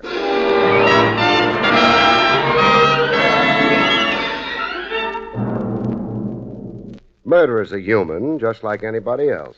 Every once in a while, their work begins to tire them. They need a vacation, which isn't too much of a change for them. They kill time instead of people.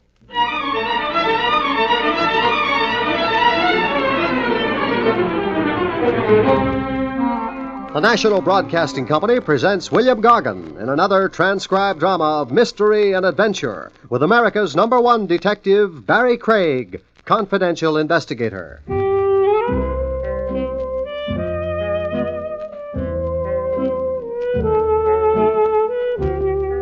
Barrie Craig speaking. The office where my license as a confidential investigator hangs is on Madison Avenue. Madison Avenue is in New York City. New York City in the summertime is a good place to go away from. I was going away from it, in the general direction of the Adirondacks and a week's fishing. I rarely catch any fish, which makes two parties in the deal very happy, the fish and me. And I hate fish.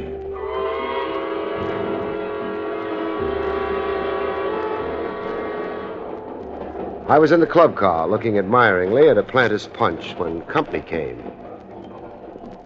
Would you have any objections if I sat here? Well, would anybody object to Santa Claus dropping in? Thank you. What's your name?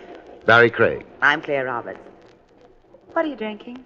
I haven't started yet. It's almost too pretty to drink. It's a Planter's Punch. Looks wonderful. Would you mind? No. Oh, waiter. Yes, sir. One of these for the lady. A Planter's Punch, sir, right away. Where are you going, Barrie? The Adirondacks. They're very tall mountains. Well, I don't intend to climb any. What I had in mind was a small amount of fishing. Well, that's a wonderful coincidence. It is? I'm going fishing, too. For what? Fish. Oh, fine. Barry, before the waiter gets back, Yes? will you keep this for me? This? It's only a small envelope. Please, Barry. Well, why do you... You'll give it back to me when... Oh. Your drink, madam. Thank you. Will there be anything else, sir? Not right now. Thank you, sir. What did you do with the envelope? My breast pocket. You're very sweet. And now let's drink to... but Barry, watch out. Well, you knocked the glass out of my hand. Yeah, Well, I suppose accidents will happen. no accident. What? I spotted the waiter dropping something into your drink when he was bringing it. Oh, no. Hold it. A little accident, sir? That's the way it looks. I'll get the lady another drink. Don't bother. The lady isn't thirsty anymore. Thank you, sir. Come on, Claire. I did want that drink. Even if it was poisoned?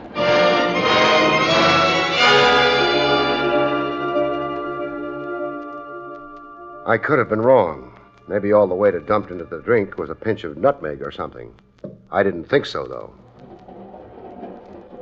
I've taken a bedroom. Here it is. Would you like to come in for a bit? Sure. You're wondering about me, aren't you, Barry? A little. Was it nice? It was puzzled. Oh, you mean the envelope and the drink. I'd like to tell you what's in the envelope, but I don't dare. Why not? Because then you might become one of them. One of who? One of the people who want me to die.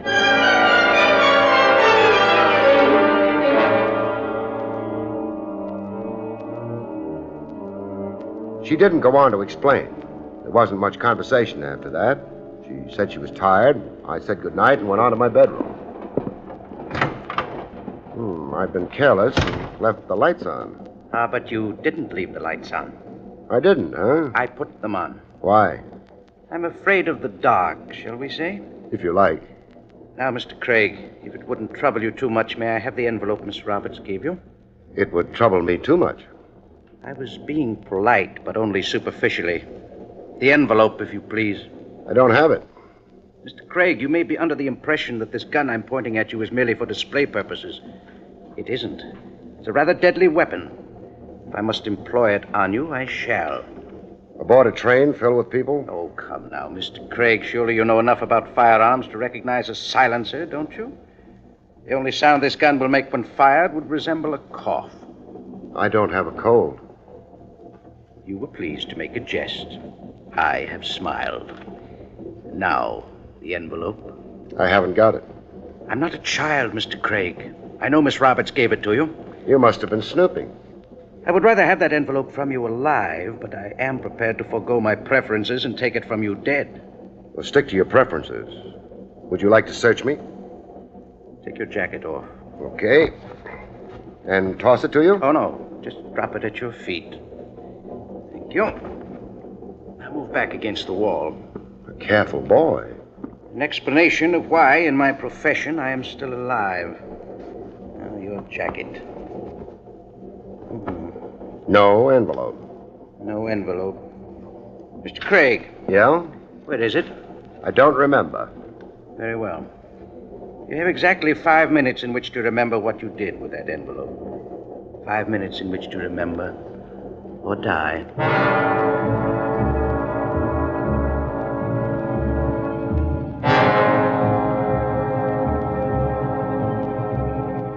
The gentleman with the silencer on his revolver was a tired-looking man, beautifully dressed right down to the gloves he wore. It occurred to me they'd never find his prints on the gun he was getting ready to use on me. I felt bitter about that. I also began wondering how smart I'd been hiding Claire's envelope in Claire's bedroom. You haven't very much time left. I haven't got the envelope either. But before you knock me off, maybe it would be more polite if you mentioned your name. It's Wiley, if that helps you any. Wiley. Doesn't help at all. Oh, come right in. Don't tell. Sorry. Mr. Craig? I'm Craig. I have a telegram for you. Fine. You'd better wait. There might be an answer. Mr. Wiley here is leaving anyway. Yes, of course. Leaving your bedroom, Mr. Craig. Not the train. Well, let's get at the telegram. Hey, nothing here but a blank sheet of paper. That's right, Mr. Craig. Maybe it's right, but it isn't usual. Well, I thought it would be the best excuse for getting the other gentleman out of here. Any excuse would have been the best. I don't understand how you come in on this, though. Miss Roberts sent me. For what? The envelope she asked you to hold for her. She would like to have it now. Of course. Oh, conductor. Yes? Well, what time is it? Let me see. Yes, 10:50. Thanks. Now, if you'll give me the envelope. That's a nice costume you're wearing. Costume? Sure. I've never seen a real conductor wear a wristwatch before.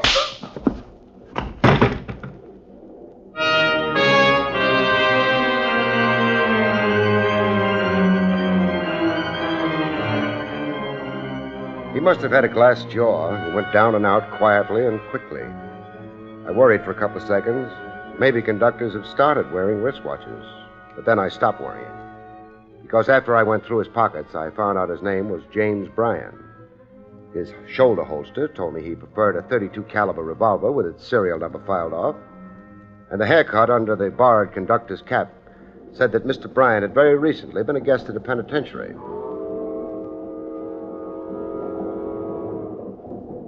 I left the phony conductor in my bedroom and decided to visit Claire Roberts in hers. It was maybe time I found out exactly what was in that envelope. There was a vestibule between the car she had her bedroom in and mine. A vestibule that was occupied by a club car waiter who tried to drug or poison Claire Roberts. A waiter who'd finished with waiting, though. Somebody had buried a knife in his back. Barrie Craig. Just a minute. It's pretty late. I've been keeping in touch with the time. Has anything happened? Quite a lot has happened. You better let me in. Of course. Thank you. You still have the envelope? No. Barrie! Don't worry. I know where it is. Where? In a safe place. Claire, what's inside that envelope? I can't tell you. It's not my secret. I wonder if you realize exactly what kind of a secret it is. I'm not sure I know what you mean. It's led, among other things, to an attempt on my life. Oh, no. It has also led to imposture. Led me to knock a man down, and finally, very finally, it's led to the death of a man. Which man? The waiter who tried to gimmick your drink. Well, the waiter, but I didn't even know him. Maybe not, but he knew you. I can't help that. You can tell me what's inside the envelope. I can't. Believe me, Barrie. Could you tell Mr. Wiley about it? I see you recognize the name. He's the head of them, the people after the...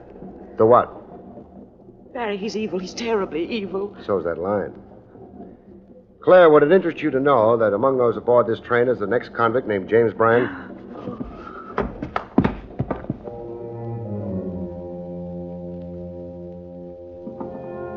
I didn't catch her as she fell.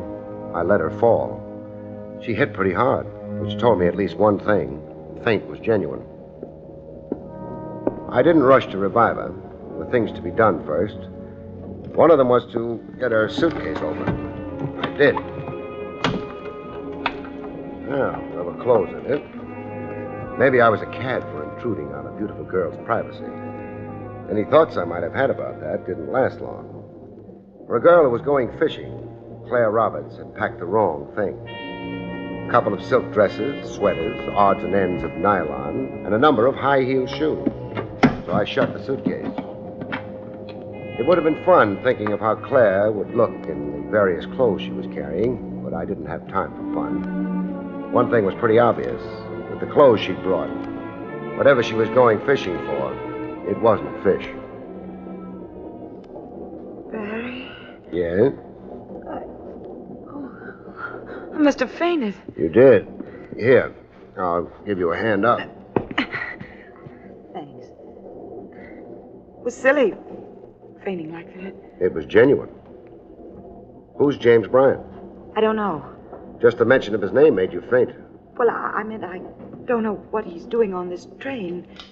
He's a gangster, Barrie. Uh-huh. He kills people. In which case, he ought to be in jail.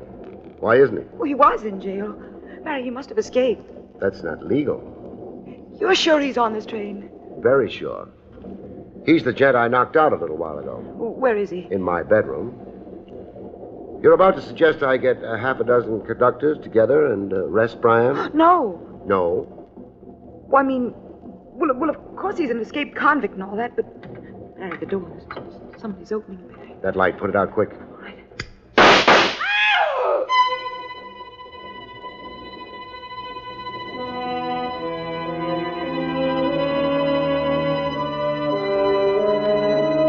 The shots missed Claire. They missed me. They were, after all, shots in the dark.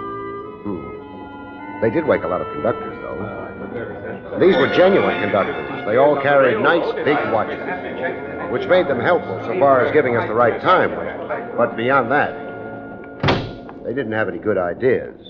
So they left. Barry, Yes? you didn't tell them about the envelope I gave you. Neither did you. You didn't tell them about the dead waiter either. Waste of time. They all came through the vestibule where I'd seen him. But they didn't mention anything about Our dead waiter? No. Which means he isn't with us anymore. Somebody threw him off the train? Has to be. Brian? Well, that's a question Brian could answer better than I. I think I'll go look him up. I don't want you to leave me. There's a conductor on watch outside this bedroom. You'll be safe enough. Maybe. But will you?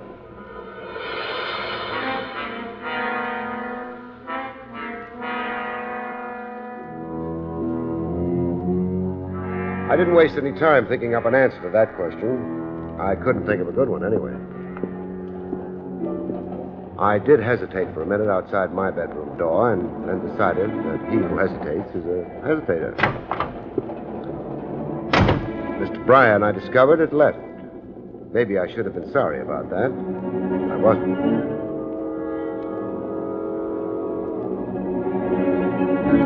Time was 20 past midnight. In a few hours, we'd be reaching the Adirondacks and the fishing lakes that Claire was heading for, according to her. I wondered if going to sleep was the smart thing to do. Well, I could brush my teeth anyway, I decided.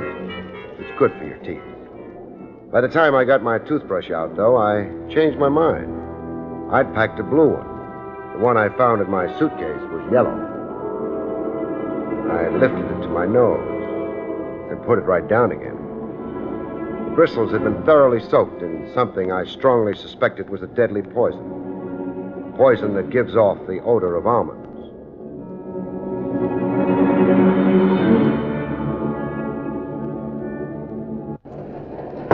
Come in. I'm sorry I have to barge in on you so late, but... Well, that's all right, Mr. Craig. As head conductor on this train, you might be able to help. Anything else happen? No, but it was intended to. That's not important, though. There's a Mr. Wiley on this train. Could you tell me where he is? Well, if he's reserved a compartment of the bedroom, yes.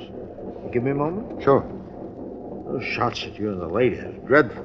Well, they're not so bad. They all missed. Mr. Thomas Wiley has a compartment B in car 437. Thanks. Is that all you wanted? It'll have to do for right now, except, we're on our way to Martindale. Have they had anything exciting happen up there recently? Martindale? Well, it seems that the postmaster's wife and the grocery clerk... Oh, I didn't exactly mean along those lines. I meant any crimes, holdups, or... Oh, I see. Well, yes, there was something. It happened several weeks ago. Well, what was it? The payroll robber, it seems to me. A man killed, too, the watchman. And the criminal? Well, the police are still looking for them, as far as I know. They worked pretty quick. The reason I remember about it is the train was held up for a couple of hours while the police went through it, looking for the payroll money. Will they find it? No, they didn't. They couldn't hold anybody either. There was no proof, you see. Large payroll? Well, it's for one of the lumber concerns back in the mountains. Pretty large, I'd say. Too large to get into a small envelope, huh? Oh, yes. Well, thanks a lot. Well, I've been glad to answer your questions, Mr. Craig. I wonder if Mr. Wiley will be.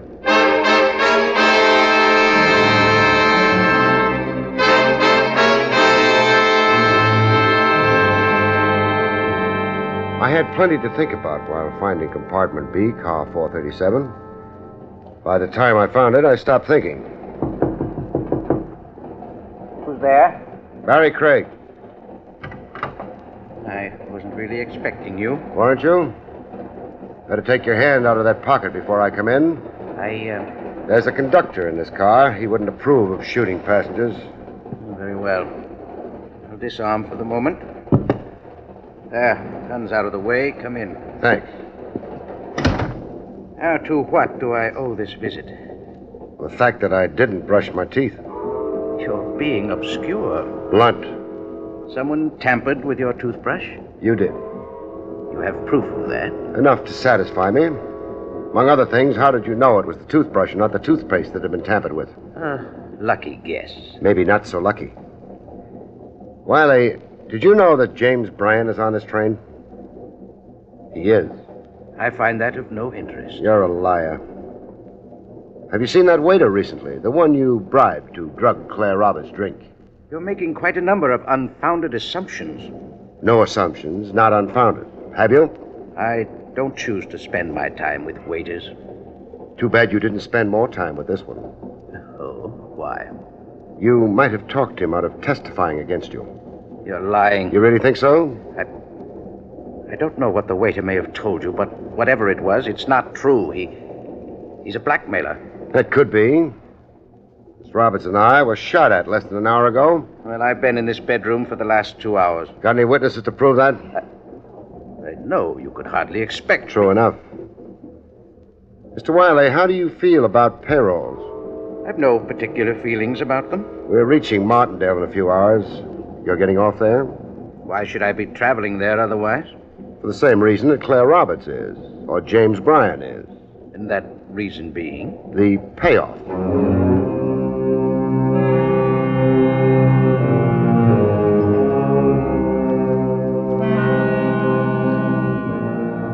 I left Mr. Wiley. His conversation lacked frankness. I wandered through the train looking for Mr. Bryan. I didn't think he'd be out in public view. He wasn't. I returned to my bedroom, shaved, and twiddled my thumb. The only result of that was that half hour before arrival, I almost sprained my left thumb. Barrie. I was hoping you wouldn't be asleep. I couldn't. Come in. Barrie, I'm frightened. You've got reason enough. Someone's tried to drug you and to shoot you. I know. You haven't asked me for that envelope again. I think maybe you better keep it. Until when? Where are you going to be staying? The Green Lake Lodge. Oh, do you know what the phone number is? Green Lake 465. 465. I'll phone you after we get in, as soon as I think it's safe, and then we can meet and... You're sure you'll phone me? Well, of course I'll want that envelope. After all I've gone through because of it, you... Okay, then. You'll phone me.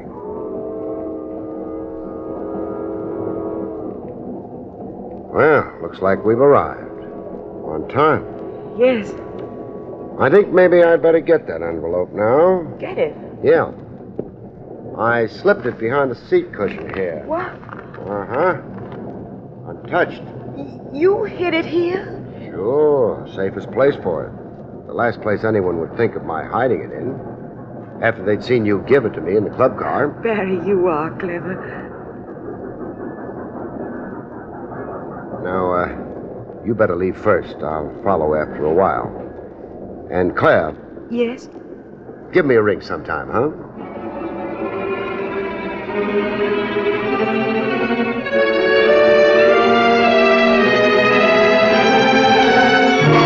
Claire got off the train, and I watched her. Wiley got off immediately after she did. He didn't follow her. Bryan also must have left the train, but he didn't show in the open. However, he didn't follow Claire either. Nobody, it would seem, was interested in where she was going. But when I got into a cab, it was a different proposition. Mister? Yeah? Ain't none of my business, but there's a cab following us. There is? Well, you're right. Matter of fact, it's even more complicated than that.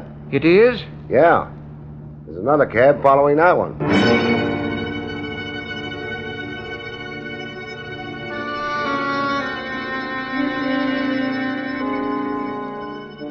It added up neatly enough. Wiley was trailing me. Bryan was trailing Wiley. I didn't think the hotel management would care for either of them. Therefore, cabby. Yep. Pull over to the curb. Okay. Wait for me, huh? Okay.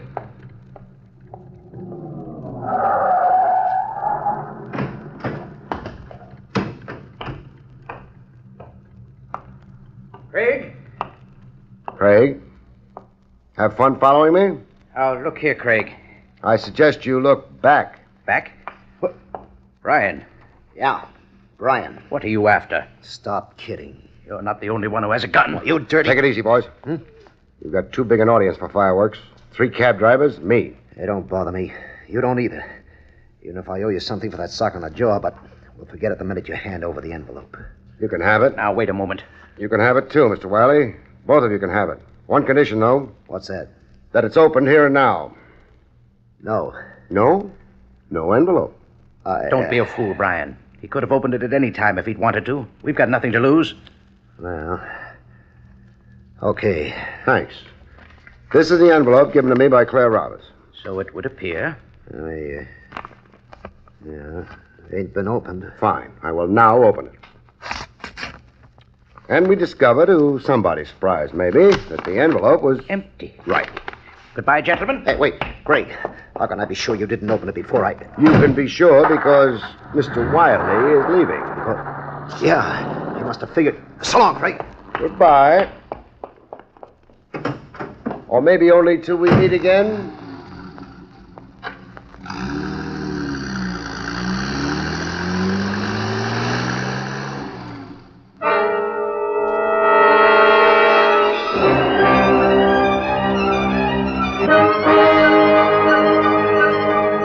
I went on to the hotel, checked in, looked at the lake, and went to sleep. I slept for quite a while. No phone call disturbed me. Towards evening, I got up and performed a couple of errands. One took very little time. The other consisted of crawling under the baggage counter at the railroad station. The baggage clerk understood. Clerk, Yes, miss. will you get my bag for me, please? Here's the check. Oh, thank you, miss. Get it for you right away. They ought to build higher counters. Barry, Hello, Claire. what are you doing here? Waiting for you to phone me about the envelope. Oh, I did phone several times. The line was busy. Funny, because there's no such number. Oh. You still have the envelope? No, I turned it over to Wiley and Brian. Oh. Don't look so hopeful. They opened it right away. The baggage check you just handed the clerk wasn't in it, as Wiley and Brian had thought. I admit I hoped they'd go after you for the empty envelope. They did. I'm a fair-sized decoy, Claire, but not made out of wood. I realized the envelope you gave me was empty. I also realized after I'd had a look at your suitcase that you weren't coming up here for the fishing. You were carrying the suitcase as a blind. You came here for only one thing. Here's your bag, miss. For that. You know what's in it? Sure. A payroll, Claire. Okay, baby, hand it over. Brian. You didn't think I was so dumb I couldn't figure you held out on a baggage check. No, I... Give me that bag. I already killed a couple of guys for it. The waiter on the train among them? I had to make sure Claire didn't pass the baggage check to him. Don't worry, this confession ain't going to do you much good. It's a large gun you have there. Large enough to take care of you and the clerk. Now hand over that bag, Claire. Once I was dope enough to pass you the baggage check when the cops was after me. Not anymore. Oh, all right. I don't think so. My hands are below the level of the counter, Brian. What do you think I was doing while I was waiting for Claire and you to show up? What? Practicing this. Funny they never realize that the guns they use on other people can be used on them. Oh, don't go away, Claire. You've got a date.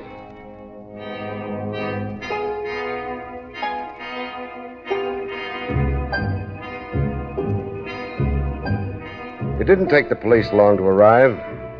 They took Claire with them and Brian. Brian wasn't badly hurt. He'd be in perfect health by the time they got around to electrocuting him. As for me, I went back to the lodge. I was a little sorry about Claire. The way it turned out, all I was going to wind up with was fish.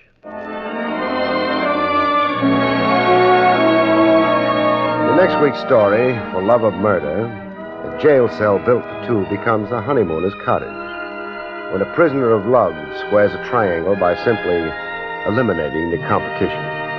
Good night, folks. See you next week.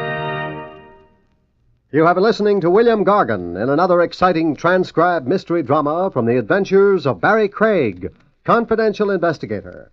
Tonight's story, Death Buys a Bedroom, was written by John Robert.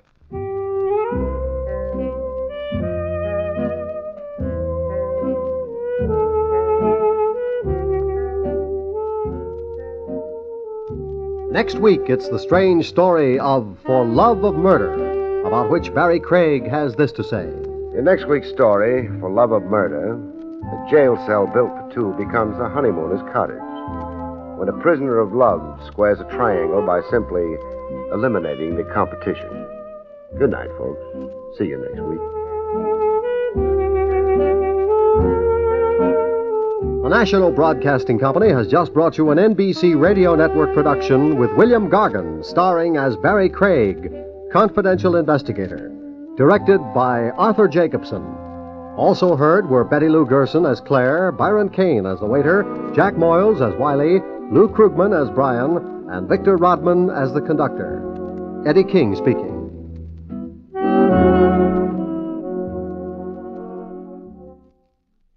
Here's a word about the daytime listening NBC has in store for you Monday through Friday. It's a refreshing schedule with quiz, music, news, and heartwarming drama. A well-balanced lineup for your summer day. For quiz fun, there's Strike It Rich, the quiz show with a heart, and The Phrase That Pays, a program that can mean prizes for listeners at home as well as the studio audience. For music, there's The Bob Smith Show with plenty of laughs blended in with a melody. The drama is supplied by a series of longtime favorites, programs like Stella Dallas, Young Widder Brown, The Woman in My House, and many more. And for news, NBC is your best bet all through the day for keeping well informed. You'll hear commentators and reports like Alex Dreyer, Pauline Frederick, Morgan Beatty, Ray Henley, and many others who bring you the latest news as it happens and take you behind the scenes for the inside stories. For the very best in daytime radio entertainment, stay with NBC. There's another exciting Dragnet adventure tonight on the NBC Radio Network.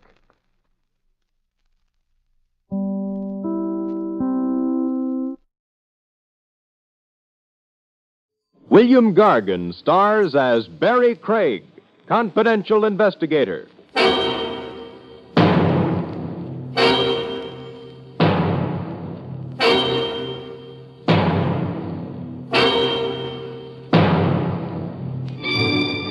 A lady killer is sometimes the worst-dressed guy around. How much of a figure can he cut in prison dress?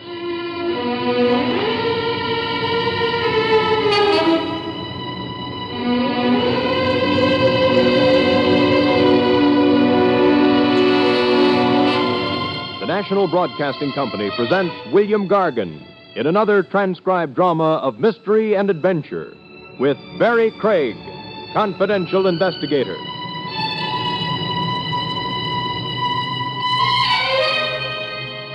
Craig speaking.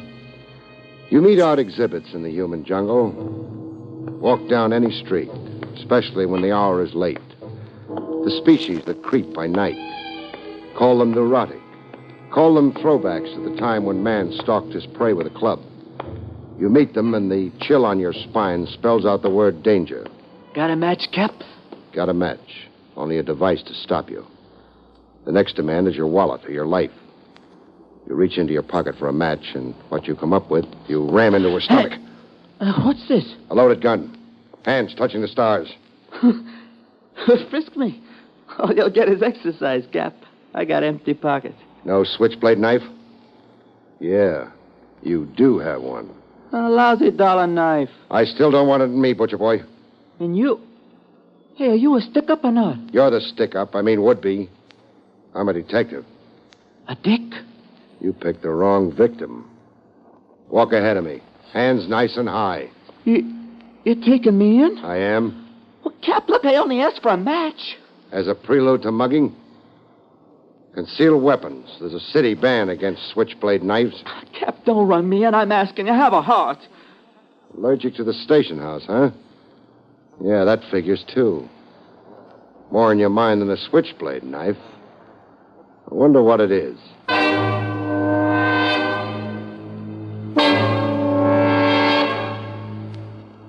I learned more about the boy from a career cop named Kennedy, Sergeant Kennedy. Rough customer you brought in, Craig. On the surface. And on the inside. You're overrating a punk. What's his record? The usual. Petty theft, illegal entry, stolen cars, disorderly conduct, street fights. Meaning he served time. 1 year in a correctional institution for juvenile delinquents. What's his neighborhood gang called? The Tarantulas, the worst of the teenage mobs. Besides creeping by night, what does Spike Sanger do? He's enrolled in a vocational high school, a course in repair mechanics. Father, mother, people? Father's dead, lives with his mother, Mrs. Stella Sanger. Mother's a factory worker. Sweat him, Kennedy. Find his breaking point. My hunch is you wrap up a lot of stuff currently indexed as unsolved crimes.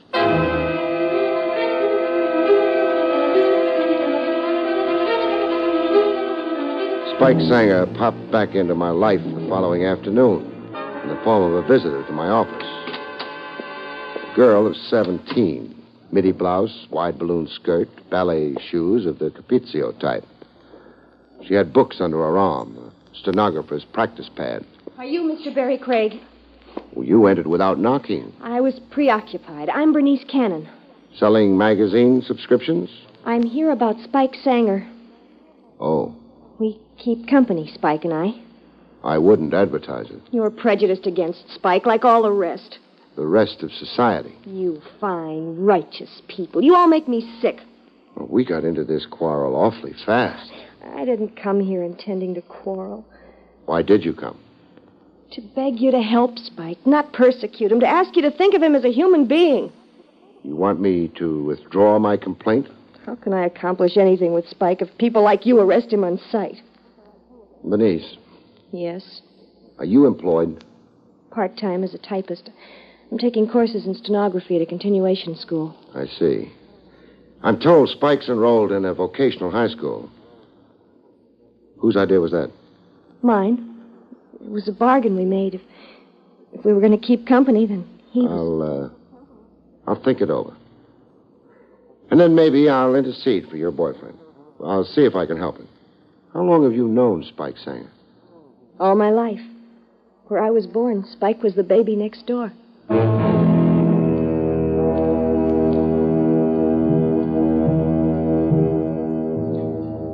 I interceded for Spike Sanger. The district attorney yawned listening to me and then brushed me out of his office. An hour later, Sergeant Kennedy explained my failure to me. There's something the DA couldn't tell you. What? What's officially developed with Spike Sanger. We sweated the boy like you advised. We found his breaking point. What did he confess to? Armed robbery and murder. You're shocked, huh, Craig? Yes, I am. Give me the details, Kennedy. Well, 1 month ago in the lower Bronx, a masked gunman stuck up the cashier of a loan association. The cashier was partly deaf, wore a hearing aid normally. But at the moment, it was turned off. He was eating his lunch. So he was slow to comply, slow getting over to the cash drawer. The gunman interpreted this as defiance. Bang! Shot the cashier dead. Haul amounted to over $8,000, currency and coin. And Spike Sanger confessed to this crime? Spelled out every detail for us, practically reenacted it for us. Well, the story's been in the newspapers. Every detail of the crime is common public knowledge. Spike Sanger knew stuff that never appeared in the press, Craig. Like? Like the exact amount of money in the cash drawer. The press mistakenly estimated it around $6,000. We never corrected them. How much did Spike Sanger say? A few bucks shy of $8,500. That figure was only known to the loan association management, to the insurance company involved, and to the DA's office. I want to see Spike Sanger, Kennedy.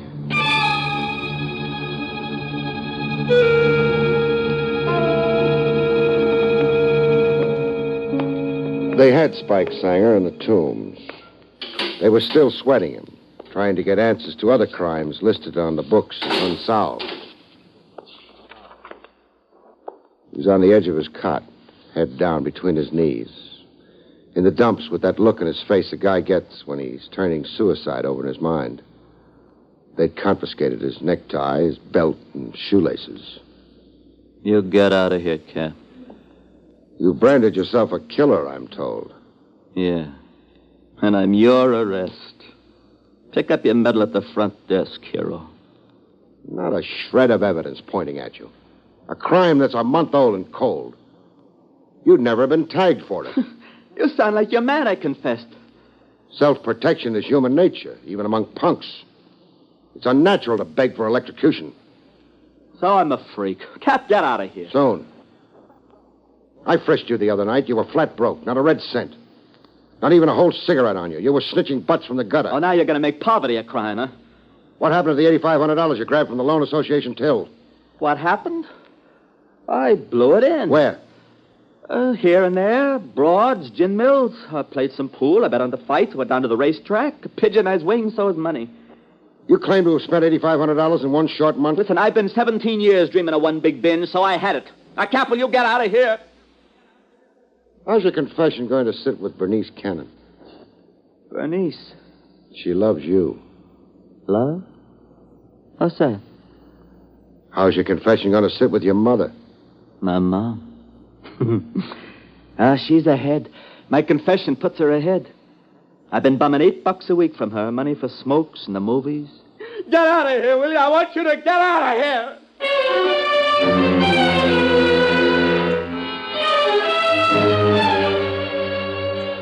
But Mama Sanger wasn't rejoicing over her $8 raise in pay. I can't make you welcome in my house, Mr. Craig. I'm not really the cause of your son's troubles, Mrs. Sanger. You arrested Spike. His trouble started with you. If not for you... His trouble started a long time before me, Mrs. Sanger. Post-infancy, boyhood, adolescence. Kids are okay, and then they're not okay. When did he begin to get wild? Boy in the slums with an invalid father and a tired factory worker for a mother. A boy who was still hungry, getting up from the supper table. Never had a suit or shoes that somebody hadn't worn before him. Yet he had enough faith in his heart to go to church every Sunday with his father. When did the father die? When Spike was 13 years old. Was it after the death of his father that Spike began to, get difficult? Get into scrapes? Oh, I don't know when or what. Live in a neighborhood like this. Drunks sleeping on the stoops and in the halls. A saloon on every corner. Filth, broken plumbing, vermin. Do you expect boys to grow up into angels? No, you can't expect... Well, do you think Spike is guilty of the crime of murder? My son is wild, but he's not vicious. He could never kill another human being. He's confessed that he has. Oh, a boy tells stories. A boy tells stories to make himself great. Murderers are great people. The newspapers make them famous.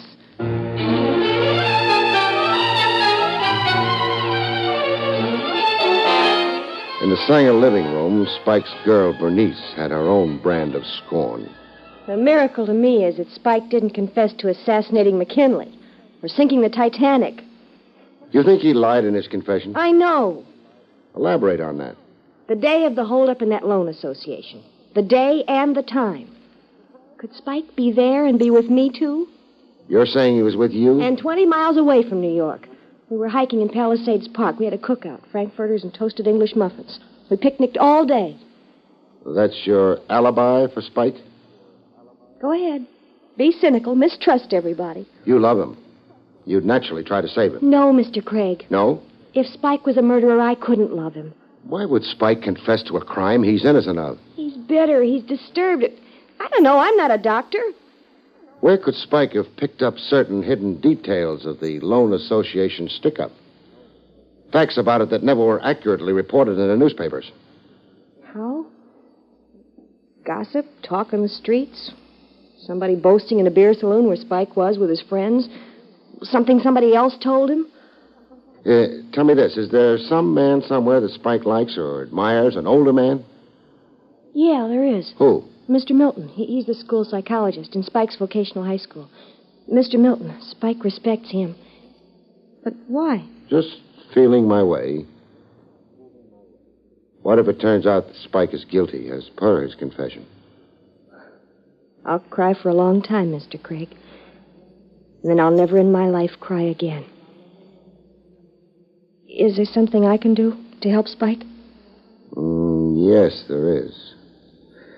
First, go down to the Legal Aid Society. Take Mrs. Sanger along.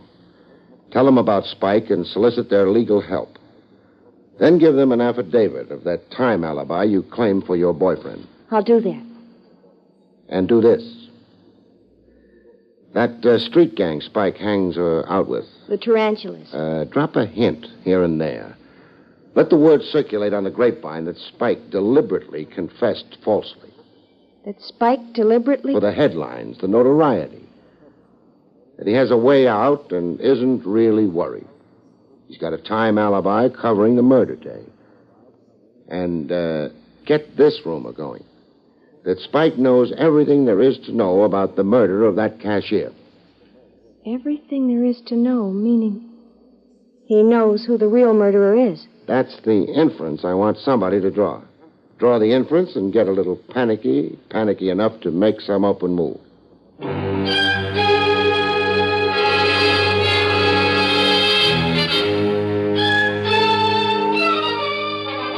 At the vocational high school, the psychologist, Mr. Milton, showed genuine distress for Spike Sanger.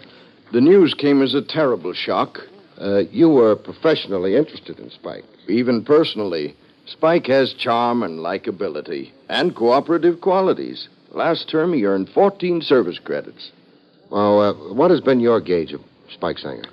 A certain emotional instability, normally optimistic, but then fits of depression. What causes them? Certain emotional maladjustment, deep feelings of inferiority, guilts. Guilts about what? Well, I can't say. If we knew that, we could get to the root cause of his behavior. Well, what generally did Spike confide in you? Spike once blurted that he'd not attended his father's funeral, that he'd purposely hidden himself away all that day in a neighborhood movie. I see. Love for the mother, not so much love for the father. Now, tell me this. Could a boy confess to a crime he didn't commit? Yes, a boy could. Why? Perhaps to punish himself for some other guilt, some secret feeling of guilt. Could an innocent boy insist on his guilt in a situation where punishment might mean the electric chair? Even so, yes. A boy bent on self-destruction could conceivably make such a confession. If Spike is asking for execution because of some secret guilt feelings, those secret guilts can't be the common, ordinary variety. Specify your thought, Mr. Craig. Okay, I'll specify. Say the boy wants to pay the capital penalty, electrocution, for a crime he didn't do. That suggests that the crime he did do is right up to size. His secret guilt feelings are over murder, some undisclosed murder. Well? It's never as simple as that, Mr. Craig. Why not? Spike Sanger may feel secret guilt about some undisclosed murder, but that murder need not be actual. It can be imagined. It can be hallucinatory. He thinks he's guilty of it, but he's not. Yes. What we call a crime may be wholly fancied, or even if real, Spike can have magnified his own role in it, his responsibility for it. I see. Oh, do I? Well, thanks, Mr. Milton.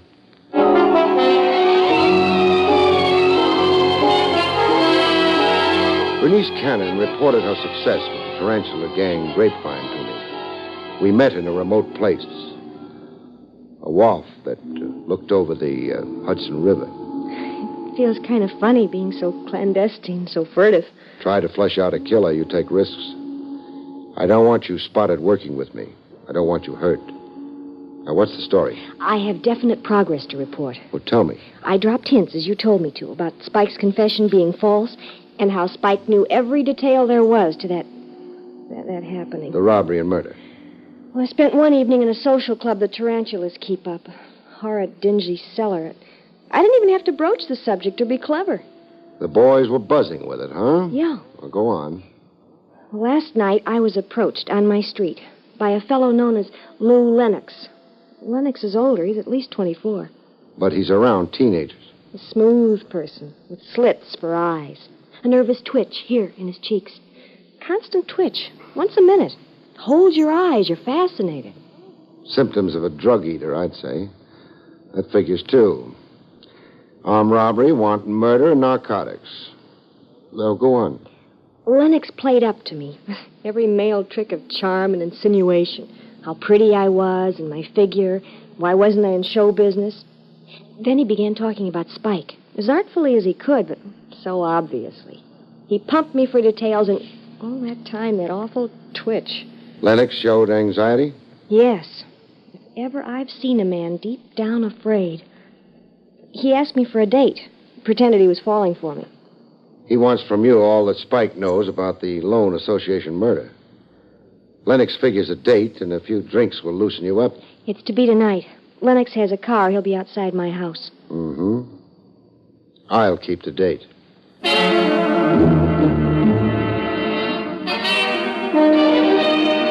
Later that evening, I parked myself outside Bernice's house. Soon enough, Bernice's date rolled up. A souped-up convertible, built of special parts taken from a half-dozen other cars. It had pink fenders. Lennox had his horn going, signaling for Bernice to come down. I went to join him. Move over, Lennox. I'll take the wheel. Who are you? What does my gun suggest? A hood or a cop? The cop. Bernice isn't disposed for fun tonight, but I am. Fun? Fun with you. We're going to hole up somewhere and play charades. Play charades? I'm going to tell you about a loan association office in the lower Bronx and a deaf cashier who wore a hearing aid. And then, from the material I supply, you're going to tell me who done it.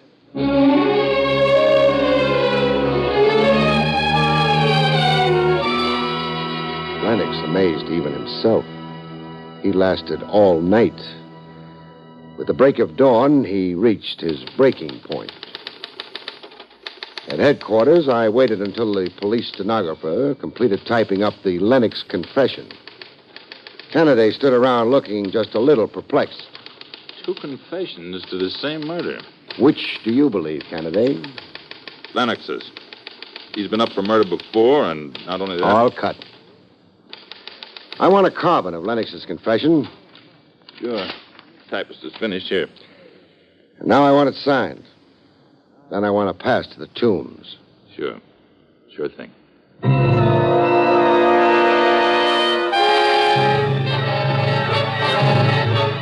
I watched Spike Sanger read the confession to murder, signed by Lennox. Lou Lennox.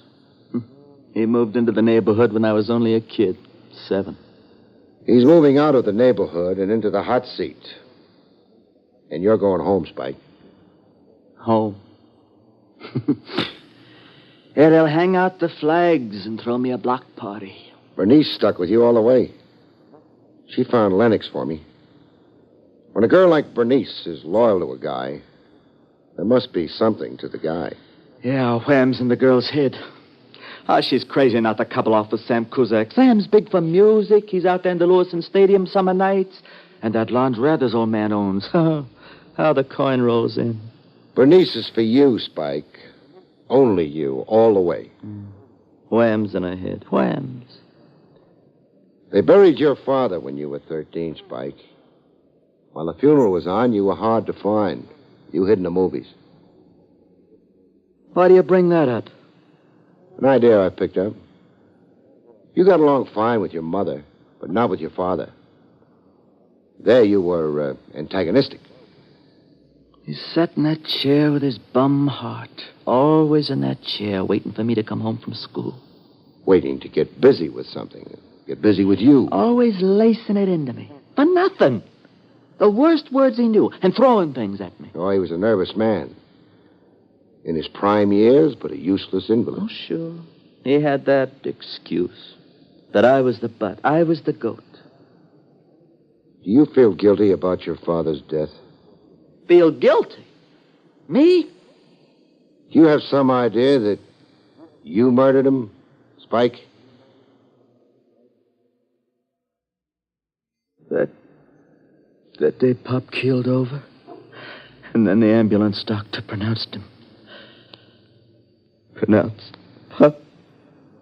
You'd come home from school, and there'd been a quarrel. The usual quarrel. Then your father suffered a heart attack. I killed him. I got him so excited, he fell down on the floor. So that's it, huh? You blame yourself for a death that had to happen sooner or later. That day, or the next day, or the next week. If I'd have shut up, if I'd kept my trap shut. You see yourself as your father's murderer in your secret guilt. So you tried to die for a crime you had nothing to do with. It's crazy, huh? You're mixed up, Spike, but you're a decent kid. In your own odd way, a very decent kid. And now that that's what's had you so confused is out in the open, I think you'll be okay. With just a little clinical help, I know you'll be very okay. You sound like we're coming out of this friends. We're friends. Sure, Spike. We're friends, all right.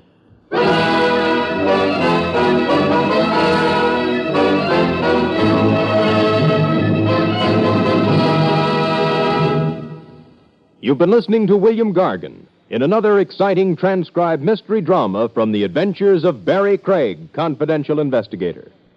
Tonight's story, Confession of Murder, was written by John Robert.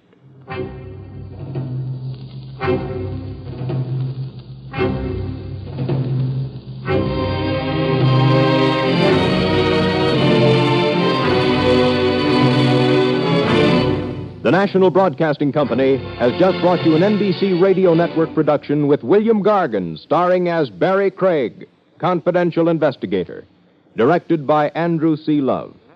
Our cast included Jack Edwards, Barney Phillips, Jane Webb, Noreen Gamil, Stanley Farrar, and Paul Richards.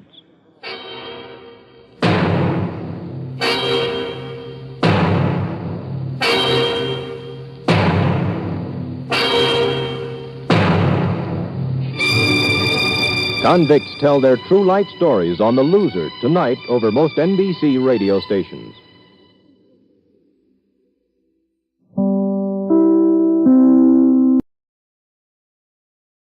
William Gargan stars as Barrie Craig, confidential investigator.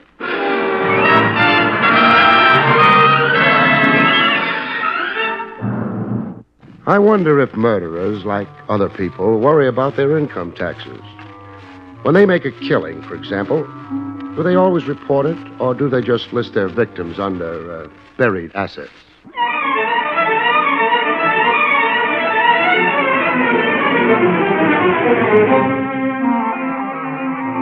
The National Broadcasting Company presents William Gargan in another transcribed drama of mystery and adventure with America's #1 detective, Barrie Craig, confidential investigator.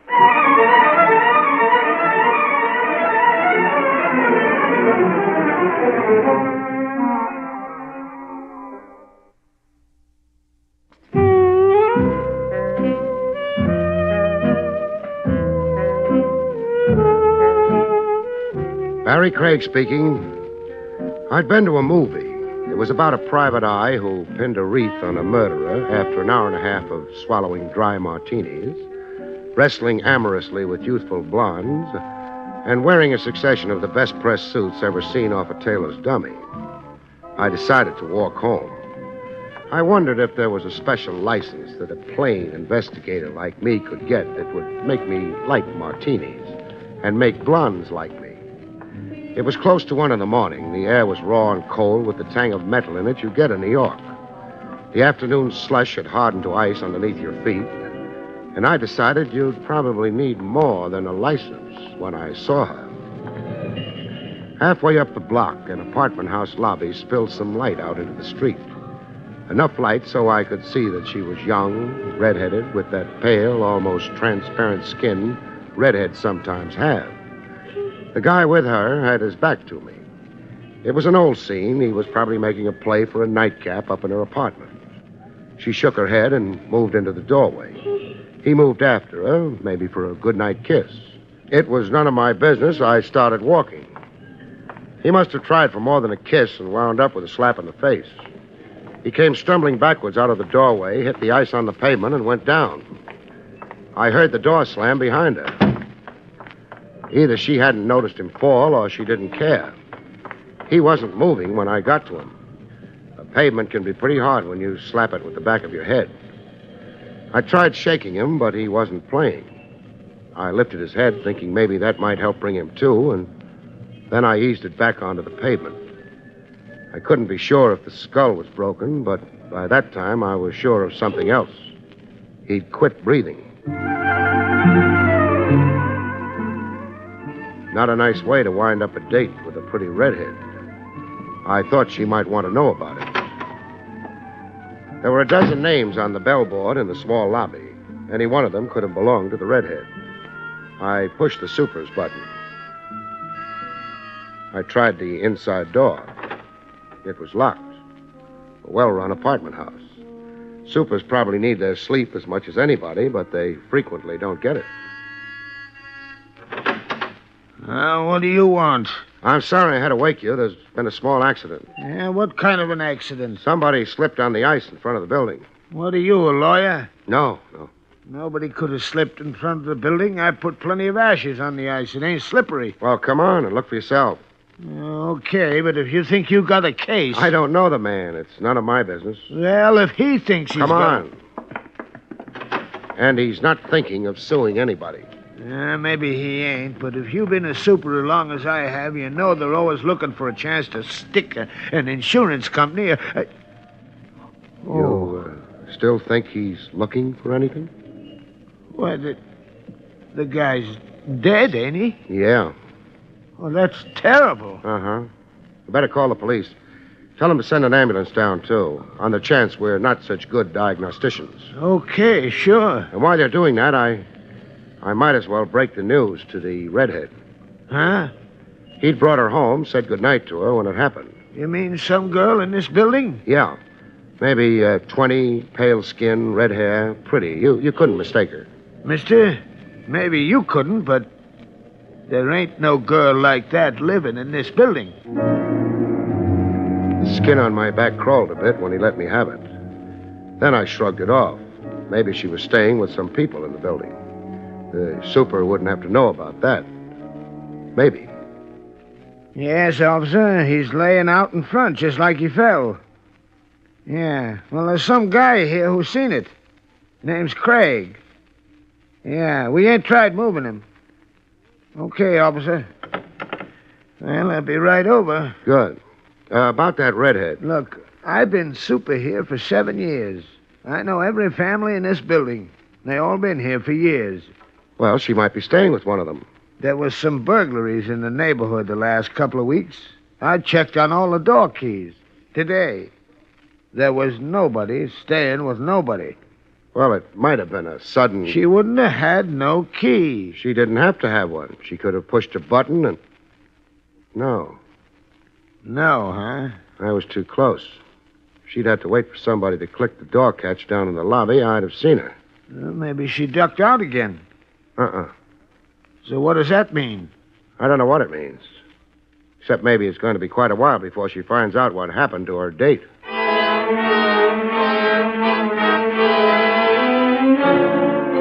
It didn't take long for the police to arrive, or the ambulance.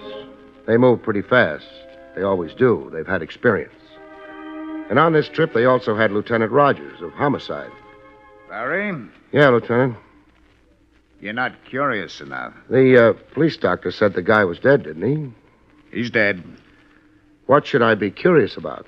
About why I came down on an accident case. I figured maybe it was on account of your college education. What would that have to do with it? I wouldn't know. I never went to college.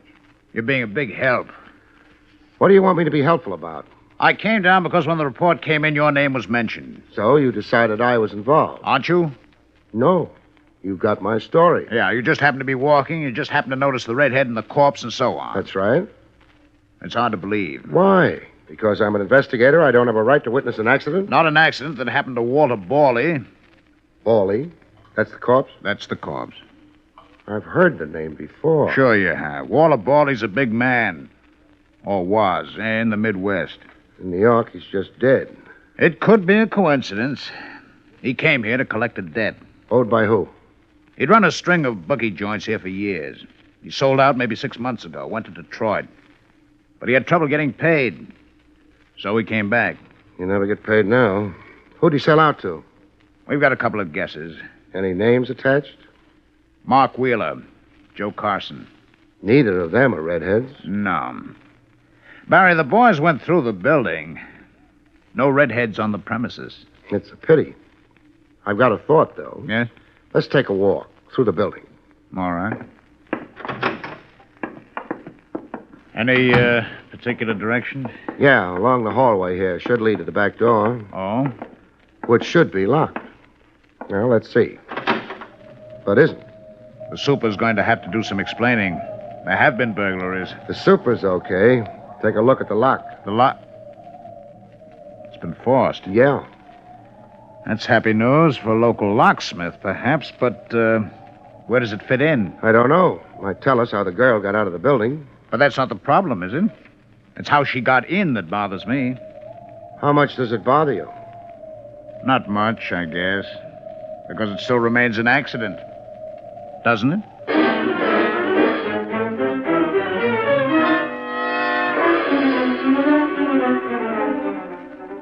Walter Borley went to the morgue. Lieutenant Rogers went back to headquarters, and Barrie Craig bought a drink. Here's your poison, Craig. Thanks. Say, Mac. Yeah? Suppose a man had an opinion about a horse. Where would he go to do something about it? There's a cigar store on 3rd. The owner would be glad to listen to your opinions. Or the clerk over at the Armstrong Hotel. No. That's for small opinions. I've got a king-size opinion. Real big? Tell you, Craig, I wouldn't be surprised if you was to get a phone call first thing tomorrow. Well, that'd be too late. I get nervous carrying big bills around. Who knows, I might lose them before morning. Say, Craig, there's a new hot spot opened over on the west side. Yeah? Someplace in the 40s, I think. They call it the Three Aces. Got a wonderful floor show. 3 aces. Carson would be one, Wheeler another. Who'd be the third? If I bend to one doctor, I bend to a dozen. Never did me any good, though. Some days I can't hear a thing. Okay, Mac. Doesn't matter much about that third ace anyway. He's been trumped.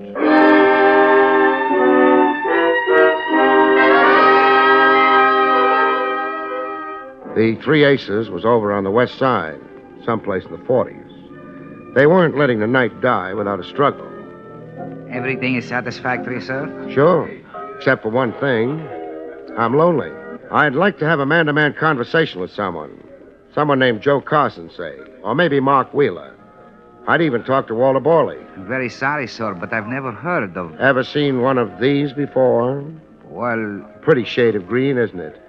Nice picture of Andrew Jackson on it. Go on. Have a good look.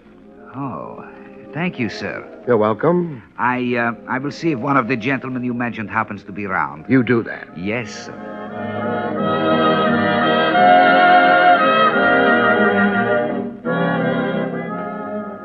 Mind if I sit down? Nope.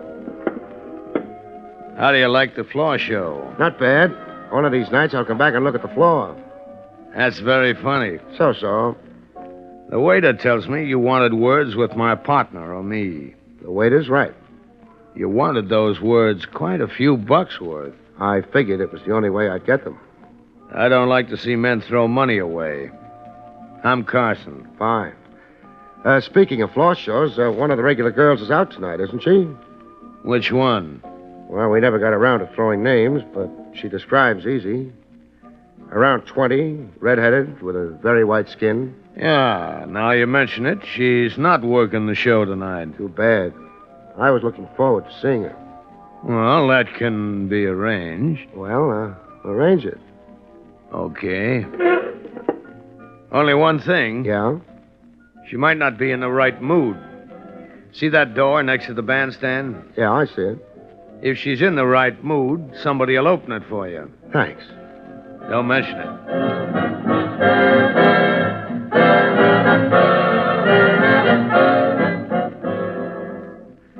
It took him maybe 5 minutes to find out if the girl was in the right mood. If that's what he was finding out. Either way, at the end of 5 minutes, the door next to the bandstand swung open. Somebody outside the door had done the swinging. I didn't have a chance to see who. I wasn't sure that I was playing it the right way, but I couldn't think of anything else. Nobody paid any attention to me. I crossed to the door and looked through it. The little I could see was a stretch of dirty hallway. But if you're a confidential investigator, you're not too fastidious. I walked through the doorway and shut the door behind me and turned, but not fast enough.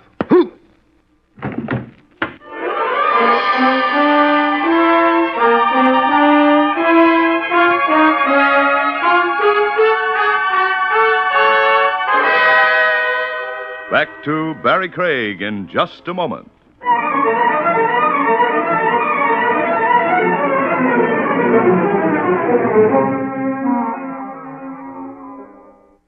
And now, back to William Gargan, starring as Barrie Craig, confidential investigator.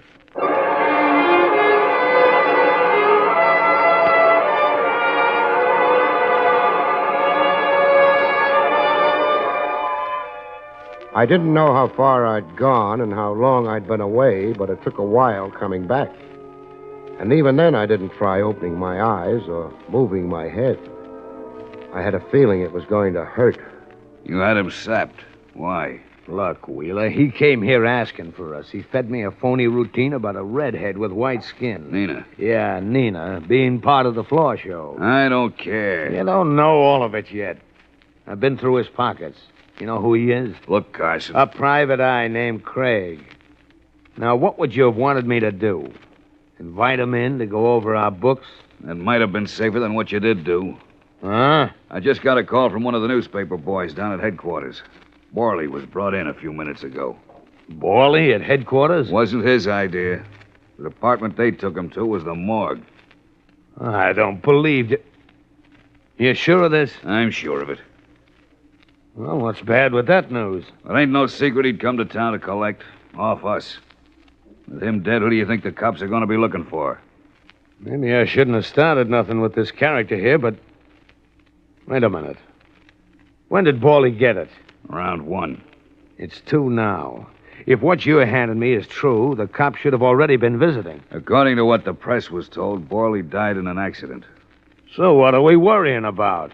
The cops have handed out phony releases before. I don't get it. Either you want to make trouble or you know better than the press. Where were you around 1 o'clock? That's a funny question coming from you. What do you care? Oh, forget it. Maybe I'm getting jumpy, but how does this guy fit in? And Nina? Nina ain't been around the club all night, which means she don't fit in. Him? I don't know.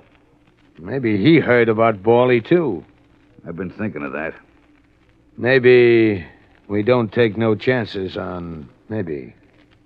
He's out cold. Never know what... Okay, Carson. Get a couple of the boys in. Now you're talking. Sure I'm talking, but I could be talking myself into the chair.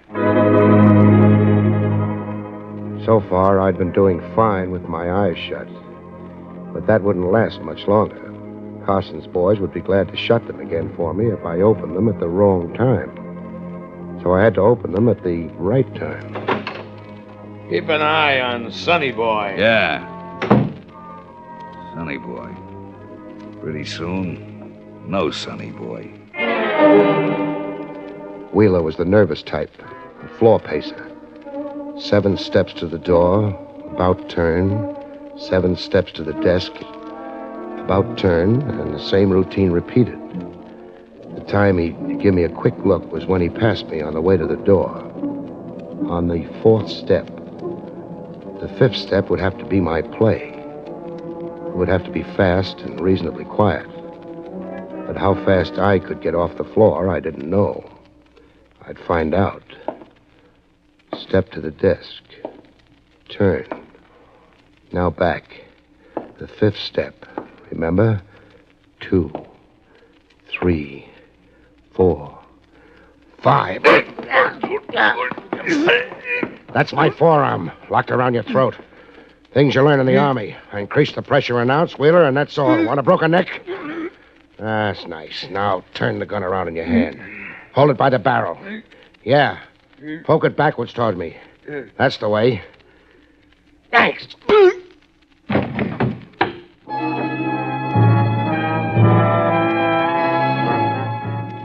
Gun butts make a funny sound hitting a man's head. I didn't stop to laugh like mad. Carson and a couple of pals would be dropping in at any minute. There was a window behind the desk. I could have stopped to raise it, but I was in a hurry, and besides, I wasn't anxious to save a penny for the 3 aces, so I went through it fast and wasteful. The alley wasn't any cleaner than the hallway had been, but it was darker, and it didn't lead to a dead end.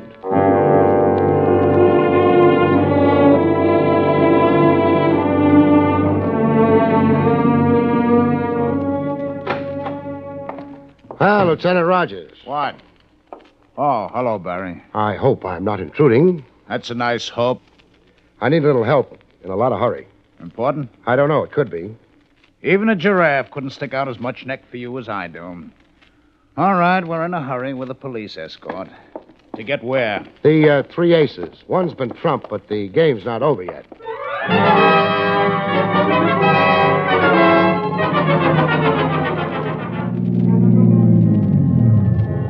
The men have got their instructions. Front and back of the club's covered. We go in? If you don't mind. I don't mind. The 3 aces. Yeah. Good evening, gent. Yeah, I'm back again. I brought company with me, though. Lieutenant Rogers, homicide. Save it for your lawyer. Take us to the office. I will ring. No. We want a personal guy. That way we can be sure it'll be a surprise. Move, huh? Yes, sir.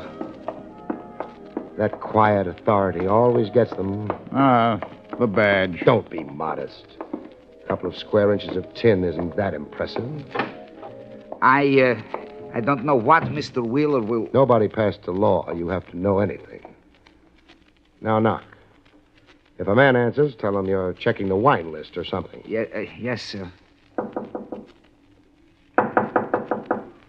Open the door. No. Yeah. I'll explain the reason why to you. If anybody inside has the idea trouble's coming and is preparing to blow down anyone in the doorway, you'll be the one. I won't. Sure you will. All right. Mr. Wheeler. Move over, Buster. That's Wheeler? Yeah. We met earlier. I had the pleasure of knocking him down with the butt of a gun. He got up? Yeah. Sat down behind his desk and proceeded to blow his brains out. Looks that way. But I'm stupid. What do you mean? I don't know why he killed himself. You'd escaped? He knew you'd come to the police? He was through in the bookie racket? He still had a skin, his own. Boys like that are very fond of their skin. It'll be a hard thing to prove anything. Looks like suicide. Sure. Just like Borley's passing on looked like accident. It was an accident. No, Trav. Not an accident at all.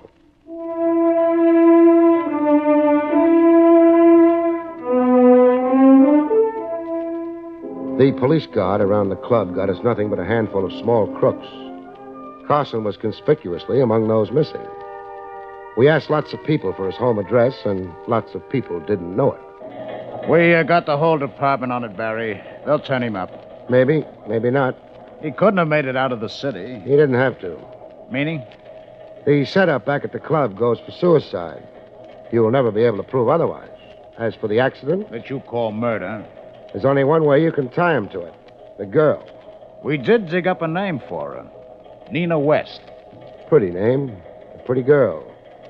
And right now, very possibly a dead girl. Oh, you can't be sure. Put yourself in Carson's place.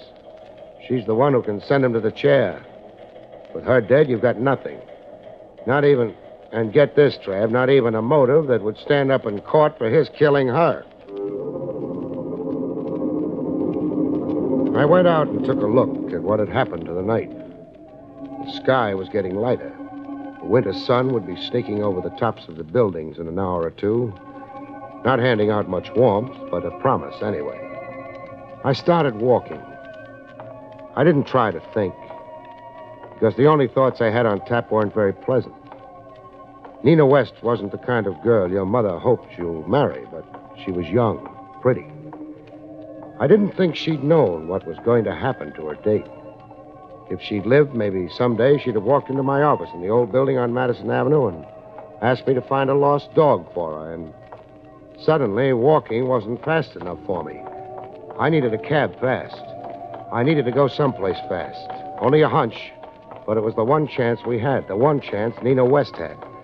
If she'd gone where I had to get to within minutes, my office.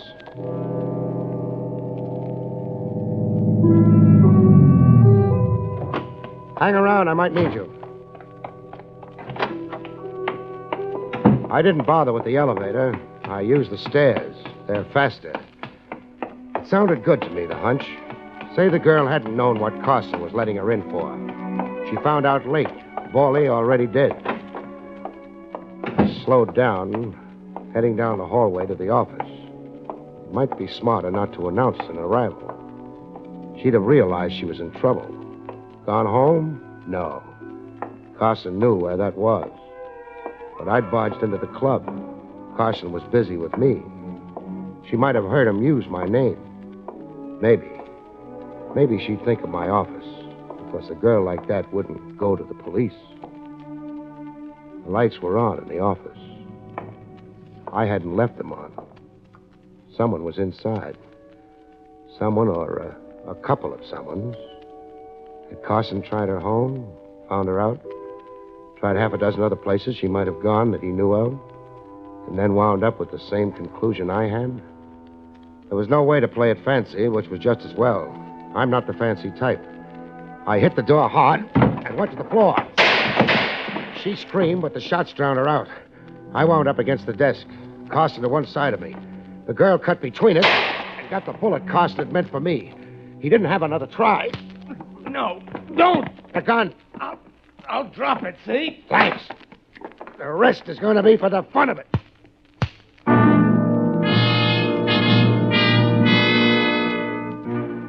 It didn't last very long. He dropped his hands. You can't hit even a Carson with his hands down unless you're a Carson yourself. I didn't qualify.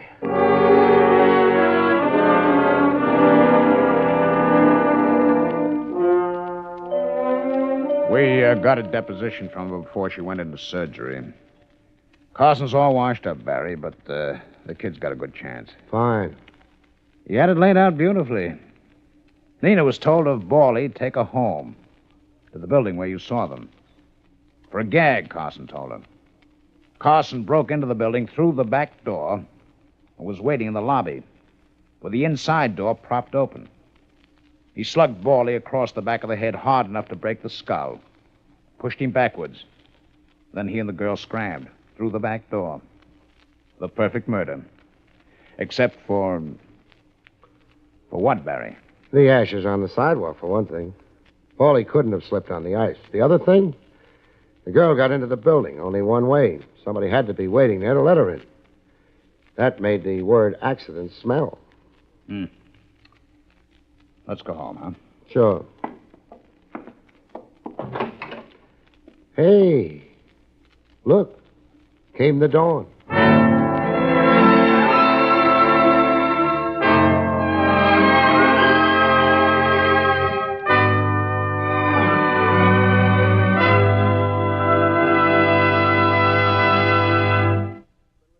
You have been listening to William Gargan in another exciting transcribed mystery drama from the adventures of Barrie Craig, confidential investigator.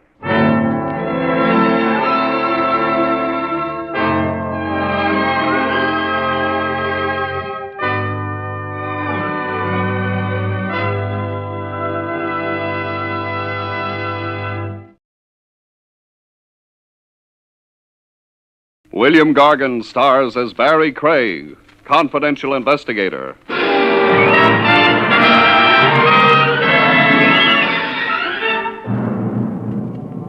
There's a place somewhere, folks, away from the hurly-burly, where everything is slow and easy, and you can sleep around the clock without being heckled. I could be referring to a cemetery.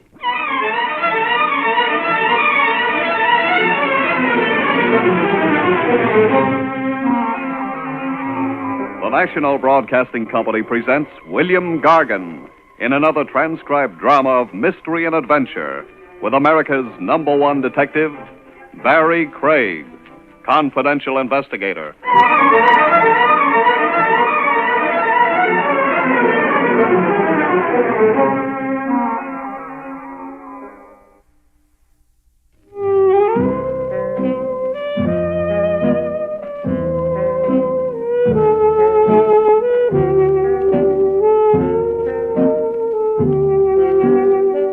Barrie Craig speaking.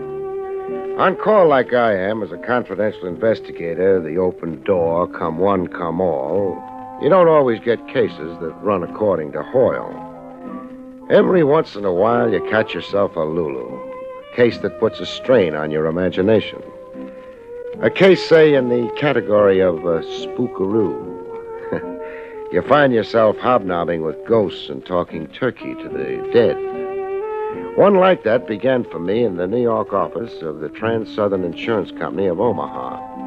I'd been urgently requested to come calling, please, by a claims agent named Brennahan, Roy C. Brennahan. I'll explain the assignment we have for you, Craig. Before you do, answer me this. What's with your regular investigators? Why pull an outsider in? Well, we want this investigated unofficially. We don't want to stir up anything that will expose us to a libel suit. I catch. In case you're pulling a boner that's a butte, harassing innocent people. Yes. What's the story? Our file number 15466. Double indemnity case, now officially closed. We paid out $50,000 to the widow of a subway accident victim named Remo Torch. This was 90 days ago. So? I'll now play you a recording I secretly made of an anonymous telephone call I was party to yesterday. Now listen carefully, Craig. Hello. Hello, Mr. Roy Brennahan, please. This is Roy Brennahan speaking. I've got some information for you. Yes? Your company paid a $50,000 claim to a Mrs. Remo Torch 3 months ago. You remember it? Of course, sir. Remo Torch fell to his death off a subway platform. What about it? The claim was a fraud. It wasn't Remo Torch who fell under a train. But his widow identified the body. The identification was false. Who are you? A friend. Goodbye. Mister, wait, don't hang up. Identify yourself, and there's a bonus.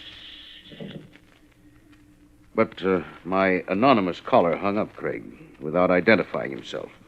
I thought about it overnight, and today I called you in. Oh, it could be a crank call or an envious relative with a weird sense of humor. You must get 1,000 crackpot telephone calls. Yes, we do.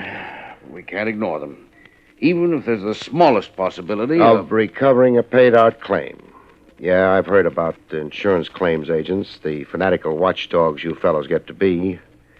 You're hoping and praying I turn up a scheming widow and proof that a third party was pushed off that subway platform and the corpse palmed off on you as Remo Torch. Handle this delicately, as if we have nothing to do with it. Like it's a case of your own. I can't be too delicate about exhuming a body. I need to get a court order for that. So do you want to get yourself another boy? No. I'll stick with you, Craig. Or be stuck with me. 10%, Brennahan.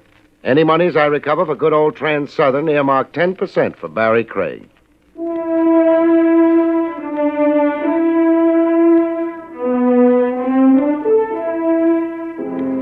While waiting for red tape to unravel on the court order for exhumation of a corpse, I went to see the scheming widow. 169 Seneca Street was her last known address. A street where the drunks outnumbered everybody else. I ran into a very curious development at 169 Seneca. No widow Torch. A janitor who looked like his mind wandered explained the widow's absence. Widow Torch is dead.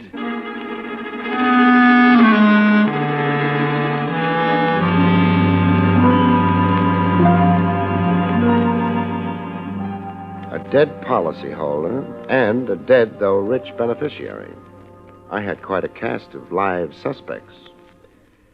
The next evening, I drove myself to the Hillcrest Cemetery on Sycamore Street out in Long Island, where the mangled remains of Remo Torch had been buried.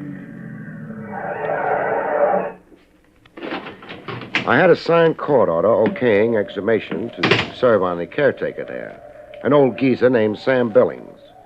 Going through the big iron gate, I heard the night chimes. Night is a nice time to go calling on a graveyard if you hate yourself. Every superstition you had as a kid comes back to haunt you. You begin to see things and hear things. Going up a narrow path toward the caretaker's house, I heard things. A scream as if somebody was being murdered not 50 yards away. I got to the scream. It was the old caretaker buildings on the ground near an open grave and a dead faint. The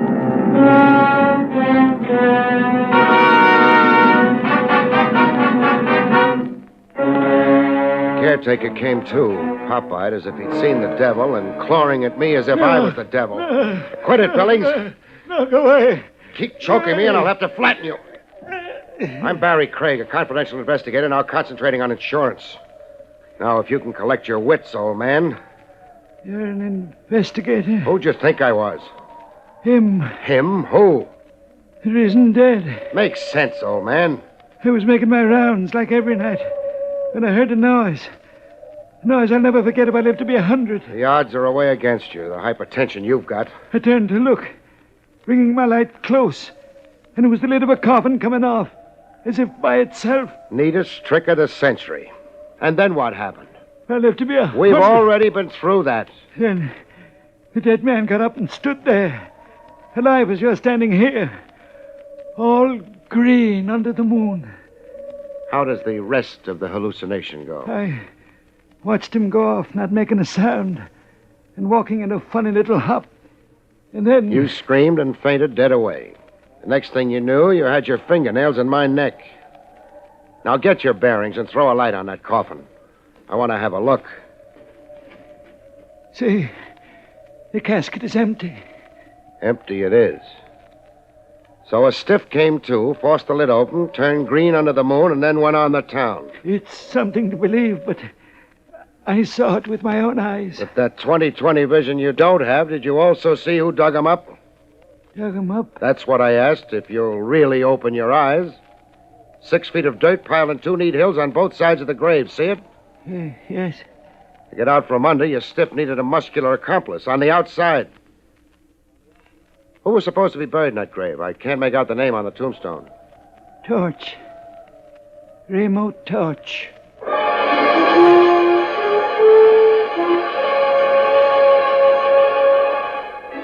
The case was coming to life, but literally.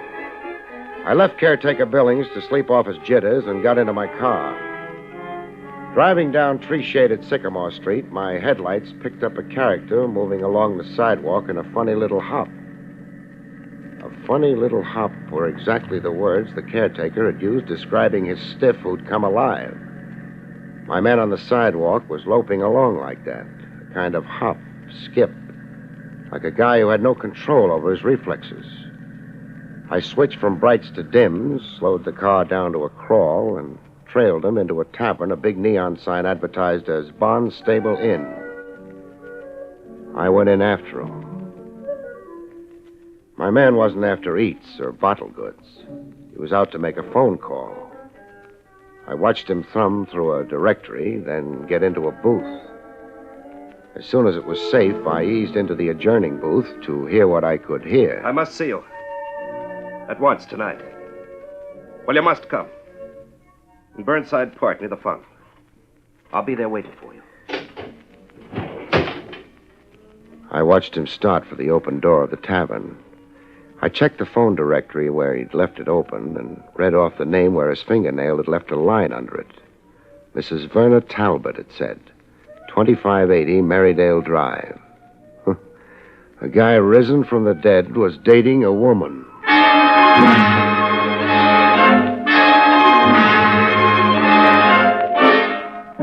I was right there in Burnside Park in a grandstand seat behind a row of bushes when they met.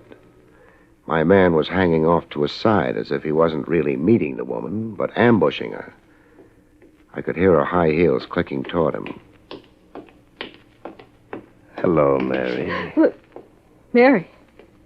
You're calling me Mary? Yes. You're not who you said you were on the telephone. No, I'm not. It was a ruse to get you to come. I'll come out of the shadows so you can see my face. Well, Your face is chalk. it's a dead face. And your eyes. They're dead eyes, Mary. I've been dead, but I've come back. I've come back to claim you, Mary. Mary, my wife. Oh, you're insane. Ah. I'm not You're Mary. You're your wife. I don't even know you. Let me go. Help! He wasn't just claiming her, he was strangling her. I got busy. Let go of her, mister. Suppose we postpone introductions for later. Oh.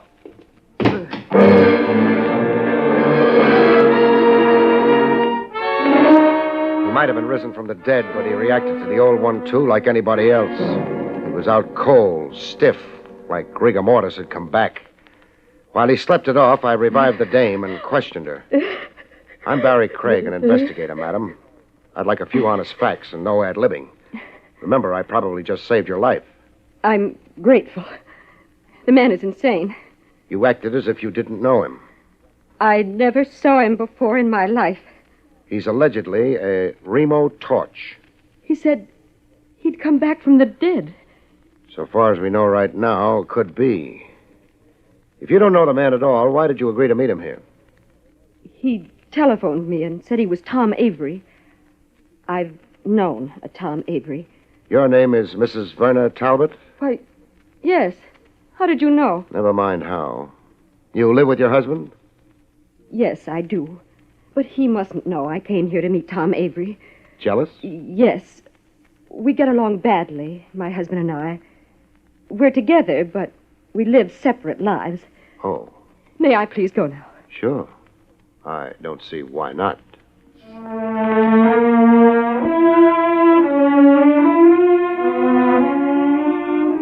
I watched her melt into the night, half mink, half woman. Then I sat down to rest up, take stock, and wait.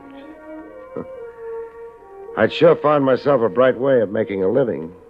There I was in a public park at 2 a.m., waiting for a corpse to rise for the second time in one night. This time out of dreamland.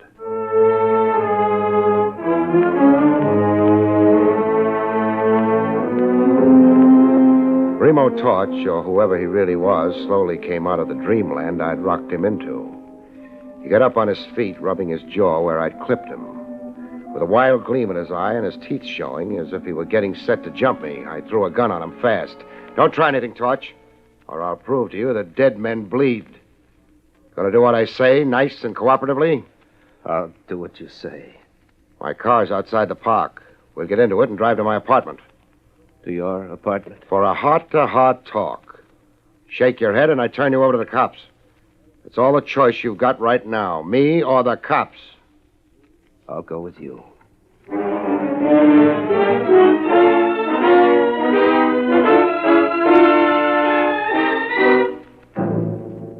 I got him home with me okay and put him to bed. When he fell asleep, I handcuffed him to the bed and tied his feet. Then I showered and waited for daylight and a good morning chat with Lieutenant Trav Rogers at Willie's Coffee Pot.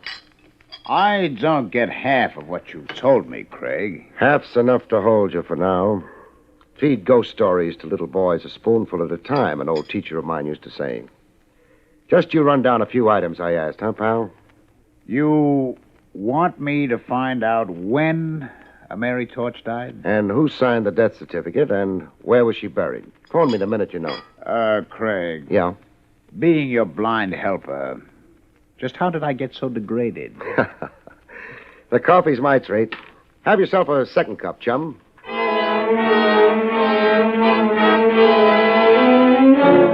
Torch was wide awake when I got back from Trav Rogers. I untied his feet, but kept the handcuffs on. All recovered from your busy night, Torch? What do you want with me? I'll settle for the story of your life. I can only remember the story of my death. I died August 28, 1951. Okay, I'll play straight man. Go ahead and tell me the story of your death. My last day alive was a Friday. After breakfast, I left home and my wife, Mary, to take a subway train downtown. In the subway, the express platform was crowded, as it always was. But waiting for my train, I could feel one man closest to me. Why this one man? He went everywhere I went. What did he look like? Seeing him was like looking into a mirror and seeing myself. He resembled you? This man who was always behind me was a man with my face. Oh, go on. He was behind me, this man with my face. A train was coming in. I heard its warning sound, and then I saw it come at me, hissing like an iron dragon with enormous eyes that held me spellbound. I tried to push back, but hands threw me forward into the jaws of the iron dragon. No! That's how I died, August 28th, 3 months ago. You don't believe the story of my death? When I do, peddle me to Bellevue. That's how you were supposed to have died August the 28th last. That's the phony story in the Trans-Southern insurance files. You were supposed to have died like that, Torch, only you didn't. Somebody else did. Somebody else did? Yeah. The patsy whose remains were identified as Remo Torch. The poor devil who was really in that coffin you supposedly stepped out of last night. Excuse me. Barrie Craig speaking. Barrie, this is Trav Rogers. Mary Torch died a month ago. A heart attack. And Eric Carter signed the death certificate. She was buried in Hillcrest Cemetery like her husband before her. I got it. Thanks, Trav. Can I be of any further service to you? Yeah, you can. Send one of your boys over to my apartment. I've got a prize package I want under lock and key while I roam the world.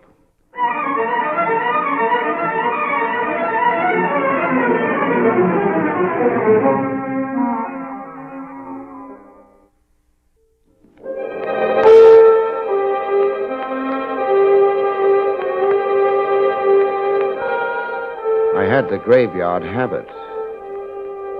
There I was again at Hillcrest Cemetery, waving another court order at old caretaker Billings. This time with the name Mary Torch spelled out on it. Old Billings read the court order, sneaking a little foolish grin at me as he read. Here's to be an order, Mr. Craig. Can you round up a couple of diggers right away? They can build Trans-Southern for the labor. It's easy to do.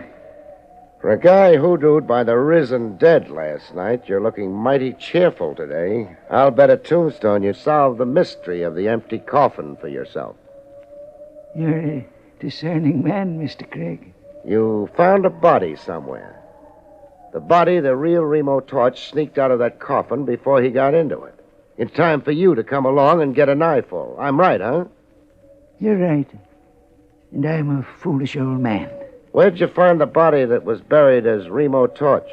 Not 20 feet from where we're standing. Show me. Right here, by those flower beds it was. Buried shallow. Flowers had been tramped on, and I went to investigate. I saw the dirt had been turned over fresh, and then I noticed a foot. A foot sticking... Cut. Leave something to my imagination. Now go round up those diggers.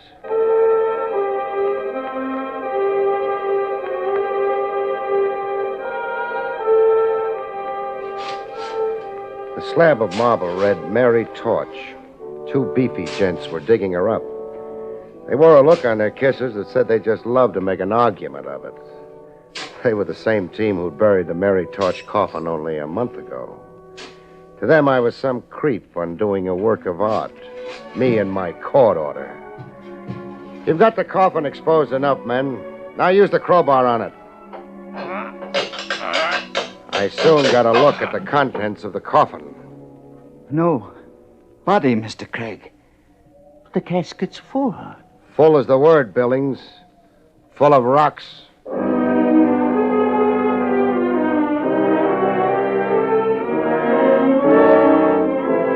The answer to the rocks was obvious.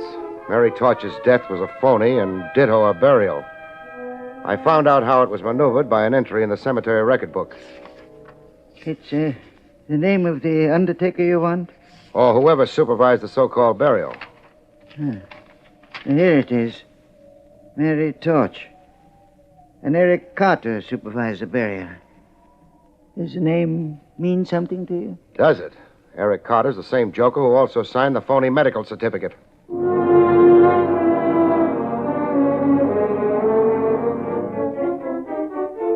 The great insurance swindle and how it was accomplished began to stitch into one piece. I had almost all the answers, enough answers, anyhow, to parlay into a climax. Only somebody was working his own idea of a climax to Barrie Craig. I'd left Hillcrest through the big iron gates for the drive back to Manhattan. I switched on the ignition. Good thing the cemetery was convenient. Took all the fuss and bother out of my burial.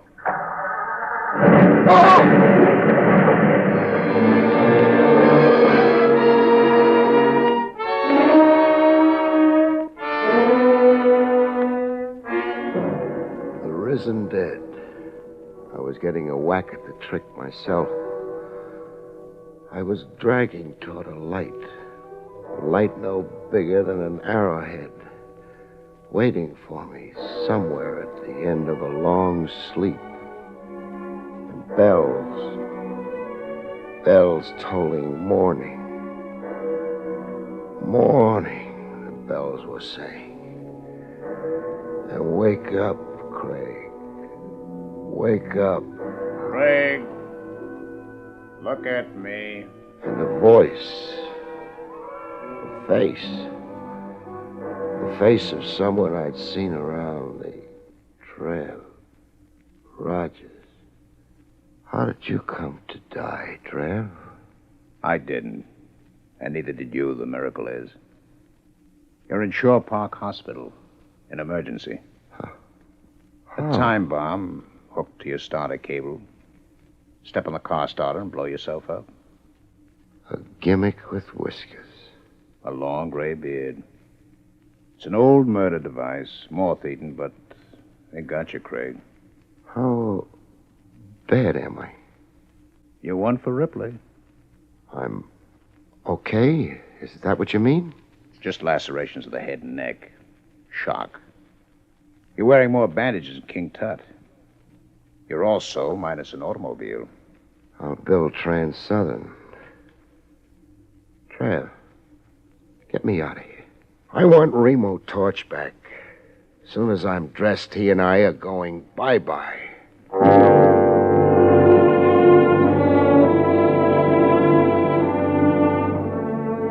I taxied Remo Torch across town to an address in my little black book, 2580 Merridale Drive. I'm reuniting you with the lady you made a scene over last night, Torch. Yes, you. Us. May we come in? But, You remember Remo Torch? well, yes, of course. After last night, could I forget? I guess not. Especially since he only tried to strangle you. It'd be even harder to forget him if you were his wife. His wife. I'm Verna Talbot. My husband is George Talbot, a manufacturer's representative. Hooray for employment. Is your husband around? Yes, Introduce him to us. very well. George, Yes, Verna. this is my husband, Mr. Craig. That's him. Him, Torch? Him who? The man with my face. It's my murderer. My murderer. Get this madman off me. Torch! No more of that. Let go of him. My apologies for my friend's behavior, Talbot. There does seem to be a superficial resemblance between you. Same general features, sort of. Nonsense. This man's plainly insane. Insane like a fox. I'd say Torch has a pretty shrewd idea of what he's up to. I'd even say he was trying to drive a couple of schemers crazy before the law caught up with them. I don't understand a thing you're saying, Mr. Craig. Craig. All Greek to you, huh? Suppose I spell it out and you see if you get the drift. Torch's wife had him marked for murder. The lady wanted to cash in his insurance and then marry her boyfriend, an Eric Carter. The boyfriend began following poor Torch around, waiting for a chance to knock him off. But Torch caught on to what was cooking and figured out a way of outsmarting the schemers. Drop the insanity post, Torch, and tell them how you did it. I hired an unemployed bit actor to wear my clothes and play at being me. The actor came down the steps of Torch's house every morning, stopped at the same newsstand, then went into the subway to ride to his office, as Torch would. Am I right on that, Torch? Yeah. The device worked. You fell for it, Talbot, because you'd never actually met Remo Torch. Did you say I fell for it? I said just that. You pushed a stooge hired by Torch under that train. Madam here identified what was left of the stooge and collected her $50,000. But Torch was really alive and kicking all the time. How much does it take to coax a confession out of you, Mr. Eric Carter, alias Talbot? Or you, Mrs. Torch? We're caught, Eric. Are we, Mary? I rather think I have our little problem very much under control. Keep your hands as they are, Craig. No good, Carter. How far do you think a gun's going to get you? Oh, I told you we'd lose, Eric. Stop whining, you fool. Face it, Carter. The lady wants out. The way it's stacking, I'll bet she turns state's evidence. Now, drop that gun. Get back, Craig. I said drop it. You crazy fool. Let go, Mike. Oh. When you shoot somebody, Carter, be sure you keep possession of the gun. Craig, I didn't mean to shoot you. It was an accident in the struggle for the gun. Craig, don't shoot me. Tit for tat. In a minute, I'm going to pass out. I don't want you on the loose when I do. Tit for tat in the leg. Just enough to make you stay put. Craig, no. Torch. Yes, Craig. Call police headquarters. Rogers. Lieutenant Trav Rogers.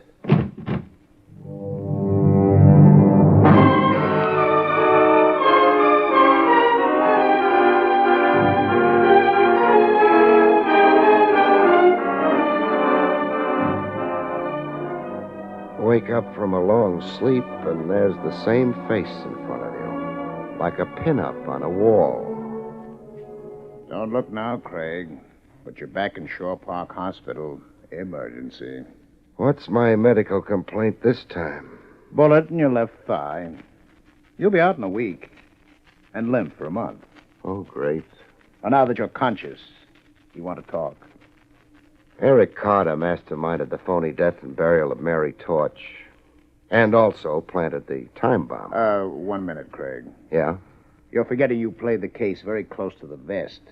That you've so far only told me about half of it. Oh. That makes the conclusions I'm giving you a little puzzling. A little incomprehensible. How long did you say I lay over here? A week. Pull up a bed, Trav. Pull up a bed? I got a long story to tell you. As the conscientious officer of the law, I know you want to hear it. Weak as I feel, and long as the story is, I figure it will take about a week to tell. Good night, folks. See you next week.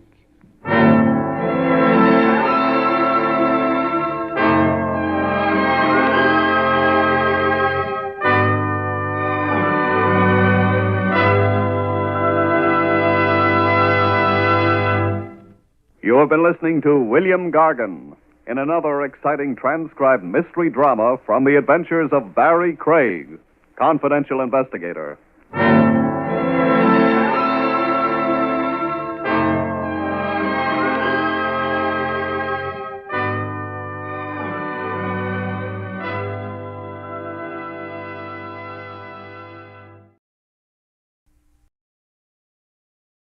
William Gargan stars as Barrie Craig, confidential investigator.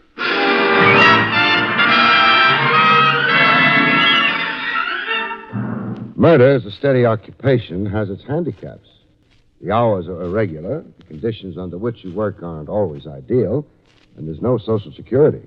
Of course, the pay is high, but so are the gallows from which, sooner or later, they hang you.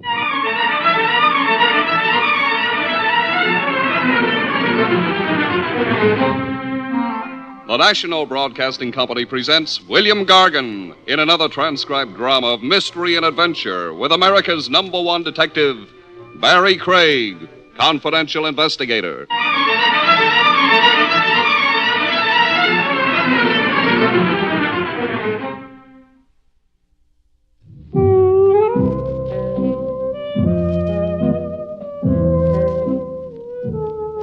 Barrie Craig speaking. If you're a confidential investigator, and if you're smart, you put yourself on a schedule. You get to the office at 9 and get out of it at 5. You eat a leisurely dinner and spend the rest of the evening with a book you hope is good. That is, if you're smart. If you're me, you get restless, and around midnight, you drop in at Willie's wagon. You find Willie morosely staring at his coffee urn, and a small but not underprivileged brunette with her head at the far end of the counter, sobbing. For a wild moment, you think that maybe Willie has wronged our little Nell. You then dismiss such happy fancies. You try to ignore the brunette who keeps right on sobbing, and you make a brilliant opening remark. What's new, Willie? Ha! Well, all right. How are the hamburgers? Not new. Think I should take a chance on one?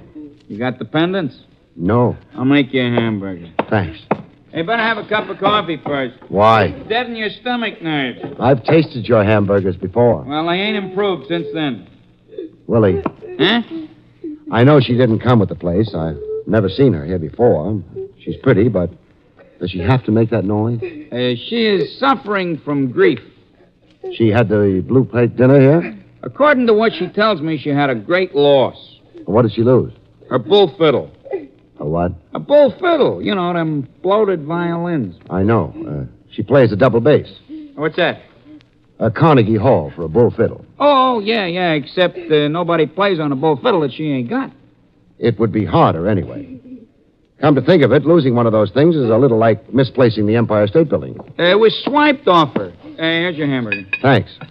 Mr. Craig, maybe you can help Susie. She don't find a bull fiddle, she is liable to be out of whack.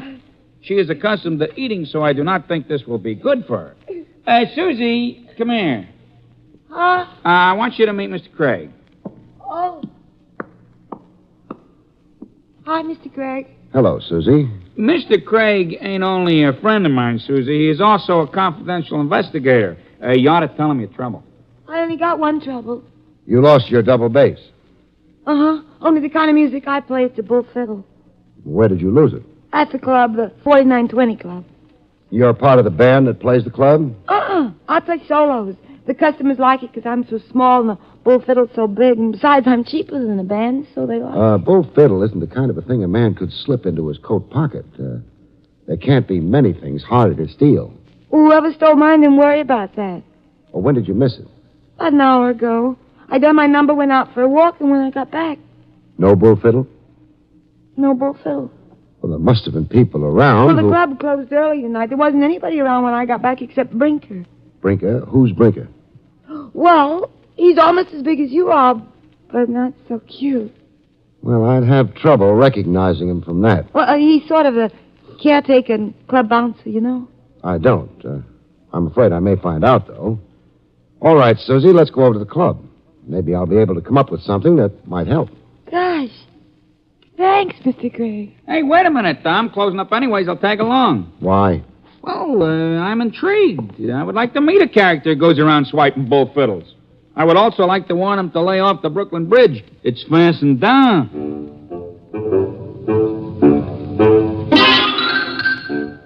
Willie closed up, then the three of us piled into my car, and we took off. And eventually, we arrived at the club.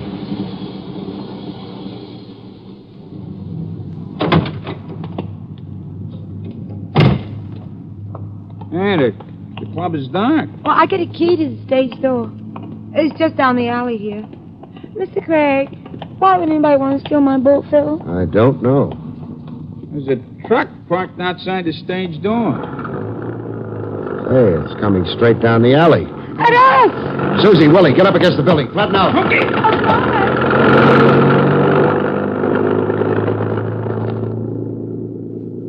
You all right? I guess so. It was so close, though. That truck didn't care much whether it ran us down or not. Back of it was open, and... Susie, you had a case for the bull fiddle? Uh-huh. It was on the truck. Oh, with a fiddle in it. Hey, we ought to be chasing it or something. Had too big a jump on us. I got the license number, though. 4X354. Maybe it'll come in handy later on. Right now, let's get into the club. We're going to lock the stage door after the bull is stolen, huh? Another one like that, and I'll see to it you're forced to eat in your own lunch wagon. Nobody could be that cruel. Say, it's open. They had no chance to lock it. Just a work light on over the dance floor. Mr. Craig. Yeah. One large man lying down. That's Brinker. Well, he's alive. He was slugged and passed out, but I don't think there's any permanent damage. Hey, Mr. Craig. Yeah? Over here at the edge of the floor. On my way. Pretty. Well, that's my bull fiddle.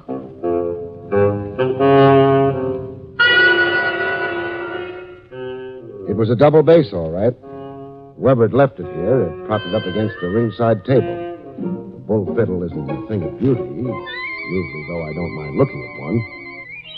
This one I didn't like to look at or think about. That's yours, Susie? Yes, it is. The last time you saw it, was it out here on the floor? Oh, no, it was back of the little bandstand down there. It was brought out only when I did my number, and then it was Is there a phone in the place? in the office. Why? This may surprise you. The reason why I want a phone is to make a phone call. We're surprised. But what are you going to call about? Susie's got her fiddle back. Sure. She hasn't got the case, though. Is that something to get excited about, a bull fiddle case? I don't know. I hope not. You're worried about something, aren't you? Lead me to the phone, Susie. I want to find a truck. Maybe it was the empty club, the shadows huddling in the unlit corners, the floor pale and shining in the silence that did the job on my nerves. Whatever it was, they were jumping.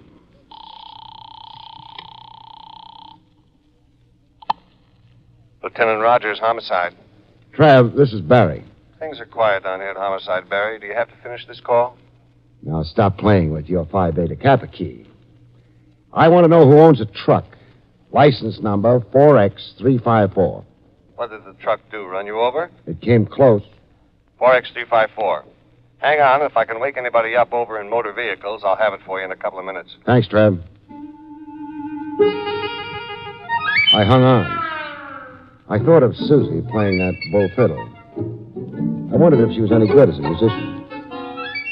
I decided she wouldn't have to be very good as a musician.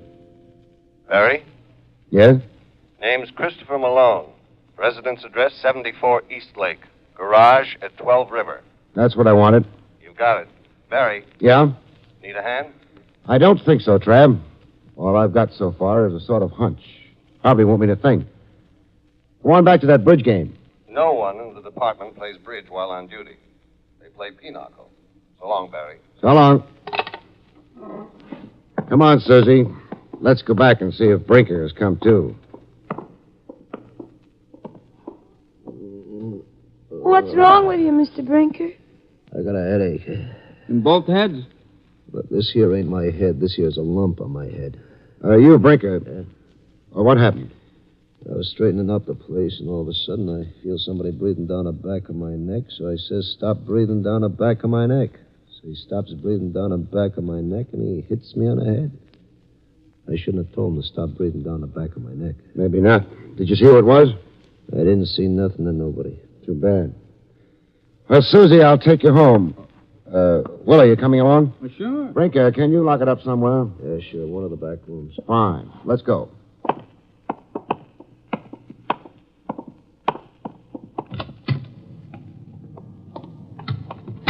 Well, it's all mixed up. Someone stole your fiddle. You sure of that, Susie? I'm sure of it, Mr. Craig. Then the fiddle was returned and the case was stolen. I'll hop in. Anybody got any answers? Well, maybe I'm asking the right questions, but none of the right people. We'll keep trying. We dropped Susie off at her apartment, swung around, and headed downtown again. The 74 East Lake and a truck driver named Christopher Malone. Maybe I ought to take you home, Willie. I ain't no hurry. But your wife... That's why I ain't no hurry. All right, she's your wife. Don't rub it in. But I'm perfectly willing to share the truck driver with you.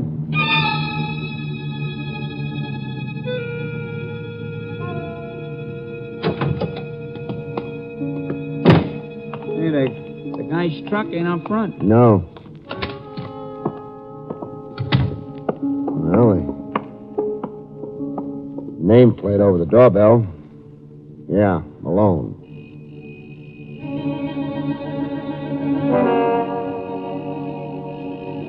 Maybe he's a hard sleeper. Yeah, maybe. Second open door tonight. There's the light switch. I got it. You know, a guy could resent our barging in. Not this one.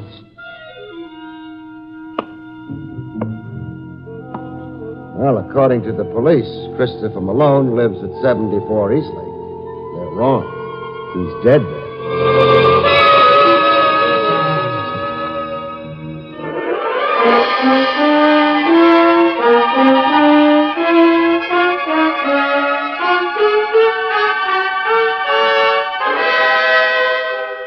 Back to William Gargan, starring as Barrie Craig, in just a moment. And now, back to William Gargan, starring as Barrie Craig, confidential investigator. Trav came out with a couple of the boys from homicide. They all stood around and stared at the corpse of the late Mr. Malone. He paid no attention. Corpses rarely do. We'd had a head start. We'd seen him before they did, so we left earlier.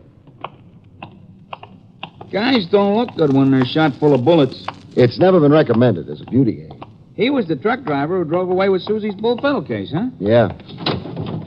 So what happened to his truck and the case? I don't know. Well, why would anyone swipe a bull fiddle case without the bull fiddle in it anyways? Maybe he didn't know the fiddle wasn't in the case. Well, he's sure going to be disappointed when he gets home and opens the case and reaches for the fiddle. Somehow, I don't think so. Don't ask me why, either. I won't. You wouldn't answer.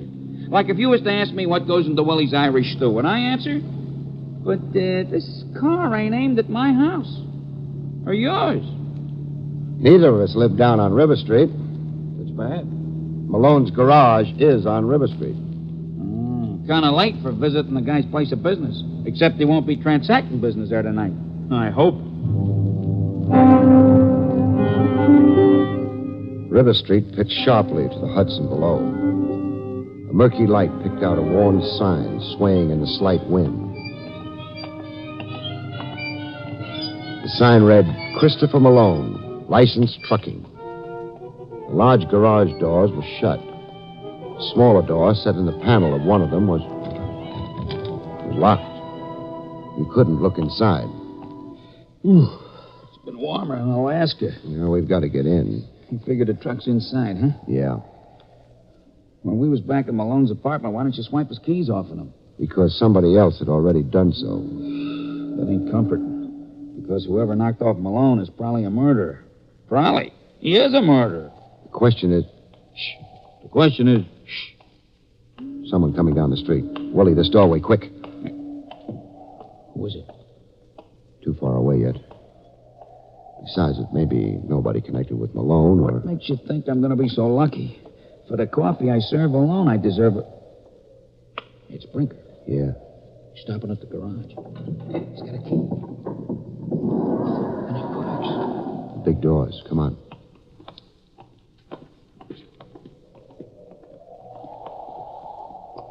Lights on inside. Truck's there. Back of it towards us. Brinker must be up front. Come on. We're getting into that truck. Trucks ain't very comfortable. Personally, I would rather lay down in a bed.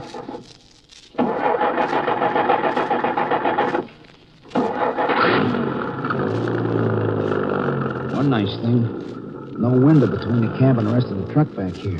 So Brinker won't spot us while he keeps going. But, what happens when he stops? We'll worry about that later. You got something better to worry about now? Yeah. Tell me so I can worry about it, too. Over to your left. Oh, the bull fiddle case. Still where it was when we spotted it. I should worry about the case? Only about what's inside of it.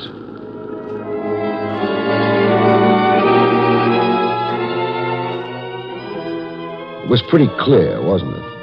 Sure, I didn't know who he might be, but that he'd be there. That was as certain as death. Yeah, the joker driving this truck is heading out of town. Come on. We'll try to get that case open. Give me one good reason. Corpses aren't pretty. Remember what Malone looked like? I'm willing to forget. That's what murderers would like. Yeah, okay, we get the case open. Well, there's a snap lock on it. Hope we don't need a key. No. Ought to open easy now. Okay, you got it opening. Grab him, Willie. Okay, I got him. Yeah, but I don't want him. He's dead. Ease him down to the floor. I'll get the case down flat. He's down. Fine. Well, there's a wallet in his breast pocket. Papers in it. What? His name's Gordon Bentley. Bentley? Hey, that's the guy who owns the club where Susie works. Interesting. Come on, let's put him back in the case. Yeah, but he won't be able to breathe it. Forget I said anything. Okay, let's go. Now, Sit tight, fit. well, it'll do. Think of the trouble we would have had if Susie played the piccolo. We wouldn't have been here if she had. That guy was shot, just like Malone. Yeah, which is interesting. I don't think it's any more interesting than if the guy had been strangled or even poisoned. You don't appreciate the finer points. Yeah, what are they? I'll let you know when I find out. Thanks.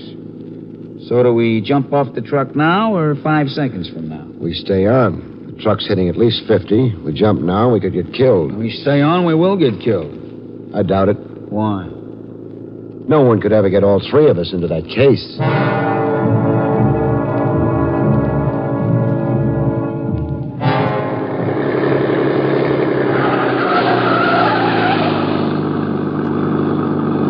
We're getting off the highway. It's slowing down. We may have a chance to jump for cover when it stops.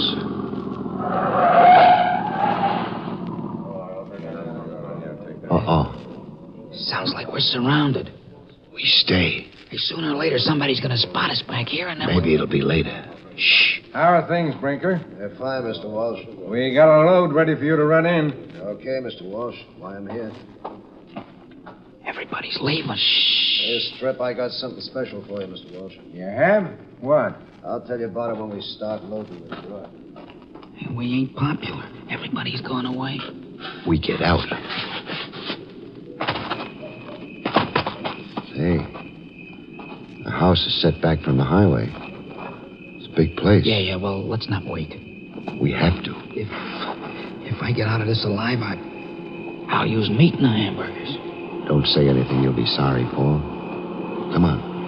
What are we going to do? Knock on the door and tell them we're working our way through college? This wouldn't work. They're still looking for me in the 6th grade. The side of the house, Willie. The servants' entrance? A window. Any place we can see what's going on inside. That one. This gets around, they'll be calling me Peepin' Willie. Lots of guys in there. Very sociable. Not to mention the cases of liquor all over the place. Looks like this would be a warehouse for Bentley's club. Yeah, it's kind of inconvenient. Must be 50 miles out of town. Must be a reason why Bentley keeps his liquor out here. His doctor told him to stay away from liquor. Another one like that and I'll hand you your head. You can't. It's attached to me. Something can be done about that. Nice contortions you're going through. Why? Trying to get a better look at the liquor cases. Imported stuff. Yeah. No customs stamp on them. Smuggled, huh? Yeah. Explains the location of this place.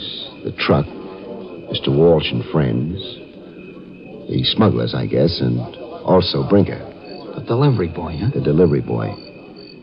What it doesn't explain is why Brinker is bringing Walsh a bull fiddle case complete with a recent corpse. The men inside showed signs of moving. Willie and I moved first. Crossed the road from the truck and a clump of trees. You said you had something special for me this trip, Brinker. Oh, I nearly forgot, Mr. Walsh. What I got for you is a bull fiddle in its case. You don't say. Bentley thinks I ought to study music, maybe? All I know is you're supposed to keep it here for a while. Okay. I'll have the boys unload it. But you know something? I'd be a lot happier if instead of a bull fiddle, Susie was in that case. They unloaded the bull fiddle case, loaded the liquor, and the truck went away. Willie and I stuck it out for a while and also went away. You know, Mr. Craig, feet are never going to replace the wheel. Maybe we'll get a hitch soon. We better. Also, we're in a hurry. Well, where do we go from here if we ever get transportation? Susie's apartment. Duty, or you think it's a nice idea? Willie, duty's always a nice idea. We got a hitch to the nearest town. There I made a quick phone call to Mr. Walsh. I advised him to look inside the bull fiddle case. Then Willie and I grabbed a cab and headed for Susie. We got there. Oh, Mom, Mr. Craig. I'm Willie. May we come in? Oh, of course you may. I was asleep. I thought you might be, but this is important. Something's happened? Susie, how do you and Bentley get along? Oh, we get along fine. He even wants me to marry him. Well, how do you feel about that? I haven't been able to make up my mind, but he's got so much money that... Anyway, I'm not sure I can trust him. A man who runs a nightclub, what kind of husband would he make? I've never thought about it. So Gordon, that's Mr. Bentley, said he was going to sell the club to prove he really loved me. Did he sell it? He was supposed to, this afternoon. For cash? Oh, sure. I don't think the man Gordon's selling the club to can write. Besides, they wouldn't want to have any records on account of income taxes, so... Well, that's one of the reasons I don't know if I should marry Gordon. That's Mr. Bentley. Have you seen Gordon? That's Mr. Bentley today? No. My bull fiddle was stolen, so I forgot all about him. And besides, We found the bull fiddle case, Susie. You're a darling. Where is it? That's not important. What is important is, why was just the case stolen the second time?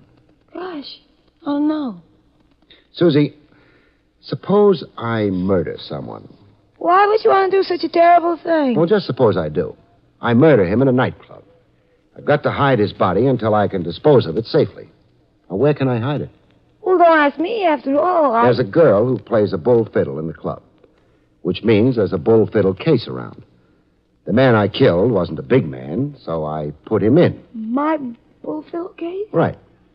Well, it's a very nasty thing to... But you didn't kill anyone. Somebody did. Put the corpse in your fiddle case. The corpse of who, Mr. Craig? Gordon Bentley. Oh. Here. You better sit down. Oh. Oh, that's terrible. I'll never be able to use that case again. Well, I suppose not. I'll never be able to marry Gordon. That's Mr. Bentley, either. You don't really care about that, do you? You mean because I never really loved him? I mean because you already have all his money. Hey, Mr. Craig, you're saying she... It's what I'm saying. She killed Bentley. Oh, for the cash she sold the club for. Only she's such a small girl. She had help. All right, boys. Nice and quiet. That is Brinker's help. Stop flapping your lips. You don't know a thing. You, Brinker, and Susie killed Bentley. Lifted the cash, hid Bentley in the fiddle case. You arranged for the late Mr. Malone to pick it up and deliver it to Walsh out in the country. You get around, Craig. Thanks. But I spotted that case in the truck, so while I took Susie home, you killed Malone. Closing that road, you thought. He went around thinking such nasty thoughts about me, and I said he was cute. Shut up, Susie. Plan was simple. You delivered the case with Bentley inside and asked Walsh to keep it. Susie went out and planted the stolen bull fiddle story with Willie, and as it happened, with me. Why? Tomorrow morning, Susie would yell to the cops, "Bentley is missing." I'd remember the bull fiddle. Brinker would remember Walsh and the country hideout. The cops would grab Walsh, the case, find a corpse in it, and Walsh would fry. Thanks, Willie. I got a surprise for you. It's still going to be that way. Because after you two jokers go away, you're dead someplace. The program goes on like scheduled. Oh. Don't answer that. We don't care who it is. Sure you care. Because before coming here, I phoned your friend Walsh.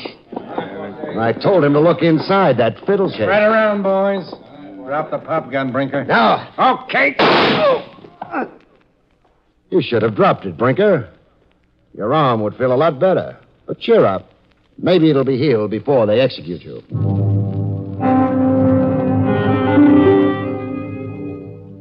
That wasn't a nice thing to say, but then murderers aren't nice people. I phoned the police, and by the time they arrived, Walsh had discreetly gone for a long walk. The cops would get him anyway. However, they took over Brinker and Susie. I hate to ask, but something must have tipped you off. Susie did. I didn't hear. Sure you did. It was a phony story, Willie. We were supposed to think someone had put Bentley in that fiddle case in the afternoon. Somebody did. Sure, but if they did, the bull fiddle would have been out in the open. It had to be. Yeah, Susie would have noticed that. Would have wondered who took it out. She would have checked, and... If she'd been telling the truth, she would have said the case was stolen, not the fiddle. But the truth wasn't what Susie was dealing in. It was murder. Uh-huh. Well, thanks for taking me home. And, after all this time, when I walk into that house where my wife is no doubt waiting up for me, and her eyes light on me, it won't be joy, Mr. Craig. Well, what will it be? Murder.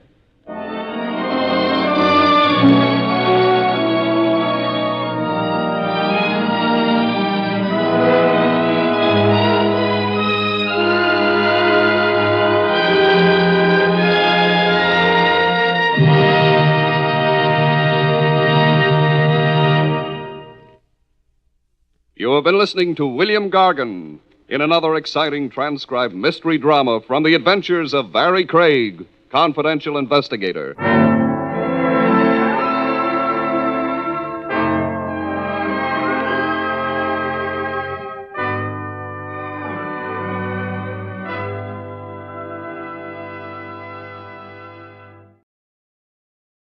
William Gargan stars as Barrie Craig, confidential investigator.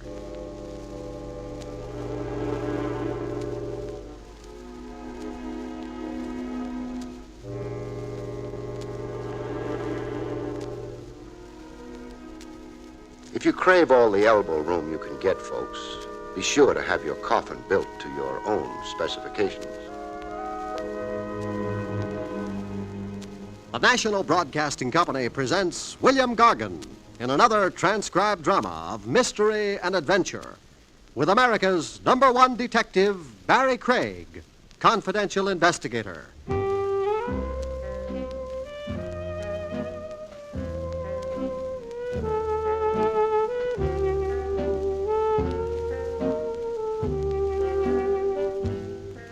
Barrie Craig speaking.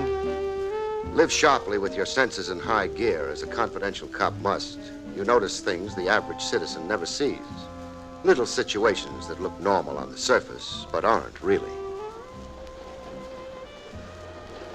Like a loving couple on the subway, the Sea Beach Express, en route from Times Square to Coney Island. A cute red-headed girl with an ice cream look, and a young fellow with an actor's profile. He had an adoring arm around her waist, inside her coat. Young lovers, peaches and honey. Only thing, I could see the hard outline of a gun under the girl's coat. She was acting cozy, all right, by persuasion. Going through a tunnel, I changed seats to chaperone the situation. Nice day. Huh? You say something? I asked, what do you think of the world situation? Hey, what are you, some kind of a nut? Isn't everybody? Look, creep, blow. My seat's paid for. Well, my ears aren't. Oh, now, that's an unneighborly attitude.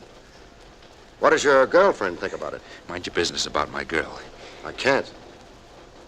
You what? Chivalry. I've got the taint of the Southern gentleman. I once spent a weekend in Chattanooga. I can't ever pass up a lady in distress. What makes you think she's in any distress? Isn't anybody with a gun in their ribs?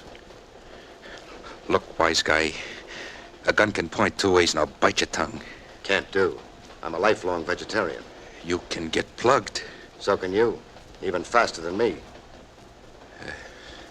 What does that mean? Cast a downward glance, brother.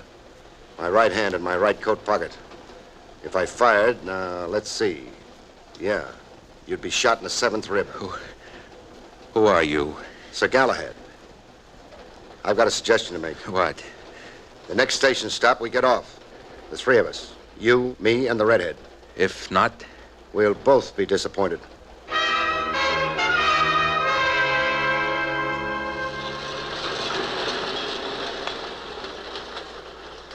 On the subway platform, I took the obvious precaution. Your gun. Let's have it. Huh? Hand over your gun. Yeah, I guess you would want that. Only thing I'm not so sure I've got the drop on you. I know. First shot's yours, then my turn. You want it like that? Call me crazy. Tex, give him your gun. Tex, please. Looks like Angie's for you, mister. For you? She doesn't want you dead. Look, it's my life. You're not getting my gun. I'll have to lose it to you. Okay. You give me no choice. Don't, mister. Don't, please. Don't shoot Tex. No? He's stubborn, hard-bitten, crazy stubborn. That's his trouble. That's always been his trouble. You sound like it's been a long time with Tex. It's been a long time. I know him through and through. I see. So what's your line on the situation? Let him go. Just let him walk away.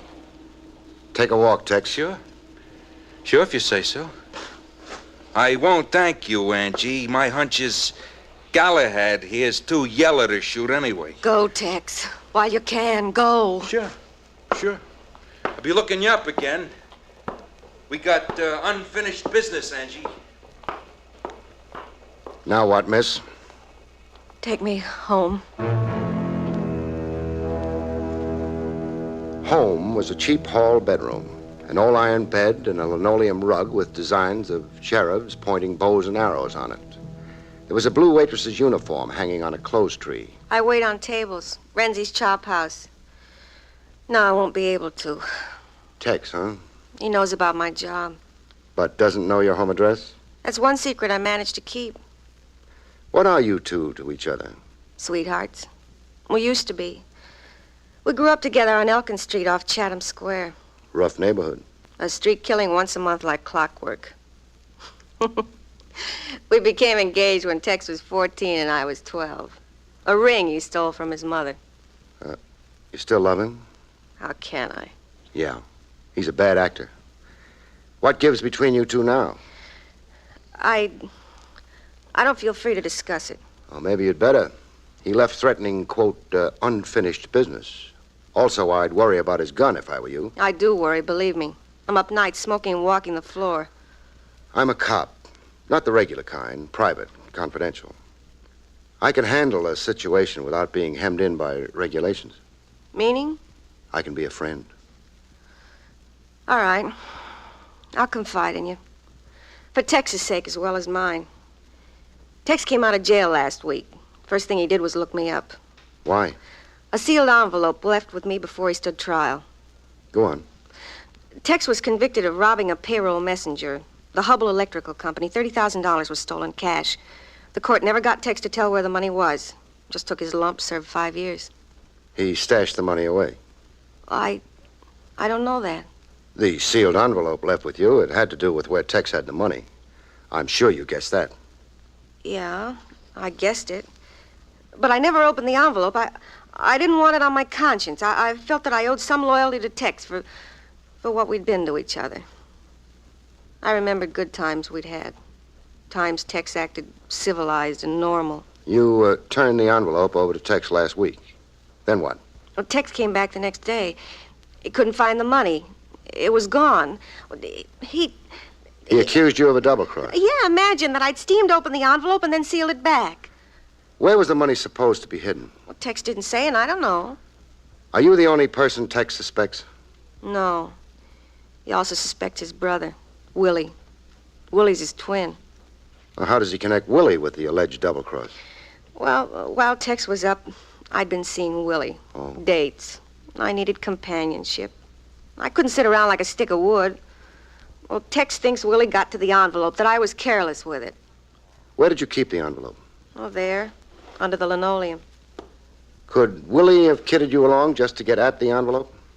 I'd say no. Willie's sweet. The opposite of Tex, hard-working and honest. He drives a laundry truck, works like a dog to get somewhere, but... But? Oh, you never know who to trust. You never know who's rotten in his heart. Yeah. Any money to tide you over while you stay away from Renzi's Chop House? I got $4. You've got 24 now. Why are you giving me money? No strings attached. What good's my helping you if I let you starve to death? For so long, I'll be in touch. Goodbye. And, thanks.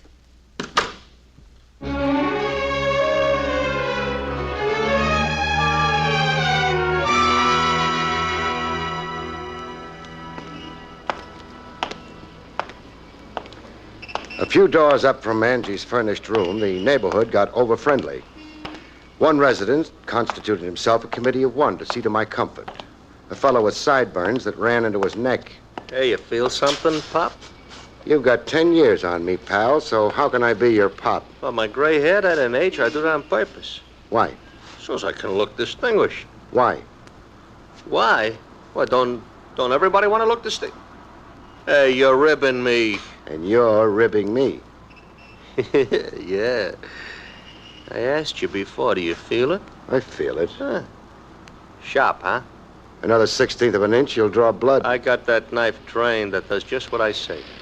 Tell it to climb back in your pocket. Ah, the knife says for you to step into the alley. Which alley? Oh, pick any one you like. Okay, that one. Show the way.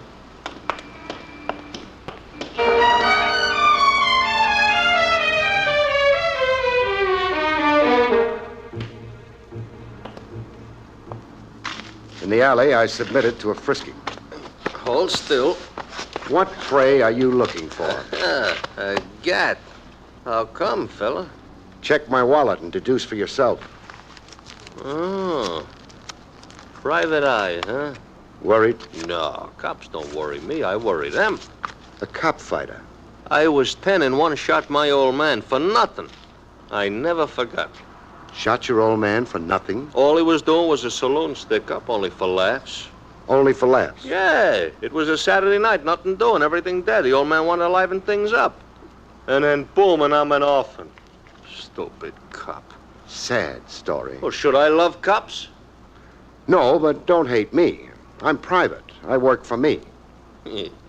Now work for me. What do you want? I seen you with Angie Palmer, showing her home. So? So the dough Angie held for Tex when he was sent up, don't leave Nick out of it. You being Nick? Yeah. Me being the Nick that used to beat the ears off of Tex when we was kids, PS 142. 30 G's. And hot money. I've been drooling over it. Who's got it, huh? I don't know. Angie or Tex, huh? I said I don't know. Or maybe you. All I've got is what's in my wallet. $10. My worldly goods. Here, take back your wallet. I'm after big stuff. Just like you're after, huh? Meaning? Oh, you're after Angie for my reasons. Maybe. You make out. Remember, don't leave Nick out of it. Your knife says. My knife says. That fence there, you see it? I see it. Climb over it and find yourself some other street. I don't want to be seen with you. I'm hard luck climbing fences. I tear my pants. Get.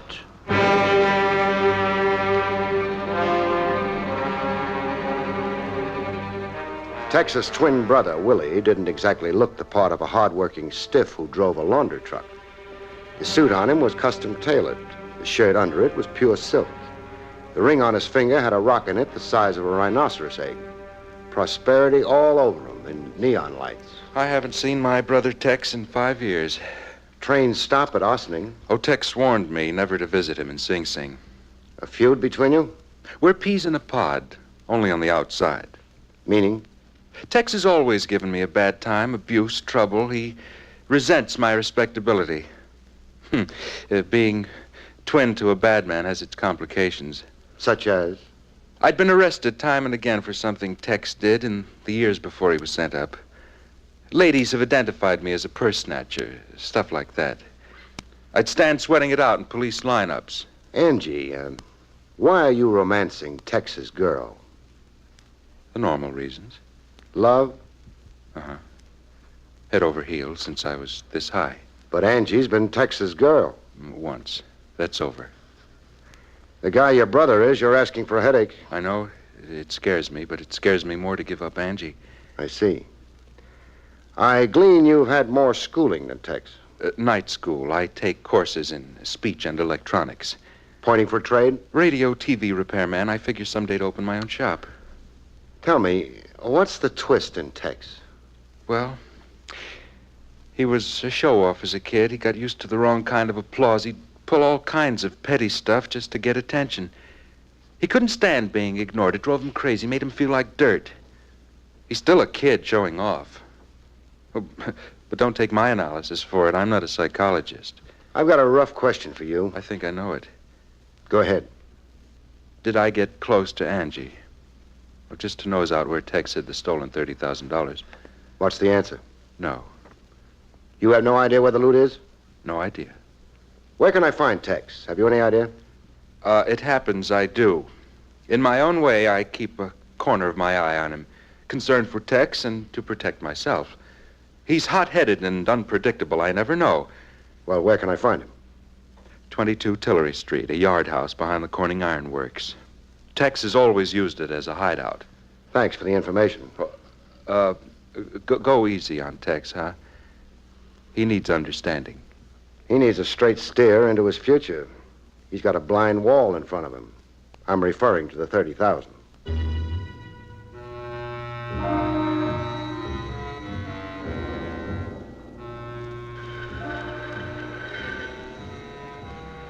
The frame yard house behind the ironworks looked like a strong wind would blow it down. I found Tex in the room that had the smell of last year's rain. He was stripped to his waist, stretched out on an army cot. More in a coma than asleep, his eyeballs popping in a lunatic stare and sweating a hot paste of sweat. Sick he couldn't be sicker, and delirious, babbling in a delirium. A steak for Tex. Tex riding high. Lossy, no good. 30,000. Beautiful, beautiful, beautiful. Old Dunstan's chicken farm. Walk a line from the coop. Easy.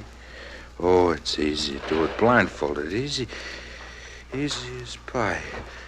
Easy. Pretty soon, I was playing nurse to a hoodlum, bathing his brow and cooling him down.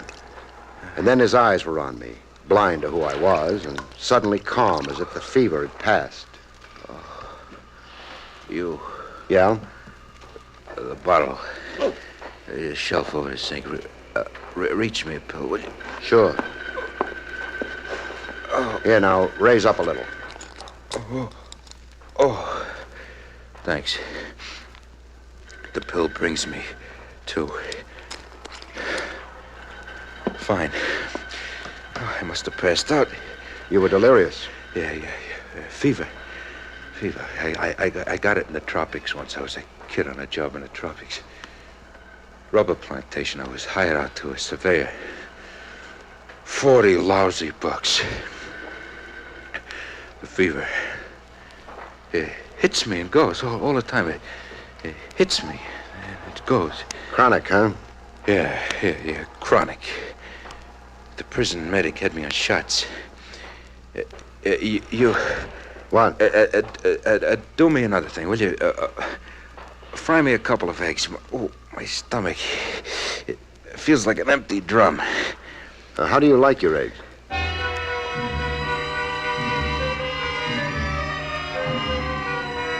He downed 4 eggs and a pot of coffee before he bothered to figure out where he'd seen me before. His eyes began to focus like a veil had dropped. You're the creep who jumped me on a subway train. No hard feelings. What's your game? Good Samaritan. The other time you were Galahad. I'm versatile. You're either a crook or a cop. Which? Cop. Jerk. But you're prejudiced. I did 5 years. For armed robbery. The penalty fit the crime. Salvation talk. You can use some. Some what? Salvation talk. Cops hounding me. Look, I paid my debt. Not quite. Not quite? The $30,000 still outstanding. You're still in debt. I earned that $30,000. 5 years. I lay in a hole for 5 years. You'll live in the shadows for the rest of your life if you try keeping that money. My risk. Besides, I haven't got it. Who has? Angie or my phony brother Willie. Or Nick? Yeah. Oh, Nick. The rat Nick. He was up at Sing Sing visiting Sundays, handing me a carton of smokes and a line. Tip him to where the money was. He'd keep it safe for me. Safe in a pig's eye. Angie, Willie, or Nick. Anybody else you suspect could have beat you to the money? McAvoy. The insurance dick in the case. I swear he had a phony look to him. Or you. I wouldn't put it past you. Everybody's dishonest in your book, huh? Yeah, sure. The only honest sucker who ever lived was my father. $5 a day digging ditches until he fell dead into one. What killed him? The $5 a day. He made 5, he needed 10, period. Where did you have the money hidden?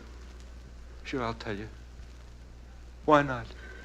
It's no secret now. There's a chicken farm up in Yonkers. Dunstan's Chicken Farm. Weekends like candled eggs for old Dunstan, for eats and pocket money. I buried the dough so far from the big coop and so far from Dunstan's tool house. I made a map of the location. And gave the map in a sealed envelope to Angie. Angie blabbed to you, huh? You searched up at Dunstan's farm? Yeah, I searched. Joke. You might have missed finding it. It could happen. Baloney, I dug up a half an acre of ground. Let's have another go at it. At Dunstan's. Another go? To really make sure it's gone. You and me, eh? Wouldn't I be crazy? We turn up the money, I won't lay a hand on it. It's yours. I'll let you decide for yourself. Decide what?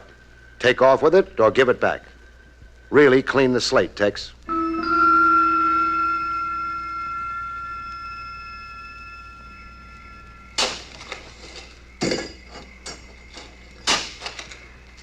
We had 4 hours of digging in the evening quiet of Dunstan's Chicken Farm. What used to be Dunstan's Chicken Farm, that is.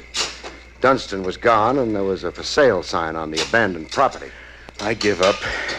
Oh, my sentiments, too. We've at least dug up an old shoe. Now, if we can find one to match it. Oh, don't make with the jokes. The money's been snitched. I know it. Maybe old Dunstan himself. Don't sell me that. Or anybody. Some lucky stranger. Still no sale. It's Angie, my smart aleck brother, or Nick. Hey, somebody mentioned my name? Nick. Yeah, in person. Hiya, kid. Greetings. This disposes of one suspect, Tex. Yeah, how's that? Nick trailing around after us, letting us dig and watching us. Would he if he had the 30,000? No. No, I guess not. Unless it's a smart cover-up. Yeah, don't beat your brains, Tex. I ain't got the loot. Yet. I was sure you two chumps was gonna lead me to it tonight. May I offer my regrets? Save 'em. So it's Angie or Willie, huh? Nick, stay away from him. Says who? I'm warning you. Oh, long time since I batted your ears, little man. Yeah. Yeah, I have taken my lumps from you. Sure, from kid days up. You've been my pigeon. Oh, Nick. What? Got your knife sharpened? Yeah, and pointing at both of you. I notice. But see what I've got. What? Hey, a gun. Cocked and ready. Drop your knife, Nick. Oh, sure, no argument. Dropped. Tex. Yeah? I've got a hunch about you. That you've taken a lot of guff from people right from the cradle. That it gave you, say, a complex. Made you try awfully hard to pass yourself off as a tough guy. Yeah, I've taken a lot of abuse from Nick here, right? He made me the joke of the block. All the time, the joke of the block. With his fists, fair and square, and the best man wins? Fists, my eye. With his knife. I got scars to show. Then go to it. Go to it? Here's your chance to lick Nick in a fair fight, man to man. Lick Nick and lick a few of your complexes. Wait a minute. Yeah. Yeah, I always wondered how I do it, Nick, fair and square. Let's get to it, Nick. Hey, wait a minute. I'm gonna beat your brains No, in. now listen. Show some fight, Nick. Listen, Tex.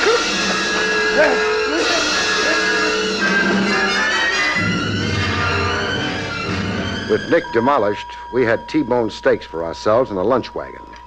It was a new shine to Tex. Confidence, but of a different variety than before. Oh, I feel great. Great. I'm glad to hear. Oh, like a weight off me. Like Nick was the symbol of something that had me down. Always had me down. Well, in flattening Nick, you proved to yourself you could make out on the level with honest sweat and toil. Yeah. It flashed through me the exact words you say. I got stuff I don't have to put on. I can be me. But I'm forgetting something. What? The money. The money's gonna pull me down low. Meaning? Somebody's enjoying it. But it's my rap. I'll get the short end of it from the cops, the insurance outfit. They'll never believe I lost the loot to somebody. I gotta put the screws on Angie and Willie. Tex. Yeah. I'll make book that neither Angie or your brother have double-crossed you. Well, why wouldn't they? They're just not the criminal type. That's crazy. While you're learning things, also learn to have a little faith in people. That's gonna come a little tough. Angie's a sweetheart, and your brother's solid gold. Yeah, nice words. Now, about the money. Who got it? I've been picking my brain. Well, who hasn't? I've got an advantage. I'm a cop. Meaning you think better? 20 years as a trade gives a man a certain training. Yeah, well, you show me. Your room behind the ironworks. When I came across you earlier today, you were in a coma, delirious, babbling out loud. The fever. The fever. It comes and goes, you said. Yeah, it comes and goes. Now think. Did the fever get you in prison? Yeah, it did. Very bad once. Last year, that was, I was in a hospital for a week. A week of babbling out loud, like you babbled to me in that room. You know some of the words I caught from you while you were delirious? No, go ahead and tell me. Dunstan's chicken farm. Walk a line from the coop, blindfolded. Do it easy. Wait. Babbling in my delirium. Is that like talking in my sleep? Talking things wild horses couldn't drag from you when you were conscious. The DA and a judge couldn't drag it from me. Neither could the warden. Where was the dough? I laughed in their faces. Now think hard, Tex, if you get my drift. I'm ahead of you. I know who we're after. I got his face in front of me. Who is he? Joey Stutz, a short-termer in Sing Sing. He was an orderly in a hospital. He couldn't do enough for me. With the alcohol and the sponge, with the medicine. Every time I'd come to, there was Joey sitting in my bed. Smart Joey. He got an earful of your babble. Oh, yeah. I made him a present of $30,000. Know where we can look him up? Yeah, I know. I do know.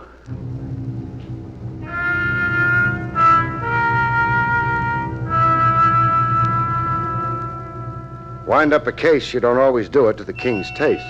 Or should I say, the law's taste. We found Joey Stutz, all right. Living it up big in a Park Avenue duplex. Funny-looking runt of a guy in a Japanese kimono and gold-stitched bedroom slippers. Joey had a surprise for us up his kimono sleeves. I wondered when you was going to tumble to my little trick, Tex. Your ears open while I lay in a coma, rat. It took just 4 days for me to figure out what you were telling me. How to walk 10 yards from the coop and then 5 more left of the tool house. Cough up the dough. I can't. Make it tough, Joey, so help me. No, take it easy, Tex. Take it easy. I'll give you what I got. Look, here, how much is there, huh? 82 cents. 30 G's, Joey. Oh, wait till I show you, Tex. Here, look. Canceled checks. Eh? If you total them up, I think you'll get $30,000, just about. You went through $30,000? Sure, in a year it was easy. I had myself a ball. I had horses and dames and a fancy foreign sports job that I rented. Whoa. Tex, it was like a dream come true. A dream? Yeah, for 1 year, but you're king of the world. Money to burn, not a care in the world. Oh, Tex, come on. You had the same dream yourself, huh? Yeah. I had the same dream myself. Yeah. I sure had. Climaxes happen like that. A fortune blown to the winds, and that was all there was to it. I consoled Tex. Craig, what's my situation now? Well, we get the truth on public record. I'd say you're in the clear yourself. Blameless. Free to live the new man. Joey here has a debt to pay. I'm ready to do time. Because, brother, what I did was worth it. Yeah, you had more fun. 82 cents left out of $30,000.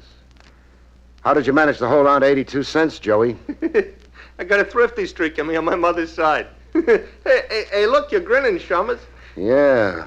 I'm thinking how I'm going to take you downtown as you are, in your silk kimono and gold slippers. Huh? I want headquarters to see what the well-dressed crook is wearing nowadays. Shall we go, gentlemen?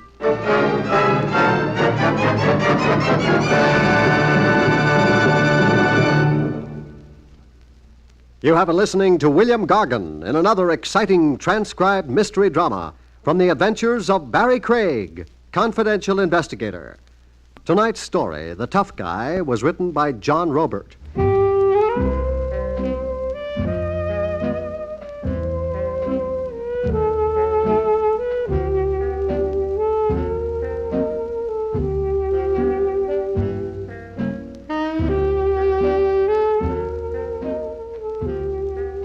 Next week, it's the strange story of murder by error, about which Barrie Craig has this to say. Next week's story, Murder by Error, a footloose husband stubs his morals and almost collapses into the electric chair when a hot pistol sends a cold chill through him. Good night, folks. See you next week.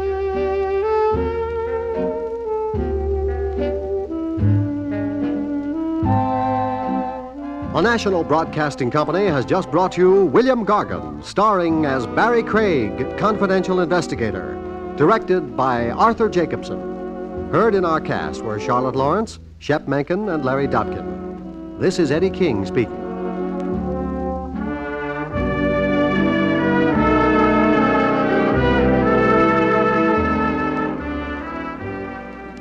NBC sends a welcome to WAPI Birmingham, its newest affiliate and Alabama's oldest radio station. This is the NBC Radio Network.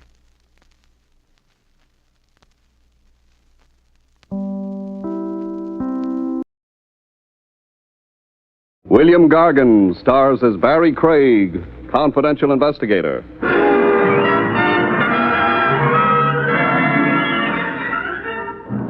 Murderers must have a lot of trouble keeping their books balanced. For one thing, they can't always be sure when they're going to make their next killing. And for another, so many of their assets are buried.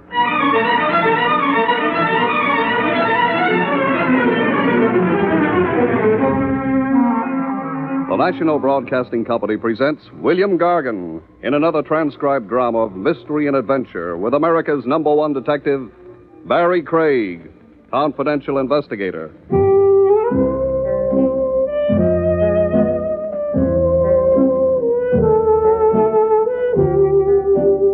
Barrie Craig speaking. Being a confidential investigator can easily become an office job, if you've got an office, which I have, and you spend all your time in it, which I don't. Clients cross you up sometimes, though. Joey Carter made a stab in that direction on this particular day. I'd had a meal at Willie's Wagon, if you could call it a meal. What would you call it, Mr. Craig? Penance. Big joke. Something wrong with the hamburger? Well, it's been fatally wounded, Willie. Huh. Next time, you might wait till it dies before serving it. My customers should live so long. Why, thank you, Willie. I can remember a time when Private Dicks could hardly read. They were all making witty remarks. Sorry. Have a cup of coffee? Oh, I'm not that sorry. There's nothing wrong with a coffee. Well, there's nothing wrong with sulfuric acid either, but I'll hold on to my stomach lining for a while longer if you don't mind. What's so special about your stomach lining? It's attached to me. Ah, you're getting sentimental. Which reminds me, there was a guy in here looking for you about an hour ago. Oh? Nervous little punk. I gave him your office address. He must have missed me. An hour ago, I was on my way here. Yeah? What was he nervous about?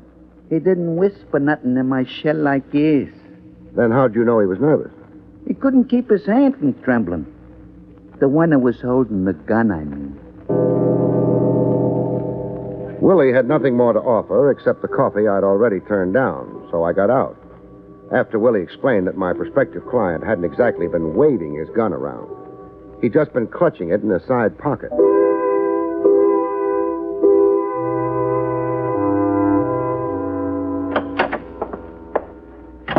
Jake, who'd given up a handful of stony acres in Vermont for an elevator cage in the building where I had my office, added a few, very few, well-chosen words. Hi. Hello, Jake. Nice day. Yep. How have things been on Madison Avenue today? Dull. No pretty girls? I reckon there was. Oh, don't tell me you're getting old. Busted my glasses. Oh. Well, tomorrow will be another day. Yep. But I'd like to get up to my office before then. Oh, I keep forgetting. Going up? Where else could I go from the ground floor? I guess you're going up. Other fellow went up, too. Which other fellow? One looking for you. Well, thanks for letting me in on it. Was he a small man? Yeah. Nervous? Yep. Said he'd wait for me in the office? Yeah. Ain't come down either.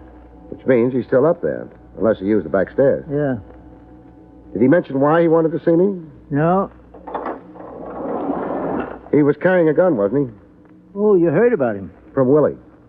He tried to get a hold of me at the wagon, but Fella drink any of Willie's coffee? I don't know. You better hurry on to your office, because if that fella did, Yeah? he'll be needing major surgery. You're exaggerating. Well, I had some of that coffee when I first come to town, before I knew better. You're still alive. Yeah, but mighty feeble. You just hear something, Mr. Craig? You're a buzzer. Somebody's ringing for you downstairs. What's the matter with them?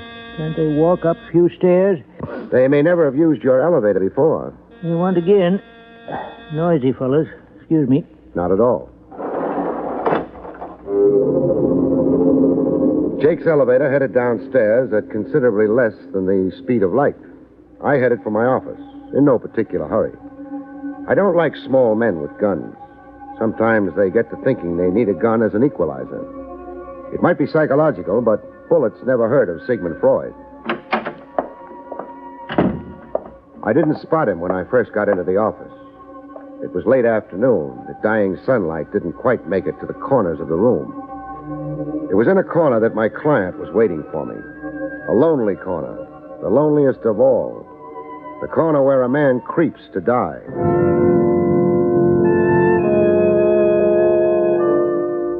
The knife went in under the left shoulder blade and pierced the heart. He died maybe an hour ago. Death was not instantaneous. There's no identification on him. Labels on his clothes have been ripped off.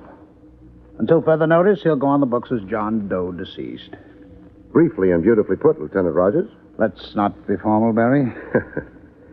You, taking Junior with you? Mm-hmm. Maybe we'll turn up something with his fingerprints. The odds are good.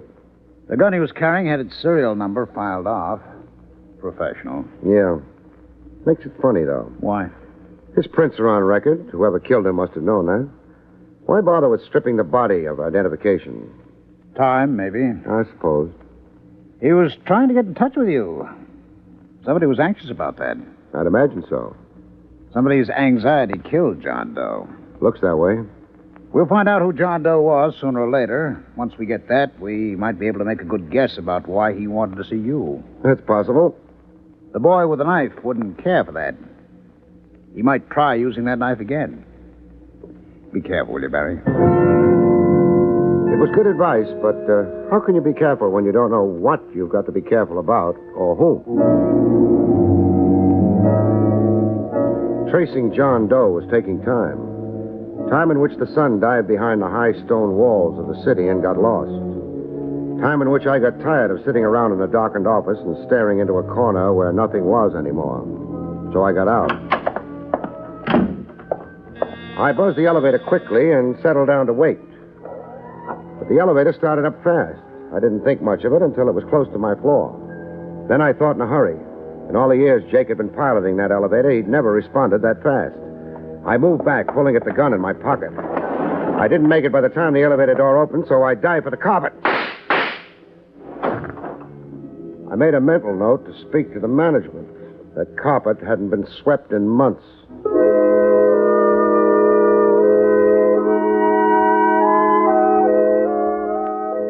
The little stranger in the elevator hadn't waited to see if the bullets had found me. I thought maybe I could let him know if I got down the back stairs fast enough. Then I ran into Jake. At the foot of the stairs, slumped behind the door that led to them. Jake. Jake. Yeah? If I remember correct. Boy, you had me worried for a minute. Hi. Hi. Head don't feel so good. You were hit on it. Maybe that's why I don't feel so good. Must have been hit by a piece of my farm up in Vermont. A rocky piece. That was the only kind there was. Here. Here. Thanks, Mr. Craig. How is it? It was better laying down. I figure I'll live, though. Good. Getting my glasses back tomorrow. Oh. You mean you'll be able to see the girls on Madison Avenue again? Yeah. Well, maybe we better get back to the lobby. Might be customers. All right, but hold it where you are. Well, the lobby's empty. Come on. You figured the fellow that hit me might still be around? Possibly. Too bad he ain't. Not so bad. He was carrying a gun. Oh? Minus a few bullets now. Fellow took the elevator up? When I rang for it. Oh, you got dust on your suit, Mr. Craig. Carpet upstairs? Yeah. Ought to be swept sometime. You might take it up with the cleaning woman. Yeah. When she gets over her lumbago. The carpet hasn't been swept for years. Well, Miss Abercrombie's had lumbago for years. Jake, did you see the man who slugged you? Not too good. My glasses, Oh, you see. yeah. Well, he's probably a half a dozen miles from here by now. So long, Jake. Going out? Sure. Mr. Craig. Yeah? The fella that took them shots at you, he might be hanging around. What for? Another helping. No, it was a professional job. Hit and run. If they don't make it the first time, they wait until they can arrange another setup. Well, I hope you're right, Mr. Craig. So, do I. My analysis was probably right. That didn't prevent me from holding my breath as I went through the lobby door. Then across the strip of pavement that separated me from my car and into it. I didn't waste any time getting underway. No gunfire. I decided I could start breathing again. Mr. Craig? I beg your pardon? Oh, I'm the one who should... Let's not quibble about who begs whose pardon. I'm just a little worried about whether this is my car. It's your car. I never noticed that it came equipped with a small blonde before. Do you mind? I was a normal red-blooded American boy, Miss... My name is Doris. Doris Cheney. How do you do? And do you spend much of your time parking in other people's cars? Only when the other people are Barrie Craig. Must be my new tie. The man who sold it to me said it would attract blondes like flies. It's not a very nice comparison. Flies are pests. Blondes can be, too. On the other hand... now that the gay chit-chat is over, well...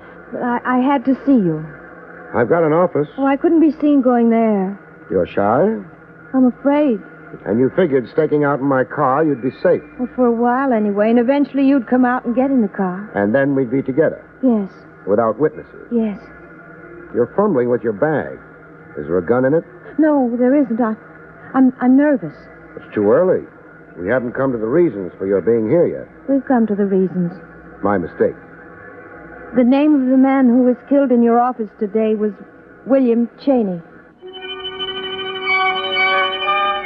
I concentrated on my driving. Concentrating on a small blonde is more fun, but is more likely to end up in a crash. She didn't add anything to the identification. I didn't figure she was finished yet, though. I gave her the cue. Relative? My husband. No relative. We haven't been living together for some time. He made noise when he ate soup? He was a thief. Oh, and that wore on your nerve. Well, I hadn't known when I married him. That happened. You don't sound as if you believe me. I don't have to believe you. You're not a client. What? Some reason or other, people never tell the truth to detectives if they can help it. Maybe they figure detectives should be smart enough to find out the truth for themselves. Sometimes detectives do. But if I were a client? I'd have to believe you. It's not on my license, but it's the way I play.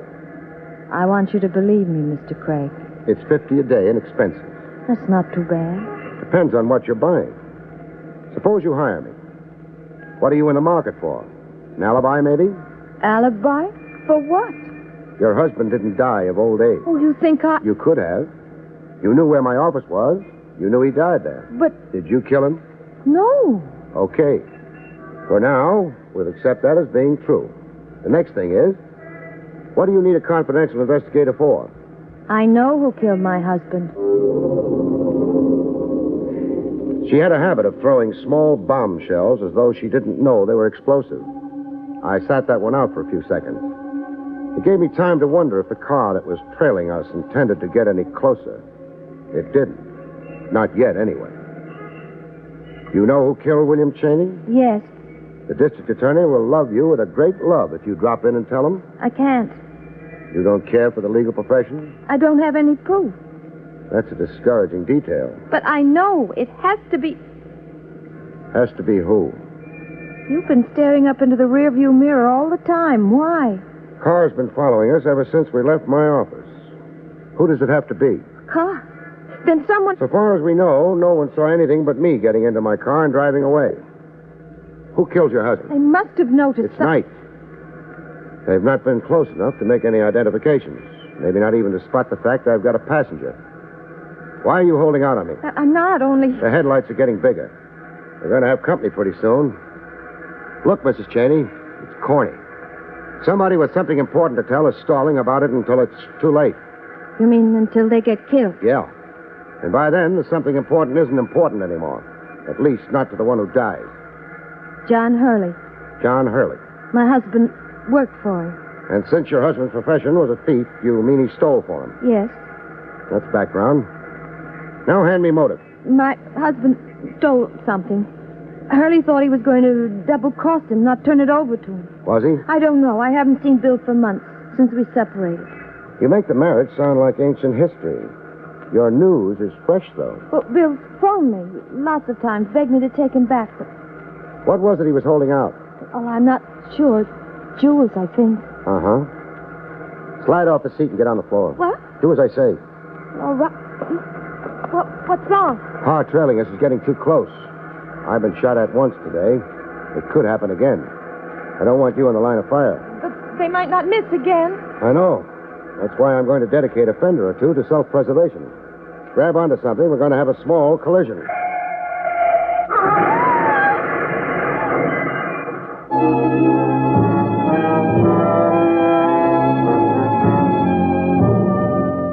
For what happened immediately after I'd cut my car in front of the one coming up behind, you'll have to consult somebody else. Obviously, both cars spun, slid across the street, and wound up attacking a lamppost. I was among those present, sure, but I wasn't sitting up and taking notice. I was lying down and being unconscious. Oh. Barrie. Oh. For a little while, I thought maybe my sins had been overlooked and I was in a better place. But what would the voice of Lieutenant Rogers be doing in a better place? I guess you're alive. Thanks. Oh, ouch. I could have told you this was no time to brush your hair back. It's my older brother who has two heads. Maybe I'm my older brother. That lump you're fondling isn't another head. Oh. Crab. Yeah? News. You and another car had a collision with each other and the lamppost. That I remember, partially anyway. Except the collision was intentional. Oh? I'll explain later. You keep going. Well, a crowd collected immediately, but despite that, or maybe because of that, whoever was in the other car disappeared. Too bad. However, that crowd probably saved my skin. The car was trailing mine, Trav. Outran me. I figured it would probably outgun me, too, so I had an accident. For a man with a thick skull, that was probably the brightest thing to do. Thank you, Lieutenant. I don't feel very much like making sudden movements with my head. That's why I haven't looked around, but, Trav, does there happen to be a small blonde on the premises? I've looked around. Not even a big blonde. Uh-huh. Means the crowd gave her an opportunity to duck out, too. Trav. Yes? Hasn't the police department got a couple of other lieutenants they occasionally use? I was phoning your place when you left. I got Jake. Oh. And the news from Vermont was? You'd left. With another car on your trail. So you sent out an alarm? Yep. Thanks. What were you phoning me about? The identity of the corpse in your office. William Cheney? Yes, Hey, wait a minute. How did you know who he was? The small blonde. She must have been a very knowledgeable small blonde. Maybe. She'd also been married to William Cheney. And wanted you to do what? Find his killer. Trav, what's the department got on Cheney? Thief of sundry and movable items, notably jewels. Big job recently? Suspected the Horsham deal. Well. Not much so far as quantity goes. One medium-sized necklace. Only it happens to be worth around $100,000. Give me quality over quantity anytime. Which is what Cheney and his boss must have figured. Which is also what Cheney figured. Now you've lost me. Cheney was holding out on the necklace, I'll bet. I was on my way to Cheney's house when you interrupted. Would you like to come along? Very much. If I can arrange to have my head brought with me.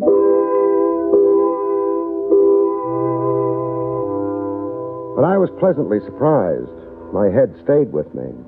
We got to Cheney's place. Cheney, understandably enough, wasn't home. Neither was the necklace. We made sure of that. Well, wherever he hid it, it wasn't here. No. Funny thing. You can see his wife left him. Not a dress in the place or a pair of women's shoes, but he's kept her furniture around. Yeah. He wanted her to come back. I guess he didn't disturb anything. No. Her cosmetics all over the place. Perfume stuff. Yeah. Nice perfume. Hey. What? Newspaper. So I see. What was the idea of fishing it out from under all the used face tissues? Front page article is folded to. Paper's 3 days old. Horsham story broke 3 days ago. Which means Cheney was on the run for 3 days before they got to him in my office. Maybe he had the necklace on him? Then they'd have lost interest in me. But they didn't. No. Then the necklace is still among the missing. So far as Horsham, who owns it, is concerned, and so far as, who else? So far as John Hurley is concerned, I think. The small blonde gave you Hurley's name? Yeah. It might be a lead. Why not try it? John Hurley's been a bad boy for some time now. The department's got lots of warrants out for him. Trouble's been, nobody's found him to serve them on him. He must be around. Oh, I'm sure he is. Not half as sure as I am. I'm the one he's been spraying bullets at. We can always issue another warrant. I don't doubt it. The only thing is, I'd like to be around when it happens. Around and alive. That, for the time being, was that. Trav returned to wherever lieutenants of police return in the middle of the night, and I got some work done. Not finding Hurley. No private detective can come even close to the police when it comes to tracing people. The thing is, I didn't waste time looking for Hurley. I concentrated on a small blonde. According to what your fleet dispatcher tells me, you guys work the cab stand here nights. That's right, Bud. 3 of you. The one I want is the one that knows a guy named Cheney. The address is 2906. Larchmont, apartment 3B. You're the man I want. You generally take his calls? Yep. You other guys, $5 apiece make you happy? Sure, okay. Okay. Now, this Cheney was married, wasn't he? You digging up stuff for a divorce case? No. Matter of fact, you won't be called upon to testify to anything. You know what his wife looks like? Yeah. Blonde, small. Fine. Now, maybe she did this during the daytime. If she did, I'm sunk. But I've got a feeling the nighttime is the time a gal generally moves out. Some time ago, she left Larchmont with suitcases, but no husband. You're not guessing. Not anymore. She used your cab? Yeah. Where'd you take her? The other guys rated 5 apiece. You rate 25. Thanks. 3912 East 67. Thanks. Maybe I just wanted to see a small blonde again. It's one of the pleasanter things that happens to a private detective. But that wasn't the way I saw it, which could be why I didn't feel pleasant when I got to Doris Cheney's place. Who is it? Barrie Craig. I can't. Mrs. Cheney. Oh, all right. Come in. Thanks. Hello, Craig. Hello. You'd be Hurley, wouldn't you? Not only would be, Craig, am. Speak softly and carry a big gun? You've got a gift, Craig. Gift of expression. I couldn't have thought of that in a year. Maybe you never tried. Now I've seen the gun, you can put it away. You're too broad across the shoulders, Craig. You wouldn't have much trouble handling me. If I didn't wave the gun around, so to speak. I don't anticipate much trouble anyway. Yeah, me. Don't tell me you're one of those unbelievable characters who isn't afraid of a gun. Of course I'm afraid of a gun. Well, then? I can't see any reason for you to use it on me, that's all. Let's hope so, however skeptical we are. Hope I didn't damage your car too badly. Doesn't matter. Wasn't mine to start with. Doris. You were unconscious, Barry. I saw Hurley get out of his car. I ran. I had to. Sure. How long's Hurley been here? For just a couple of minutes. In that case, he hasn't found the necklace yet, has he? Craig, now I'm really surprised. Fancy her admitting that. Or was it a slip of the tongue? Pretty obvious, isn't it? Maybe. But it takes a rare man to recognize the obvious. Now, congratulations, Craig. Now, if you don't mind, Doris, my dear. I don't have the necklace. Now, you see, Craig? She won't admit the obvious. Maybe she's frightened. Hurley, if she turns the necklace over to you, what then? You mean, will I be nasty? Kill people? Why should I? Police are after me anyway. All right. The necklace is in her bag. Barry. Bag? Oh, here it is. She kept plucking at it when she came to consult me. I thought there might be a gun in it, but... Not a gun at all. The necklace? Yeah. Well, Craig, you were quite right. There's no need for me to bother you at all. Oh. Please, drop your gun, Mr. Hurley. I'm terribly nervous. I might... I dropped it. Comes of having eyes for only the mercenary, when I should have kept them on you. Please, Barry, call the police. Yeah. No question about Hurley's being the man who trailed us in that car. Man responsible for the jewel robbery. The phone? Oh, yeah. Not to mention murdering my husband. Let's not mention it. What? Because he didn't. Sorry. Telephone wires do get tangled around people's arms, don't they? I'll take the gun. Neatly done. Sorry I can't stay to admire. You're staying. We're all staying till the police come. And then a thief will go to jail and a murderess to her punishment.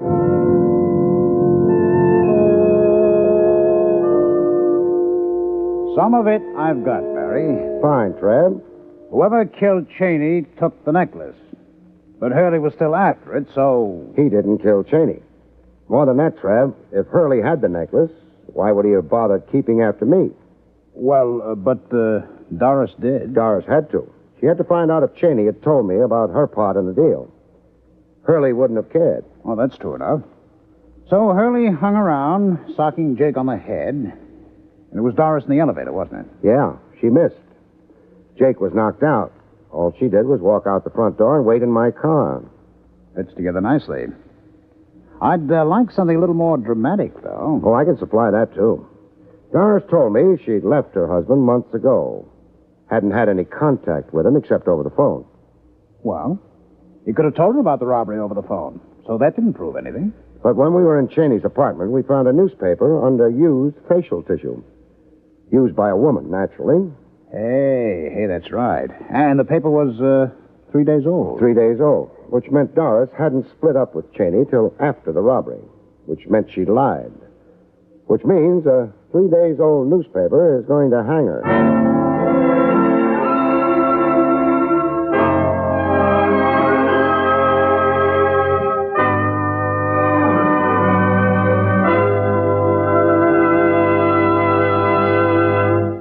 You have been listening to William Gargan in another exciting transcribed mystery drama from the adventures of Barrie Craig, confidential investigator. Tonight's story, The Lonely Corner, was written by Lou Vittis. Next week, it's the strange story titled The Killing Pace, about which Barrie Craig has this to say. Next week, 3 wise men brain each other, and a lady doll goes to the dogs when a champion greyhound makes a record-breaking sprint into the hereafter. Good night, folks. See you next week.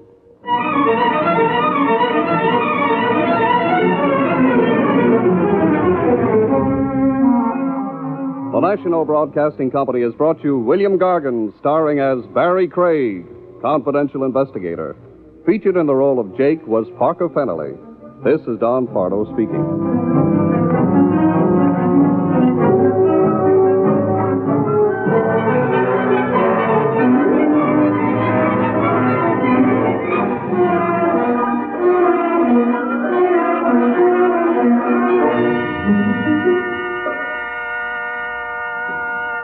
Mark Twain used to say, everybody talks about the weather, but nobody does anything about it.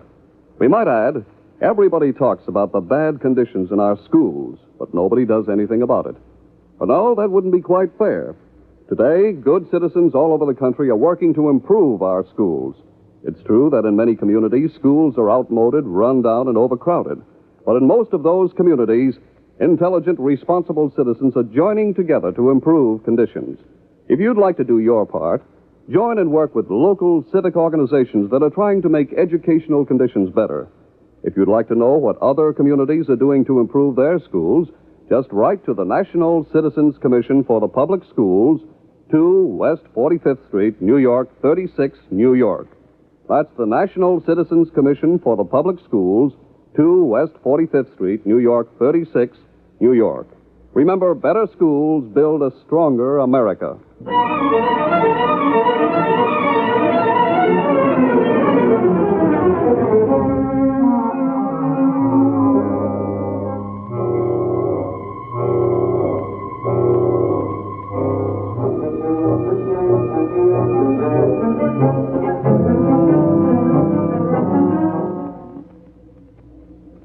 Now enjoy Dragnet, starring Jack Webb on the NBC Radio Network.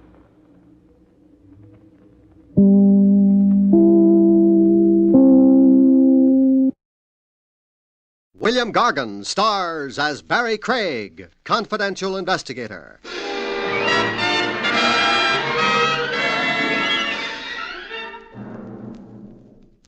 Anti-noise ordinances are fine and dandy. Makes living a lot more serene. But how can you legislate against the really disturbing noises, folks? The noises in your head, that would be.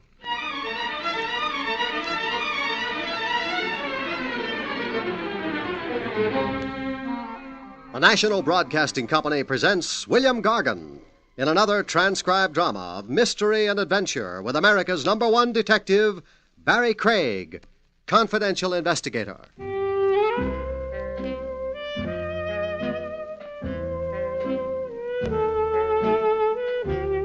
Barrie Craig speaking. The footwork a confidential cop puts in isn't always paid mileage. Some of it's for free in the public weal and welfare. Like a trip I took to the Tombs one day to see an inmate named Maxie Potter. I'd gotten a begging letter from Maxie. Could sweet charity move me to hurry to his side? End quote. Having a pint or so of the milk of human kindness in me, I complied. I found Maxie sitting on the edge of his cot. His eyes lit up like 100-watt bulbs when he saw me. Barrie Craig? That's me. Oh, you got a heart. And you've got a nerve. Just for asking you to come? For confusing me with the Legal Aid Society. What's wrong with helping people? Starvation. I don't get paid. No cream in my farina. I'll tell you what. I'll owe you your expenses. The road to hunger is paved with bad debts. Oh, shades of Mrs. O'Houlihan. Mrs. O'Houlihan? My teacher in continuation school. That saying you said, she used to say it. But it made no impression on you. No. What I went for was, it's blessed to receive. And so you wrote to me. And so you're here. Now, what do you want? For you to get me out. I never engineer prison breaks. Bail. Put up the bill. How much? $500. Dollars? Sure, dollars. Well, I haven't got it. Well, Uncle Real Estate, then. They'll take that for bail. I've only got a cemetery plot. See, now wait. You're a citizen in good standing? Opinions divided on that. Well, Judge Ferganza, he'll let me out on what's the word I'm trying for? Recognizance. Yeah, on your... Well, will you? You've sure got a cheek. I got troubles. I share 'em. I'm not proud. What's the charge against you? Assault, 3rd degree, hardly nothing. Who'd you hit? Randy Lomax, the talent agent. You might have heard of him? Everybody has. He's been promoting my girl, feeding her baloney about how he's going to make her a big star. I lost my head. I hit him. What with? A brick. But that's between us. In court, I'm denying it.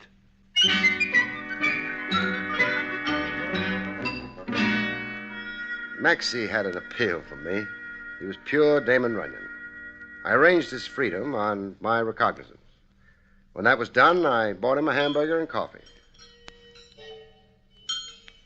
Hey, reach me to relish once more, huh? You've just about demolished the jar. There's vitamins in relish. Besides, it's on the house. Relish? Man, you're sure a friend.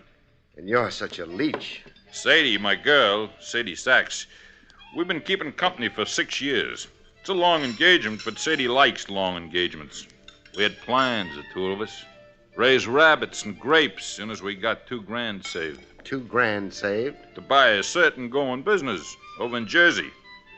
Sadie and me, the two of us, we worked in the Blue City distillery. In a distillery? Bottle washers, both of us. Oh. I made 60, Sadie made 40. Anyhow, everything was hunky-dory. Until Randy Lomax came along. Yeah, one fine day, the rat. He saw Sadie in the fun house at Atlantic City. He followed her around to the Ferris wheel and the Wax Museum. couldn't let Sadie out of his sight. She had $1 million legs. He kept writing that down, passing notes to her. All this behind my back. Please continue. You try and stop me. Then Sadie wrote out a telephone number and passed it to him. Still behind your back. Oh, I had a couple of beers. I was blind. Anyhow, they met next day, and Lomax sold Sadie a bill of goods. Would she be a model? And did she have theatrical ambition? To which Sadie said, yay, brother. Well, what girl ain't conceited? That's the story, anyhow. Sadie signed up with Lomax. He gave her a new name, Paula Paloma. From a dirty blonde, he made her jet black so he could pass her off as Spanish. What a name. Paula Paloma. Which brings us to your fight with Lomax. He told Sadie to give me the brush. I was wrong for her future. I was a slob, and she was now imported stuff. The rest I told you. I met Lomax, I beaned him, I got locked up. I bailed you out. Now you go see Lomax and get him to drop the charges. Here, now, wait a minute. Wait till I write something out. Okay. It's written. Here. A note? Read it. It's an IOU. I don't want you doing too much for nothing.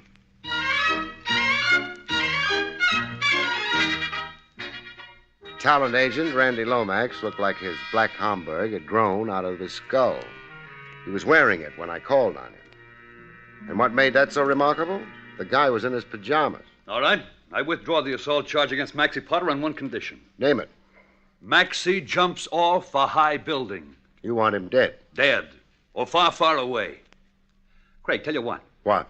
Maxie settles down in the Congo. Permanently. He signs a stipulation to the fact that it is permanent. Otherwise? I'll prosecute him to the limit. Such seething hatred for Maxie. Why? He's a pest, a menace, a loudmouth, a jerk, and lunatic. You cost him a girl he was planning to marry. That's Maxie's hallucination. You go ask Paula Paloma her point of view on Maxie. Alias Paula Paloma. She's Sadie Sachs. Look, forget the name Sadie Sachs. Oh, the public. We spent thousands advertising the name Paula Paloma. Paula Paloma from Madrid, Spain. That's her origin. Her mother was a royal countess. Her father was a fabulous industrialist. Her boyfriend was Maxie Potter of Jersey City. Shh. You deliberately trying to aggravate me. I came here representing Maxie. Maxie. Yeah. Let me show you the type of character you got for a client. I had a private detective draw me a diagram of Maxie. A report, Maxie's background, where he came from, why he gets in my hair. How come one man can be so crazy? Here. Cast an eye over this line on a 2-page report. 1949. The Inwood Home. 6 months. Yeah, the Inwood Home is a sanitarium in Ohio. Maxie's punch drunk. Craig, on my advice, dump Maxie in the North River. Besides crowning you with a milk bottle in an impetuous moment, what other specific grievance have you against Maxie? He insults me on the streets. Language that makes my spine crawl. He hires children to throw garbage at me when I pass. And look, in a public restaurant, in front of 100 show people. Show people? My bread and butter, mind you. Maxie pours a plate of soup on my head. What kind of soup? Noodle soup. Limp noodles hanging from my brow like Excelsior on a Christmas tree. Have I got specific grievances? Sounds like it. It's not all so comical. I'm made ridiculous. But I'm also in mortal danger. How's that? Threats to kill me. Threats in what form? The cowardly form only Punchy Maxie could use. Here, these. Cartridges. Low caliber. Low, high, medium. They mean murder. I find them everywhere. On my office desk, on the dining table. They come in the mail. A bullet to a letter. Craig, I'm being hounded into fear and insanity. Why do you only suspect Maxie? I got reasons. Well, let me hear. All right. These cartridges. They've been identified for me as belonging to Maxie. Identified by whom? Paula Paloma. Sadie Sachs. Craig, again, I beg you, please forget her other name.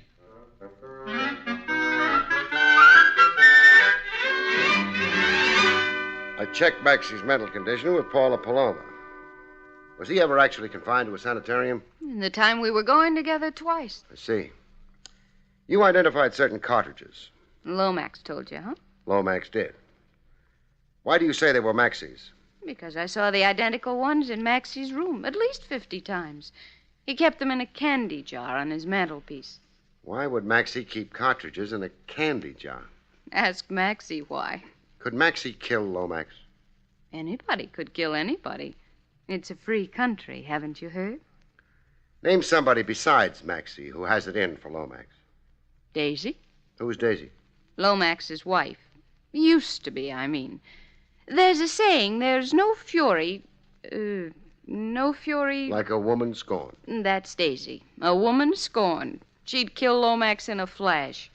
Other enemies of the great man? People. A man with Lomax's lust for power must make enemies of the little people. How do you feel about Lomax? I worship the ground. He's my good angel, my hero.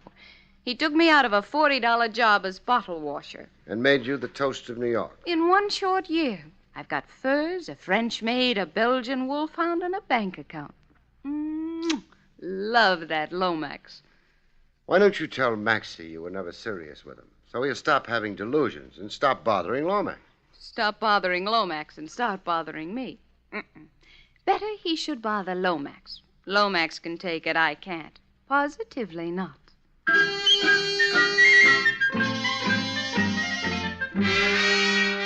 That evening, my client Maxie made no bones about being a little on the weird side. Sure, I'm spooky. I ever say I wasn't? No, not in so many words.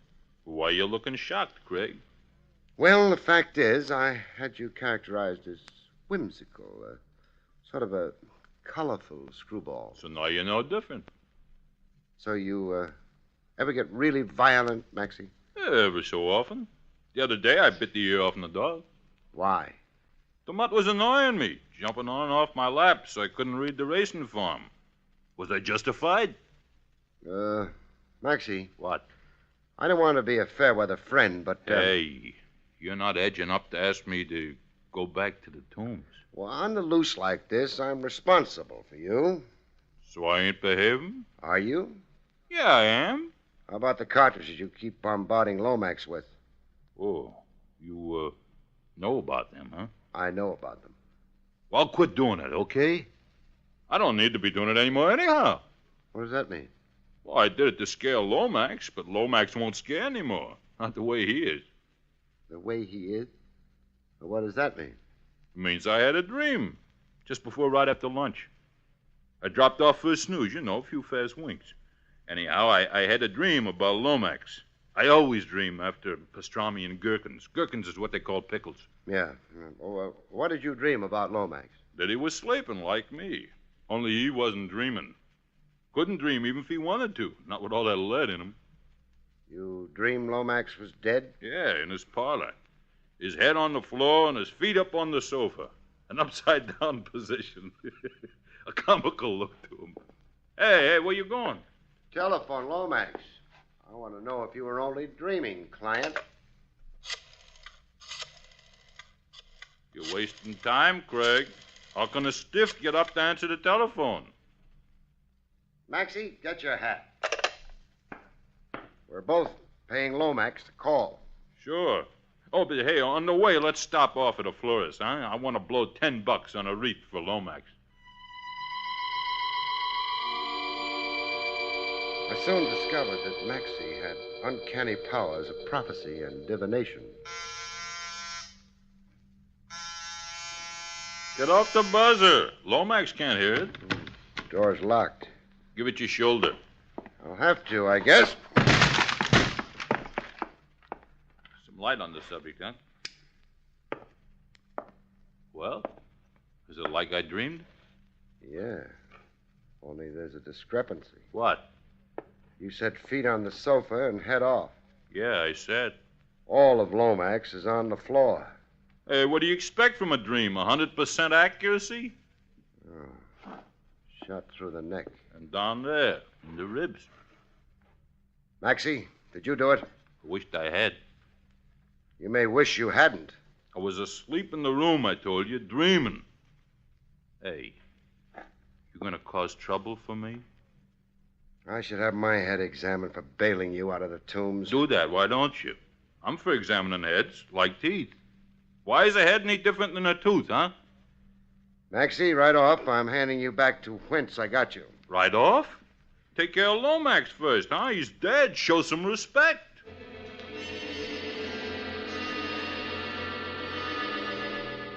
With my number one suspect back where I found him, the tombs, I held the crying towel for Sadie Sachs. That is, Paula Paloma. I'm finished. Through. Everything was going good, and now I'm finished. So was Lomax finished, through. I'll be back washing bottles. Oh, I knew in my heart my good luck was too good to last. Lomax's death doesn't necessarily put the kibosh on your career. Lomax was my career. I'm his invention, his creation. Without him, I'm nobody. Boy, consider what the man did for me. I've seen the billboards. He got me elected Miss Gooseberry Pie of 1954, Miss Bottle Drink, and the girl most likely to... Most likely what? Oh, I forgot. I'm destroyed. Utterly destroyed. I'm a battleship at sea without an engine. Oh, that Maxie. Nothing points conclusively to Maxie. That ex-wife of Lomax's. Daisy. Do I remember your saying she had it in for him? She hated him. Everybody on Broadway knows that. Well, we're off Broadway. Where can I find Daisy? Stand on any corner and holler. She'll come running. Look, I want to cry myself to death, so stop asking me questions and go away, huh?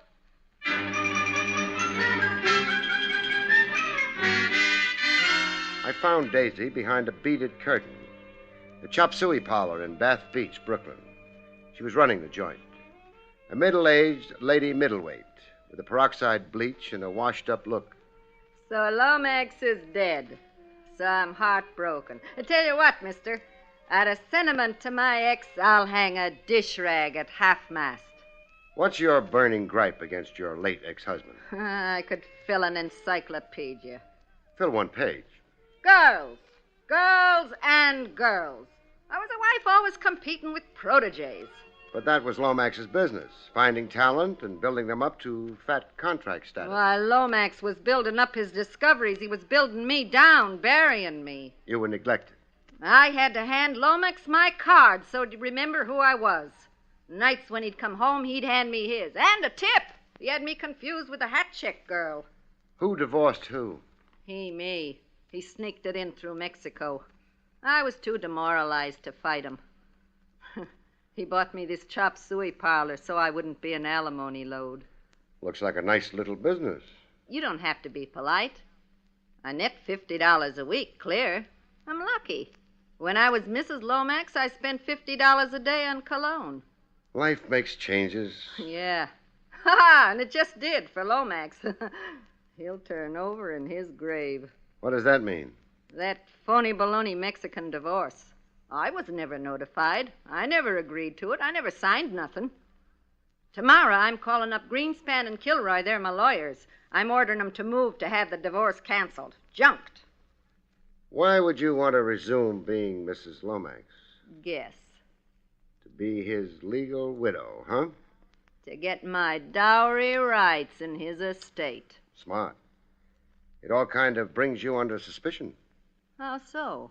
If you can turn death to profit, that underlines a motive for murder. So it underlines, so I'm laughing. Huh.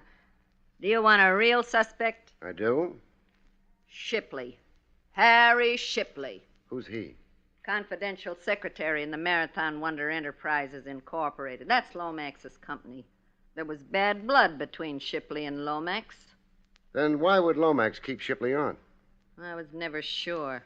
Something Shipley had on Lomax and vice versa, something Lomax had on Shipley. You never knew Lomax. Nobody did. He was always underhanded. Nothing with Lomax was ever clean cut out in the open. When's Lomax's funeral? The police will release the body for burial tonight. The funeral's tomorrow at 10 a.m. I'll be there. As his legal widow. You be there, too, and watch Shipley. Never mind Lomax in his coffin, just watch Shipley. Watch him and you'll see a happy man. Happy because Lomax is dead. I hadn't exactly planned on attending the funeral. Attend! This funeral will be good for you. How so? Perk you up, forget your troubles, make you glad to be alive. Simply delighted.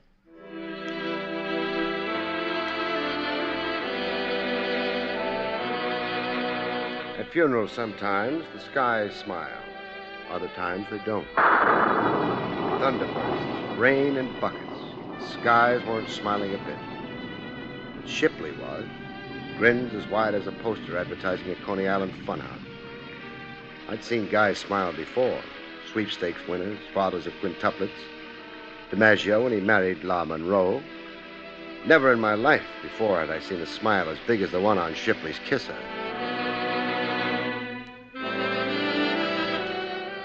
There was no eulogy at Lomax's grave, like nobody had a good word to say about him. Later, in a tavern a stone's throw from the cemetery gates, Shipley let on he didn't either have a good word to say about his late boss, Lomax. As long as you're buying drinks, Mr. Craig. Hey, bartender, another orangeade for my friend. You were saying, Shipley? Rotten egg, that Lomax. Money was his god. What did he have on you? Come on, Daisy told me a few things. I owed him money. You owed the till, you mean, huh? You did a little embezzling? How much did you borrow from Lomax and all? $22,000. Why didn't he can you, or jail you, or both? Well, I had knowledge that was disadvantageous to Lomax. What? Come on, talk up, Shipley. I'm trying to satisfy myself that you didn't murder Lomax. Income tax evasion. As confidential secretary, I knew the truth about Lomax's books. Yes, you would. Shipley. Yeah? Take me to the offices of Marathon Wonder Enterprises.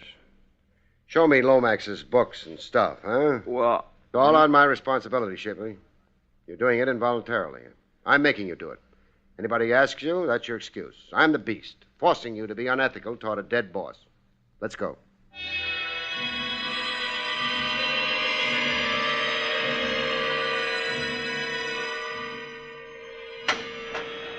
After 4 hours of snooping at the Marathon Wonder Enterprises, I got to know Lomax's business so intimately it would send a chill through Lomax.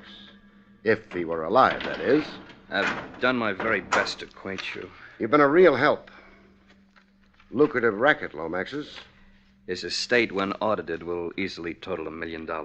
Well, all for talent scouting. Ownership of talent. Lomax wasn't only a 10%er. No, he wasn't. That much became clear tonight. He signed talent to 10-year contracts with renewal options on lopsided terms. Lopsided in favor of Lomax. Mm-hmm. One Lomax property, the actor Baxter Burroughs, now with Clinton Pictures, made more than $250,000 in the last 2 years. Yeah, I read those figures. Had Lomax lived, he was certain to make an equivalent or greater sum through Paula Paloma. Sadie Sachs. Let's see that letter again, huh? Yeah, here you are. From the Mecca Elwyn Bayer Motion Picture Company. A firm offer of a 7-year contract to Paula Paloma. At $4,000 a week, scaling upwards every year. I'd say that's the best contract offer Lomax ever received for any talent he represented. $4,000 a week with Lomax in for half. Half plus certain expenses. Lomax was a genius at adding expenses. The 50% generally came closer to 70. Bad time to die. With money coming at him from all sides. Thanks, Shipley. It's been enlightening. Wait, Mr. Craig. What? The money I borrowed from Lomax, I've been repaying it so much a week for years now. How much still outstanding? Oh, a relatively small sum, really negligible. Then I'd guess you've got nothing to worry about, Shipley. Thank you, Mr. Craig.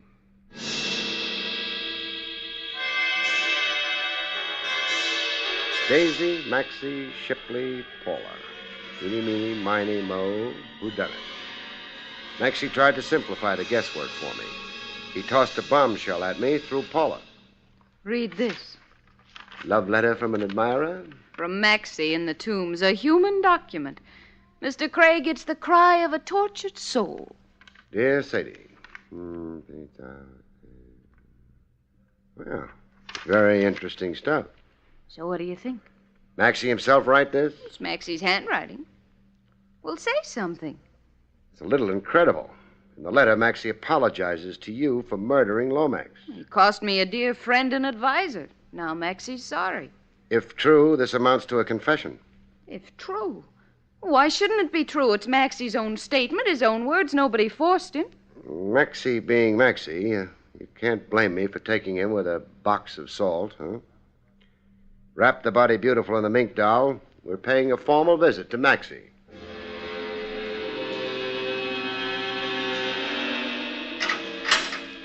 We found Maxie dining on caviar and chopped onion. All the eating's good in here. Caviar on the prison menu? A ladies' benevolent society come through. They give me this caviar and a cigar.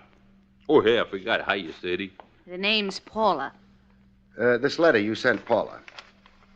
Still stand by what it says, Maxie? Yeah, sure. So I murdered Lomax. What can they do to me? Fry you. Like fish. Am I responsible for what I do? Aren't you? I got a record that says I ain't. So you figure to beat the rap by pleading insanity? Insanity for the time being. Only while I shot Lomax. All of a sudden, I blanked out. When I come to, there was Lomax dead on the floor and a smoking gun in my hand. Where's the gun? I forget. I threw it away someplace. Nice try, Maxie. It proves something. Proves what? That knighthood is still in flower for a price. A price? Whatever Paula here promised you for taking the heat off her. Paula promised? Hey, what kind of booby talk? Mr. Craig, I must say I resent the insinuation. Not insinuation, doll. Accusation. You're accusing me? Of getting Maxie to take the chance of a temporary insanity plea for a murder you did. Craig, you're more gone than me. Why would Sadie here... Excuse me, Paula. Why would Paula here want to knock off Lomax, the best friend she had? For money. To recover 100% of herself. Paula. What? Your $1 million future with the movies. How much of a piece did Lomax have? I mean, while he was alive. What, the usual 10%. Lomax wasn't a 10%er. I mean, half. Half plus. Expenses off the top. For the build-up he gave you. Quite a bill there. Lomax knew how to run up astronomical figures. The way I calculated it in Lomax's office a few hours ago, you'd be working years for Lomax. All for Lomax, very little for you. You'd have a showcase, Lomax would keep all the marbles. How did a sensitive young lady of your refinement bring herself to shoot a man down in cold blood? All of a sudden, Sadie blanked out. When she come to, there was Lomax, dead. It was a pleasure shooting Lomax, a regular picnic. Lomax had it all fixed for me to be his slave. Well, I'm nobody's slave. You'll tell your story, Sadie, how you killed a rat and a conniver who came between us. The judge will bawl like a kid. The jury won't even go out. Not guilty, Sadie. That's a verdict for sure. Suppose you two stay here and make plans. I've got to see a man about a murder. Mr. Craig, you're not leaving me here. Oh, an affectionate couple like you and Maxie, made for each other. A housekeeping cell for two. Kids, I don't know a cheaper way for a loving couple to get started in life. So long now. Hey, God, open up.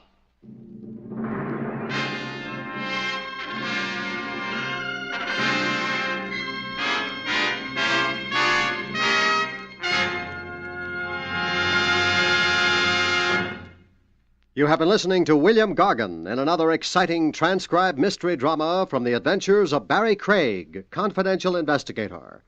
Tonight's story, For Love of Murder, was written by John Robert.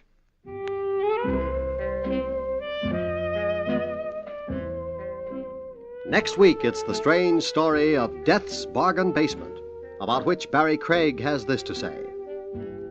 We call next week's story Death's Bargain Basement. It takes place in a department store because, as you all know, bargain basements are always found in department stores.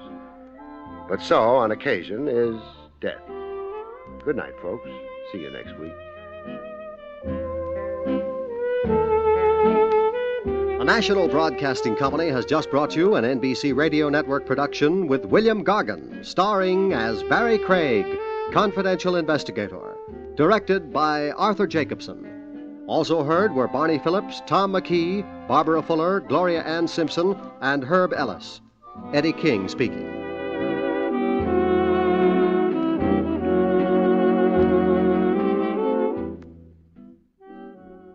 There's another exciting Dragnet adventure tonight on the NBC Radio Network.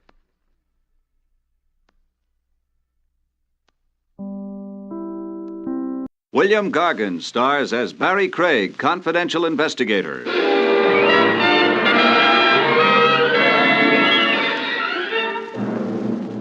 Murderers, by and large, probably lead very dull lives. But there's no doubt about the way most of them wind up. It's electrifying.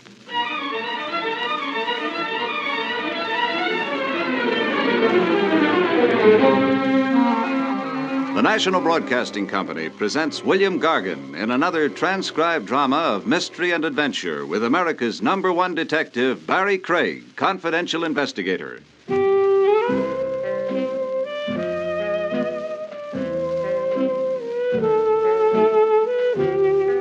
Barrie Craig speaking.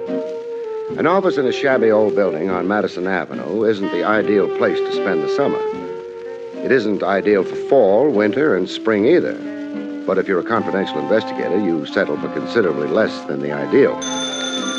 When the phone rings, though, you hope. 9 times out of 10, it's only the phone company testing your reflexes. The 10th time... Craig? Barrie Craig? Speaking. This is Mark Reed, Barrie. Mark, I haven't heard from you. Listen, I don't have much time. Can you get down here right away? Well, get down where? My house. The old tower house. It's right outside Dorning. That's upstate. Well, I've driven through Dorning. Don't drive. There's a train at midnight. Faster. Well, what's my hurry? Take that train. Tonight, please, Barrie. But why? I can't say any more. So long. Mark.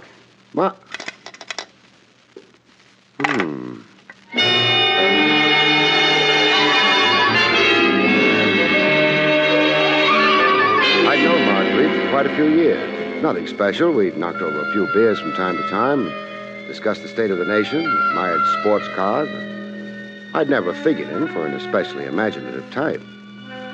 On my way over to the station, I tried to tell myself it was just a fancy way of inviting me to spend a weekend in the country. But then, why had there been terror in his voice? Ticket, please. Well, here you are. Getting off at Dorning, huh? That's right. Now, why do conductors always punch tickets and then keep them? Well, we don't, actually. Except when the passenger is getting off at the next scheduled stop. That's me. How long before we get to Dorning? Hour or so? Train's kind of empty. Late run, don't get many people. Makes it nice, quiet, and dull. Moon shining. Well, who does that help?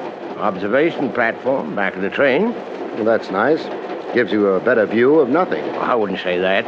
Oh? Blonde girl back there, too. Been there ever since we pulled out of the city. Now, conductor. Oh, I ain't trying to promote romance. I'm a little worried about her. Why? The way she looked. Frightened, sort of. In fact, she stayed out there all alone for hours now. Oh, it doesn't have to mean anything. Well, that's why I didn't take any official notice. But I'm still worried. Maybe I'll go back and see if the moon looks the same from the observation platform, huh? Well, I think that might be a good idea. Only, one thing I maybe ought to tell you. What's that? She was carrying her ticket in her handbag. When she opened it to get the ticket, I noticed she was carrying something else in that handbag. What? A gun.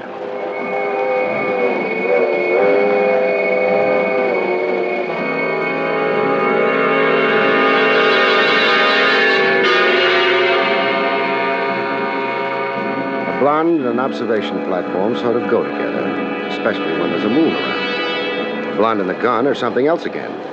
Something not nearly so nice. Oh, I'm sorry. Don't move. Don't come any closer to me. Okay. You don't need a gun to keep me off. It's pointing right at you. I know how to use it. You might try using your brains instead. Don't try. I'm not trying anything. All I am is a passenger on this train. Sure, you'd have to say that.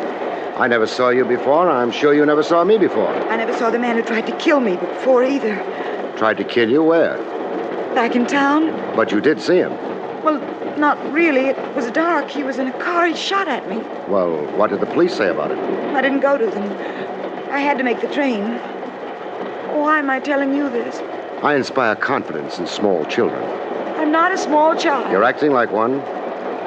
If you let me reach into my breast pocket, I'll show you my credentials. credentials? Yeah, my name's Craig. I'm a confidential investigator. You get your credentials, but you be careful. Oh, I'll be very careful. Nothing lethal about a card case, wallet. I'll dump them on the chair here, and then I'll move away. Now, you can look at them without disturbing your aim. All right.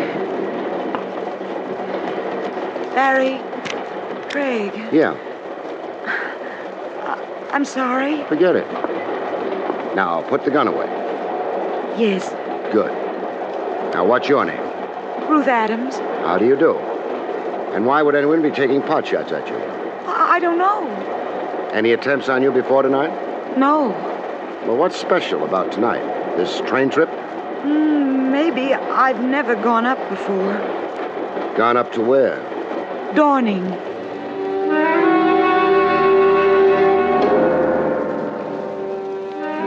The girl was small, but not skimped.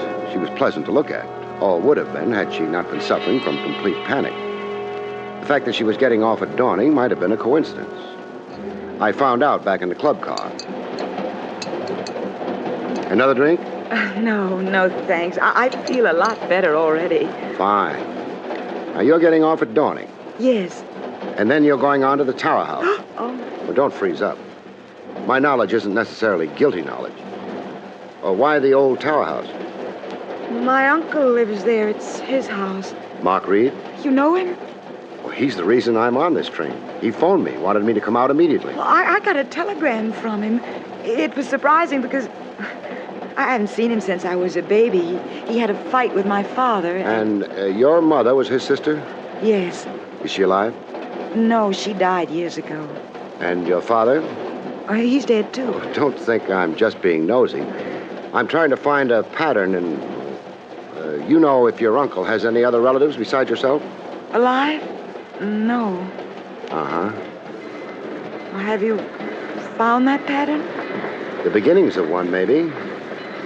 The rest will have to wait until we get to the house, which won't be long now.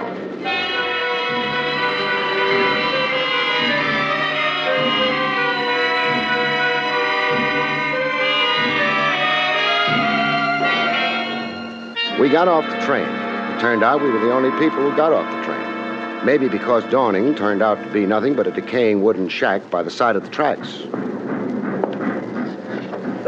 This can't be Dawning. Well, it is. Sign on that shack says so. But... Hiya, folks. Oh! Easy, Ruth. It's a cabbie. Buggy's all ready for you, folks. Take you right into Dawning. I'd hoped we were in Dawning. No. This here's only the railroad station. Town's a couple of miles south. Uh-huh. Well, lead the way. I don't have to ask you folks which hotel you'd like to stop at. Reason is there ain't but one in Dawning. We're not going to a hotel. Oh, visiting friends, huh? That's right. Mark Reed. Reed? Yes, at the old Tower House. You know where it is? Yeah, I know where it is. It ain't south like the town. It's north a bit. Not very far. Just walk up the road here about a mile and a half. Oh, hold on. We're hiring you to take us there. No, you ain't. Why not? Well, the further I stay away from that place, the happier I am. Well, what's wrong with it? I don't know. I never investigated. Well, you could be wrong. Well, I don't want to find out, mister. Would you and the young lady like some good advice? Train's back to the city coming through in an hour. Stay here and get on it. Well, I'm not that crazy about trains. Well, you'll thank me for that advice someday. Well, I'll thank you right now. We're still going to the Tower House tonight. If you're afraid to drive us there, take us into Dawning. We can get another cab there or maybe rent a car. Okay, mister. Get in. Ruth? Uh-huh. I'll take you to the Tower House. Thank you. You didn't have to make no crack about my being afraid. But you are. Well, maybe I am. Maybe the reason you're so brave is because you don't know what you're getting into.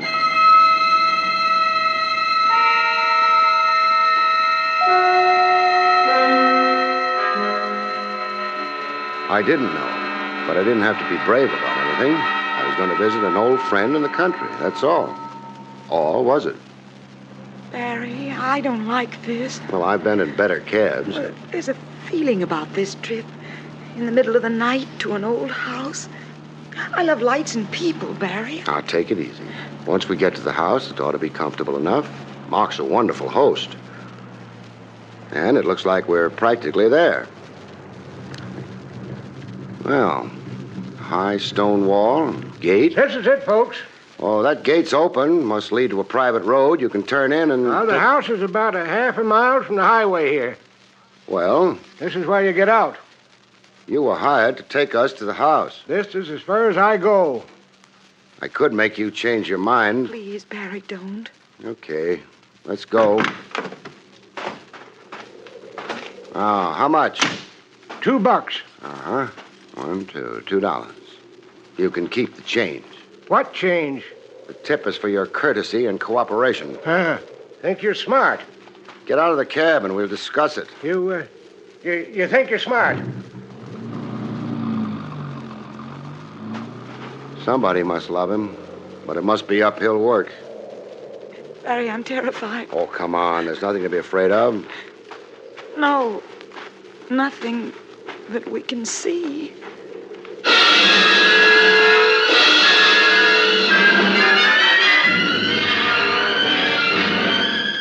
It wasn't too pleasant a half mile.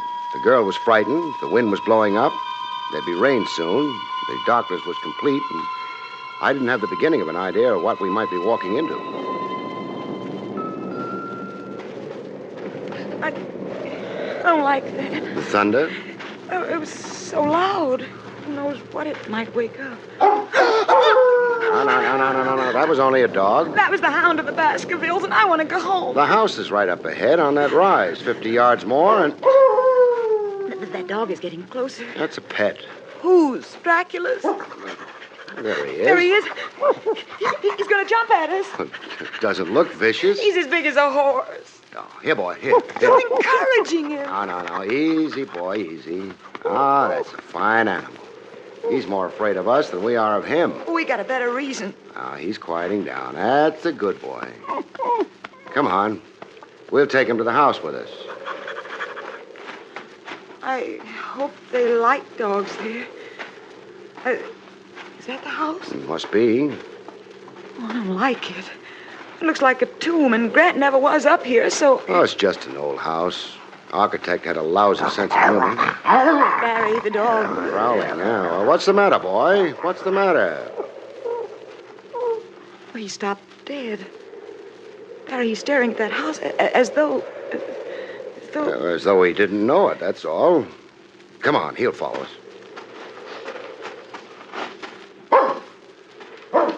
He's not following us. Well, he's running away, Barry, in panic. Well, he's a neurotic hound, that's all. Let's stop worrying about him. Your uncle asked us to come down. The house maybe isn't pretty, but so far we haven't seen anything wrong. I'm sorry. Go ahead, Barry, knock. Well, there's a bell pull here. Oh. Not exactly a happy tinkle, but... I'm not sure for whom that bell's tolling, but I hope it's not for us. I hope somebody answers it soon. Somebody dressed in the latest in shrouds. I know I'm being silly, but if I weren't, I'd be screaming. Now, you stick to being silly, while I stick to... And maybe everybody went to the movies, huh? Oh.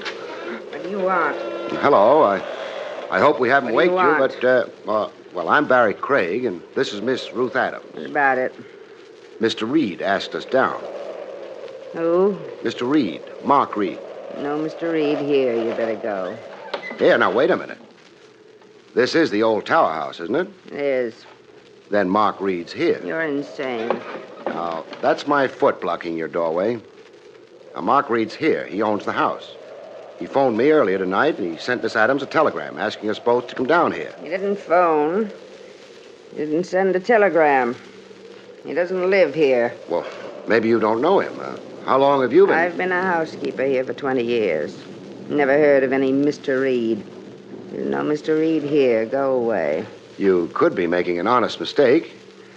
You better step away from the door, though. We're coming in. I wouldn't be so sure of that. Oh, reinforcements? Got a gun, Barry? The complete householder. I have a gun, and I'm prepared to use it. Mrs. Dunn, what is all this? Some story about a Mr. Reed. Reed? I'll spell it for you. That won't be needed. Why are you trying to force your way into my house? We were invited here. By whom? Reed. Oh, maybe I'm getting monotonous, but it's still Reed. That doesn't explain your presence on my doorstep. This is his home. Fiddlesticks. I purchased this house 21 years ago. It is mine. My name is Loomis. Barrie? I don't know. My head's starting to spin. Mr. Loomis, has this house always been known as the Old Tower House? It is known by that name now. Always is a long time. It has been called the Old Tower House ever since I have lived here. Well, for a lead nickel, I'd buy the theory that Reed was a ghost. But ghosts don't make phone calls.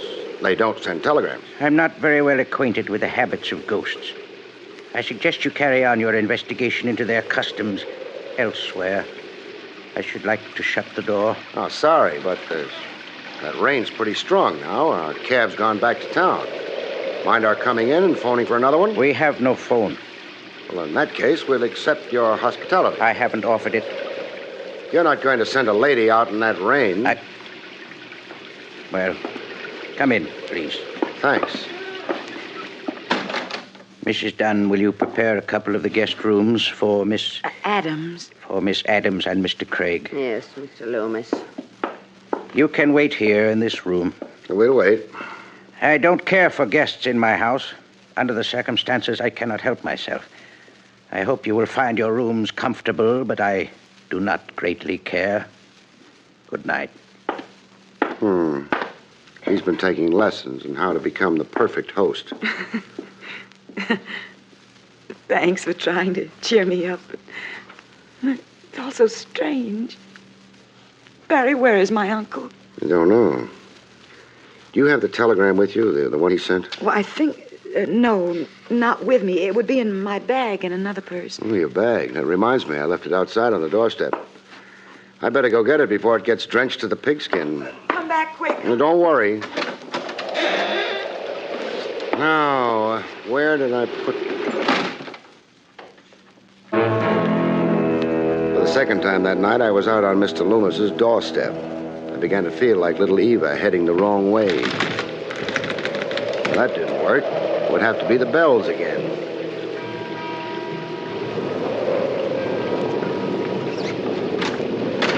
Who the devil? Oh, you. Me. I was getting Miss Adams' bag when the door blew shut. Come in, come in. Ruth. Not in the room I left her. That scream must have come from farther down the hallway. Now, what's this room? Yes, the library. Ruth. Ruth.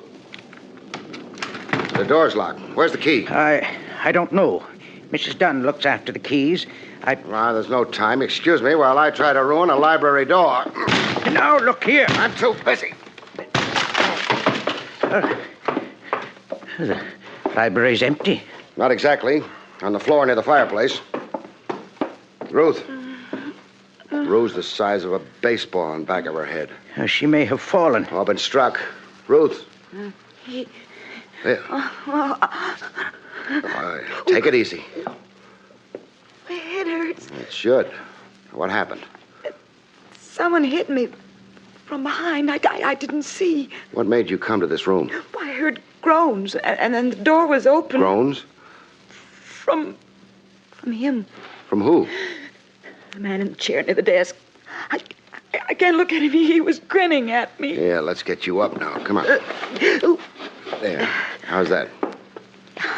I'm all right. Fine. Now, which man in what chair? Well, right there in that... There's nobody in that chair. Your rooms are ready. But there was someone. A man, a middle-aged man. His eyes were staring straight ahead, and there was blood on his shirt, a lot of blood. Now, take a deep breath. There's no hurry. He died as I came in. I could feel the cold air of death on my skin. He grinned at me, and he died. Oh, this girl is hysterical. This room's always kept shut. Well, the windows? Boarded up. Only one door. Maybe it was your imagination, Ruth. No. She did see something. What? I've lived in this part of the country all my life. That's how I know. The man she saw was the former owner of this house. He died with a bullet through his heart. In this room. In that chair. Then I was right. The only thing is, it all happened 80 years ago. That slowed conversation down to nothing. I took Ruth up to her room, checked it, made sure no one would be able to get in once she locked the door behind her, and then I started out. Barrie. Yeah? Before I realized that man in the library was dead, I touched him. Then I wiped my hands on this handkerchief. Look at it, Barrie. Okay. Yeah. It was blood I wiped off my hands. Do ghosts who died 80 years ago still bleed?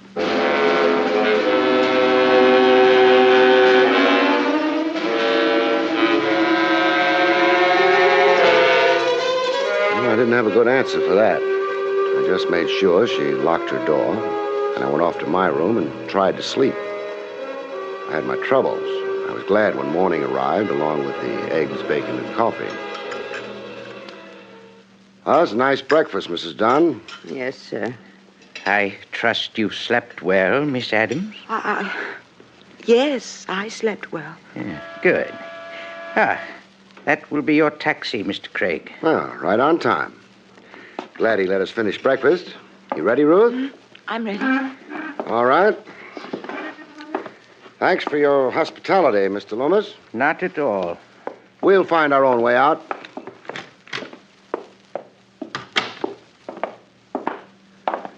Well, what do you know? Mr. Loomis was telling the truth. Let's take a taxi, huh?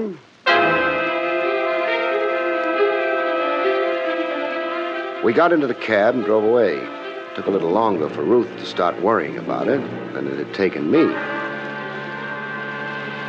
Barrie, the cab driver, it's the same one as last night. Yes, quite a happy coincidence. Coincidence? Keep your voice down. No coincidence at all. Our boy up front is working dirty hand and glove with dear Mr. Loomis. How do you know? Oh, we found out last night there was no phone at the house. How did Loomis manage to get a cab out here so early in the morning? Oh. Then, after he tried to frighten us away from the tower house, the cab driver stayed here. Uh-huh. What are you going to do with that gun? Apply the back end of it as soon as he slows up with a turn. Like this. I hadn't any choice. He disapproved of our low-voice conversation. He was reaching for his own gun when I lent him mine, behind the ear. The car stalled, which was nice. I tied him up, dumped him at the side of the road, and went back to the old tower house. The dog, he's crying, Barrie. Yeah, around the side of the house, at the cellar door. Oh, he's running away. Probably decided we're friends of Mr. Loomis. This is what he was listening to from the cellar. That sounds like digging. Let's go down and check.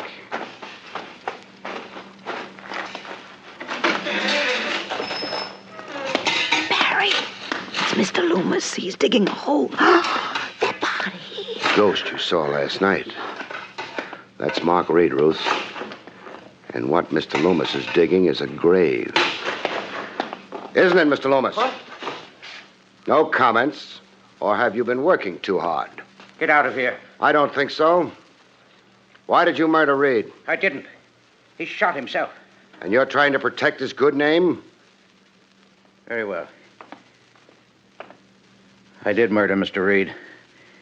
A gentleman with a great deal of cash on hand. Cash he was going to leave to your charming companion. You reel it off so well, keep going. I have better ideas for that money. Mark Reed became frightened of Mrs. Dunn and myself, who'd worked for him for so long. He sent for you. I tried to have the cabbie keep you from coming here, but... Well, such frankness on your part wouldn't be wise, would it? Unless something's changed. Your voice changed quality a few moments ago. Lots of changes. What happened?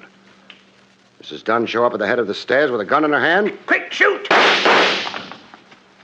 She wasn't quick enough. Amateurs never are. They don't realize how heavy a pull you need on a trigger. Don't worry about her, Mr. Loomis. I just winged her shoulder. I'm not worrying about it. I should have realized that. Courtesy stops outside the death cells, doesn't it? We got them all into the cab and drove to Dorning. It had a nice jail. They were glad to welcome Mr. Loomis, Mrs. Dunn, and the cab driver. Mark Reed went elsewhere. I wish he'd asked you to come to him earlier. You'd have liked him, but forget it if you can. I'll try. Barry, when we were in the cellar, Mrs. Dunn came in, but not from the outside. From a fake door in the library is where she came. I expected her. But how did... You yourself told me when you went into the library, you felt a breath of cold air on your skin. But the windows were all boarded up, as I mentioned, so... You knew there had to be another door to the cellar, as it turned out. You know, this is a much nicer trip than the one yesterday. Mrs. Dunn had just tried to kill you then. You were traveling deeper into danger. Now, about the only danger you're in, unless you get to the other side of the car... Is, danger of this, sir? Hmm? Uh-huh. Barry. Yeah? I got a secret. What? I'm not afraid. Maybe. But I am.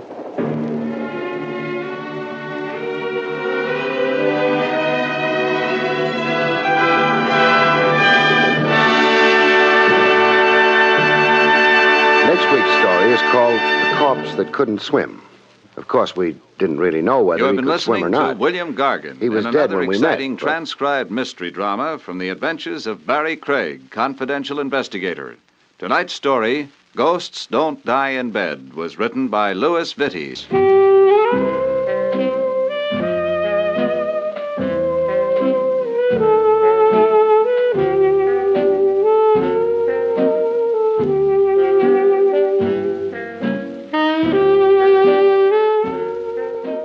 We regret that with the program you have just heard, we conclude the present Barrie Craig series. We hope you have enjoyed them, and we look forward to bringing them to you again sometime in the not-too-distant future. We would like to call your attention to the fact that next week Dragnet changes time of broadcast, and also that next week Lux Radio Theater joins the NBC network on Tuesday night for your better listening pleasure. Consult your local newspaper for the time of broadcast of the Lux Radio Theater over this NBC radio station.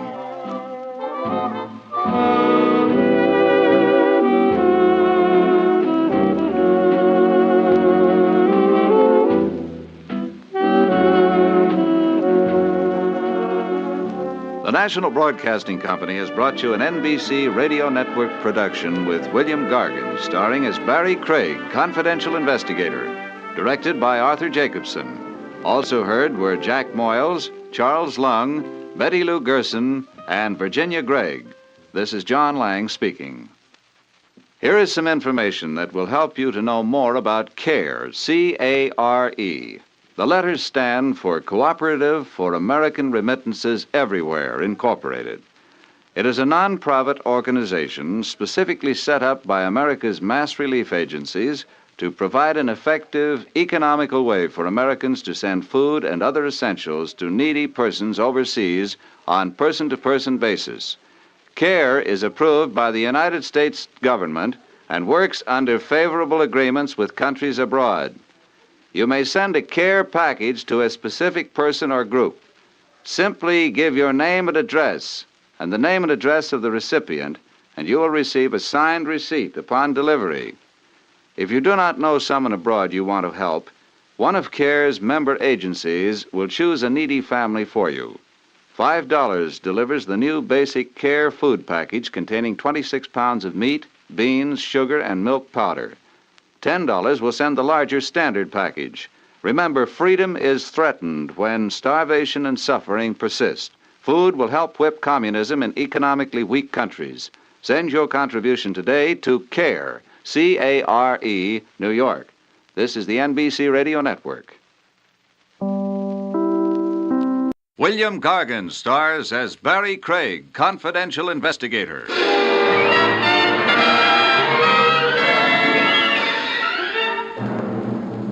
Overexertion can be dangerous, folks, but no exercise at all is even worse.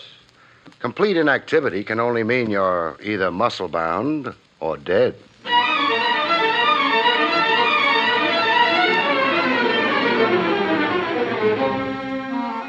The National Broadcasting Company presents William Gargan in another transcribed drama of mystery and adventure with America's #1 detective, Barrie Craig, confidential investigator.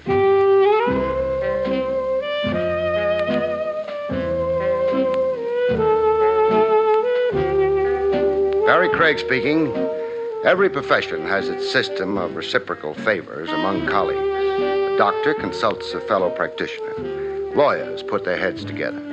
And even private police operatives requisition each other's time and brain power. The colleague and competitor who sought my aid one fine day was a chap named Max Marcy. Marcy operated a one-man investigation agency a half-mile from the dump I call my own. Not too young, Marcy, along in years. Ready for retirement, but too poor to afford it. I'm 35 years in the business, Craig. I'm afraid there's only one way I know of to quit. Feet first, huh? In a pine box, yes. What keeps you coppering, Max, when you could be riding a rocking chair? The same thing that started me working 3 decades ago. Food, shelter, and the high cost of government? A livelihood, yes. Nothing socked away, Max? Oh, maybe $500 in war bonds. Not much for a lifetime in harness. You know, there's an old axiom, Craig. Yeah, it's up there on my wall, reading Cops Die Broke. Work for me, Craig. On what? The man I frankly find impossible to locate. For 3 weeks now, I've used every trick I know, every avenue. His name? Anatole Barber. The only clue I have is that he was once a rug dealer. A rug dealer? Oriental rugs. 15 years ago, he had a store on 3rd Avenue. Cold trail, huh? Cold like ice. Who assigned you to look for Anatole Barber? That information is confidential. I understand. Client doesn't want his name bandied about. So you're really stuck, huh, Max? Oh, not so much stuck as... As? Sick. Exhausted. I don't have the old strength. You know, the machine runs down. This coming October, I'm 64, Craig. Then why not just dump a tough case? Why aggravate yourself? $2,000. Who can dump $2,000? No cop I know. Find Anatole Barber. I'll split with you. The fee's all yours. I'll just tap you for expenses. Barber, a one-time rug dealer. You've, of course, got a full description of him. Even a photograph. Oh, Craig, I don't know how to thank you.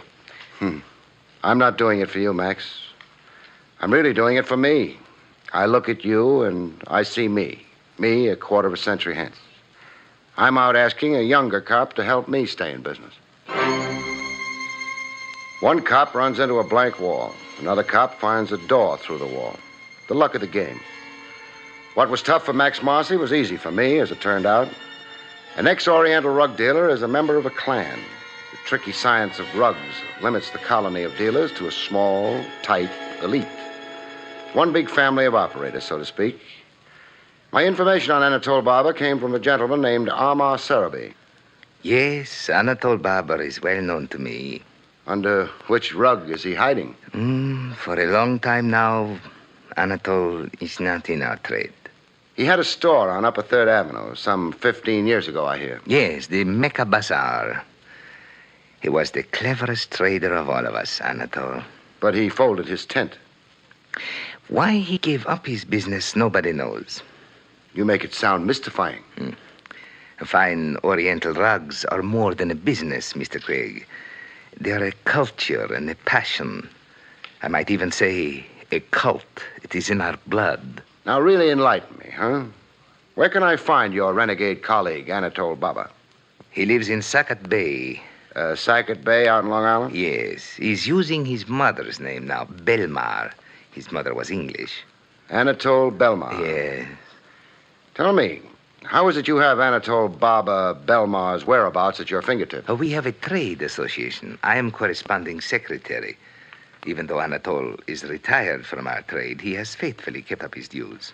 I see. Well, I want to thank you, Mr. Saraby. I've been privileged. You are perhaps interested in a fine Bokhara rug at a great sacrifice price. Mr. Saraby, please, let go of my coat lapels. I phoned Max Marcy the good news. Hello, Max. Yes, Craig? That $2,000 fee, start spending it. You found Anatole Barber? Anatole Barber Belmar. He's using his mother's maiden name. Lives out in Sackett Bay. 30 miles out in Long Island, Max. Craig, I'm at a loss for words. Why, it's hardly been 12 hours. No bouquets, Max. It happens. The brakes. I got the brakes. Okay for me to follow through in Sackett Bay? Just to verify his presence there, how he's established. Craig, don't alarm the man into flight. I'll pose as a door-to-door salesman. Max, don't worry. Telephone me from Sackett Bay. Will do. So long.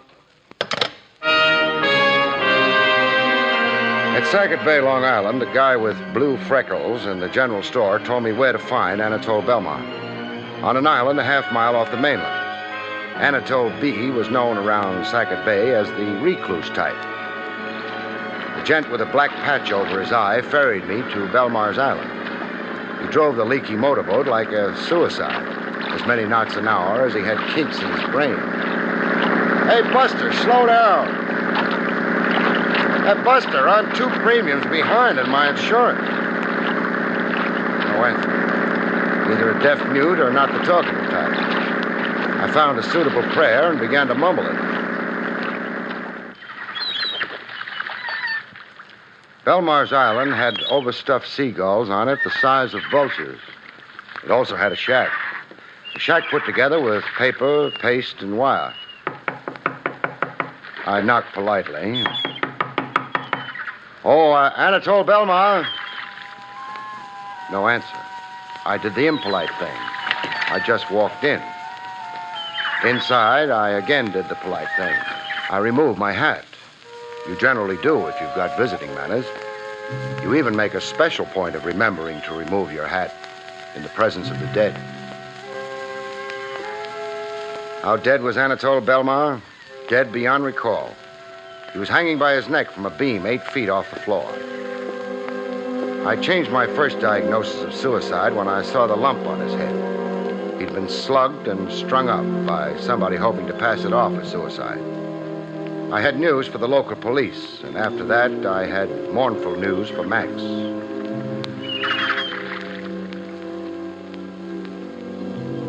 Back in Manhattan, USA, I gave Max the mournful news. Funny thing, though, Max wasn't too surprised. All day today, I anticipated just what you've now told me, Craig. You guessed I'd find Anatole Barber Belmar dead? I guessed, yes. Where do you hide your Ouija board? I'll explain, but first tell me if you smell something. Smell? Yeah, smoke. I smell smoke. Come, I'll show you why. In my file room. Look, Craig. You've had a fire in here, huh? When, Max? This morning. How come the fire was localized to the one room? Chemical extinguishers. The building porter discovered the fire. He broke down the door and managed to put the fire out. An incendiary fire, obviously. Plain as my nose. And said nose is as plain as an aviation landing strip. I see papers were pulled out of your cabinets, piled on the floor. Then a match lit to the pile. When I found the fire, I knew at once you'd find Anatole Barber dead. What's your theory there? The client who engaged me to find Anatole Barber. I had his signature on a retainer, a form I regularly use in my agency every time I take on a case. So? I've carefully reconstructed the pattern of the fire. What files were burned, I asked myself. Who'd have some interest in destroying a section of my files? And you finally fixed on this one client? The only active account I've had in 6 weeks. His file was among those destroyed. Well, that's a bit arbitrary as a conclusion, Max. Not so arbitrary when you're related to the murder of Anatole Barber. It's a fact, Craig. The purpose in engaging me was to find Anatole Barber Belmar so he could be murdered. And the trick with my files was to erase every clue there could be to the murderer. The murderer being the man who engaged you in the first place? Yes. What was the signature on that retainer form? Alan Merritt. A traceable signature, no doubt. Cinch for a cop to find in some public record. That's why he had to recover it and destroy it. Yes. And the fire was set to confuse matters as a cover-up. Alias Alan Merritt. What does he look like, Max? Oh, like anybody. Nothing distinctive to his appearance. He's average in height, build, complexion, dress, speech. Oh, great. What reason did he give you for wanting you to round up Anatole Barber? Barber owed him $10,000 from an old business investment. He wanted to locate Barber so he could file civil suit. Fish story. A lie, yes. Surely a lie. Max. Yes, Craig. The sad truth is, in finding Anatole Barber, you gave an unwitting assist to a murder. Also, to give credit where credit is due, so alas did I. We were fingermen. One other thing, Max. What? This alias Alan Merritt. Even with the traceable signature on that retainer form no longer worrying him, he's still got a loose thread dangling. A thread that can become a hangman's noose. What thread? You two ever come face to face, you can identify him. I can, yes. Are you reading my mind, Max? Yes. This alias Alan Merritt, to really be safe, he must also kill me. That chance meeting face to face, somewhere, sometime, fate's little irony. Your client must right now be fretting over it. He'll try to kill you, Max, and that puts us right back in business. Or puts me in a grave. To get at you, he's got to show himself. He shows himself, and I nab him. Craig. What, Max? After you make the arrest, please see that Max Marcy gets a decent burial. A hearse drawn by 16 prancing chorus girls, Max. I make you that promise. In due time, the attempted murder of Max Marcy, Private Eye, came to pass. On a quiet street in the noonday sun, Max leaning conspicuously against a store window reading a newspaper, and yours truly deployed across the street, waiting and watching. The attempt came like a clap of thunder from the sky. Max was just a wee bit hysterical. Craig, look how close the bullet came. Here, see the crown of my hat. A hair singe is beneficial, Max. Helps prevent premature baldness. Craig, don't joke. If I didn't joke, I'd cry. He escaped you? Totally. He was staked out somewhere on one of the roofs. On that, frankly, I never figured.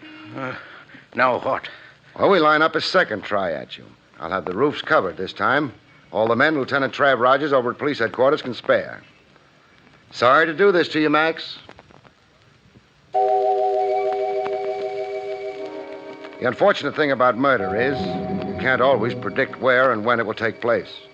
We had cops staked out on roofs, Max sunning himself on the open street every day for a week. But when the second attempt on Max finally came, it came out of left field. It was in Max's office. In the afternoon heat, summer heat that dehydrated you every 10 minutes. I watched Max idle over to his filtered water cooler. I watched Max pour himself a drink. 10 seconds later, I watched Max turn colors. Craig. Max, what's wrong? Craig, I'm poisoned. Max!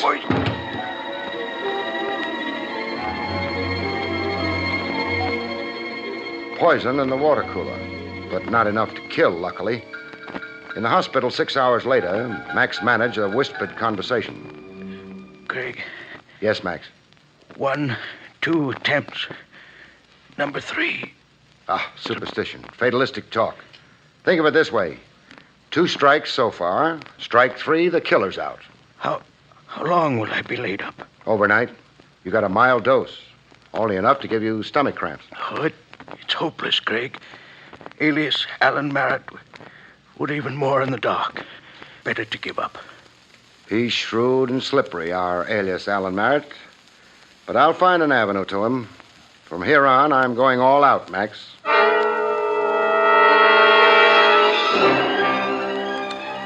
For utter lack of a lead, I did next best to the aimless thing. I stopped in to admire oriental carpets in the shop of my original contact, Amar Sarabi. Yes, I have heard the sorrowful news.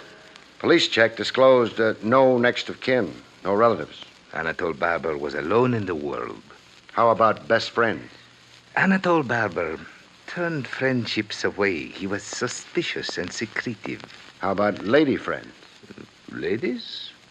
No, I do not think. Oh, come on. Even a suspicious and secretive recluse has some male ego, some passing interest in the opposite sex. There was a woman. Oh, but such a long time ago. What was her name? Madame Nila Gallard. Know where I can find her? Nobody has seen Nila Gallard for 8, 10 years. How close was she to Anatole Baba? All I know to say, she worked in his store, the Mecca Bazaar. They would work together, take their meals together. Sounds chummy enough. Say, Sarabi. Yes? Anatole Barber's burial. The police have it scheduled for the day after tomorrow. A Potter's Field burial under the auspices of the city. Oh, this is regrettable. I shall see that the association extends the honors due him. That is to say, pays the bills for the funeral. Well, that's fine, but keep that quiet. What I want you to do is spread the word around that a kinsman's being given an obscure pauper's burial. Create sentiment and sympathy.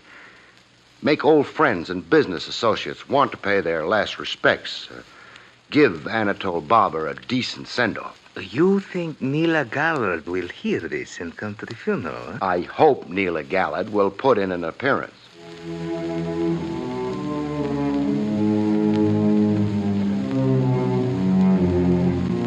Funerals are sad, but to me, this one was a joy. I was all smiles when Amar Sarabi whispered the magic words into my ear. That woman standing there, wearing the black veil, she is Madame Nila Gallard. Some hours later, I took tea with Madame Gallard. Her home was a frame dwelling in suburban New Jersey. A middle-aged woman, once beautiful, you could tell, but heavy lines in her face now like she'd known troubled times. I knew it was a mistake to come to Anatole's burial. Now, look, you're a dignified woman, so let's do this with dignity. Don't make me talk like a bad-mannered cop. I have a sealed envelope given to me by Anatole Barber. I have kept it unopened for 15 years. He wanted it kept unopened? Yes, he was afraid. Afraid of what in the end was his fate. Murder? Murder. Here's the letter. On the envelope, you will see Anatole's own handwriting. To be opened only in case of my death. You're in the total dark, making blind circles, and then a bar of clear daylight knifes through the blackout. Suddenly, you're in the know. I let Max Marcy in on the contents of the letter left with Madame Gallard. Oh, you're a bloodhound, Craig. You keep moving and hoping. You've sooner or later got the spark. Anatole Barber spells out his secret in this letter. Blackmail. 15 years of it. Anatole Barber had been blackmailing an important social figure named Win Blake. Win Blake? Oh, that's very hard to believe. The man is one of 50 best-known people in the world. In the letter, Anatole sounds a fatalistic note. Right in your style, Max. He expected to sooner or later be murdered. The blackmailer's chronic anxiety. They figure the worm has to turn. The sucker must finally strike back. Craig. Yes, Max? What's your attitude at this point? Meaning? Oh, don't misunderstand me, Craig, please, but... But? You can speak out openly, Max. Well, do I motivate decisions from now on, or do you? Meaning it was your case originally? There are these new ramifications. A lot of it none of our business as private operatives. Then a man like this Win Blake, a figure his size, we bungle handling it somewhere, it could blow up in our faces. Come down to what's bothering you, Max. All right. Frankly, is it any of our business now? It's my business, Max. You can scare off and quit. Figure the angles and decide there's no dough anywhere in it. Only headaches and risks.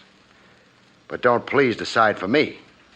Murder and blackmail is a public business, and while I'm a private investigator, I'm also a public citizen.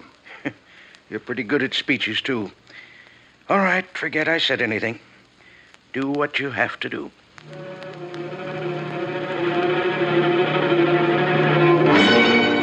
What I had to do was go see Win Blake, which I did. The Blake house was not only upper class, it was the top story of the upper class. And the guy who wielded the scepter in the palace looked every inch his role in life. Gray, distinguished, with a stiff, aristocratic spine. A polished surface veneer with only one thing marring it. His eyes. I'd never seen sadder eyes.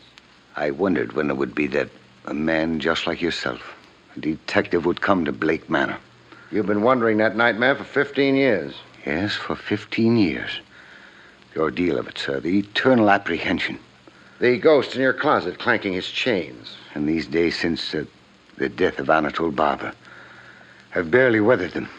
Remorse? I'm not surprised at the innuendo. I rather expected it. Who else would care to murder Anatole Barber? I have no answer to that. Barber, a leech who's been blackmailing you for 15 years. But I paid his every demand all these years. Why then now would I want to do violence to the man? I've got a simple answer to that. You just couldn't find Barber to kill him. I did not murder or cause the murder of Anatole Barber. What was he blackmailing you for? What did he have on you? Without legal counsel, I'm not sure I... All right, I'll tell you. I was involved in an accident in the summer of 1939. Automobile accident? Yes. A late hour in the driving rain, very little visibility. It was on a downtown street. I struck and killed an elderly pedestrian. Hit and run, huh? I'm ready now to face the charges, but I was coward enough and fool enough to drive away. I let my panic override my better judgment, my more decent instincts. You see... You had a lot to lose, you figured. You didn't want a vehicular homicide against you. I just drove away. But not unnoticed and undetected as you believed then. Somebody saw the accident, jotted down your license plate number. Anatole Barber. Mm-hmm. He operated a store where the accident occurred, a rug shop, the Mecca Bazaar. He saw everything through his store window. And he's bled you ever since. He promptly closed up shop and made you his chief business from then on, huh? He extorted a fortune from me in these 15 years. When did he tap you last? 2 weeks before he died. How much did you give him? The usual periodic $10,000 in cash. I left the money in a designated place, as I always did. Barber never showed himself personally. He wasn't taking any chances. Did you hire a private detective to locate Anatole Barber's whereabouts for you? I did not. No, huh? Anybody else in your family aware of your predicament with Anatole Barber? My wife knew, and so does my son. Your wife knew, you say? My wife is dead. Oh. And your son, where is he? He lives away at his school. What's the school? Eagle University, a medical college. Stuart's in the senior class. But my son couldn't possibly have anything How can you be sure? I suppose I cannot be sure. Son trying to get his pop out of a situation. A son nervy enough to commit the murder his father shrinks from doing. Win Blake or the son Stuart Blake? I ask you, who else would want to murder Anatole Barber?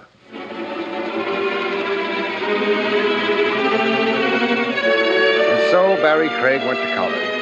The college dormitory room is only a box built around silver loving cups, souvenir banners, and pin-ups of Jane Russell.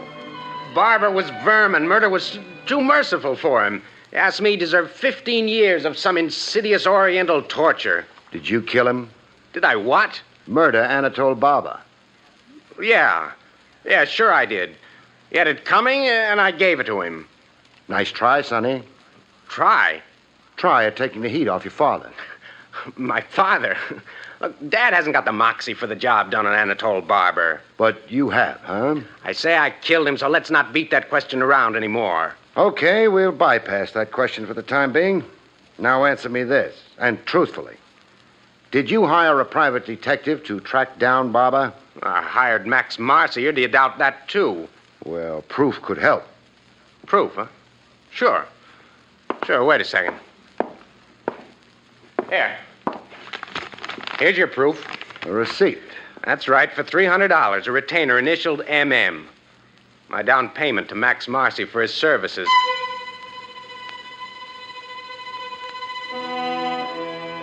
There was a statue in bronze on the college campus steps. General somebody or other. There was almost a second statue unveiled there about the time I was leaving. A statue of yours truly, stiff in the joints with an undertaker's glaze on top. A shot that froze me. Froze me but didn't chill me. I was marked for murder. I had the case wrapped up and the killer knew it. I brought Max Marcy up to date. The son is plainly lying to protect the father. That's my thought. Arrest the father. Under arrest, he'll confess. To keep the boy honest, huh? To let the son take the father's blame, that's the ultimate cowardice. It's unthinkable. No decent father would. You're right there, no doubt. I swiped a photograph of the son off his bureau top. This, Max. Handsome kid, huh? Yes, strapping. Nothing average about his looks, huh, Max? Way above average in height, size. Very distinguished looking generally. Crew cut. A break in the beak of his nose. An unusual looking boy, yes. That admission, Max, kind of gives you the lie. The lie? Oh, you mean my description of alias Alan Merritt, do you? Yeah. Your nothing description of a man you invented. The big lie you told me. I've just remarked on the glaring flaw in your almost perfect scheme, Max. Scheme? Crime. You're accusing me? Of beating my time to Sackett Bay. Of murdering Anatole Barber before I got there. I found Barber for you. You did the rest. But, Craig, consider all the facts. Facts, huh? Facts like the phony fire you set yourself? Or the hood you hired to climb a roof and shoot at you? Or the modest dose of insect poison you deliberately poured yourself from the water cooler? All to blind me to your guilt? Or maybe the fact that you tried to kill me today on the campus steps of Eagle University? You are full of ideas, my good friend. Yeah, I am. How much dough have you got salted away now, Max? I'm penniless. Was. Until you found that gold mine of cash in Barber's shack. The fortune you knew he'd accumulated by blackmailing Win Blake for 15 years. You really tried providing for your old age, colleague. Words, accusations, talk. You'll need proof. I know. A tough old bird like you, it will need an army of cops to find that fortune you swiped and stashed away. Sure, proof's going to be tough. But let's start it going officially, huh? You're arresting me? Arresting and charging you. From there on, it's up to the regular police. I've personally gone as far as I care to go. You're sentimental about me. No, Max, not a bit sentimental. Just fed up and bored. You're kind of creep I'd rather read about you in the papers. Why knock myself out? Walk ahead of me, Max.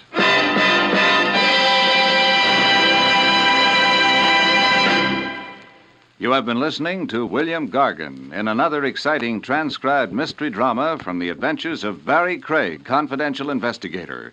Tonight's story, Blood Money, was written by John Robert. Next week, our story is titled Hay is for Homicide, about which Barrie Craig has this to say.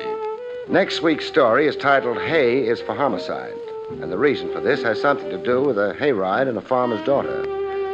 With that combination, how could it help being murder? Good night, folks. See you next week.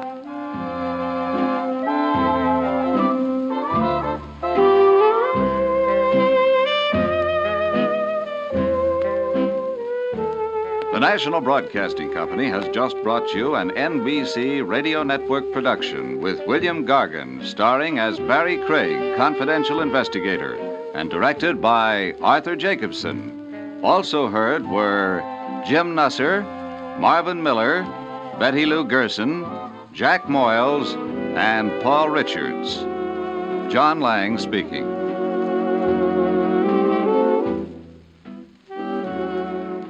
There's another exciting dragnet adventure tonight on most NBC radio stations. William Gargan stars as Barrie Craig, confidential investigator.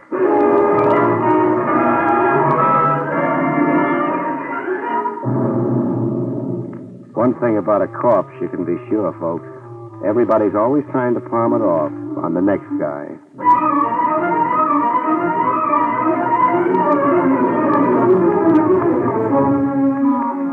The National Broadcasting Company presents William Gargan in another transcribed drama of mystery and adventure with America's #1 detective, Barrie Craig, confidential investigator.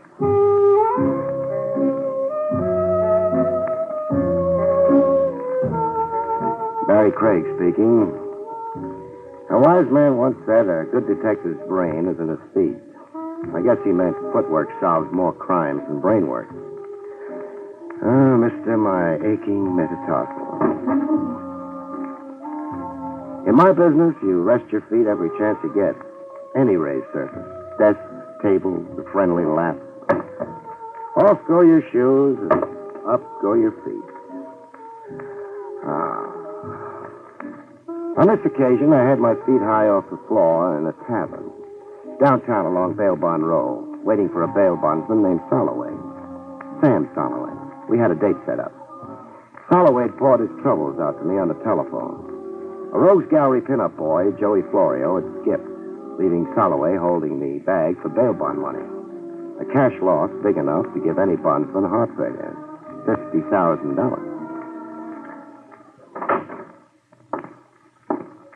My feet were asleep when Soloway finally showed. A sad-faced little guy who looked as if he'd like nothing better than a good cry. Mr. Craig? Soloway, pull up a chair. I kept you waiting. Through heartache, stardust, and melancholy baby. Huh? The juice box over there. It's been crying for half an hour. You look mopey, Sam. Mopey? Somebody should have strangled me before I became a bail bondsman. Craig, you've got to catch me a rat. Joey Florio? Joey Florio. He jumped bail, yes, but he's still here in New York. What makes you so sure? One thing, the police have every exit covered. Also, on the grapevine, I was tipped off that Florio stuck around to wind up his business. Close his horse parlors, collect all the cash he can, like a man going away for a long time. Going where? Europe, somewhere. He's going to catch a plane for Europe. Just like that, huh? A fugitive racketeer under indictment breezes into an airport all smiles and climbs aboard a plane. Oh, he has nerve, Joey Florio. It took nerve to become a high muck-a-muck of the rackets. Exactly what do you want of me, Sam? Catch Joey Florio. I'll give you 10% of the bond money you saved me. You're a sucker for hiring me on the side. You've got the whole police department working for you, for free, gratis. I feel safer with one man working for $5,000. Just how do you expect me to cover the airports? I've only got 2 arms and legs. I'll hire people. Just show me an expense account. Cover the airports and then cover my funeral. Because if I lose $50,000 on account of a rat like Florio, I'm positively going to shoot myself through the head. Hear that song, Sam? Sad, huh? So what? It's my nickel. The song takes me back, Sam, way back. My first long past, and a girl named Glory. Fine time for reminiscences. Blonde curls down to her shoulders. We had a portable Victrola going in a rowboat on Prospect Park Lake. Moon Dust. The record we were playing was Moon Dust. Craig, please, you've got a job to do. Oh, maybe I should have married her, Sam. Better you remained a bachelor. A shamus in a world of hoodlums. How long can you live? Why take a nice girl and make a widow? Oh, Sam, come off it. You sure loused up a memory for me.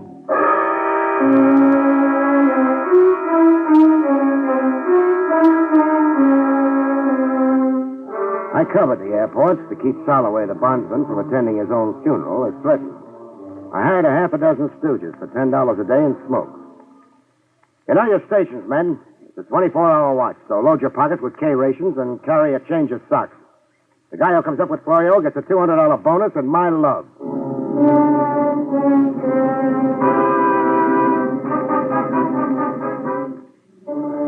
Chance of a million, but I kept it going for a week with as much action as an icebox salesman at the North Pole. Then I gave up.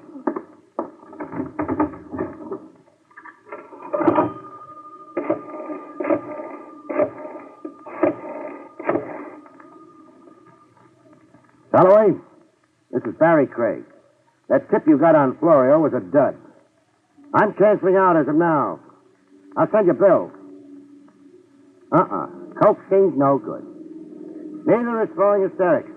Keep my men squatting in the airport any longer, and they'll start charging us rent. Goodbye now. I was through with Joey Florio's disappearance. That is, I thought I was through with it. I found out different exactly 2 hours after I'd crossed Soloway off my list of clients. The discovery began with me dragging up the ramshackle staircase in the Midtown fire trap I had an office in. I'd about negotiated the walk-up when a scream stopped me dead in my tracks. At the top of the landing, I got a look at the screamer. It was Polly, the old Polish cleaning lady, complete with mop and bucket, staring banjo-eyed at a corpse curled up at her feet. A corpse in a merchant marine getup. What I do? It took long minutes for Polly to find her voice. This man. This corpse. He come upstairs and knock at your door, Miss Craig. He knock once, twice. Then the other man. The killer. He sneak up behind him. And stabbed him. Which way did the knife go? Not down, not with me on the staircase. Up! He go up to the roof. Stick around, I'll be right back.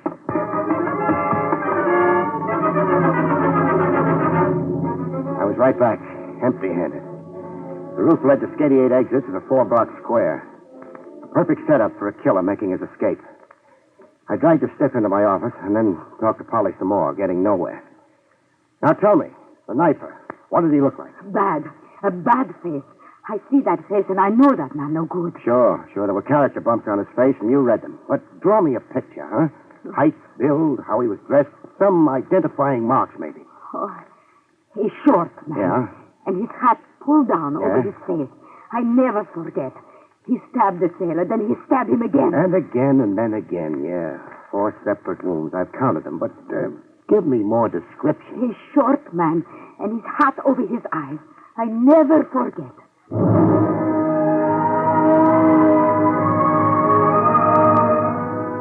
description to fit every second guy you pass on the street.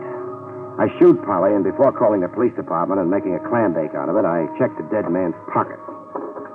There was nothing in them. Nothing to identify him. Just 3 crumpled dollar bills, some silver, pocket knife, chewing tobacco, a key ring, and a clipping from a newspaper gossip column. Clipping about me. Confidential investigator Barrie Craig, latest recruit in citywide search for Joey Florio. It is rumored that the missing mobster is worth $5,000 to Craig, if he catches him. I was picking my brains over why an unidentified merchant seaman would come see me and get murdered doing it when the phone rang. Craig speaking. I got information for you about Joey Florio. That is, if you're interested. Who am I talking to? General Grant. What kind of a guy? Look, I like knowing who I'm talking to. Then you're not interested in what I have to say. All right, I'm interested. What about Florio? He's at the Freedom Hotel on the Bowery. Making out he's a bum. Whoever said he wasn't. Well, if you was to get over there right away. Why right away? Florio's all set to move on to somewhere else. You really want him, it's gonna be right away. I see. Tell me now, General, sleeping up in that tomb on Riverside Drive like you've been, how'd you know I was interested in finding Joey Florio? It's been in the papers. I read it in the column. And why are you so interested in double-crossing Florio? For a cut in the 5 G's you're going to collect? Oh? How will I know who to pay a cut to if you don't identify yourself? I'll be around to collect when you catch Florio. Better hop to it on a double. Florio's not going to sit around waiting for you. So long.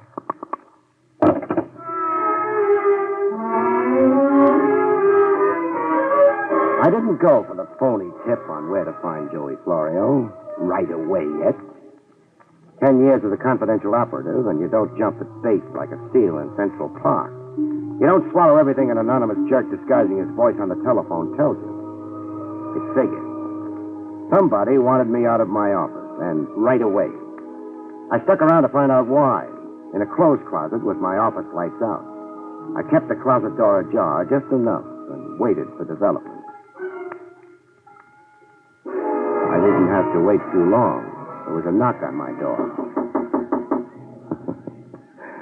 Somebody was satisfying himself that I was really out.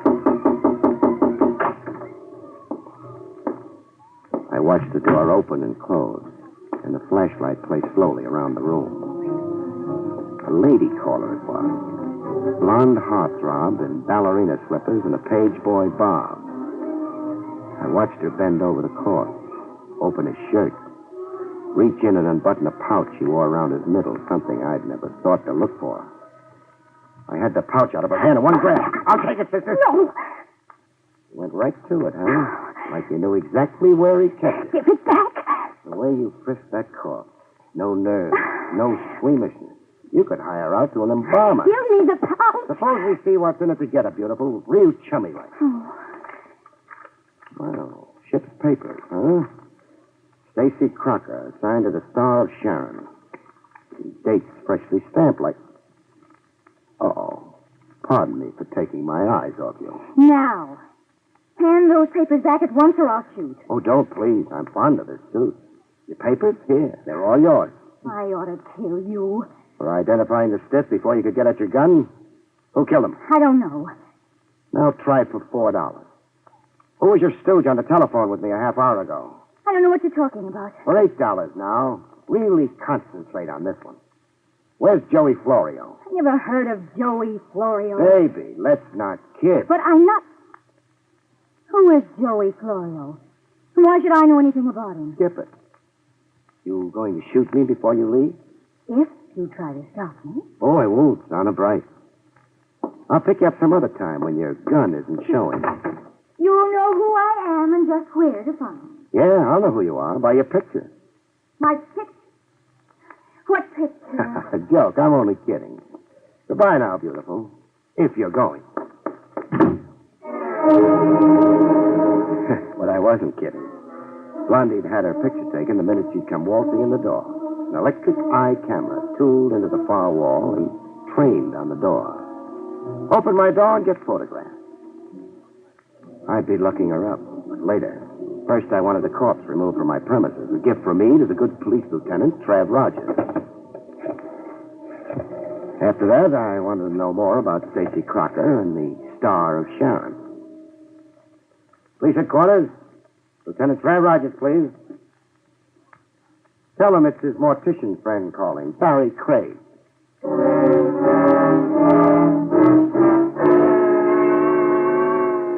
My interview later aboard the Star of Sharon, anchored off Pier 20, was short and sweet.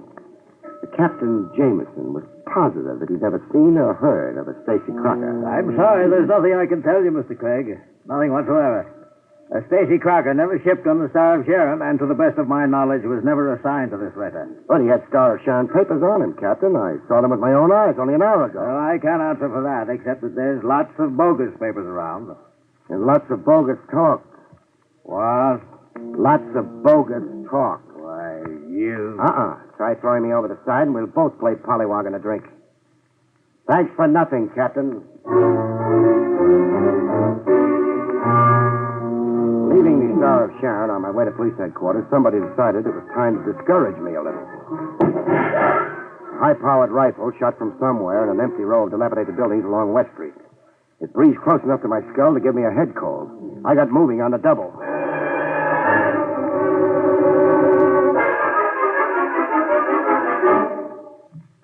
I had better luck at police headquarters. Trav Rogers had wormed into the case as snug as he could get. About that corpse, Craig. Oh, the corpse that Ivy gave? The next time you're sentimental, make it a box of candy. You were saying? Stacy Crocker was a professional informer. He'd come through with vital information for a fee. Then Crocker came to me with information to sell. I'd say so. Got any idea who murdered him? No, not yet. You mean you're not telling? I mean I don't know. What about the girl, Trav? Does her picture match anything in police files? I suppose I'm a fool to tell you. Yes, it matches a picture filed with us when she applied for a nightclub hat checker's license. A nightclub hat checker's license? Why the skeptical look? She wore ballerina slippers. You know, capriccios. No heels, low to the floor. So? So I'm a little disillusioned. And a little crazy. I have a license application here. Her name is Myrna Wilson. The address she gave us is the Hotel Mohansick. What's your position in this case, Craig? The usual 100% cooperation with the department. I'm your boy, and I don't cost you a cent. Jolly civic of you. Who brought you into the case? Joey Florio's bail bondsman, Sam Soloway. I was to get 10% of the bond money if I beat the department to Florio. Does the murder of Stacy Crocker and this Myrna Wilson have to do with Joey Florio? If I said yes, I'd only be guessing. Well, I'll have to tear myself away now. Keep in touch, Barry. Let's not compete. Sure, I'll keep in touch. Any corpse I meet, you get first introduction. Oh, Trav. Yes, Craig. The Star of Sharon. When does she sail? Midnight tonight. I suggest you search her from stem to stern. Just in case the disappeared Joey Florio does tie in with the murder of Crocker. And just in case Florio picks the Star of Sharon as his way out. We have searched the Star of Sharon. While you had your feet up on my desk and ordered my office around, I had 20 men go over every inch of the Star of Sharon. Ah, clever man. I'm going to tell a taxpayer about you.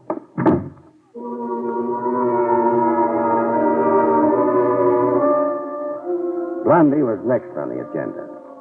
A residential dump, the Hotel Mohansick. A lobby full of nice old ladies clacking their dentures. Sedate room clerk tending strictly to business. The business of taking numbers bets. The dump reeked with refinement. If Blondie was surprised to see me, she didn't show it. As a matter of fact, it looked like she'd expected me and prepared for it. Soft lights and sweet music. There were hors d'oeuvres on a tray. Cordial glasses set around a colored decanter. And the smell of incense everywhere in the room. Is the party for me? If you want it to be, Barrie Craig. You're not surprised I came right to you? No. I knew you would somehow, sooner or later. You see, I made inquiries about you. Your reputation. What did my boosters say? That you're a bloodhound on the scent, that you get things done. My ears are blushing pink. What are you softening me up for? I need a friend. A boyfriend? A champion. How about a patsy? No, I wouldn't be fool enough to underestimate you like that. I'm in desperate trouble. You're not kidding. Let's get rid of the musical background, huh? That merchant seaman was very, very dead. I had nothing to do with his murder, I swear. You tried to prevent my identifying him. Yes, but only that. Why only that? Stacy Crocker was an informer. He'd gone to your office to disclose certain confidential information. I already know that. Confidential information involving me. Involving you in what? Robbery. I used my job as hat check girl to play lookout for jewels worn by wealthy patrons. Here, I'll show you. Where? Are they real? Very real. Rings, brooches, tiaras, loot. How did you manage to steal them after scouting them? You don't look like a society raffles to me. I had a partner. And the lucky sidekick? Tex Kirby. I'm telling you the truth, Mr. Craig. Barrie. Barrie, huh? We're really getting cozy now. But let's hear Kirby's version of it. Here's Kirby's version, but how... But where is Kirby? Watch how I materialize people, beautiful. Okay, Kirby, you can come out of the kitchen now and join the party. You're smart, Craig. I learned to add 2 and 2 a long time ago in night school. I figured Blondie would have a chaperone hidden somewhere in the woodwork when a great lover boy like me came calling. I asked Kirby to be here in case you insisted on questioning him. Sure. Okay, I'm insisting. What about these jewels, Kirby? They're like Myrna told you. Me and her was working in together, stealing them. And you didn't kill Stacy Crocker? No. I only knew he was on his way to tip you off to our racket, so he could cut in on the insurance reward you'd collect. Well, so much for that. Now tell me about Joey Florio. I never met the guy. But you telephoned me Florio was at the Freedom Hotel on the Bowery. I telephoned you? Let's not get cute now, Kirby. Okay, it was me. I wanted to get you out of the way so Myrna here could frisk Crocker. How'd you know Crocker was in my office at all? And in the defunct state he was in? I tailed him to your place. I was downstairs waiting when a cleaning lady came running out into the street to tell the whole neighborhood that somebody'd shoved a knife in a merchant sailor upstairs. Smart boy, Kirby. You got all your answers worked out. Well, it's the truth. You cooked up a cute story, you two, but it's as phony as Blondie's eyelashes. Are you always so cynical, Mr. Craig? No, I believe everything I hear, but only on the 8th day of the week. Nice try, kids. I hope Joey Florio appreciates what you both tried to do for him. Florio, but we've told you repeatedly... Button up, Myrna. I told you there was no use coming clean with Craig. Clean as last winter's unwashed socks. Do I walk out of here standing up, or do you two connivers have other plans for me? Maybe I have got other plans. Then for safety's sake, maybe I'd better take certain precautions. Bring him to, beautiful. Murder in Kirby's big try and big lie on behalf of Joey Florio was as easy to read as the ABC on a kindergarten blackboard. They'd outsmarted themselves the way phonies always do. I'd been fed a melancholy lie in a room lousy with monograms. Monograms on the sofa pillow, on the tablecloth, even on the silk lounging pajamas Blondie's been wearing. The monogram? JF. JF for Joey Florio. It all boiled down to one simple truth. I didn't have to be the seventh son of a gypsy to figure it out.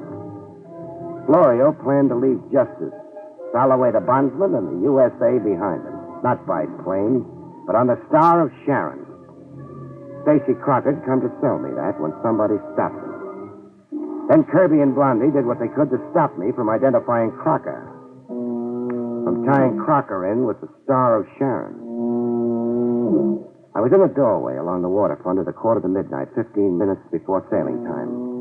There was a cop assigned by Trev Rogers on fixed post, watching the Star of Sharon until it sailed. Everything was as quiet as a graveyard for a while. Then the fireworks began with a rush. First came a scream. A woman screaming her head off around some dark corner. Cop on detail went running toward the screen, waving a service gun. I stood pat in the doorway. It was a decoy trick. It had whiskers on it. If it wasn't, even a woman getting herself murdered somewhere couldn't get me away from the Star of Sharon. I played it right. With the cop diverted, a car rolled up to a fast stop right in front of the pier. I watched the guy jump out and the car shoot away. I didn't have to guess who. Bail jumper Joey Florio, catching a freighter at the last minute. He was running for the gangplank when I fired a warning shot. Florio, stop where you are! Florio stopped cold and I went across to get him. Somebody had other plans for Florio. Somebody with a stuttering typewriter.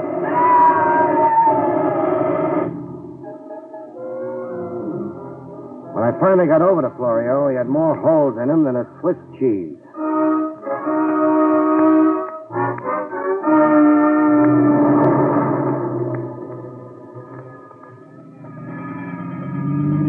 The police took over. The last I saw of Lieutenant Rogers, he was hitching a ride on the morgue wagon. I caught a cab to the home of Sam Soloway, bail bondsman. I had enough for a cruise around the moon and back coming to me, if I could sell a corpse to Sam. Hello, Sam. Craig? This time of night? I never sleep. Too many guns going off. Still want Joey Florio? I still want my $50,000. Is it still 10% for me? Bargain's a bargain. In cash, right away. Right away? Well, Craig, it's after midnight. I know you keep that much cash on you. Guys get themselves in trouble with the law at all hours. I've seen you come running to post cash bond in the middle of the night. Craig, you're a regular fox. All right, cash. Here. $100 bills. Now, where have you got Joey Florio? I turned him over to the morgue wagon. The morgue wagon? Florio was machine gunned to death less than an hour ago. Florio was murdered? Yeah. But he isn't worth crying over, Sam, so dry your tears. But she's worth crying over, Sam. She? That girl in the picture on your desk. Who is she? My daughter, Hannah. Hannah? I know her as a hat-check girl calling herself Myrna Wilson. You didn't really expect to get away with it, did you, Sam? No, I guess not. All I wanted to do was see Joey Florio dead. And you sure did that. I didn't have to be too bright to know that you had some hidden motive in bailing out a bad risk like Joey Florio. I wanted him out of jail, in the open, where I could kill him. So you hired me to lead you to him, before he either got away or the police steal him off from your vengeance. Then you followed me around while I looked for Florio. Yes. He turned my daughter's head. He dishonored me. I wanted to kill him myself. I'm sorry, Sam. Sorry you were fool enough to take the law in your own hands. You want your $5,000 back? Keep it, Craig. You earned it. You're a good investigator. The trouble you're in, you'll need it, Sam. So I'm giving it back. That much money, I'd get fat and lazy. Besides, I didn't really earn it. As it turned out, I didn't catch up with Florio. Get your hat, Sam. On our way to police headquarters, we'll hire you a good lawyer. Maybe it won't go too hard on you for exterminating a rat.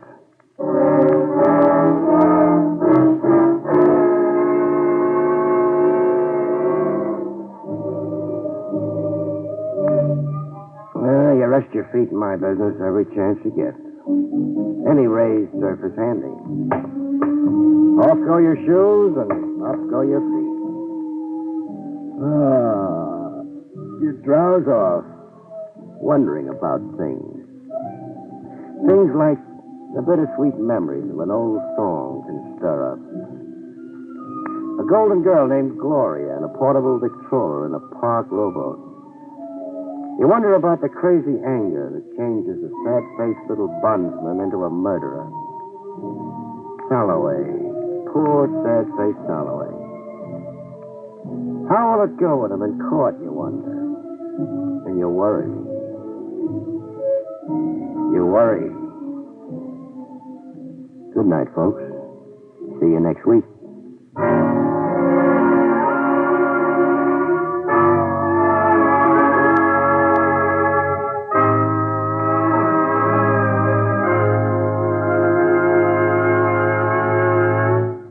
You have been listening to William Gargan in another exciting transcribed mystery drama from the adventures of Barrie Craig, confidential investigator.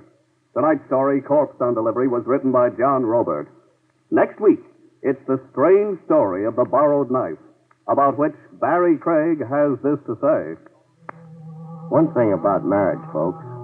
Many are made in heaven, but there are others that are unmade by the forced application of the vow, unto death do us part.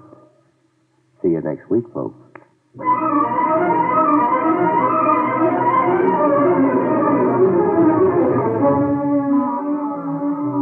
Featured in the role of Myrna was Amzie Strickland. Barrie Craig, starring William Gargan, was under the direction of Hyman Brown. Don Pardo speaking. Now it's Meredith Wilson's Music Room on NBC.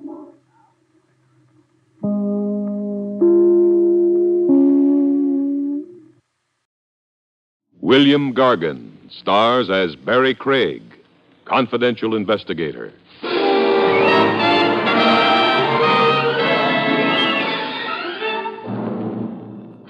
Exercise can be beneficial or it can kill you. One guy I know walked himself to death. But still it figured, seeing that the walk he took was the last mile.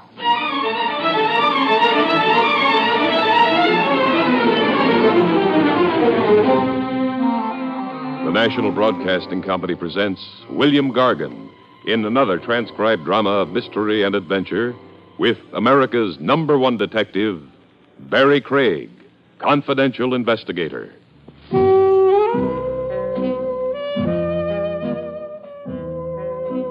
Barrie Craig speaking. In these supersonic times, with the great wide world shrinking to the size of a pretzel, crime is global. Chase a hood across New Jersey, and you're likely to catch him in Botany Bay, or in Algeria, or Madagascar. In view of all this, the cablegram on my desk one merry morning didn't surprise me a bit. It had been dispatched from mid-ocean. The date line read, SS Shalimar. The text of it said, arriving Friday, 6 p.m. Please see to arrangements for armored truck at pier for safe transfer of the priceless Barrie tomb relics. You were highly recommended by an official of the Cairo police. Signed, Oscar Melamed.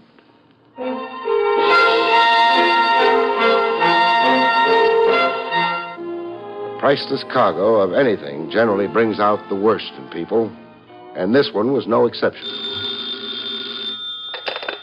Hello? Mr. Craig, And this is? I'm Lisa Barnum. I'd like to discuss something with you. Something extremely important. Capital letter B? Capital letter B? B for the Barrie collection. Why, you're uncanny. Yeah. I learned the art of divination from one-note Olio Myers. One-note Olio Myers. A trombone player in the T-Bone Casino Philharmonic. Go ahead. Finish your joke. Olio always knew on Friday he was going to get canned Saturday. Can we meet and talk as soon as possible? Well, why not? I'll come to your place. No, I'll come to your place. But I'd much rather. I prefer women in their natural habitat, doll. It helps cement a truer understanding.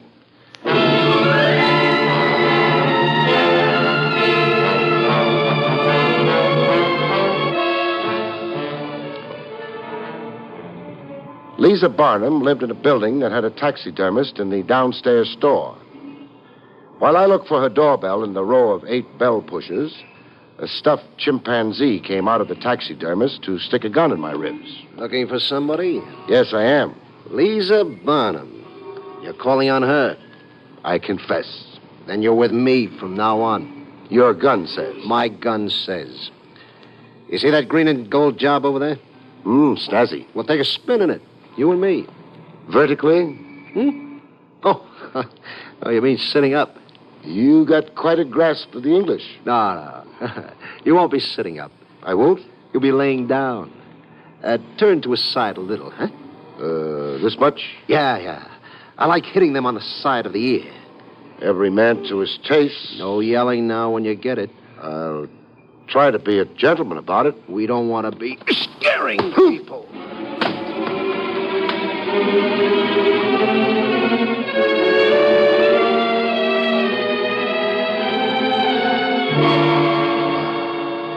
I came to with my left ear as big as Dumbo the elephant's. I tried stretching my legs to see how the old blood was circulating. And I knocked over what sounded like a garbage can. I reached a hand out in the pitch dark to get the feel of my surroundings. Almost strangled a cat. I tried getting my bearings by scent. My lungs began to choke up from what smelled like a poison gas barrage. I hate saying the obvious, but where am I? In a cellar. And where are you in this blackout? Over here, sitting on a box. Why? Why not? Now, that stumps me. Say, where's that mustard gas blowing from? You really disapprove of my cologne. When I get it in lethal doses. How do you feel? Mainly perplexed. Perplexed? The answers are simple, really. They always are when you know them. So inform me. Here? You know a better location? Mertz's drugstore, just down the block. You'll want penicillin ointment on that ear before it infects. Here, I'll help you up. I've always relied on the kindness of women, Lisa. You no doubt are Lisa Barnum. Yes, I am Lisa Barnum.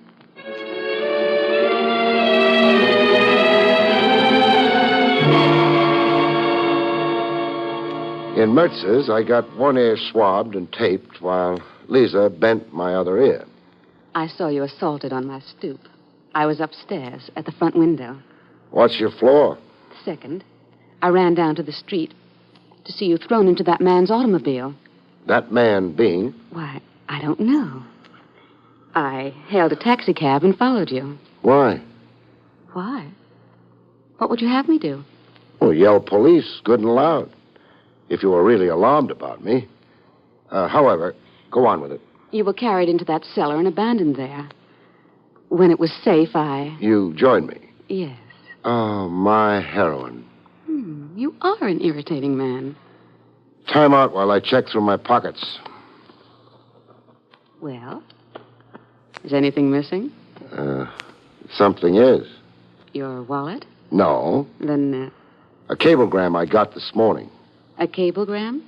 Don't play dumb. All right, I won't.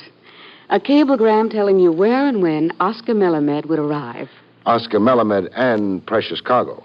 The man who assaulted you was after the information. Obviously, and he's got it. And what are you after, baby? It's a long story. Well, try condensing it into a few words. All right. Our family name was Barbary, before it was changed to Barnum. I get the emphasis. My uncle, Dexter Barbary, was an Egyptologist.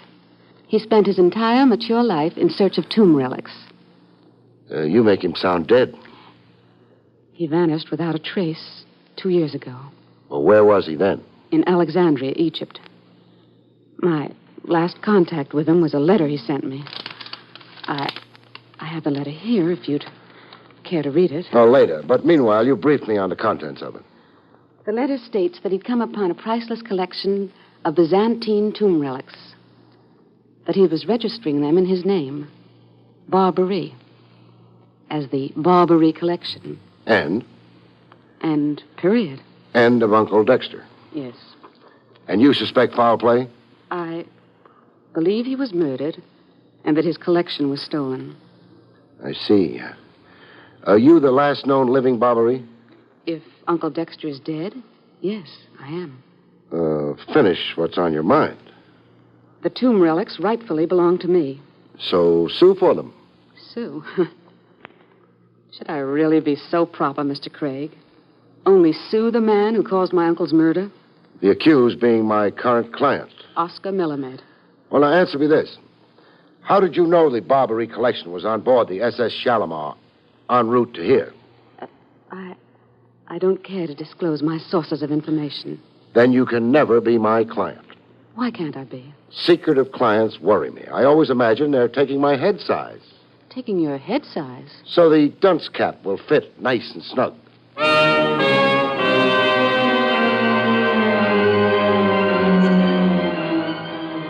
Friday, 6 p.m., found me on the pier where the SS Shalimar had docked as ordered. And also as ordered, I had an armored truck hired and standing by for the safe and orderly transfer of the Barrie collection.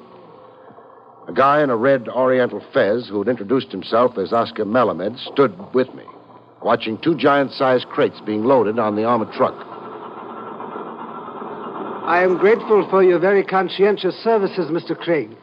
Repeat that to yourself when you get my bill. Now, when the collection's all loaded, where does it go? I have given your driver written instructions. Don't call him my driver. I got the armored car service out of a telephone directory. I make no guarantees. The collection is to be stored in a vault. I have already made the arrangements. What's it all worth, Melamed, in round figures? $300,000. Well, that explains the buzzards buzzing around. Every thief in the world has plans to steal the Barrie collection. Well, we've got at least one native hood around, eager to liven up the competition. One? Mm-hmm. There will be 20, Mr. Craig. You will see. Well, the junk's loaded and bolted in, Melamed. You want me to ride on the truck? No. Be a lot smarter if I did. The driver has his instructions. Let him go. We will remain here. Well, you're sure casual with 300 G's, Melamed. I do not want you injured, Mr. Craig. That is why you remain here with me.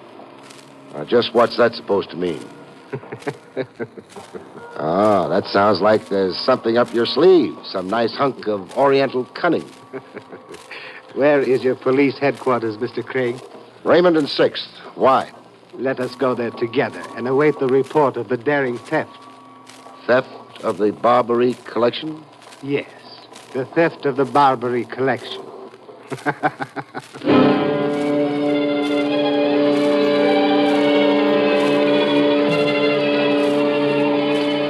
At police headquarters on Raymond and 6th, we haunted the teletype machine.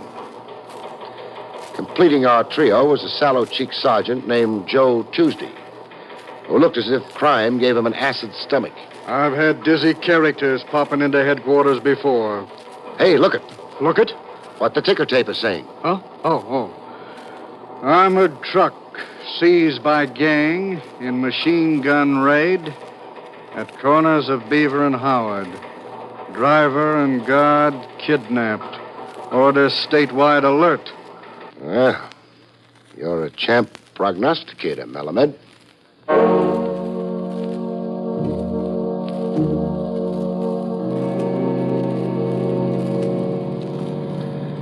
With the hijacked armored car problem in the laps of the Metropolitan Police, Melamed and yours truly went for a spin in my jalopy. The joyride was his idea. Pier 17, Hoboken. You choose the proper approach, Mr. Craig. But first, you have an important thing to attend to. Like? Like the automobile behind us. See, in your mirror? Yeah, we're being trailed, all right. An old New York custom. Familiar job, the one behind us. Green and gold convertible. You have seen it before? I'm getting a nostalgic twinge in my ear. The bum one. Well, shall we tangle with them or lose them? Lose them, of course. Fasten your safety belt. Before the green and gold job behind us gave up a hopeless chase, they sent out a signal of defeat. They are shooting at us. We're out of range, Melamed. And get your fingers out of my knee. But I'm nervous. Who isn't? Now wave a last fond goodbye to the boys.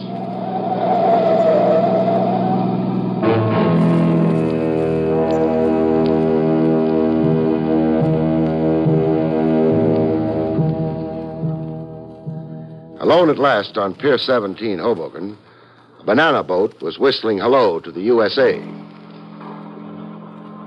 Ah, the Susie Q. Well, why should a banana freighter give you that radiant glow of happy health, Melamed? Can't you guess, Mr. Craig? Yeah, I can at that. Sitting amidst mountains of bananas aboard the Susie Q is a big piece of ancient Egypt. A Barrie collection. Dummy crates aboard the SS Shalimar, and the real McCoy aboard the Susie Q. A necessary subterfuge. I am sorry to have used you as a... decoy's the word. It's okay with me, so long as justice triumphs. But is justice triumphing, Melamed? I do not understand your question. I've got a suspicious nature. But you trust your own judgment. Yeah, I do that. And no offense intended, mind you, but you personally don't come off too good in my judgment. You have doubts about my integrity? Swine that I am, yes. The ways of the East are perhaps strange to the West. $300,000 spells bonanza even in the Hindustani tongue. But I am the owner of the Barrie collection. I've heard other points of view on that. Other points of view? Yeah. A doll named Lisa Barnum. Lisa Barnum Barrie. Niece of Dexter Barrie. Oh, I see. Now I understand the reason for your suspicion. It's only one of my reasons. Dexter Barrie was a guest in my country, an eccentric expatriate. What do you mean, eccentric? A better word would be fool. An amateur Egyptologist and an uninformed one. The man was a vagrant, a mere professional beggar. But he registered a collection as the Barrie collection.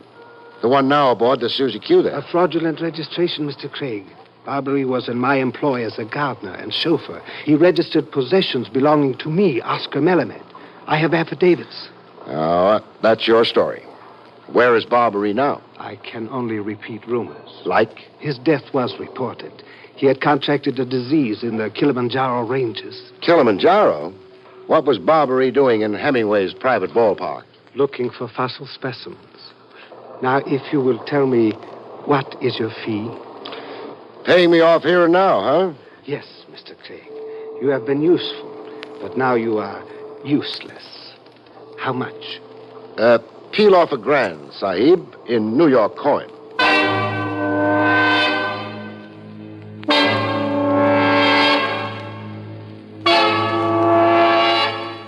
I took the $1,000 and copped off, but I didn't go too far from my ex-client.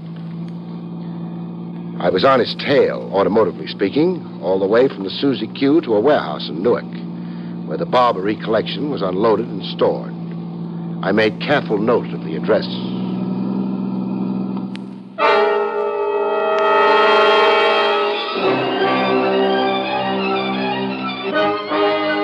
In my office the next morning, business began to boom. The chimpanzee who loved toying with my left ear, he had a gun in each hand. Hey, there's only one of me, Buster. I carry 2 guns to balance the weight. I don't want one shoulder down lower than the other. Oh, I see. Remind yourself of something, Craig. Meaning? Where you went with Egypt when you shook my car yesterday. Oh, Pier 17, Hoboken. And then to where? I don't know. I got paid off and canned at the pier. Baloney. Slice it, please. A smart guy like you would know where $300,000 worth of loot is stored. Yeah, would know. Mind if I pry into your character a little? What befoozles you about me? How a creep straight out of a Manhattan sewer got himself in the middle of a Cairo, Egypt conspiracy. I got a friend on the lam in Egypt. Maxim Odessa, 3-time loser, so he can't never come home. He sent me a letter. About the collection? Yeah, about. Then you're freelancing? I got a few pool players in with me. On your way out, surrender your guns to Sergeant Joe Tuesday. Joe Tuesday?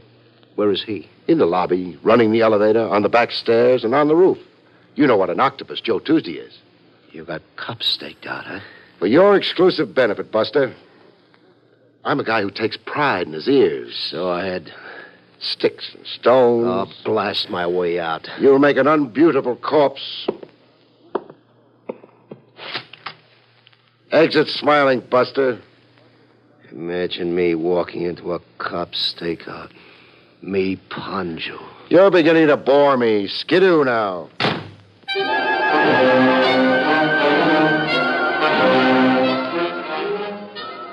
After Poncho, the 10th Avenue Arab, came Lisa. In top form, throwing curves at me. I thought over what you said. And? I decided to take your advice. And? I engaged an attorney. The firm of Brendel, Curdle, and Damhauser. You're suing Oscar Melamed. For the Barrie collection. We've already served papers. A summons and complaint. And a restraining order. Melamed is not to take the collection out of the country without consent of the court. What adjudication are you after? Sale of the collection and the proceeds of it to me. $300,000, huh? Approximately. Lots of mink and banana royals. What about the alleged murder of your dear Uncle Dexter? There isn't much I can do about a murder done in Egypt or elsewhere. Yes, there would be the jurisdictional problem. Now, you want to inspire trust and confidence in me? Yes, so very much, Barrie. I wondered when you'd begin to coo Barrie at me. You wondered? Yeah. A doll finds her lie is showing. She brings sex appeal into the breach. It's not as old as sin, baby. It's older. What do I have to do to prove my utter good faith? Prove you really had an amateur Egyptologist uncle named Dexter Barrie. Prove You don't think I made him up? Didn't you? Why, if this isn't... Mr. Craig, do you often have whams on your head? Only when my feet ache. Let's talk about the morning's news, huh? The Barrie collection's on every front page. So it is. So what? Oh, $1 million news break, figuring the space and pictures. And here, a feature interview with Oscar Melamed. How his Oriental ingenuity baffled every Raffles from Tibet to Hoboken, New Jersey. But it all does qualify as big news. Or does it mean something else to your warped mind? It does, doll. But I won't tell you. Not until I tell it to Oscar Melamed first. Now, try sitting on my lap. I'll toss you out of the window. Why, you're nothing but a stick of wood. Oh, I'll just bet you tell that to all the boys.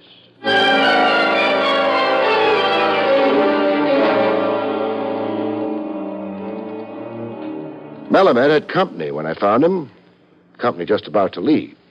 Distinguished, middle-aged, black Homburg. The type American tycoon with nervous money and a collector's itch. I caught their parting words. Then I'll assume it's agreed, Mr. Melamed. We are in complete harmony, Mr. Cartwright. You drive a hard bargain, but I can afford it. Good day. Good day, Mr. Cartwright.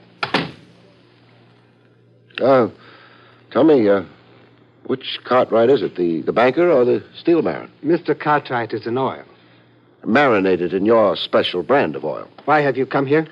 Putting it bluntly, to stymie a bunco game. A bunco game? Now, what absurdity. The trash you're trying to palm off as treasure. You call the Barrie collection trash? I do. And all the hijinks and publicity around it is only a build-up for susceptible suckers. What you're really selling him is a collection of newspaper headlines. The publicity has him so dazzled he won't remember to inspect the merchandise. Oh, I see you've stopped laughing.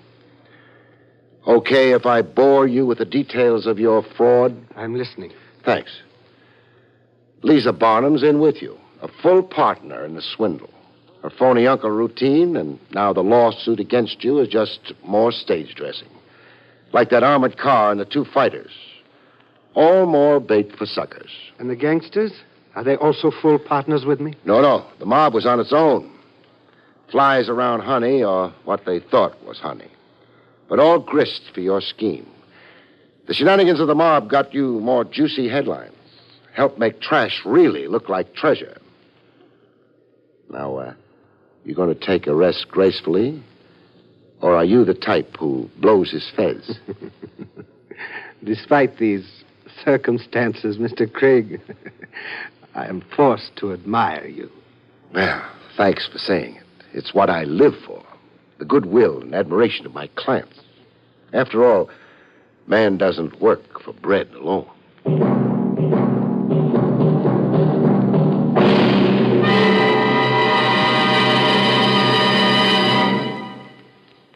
You have been listening to William Gargan in another exciting transcribed mystery drama from the adventures of Barrie Craig, confidential investigator. Tonight's story, Sweet Larceny, was written by John Robert.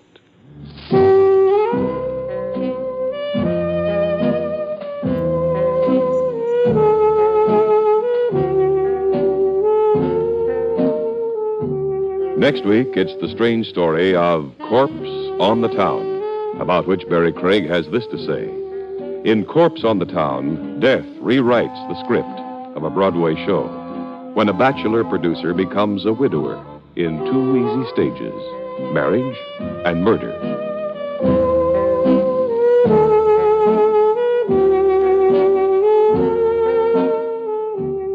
The National Broadcasting Company has just brought you an NBC Radio Network production with William Gargan starring as Barrie Craig, confidential investigator. Directed by Andrew C. Love, our cast included Edith Terry, Lou Krugman, Jan Arden, and Jonathan Hope.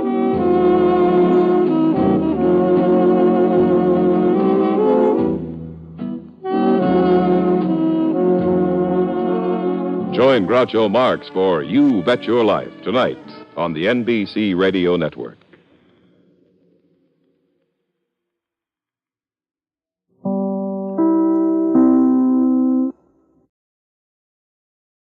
William Gargan stars as Barrie Craig, confidential investigator.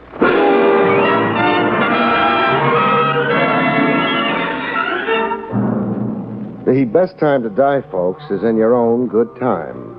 But try arguing with a bullet.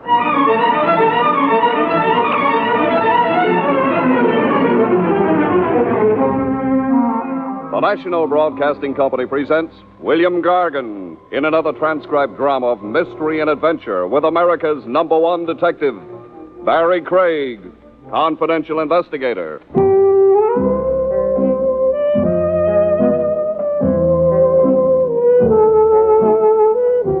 Barrie Craig speaking. Not every client you get is a socially upright citizen. But then the only society of angels is up in heaven.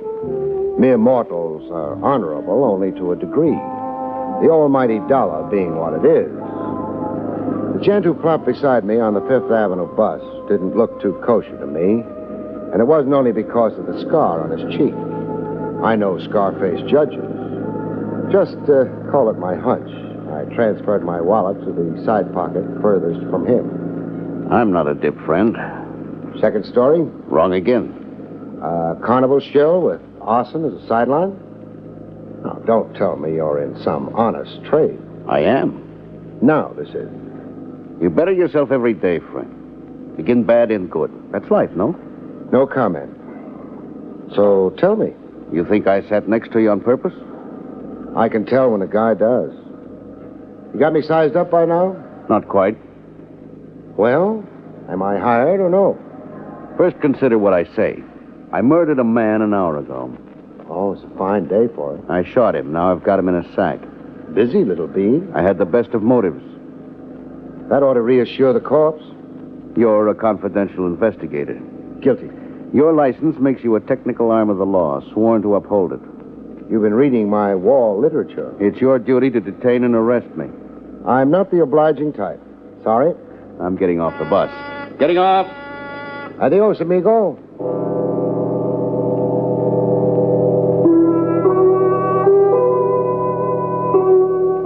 Weird? Not so. I got my anonymous friend's feeler right off. Was I really confidential, he wanted to find out. Find out before he dared to hire me. His story was a fake. Done to see if I'd grab him and yell police. I'd be seeing more of him. I got to see him again in a health club and gymnasium while I was working out, shredding stomach fat in a punch bag. My friends showed up to watch me. Save some of your punch for me, Craig. Well, back with me again, huh? Park on the bench here. We'll talk. Yeah. Well, I'm parked. So? I'm Moody. Gyp Moody. Gyp, huh? Gyp means I've got gypsy blood. Oh. You, get rid of that corpse, okay? I was only kidding you. You think? You're for me. You don't run blabbing what you hear. So glad I passed your test. Now, what's my job? 200 grand stolen from me 5 years ago. I want to get it back. Explain. Johnny Phoenix stole it from me. Phoenix? Yeah, I dimly recall. A company treasurer or something. An ex-con I gave a chance to work. Work at what? In my company. Export-import. Phoenix robbed my safe and blew town. And got caught? He was grabbed in Canada. Extradited. And convicted? I'm a little hazy. Convicted, yeah. But he didn't do time. He didn't? Not in jail, I mean. He acted crazy all through the trial, kept screaming about gophers and dragonflies and some dead ant. An act? I don't know. He did wear a silver plate in his skull, and a twitch to him that closed one eye every 10 seconds. Anyhow, the judge took notice. Phoenix got a mental test, dementia, something or other, a doctor called it. Split personality. Yeah, that. Phoenix was not responsible for his actions. He went to an asylum. Riverhead Asylum, upstate. Comes out tomorrow. Out? Free? Yeah, it's in the papers. Here. Johnny Phoenix, a Judge Sane, freed on a show cause writ. Does he still stand trial for the original theft? No, he isn't the same guy who did the original robbery. So a doctor says. The DA agrees, so does the trial judge. Phoenix is a new man, cured and rehabilitated. Beat that. The money was never recovered? Not a dime. I'm out all that. Big dough, 200 grand. No insurance? I only had a fraction of it insured. Be there at Riverhead when Phoenix gets out. Stay with him. He's got the dough salted away. When he goes for it, you go for him. I'll give you 5%. Well, that's 10 grand. If money. If you get my 200 back.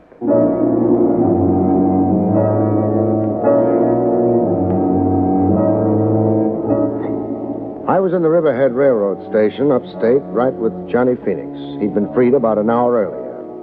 I kept out of sight while we waited for the train. A good-looking guy, Phoenix. Bushy hair with nature's own Marcel in it. Spare, broad-shouldered, a good clothes horse when he could get properly togged out. No pallor to his skin, you'd never know he'd been confined. Well, the train rolled in, and I watched Phoenix climb aboard. When I tried to do likewise, I found opposition. One moment, sir. Hey, let go of my arm. My authority. A badge. I'm Sims of the state police. In civvies? Yeah, I'm off duty. However, you're under arrest. For what? Molestation. A woman complained. Molestation, meaning mashing? That's right. Her description of the man fits you. Well, I'd laugh, but right now I haven't got a sense of humor. Getting tough won't help. I'm a policeman myself. I'll show you credentials. Yeah, you do all that. At the station house. Are we going through with this, boss? I have authority to shoot a resistor. Put your gun away. I've missed my train anyhow. Well, there's a train every 2 hours. This train was special. Let's go see your complainant.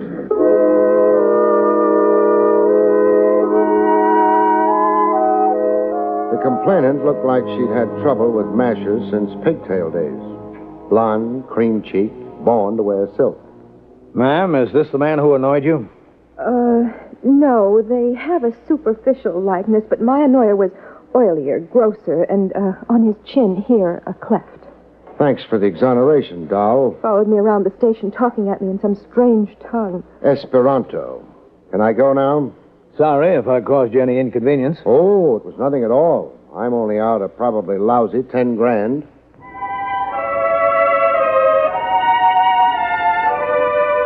Back at the Riverhead station, again waiting for a train out, I tumbled to a masher mistaken identity routine I'd been caught up in. I watched for Golden Girl to come back to the station. When she did, I really molested her. Hello, doll. Doll, are you out of your mind? I'm mad over you. Matt. Oh, You really mean mad.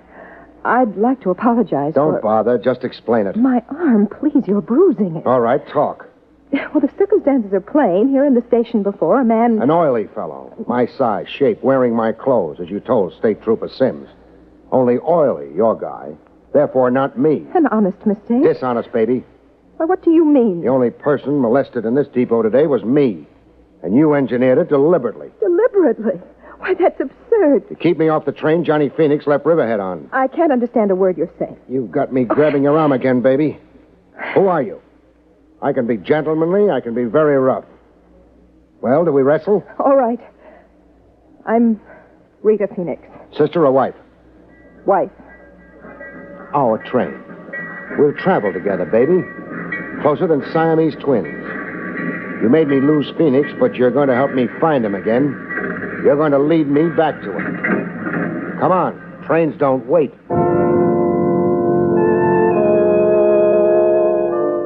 On the train, we sat as close as the law allowed. I took the precaution of searching Rita's handbag. The ivory-handled gun surprised me just a little bit. I won it in a raffle. Does that explain it? Okay if I borrow it, baby? Can I stop you? I want a drink. So do I. Can't I even go to the club car without you? We're inseparable, remember? Boy, can I get a hate on you.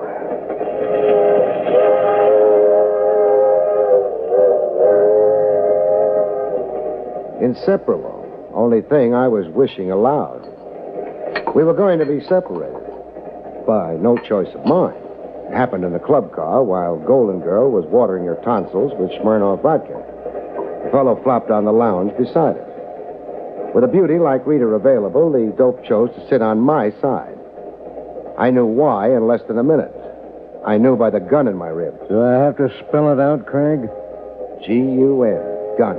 I'm glad you're quick on the think. The feel. Now, this is where you leave Rita Phoenix. You've been hogging her company a long while now. You really expect me to obey? I know what you're thinking. A crowded club car, people all around us, conductors and stewards, but it won't help you, Craig. You'd have to be pretty desperate to shoot. You'd be crazy to tempt me. Dough, Craig. I drool when I think of the amount of dough at stake. All right. What's your play? That's better. The station up ahead, Sooner Falls. We roll into it exactly 3:47. That's in 4 minutes. You're getting off the train. Alone? Yeah. At the station, someone's waiting for you. Friend of mine. You plan far ahead, huh? I got a knack for detail. How do I come out in all this? You just lose a client and an opportunity. No other harm done. I lose Rita. Yeah. I lose her, and she's your pigeon. Look, let's not stretch this conversation. 3 minutes now, and we stop. Let's start moving to where you can get off.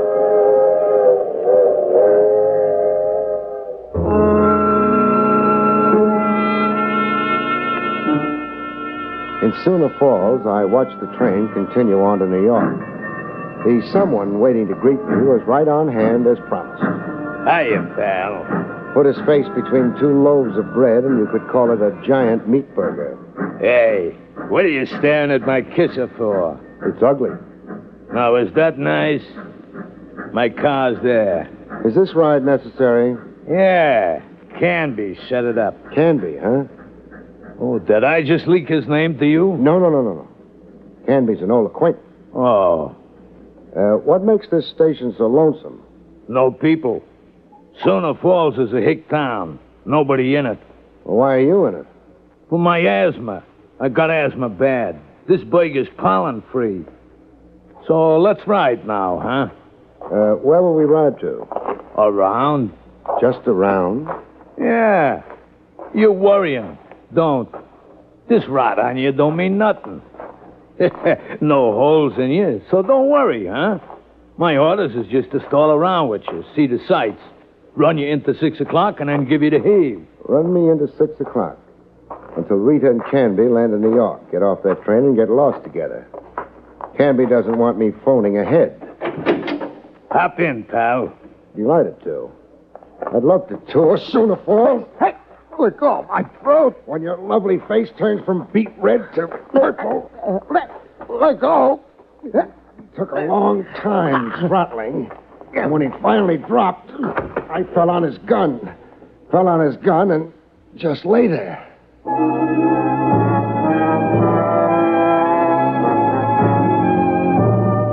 I left my meat-faced friend in a semi-conscious stupor and hurried into a pay station telephone.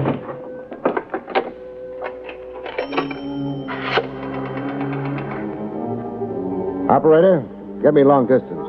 New York City. Police headquarters. Person-to-person, reverse charges. I want to talk to Lieutenant Trav Rogers. Finally, at long last, I arrived in New York. I'd sure missed a lot of trains. Trav Rogers had come through for me at his end. The man and woman you described on the telephone got off the train here in New York. They went off in separate directions. You had them shadowed? I did. Where'd they go to? The lady's registered at the Parkfront Hotel as Rita Manning. A phony name. She's Rita Phoenix. How about Canby? He checked in at the Kilgore Hotel. Kilgore? New name to me. Over in Brooklyn Heights. Oh. Rita, the Parkfront Hotel. Canby, the Kilgore. Anything else you can enlighten me on? I think so.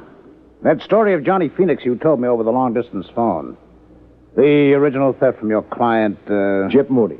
The subsequent trial of Phoenix, his insane behavior in court, and the resultant confinement in an asylum. Et cetera, and so forth. What can you add to it? I found a discrepancy in your tale. What? The alleged $200,000 Phoenix stole. Alleged? In my review of the record of the case, no such sum. Phoenix was booked and tried for the theft of exactly $50,000. For a fact? I have a duplicate of the district attorney's file, if you'd care to see it. I'll take your word. Quite a gap between $200,000 and $50,000. A gap that can buy Boku cherries for the wine. Your client magnified the figure to fire your zeal as a retriever? No, Moody's queer, but not like that. His $200,000 figure has some other significance. What? I can't know until I put the question to Moody. Phoenix never disgorged any of the loot? Not a kopeck. What did the police do about it? About trying to recover the money from Phoenix, I mean. Oh, the usual devices and pressures. All we accomplished was a show put on by Phoenix. He acted nuts. Climbed the walls, screaming he was a chimpanzee in a jungle. After Phoenix's asylum confinement, what police activity about the money was there? The obvious. A police plant right on the asylum? Hoping to catch Phoenix in a rational moment? Win Phoenix's confidence? Yeah. Quite an assignment for a cop. Feigning insanity. We had to change our plants every 10 days. The sheer wear and tear. The plant began to wonder about himself, huh? Was he or wasn't he Napoleon Bonaparte? Environment, they say, molds the personality. Ha ha. Trav, as usual, you've been a big help. Mm-hmm. Write a letter of commendation to my superiors.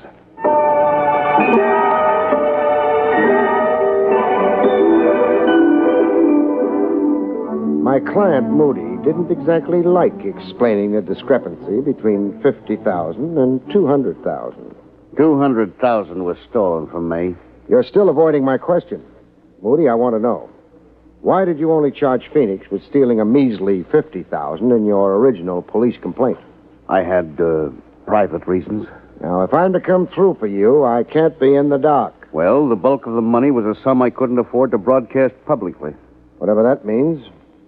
You're in export-import, huh? Yeah, export-import. Export-import is a pretty broad heading. It could cover a lot of operations, above board and underhanded, legitimate goods and contraband of some kind. Let it go at that. Cash deals in the dark, no record of it on the books. Stop making out a case. A fraud against the government, tax evasion. Keep it up, we'll have a parting of the ways. I'm not on trial with you, Craig. I like to know the character of my client. I'm honest and dishonest. What's so unusual about that? Every second guy you meet. Yeah, the buck for its own sake. No wonder the old world's in a spin. Phoenix took advantage of my sensitive situation. He knew in advance you could never prosecute him for the whole sum of money he stole, that you couldn't come into the courts with clean hands. Yeah, that was Phoenix's gimmick. You going to use any of this against me? Ask me that when we're counting your $200,000. Now, what answer... Oh, I get it. When you're counting your 5% fee, you mean? Sure. You like money like everybody else. Now, tell me something. Who is Canby? I don't know. Never heard the name. An alias, maybe. Now, you recognize this description? Well built, little on the short side, 5'7", say. Brown hair, brown eyes, natty dresser. The description means absolutely nothing to me. That's funny. Here's a guy who knows you well enough to be scrambling for your money. Well, it's a mystery to me. Leave a side of beef exposed and the jackals come around. Jackals and jackasses? Okay, I'll circulate around. Craig. What? The way you cross-examined me before, like a cop, not a confidential operator on my payroll. So? Don't double-cross me. Or? I'm not stupid, and I'm not helpless. Put it on the line, Moody. Be a cop with me, after all? I'll kill you. I'm sure you could.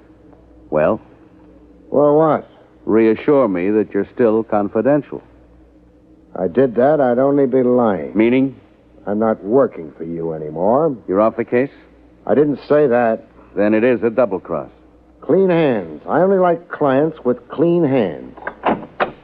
So long, Moody. Craig, stay out of my business. Your kind of business, Moody, is public business.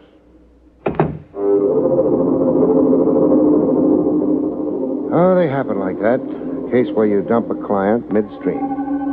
Where from confidential cop you change to Boy Scouts. You're working without fee in the public weal and welfare. Great. Only doesn't buy any groceries.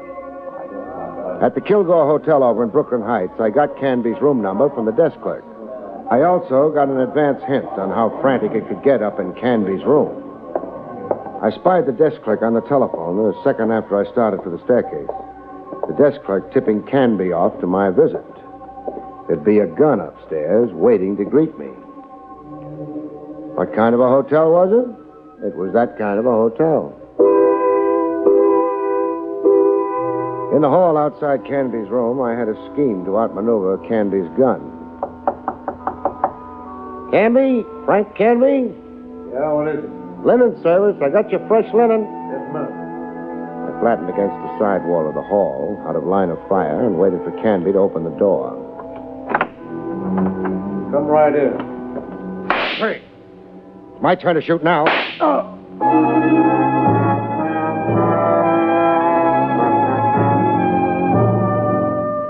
In his room, Canby revived before the police ambulance I'd phoned for showed up. You think fast, Craig. I have to keep alive. How bad? Thigh wound. I only shot to immobilize you. Very considerate. You'll live for newer and bigger swindles. When you're free again, that is. You've got no charge against me. The Sullivan law, that gun you carry. And armed assault on me. Going to pour it on, huh? Depends, maybe, on how you cooperate. Cooperate how? Frank talk. Ask me. Where do you come in on Moody's missing $200,000? I forced myself in. Meaning? Well, I'm out of left field. I don't know Moody and I don't know Phoenix. But I do know about the dough, you understand me? I think so. You freelance in crime. You're a fly. Honey anywhere draws you. That's it, yeah. Got a prison record? So far, no. Been lucky, huh? Until you. Who tried to detain me for you in Sooner Falls? Hutch. Who is he? The next pug. Blackballed out of boxing for throwing fights. He hires out to me. You got away from him, huh? I out-wrestled him. I was afraid of that. Afraid you'd get the phone ahead to New York. Hutch is a pin brain. You hired him. You should have knocked me off on that train. Yeah, I second guess it that way, too. Only, Only? Murder. I shy away from it. You shot at me out in the hall. I shot to nick you, slow you up. Well, what are we waiting for? Police ambulance. Snake eyes for you, Canby. You're out of the game. Pass the dice.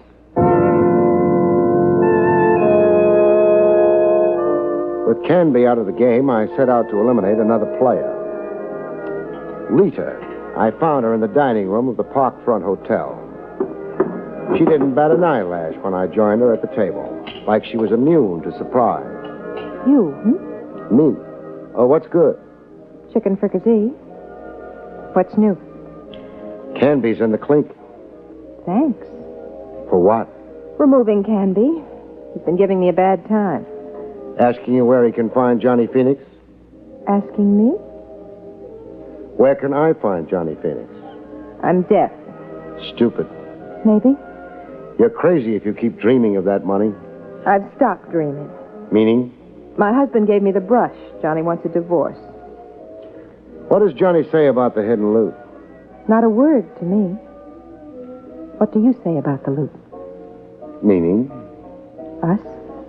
No deal. I get the money, I kiss it once. Then? Hand it over to the authorities to be held in escrow for Gyp Moody. Now, where do I find Johnny Phoenix? Expect me to tell you? You might, seeing Johnny's read you out of his life. 742 Bond Street, a rooming house. Johnny's holed up there. When you surprise him, tell him you're there by courtesy of Rita. Rita without love. At 742 Bond Street, I finally got back with Johnny Phoenix. Funny thing, though, Phoenix didn't seem to care a bit. The money, Craig, I don't want it. Because keeping it is too hard? No, the fellow who stole it. I'm no longer him. I've had therapy. I've got a different focus now. Whole new plan for living. You sound like a walking testimonial for prison psychiatry. I feel lighter. I don't walk, I bounce. You know what I've done these 2 days I've been free? What? Read books, gone to church, looked through the one ad. Hooray for the new man. So where's the dough hidden? Buried in an empty lot in Long Island. Town named Fullerton, where I grew up as a kid. I'll drive you there. Let's go.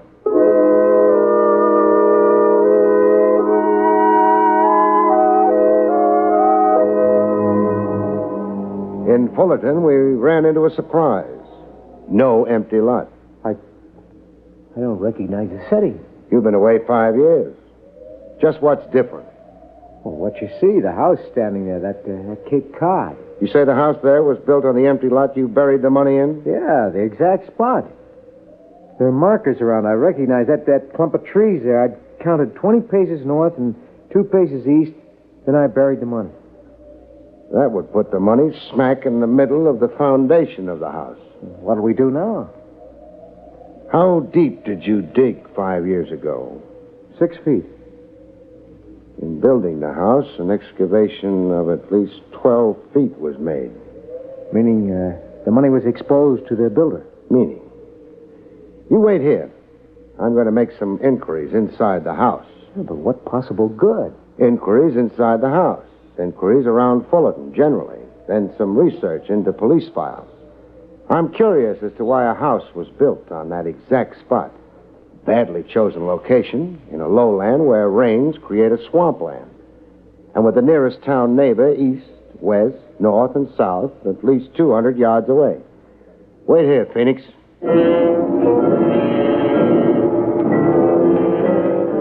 I made my inquiries, nosed around, did my research.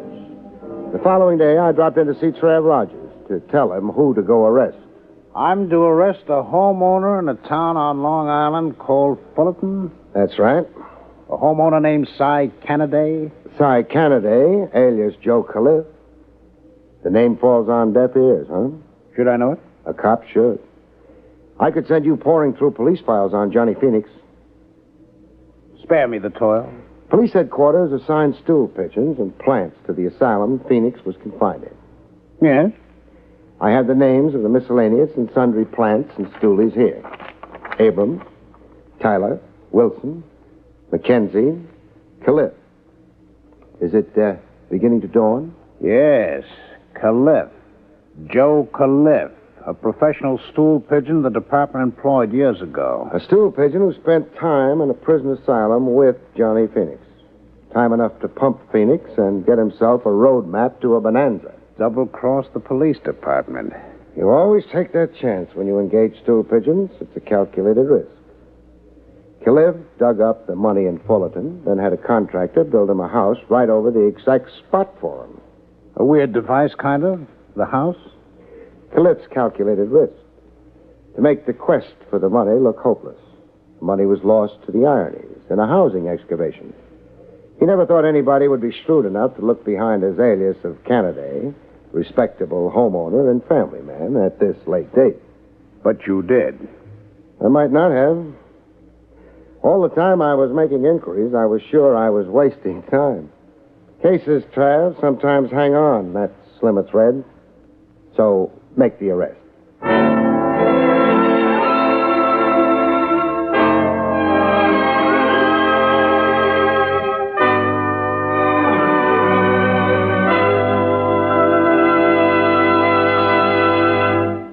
You have been listening to William Gargan in another exciting transcribed mystery drama from the adventures of Barrie Craig, confidential investigator.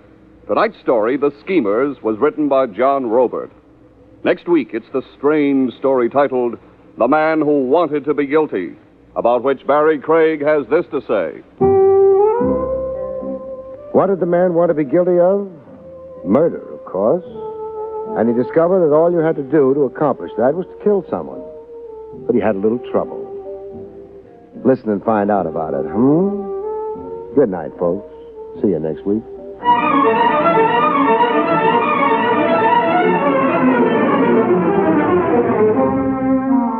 The National Broadcasting Company has just brought you William Gargan, starring as Barrie Craig, confidential investigator.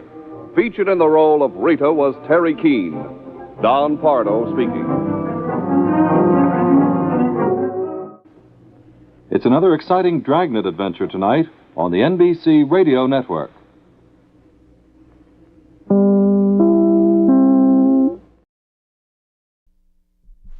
William Gargan stars as Barrie Craig, confidential investigator.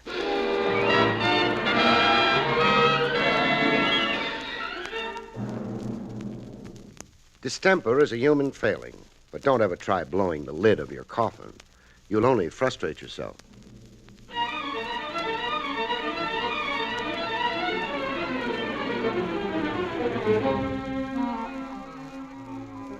The National Broadcasting Company presents William Gargan in another transcribed drama of mystery and adventure with America's #1 detective, Barrie Craig, confidential investigator.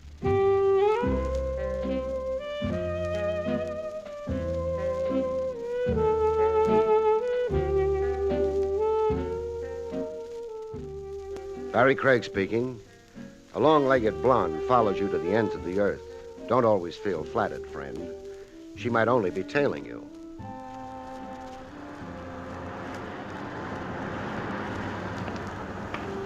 Such was my case on the public streets one sultry summer's evening. A doll panting after me, but keeping a discreet 50 or so yards between us. I got a look at her face without turning around. How? A gimmick standard with cops. A pocket mirror held in front of me. My pursuer was good-looking, with twin dimples in her cheeks and an aristocratic hook to her eyebrows. I let her follow me into a cocktail lounge. Inside, I watched her fidget at the far end of the mahogany bar for a couple of minutes. When the sweat began to spoil her makeup, I joined her. Hello. Look, you're wrong if you...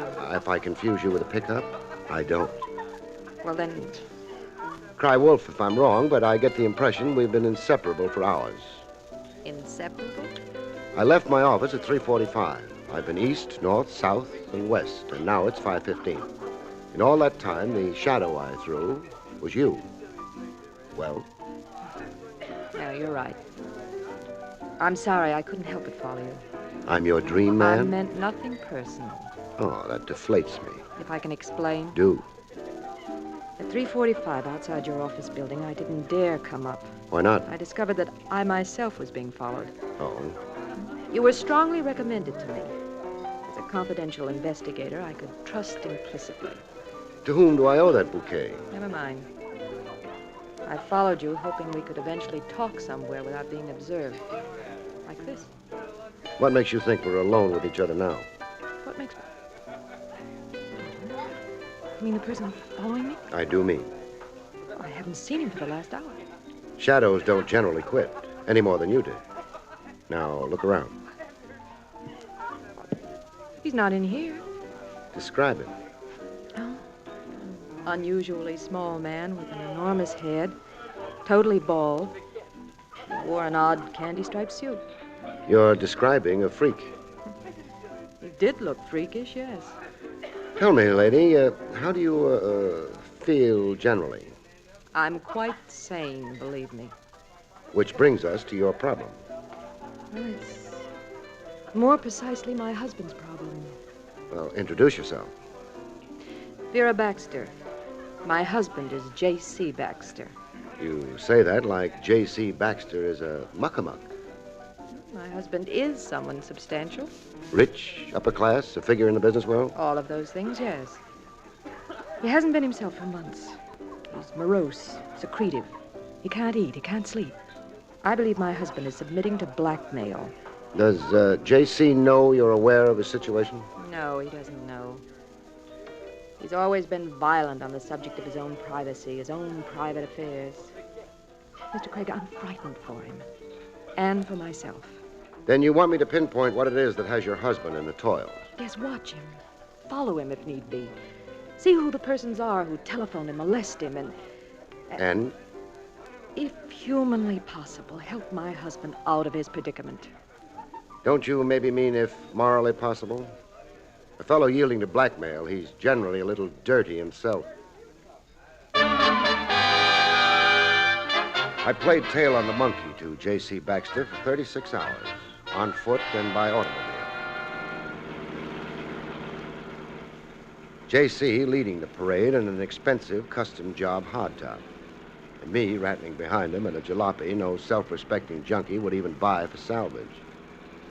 I knew the trip wasn't just a waste of gas by the route J.C. was taking. All back roads and the fringe areas where the city began to look like the Sahara Desert. I watched him slow up, crossing a small bridge. I could guess what J.C. was up to on the bridge even before I saw the parcel go sailing over the bridge rail. I let him speed off before I stopped. A familiar payoff pattern. Money thrown into a specified area. A blackmailer wanted dough, but didn't want to be identified taking it.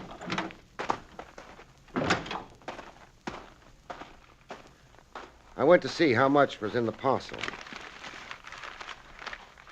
From the weight to the parcel, there was plenty. Plenty was an understatement. I only needed to look to estimate the payoff at $10,000. No bill bigger than a 20. I restored the parcel. The anonymous caller would find it in the bushes below the bridge. He'd find the dough, and he'd also find me.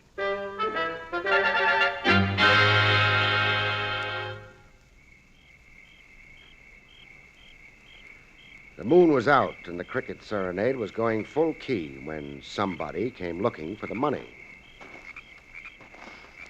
A little guy, not too much taller than the reeds, and a big round head to him, the size of a circus balloon. When he finally found the parcel, I found him flush on the jaw.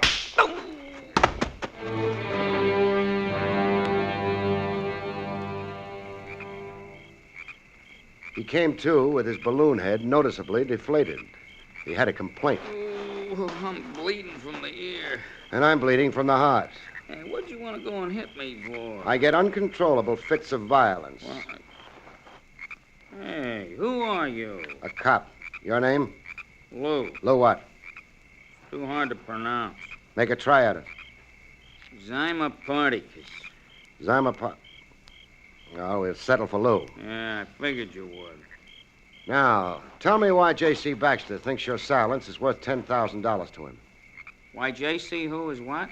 The 10 grand you had your fat little hands on in this parcel. Why do you rate it? Let me take this slow, huh? You're telling me there's $10,000 real money in that bundle? I am. And that it's coming to me? You had possession of it when I conked you. Well, sure. I had it all right. There's no doubt as to that. Only I thought it was just some old paper. Work up an act, you'll only promote yourself into bleeding all over. Mister, let me tell you, I only came down here looking for old newspaper. What for? For the frogs. So I could make a bundle when I catch them. Catch frogs? See over there by the pond? So? Frogs.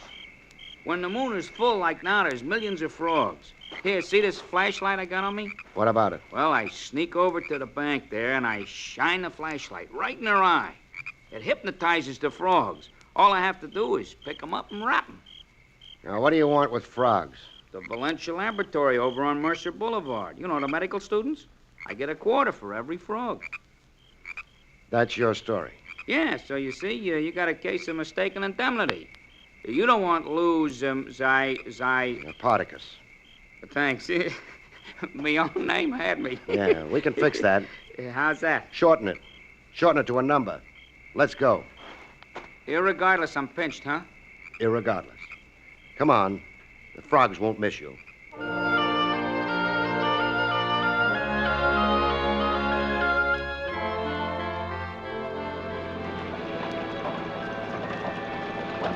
Riding back to town with my frogman in custody, my jalopy began to shake as if age and abuse had finally gotten her. Hey, the heap shimmying from side to side. Yeah.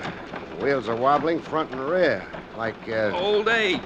Like all the bolts have worked loose. Hey, come on, stop before we turn over. You said arrest me. You didn't say kill me.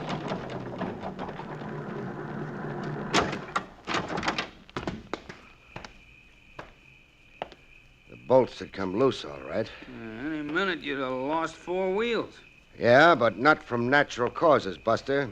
Not? Human hands did this, while I was down in the reeds pollywogging with you. Or, hey, why would somebody The want... answer to that's in the car now approaching. You want to bet?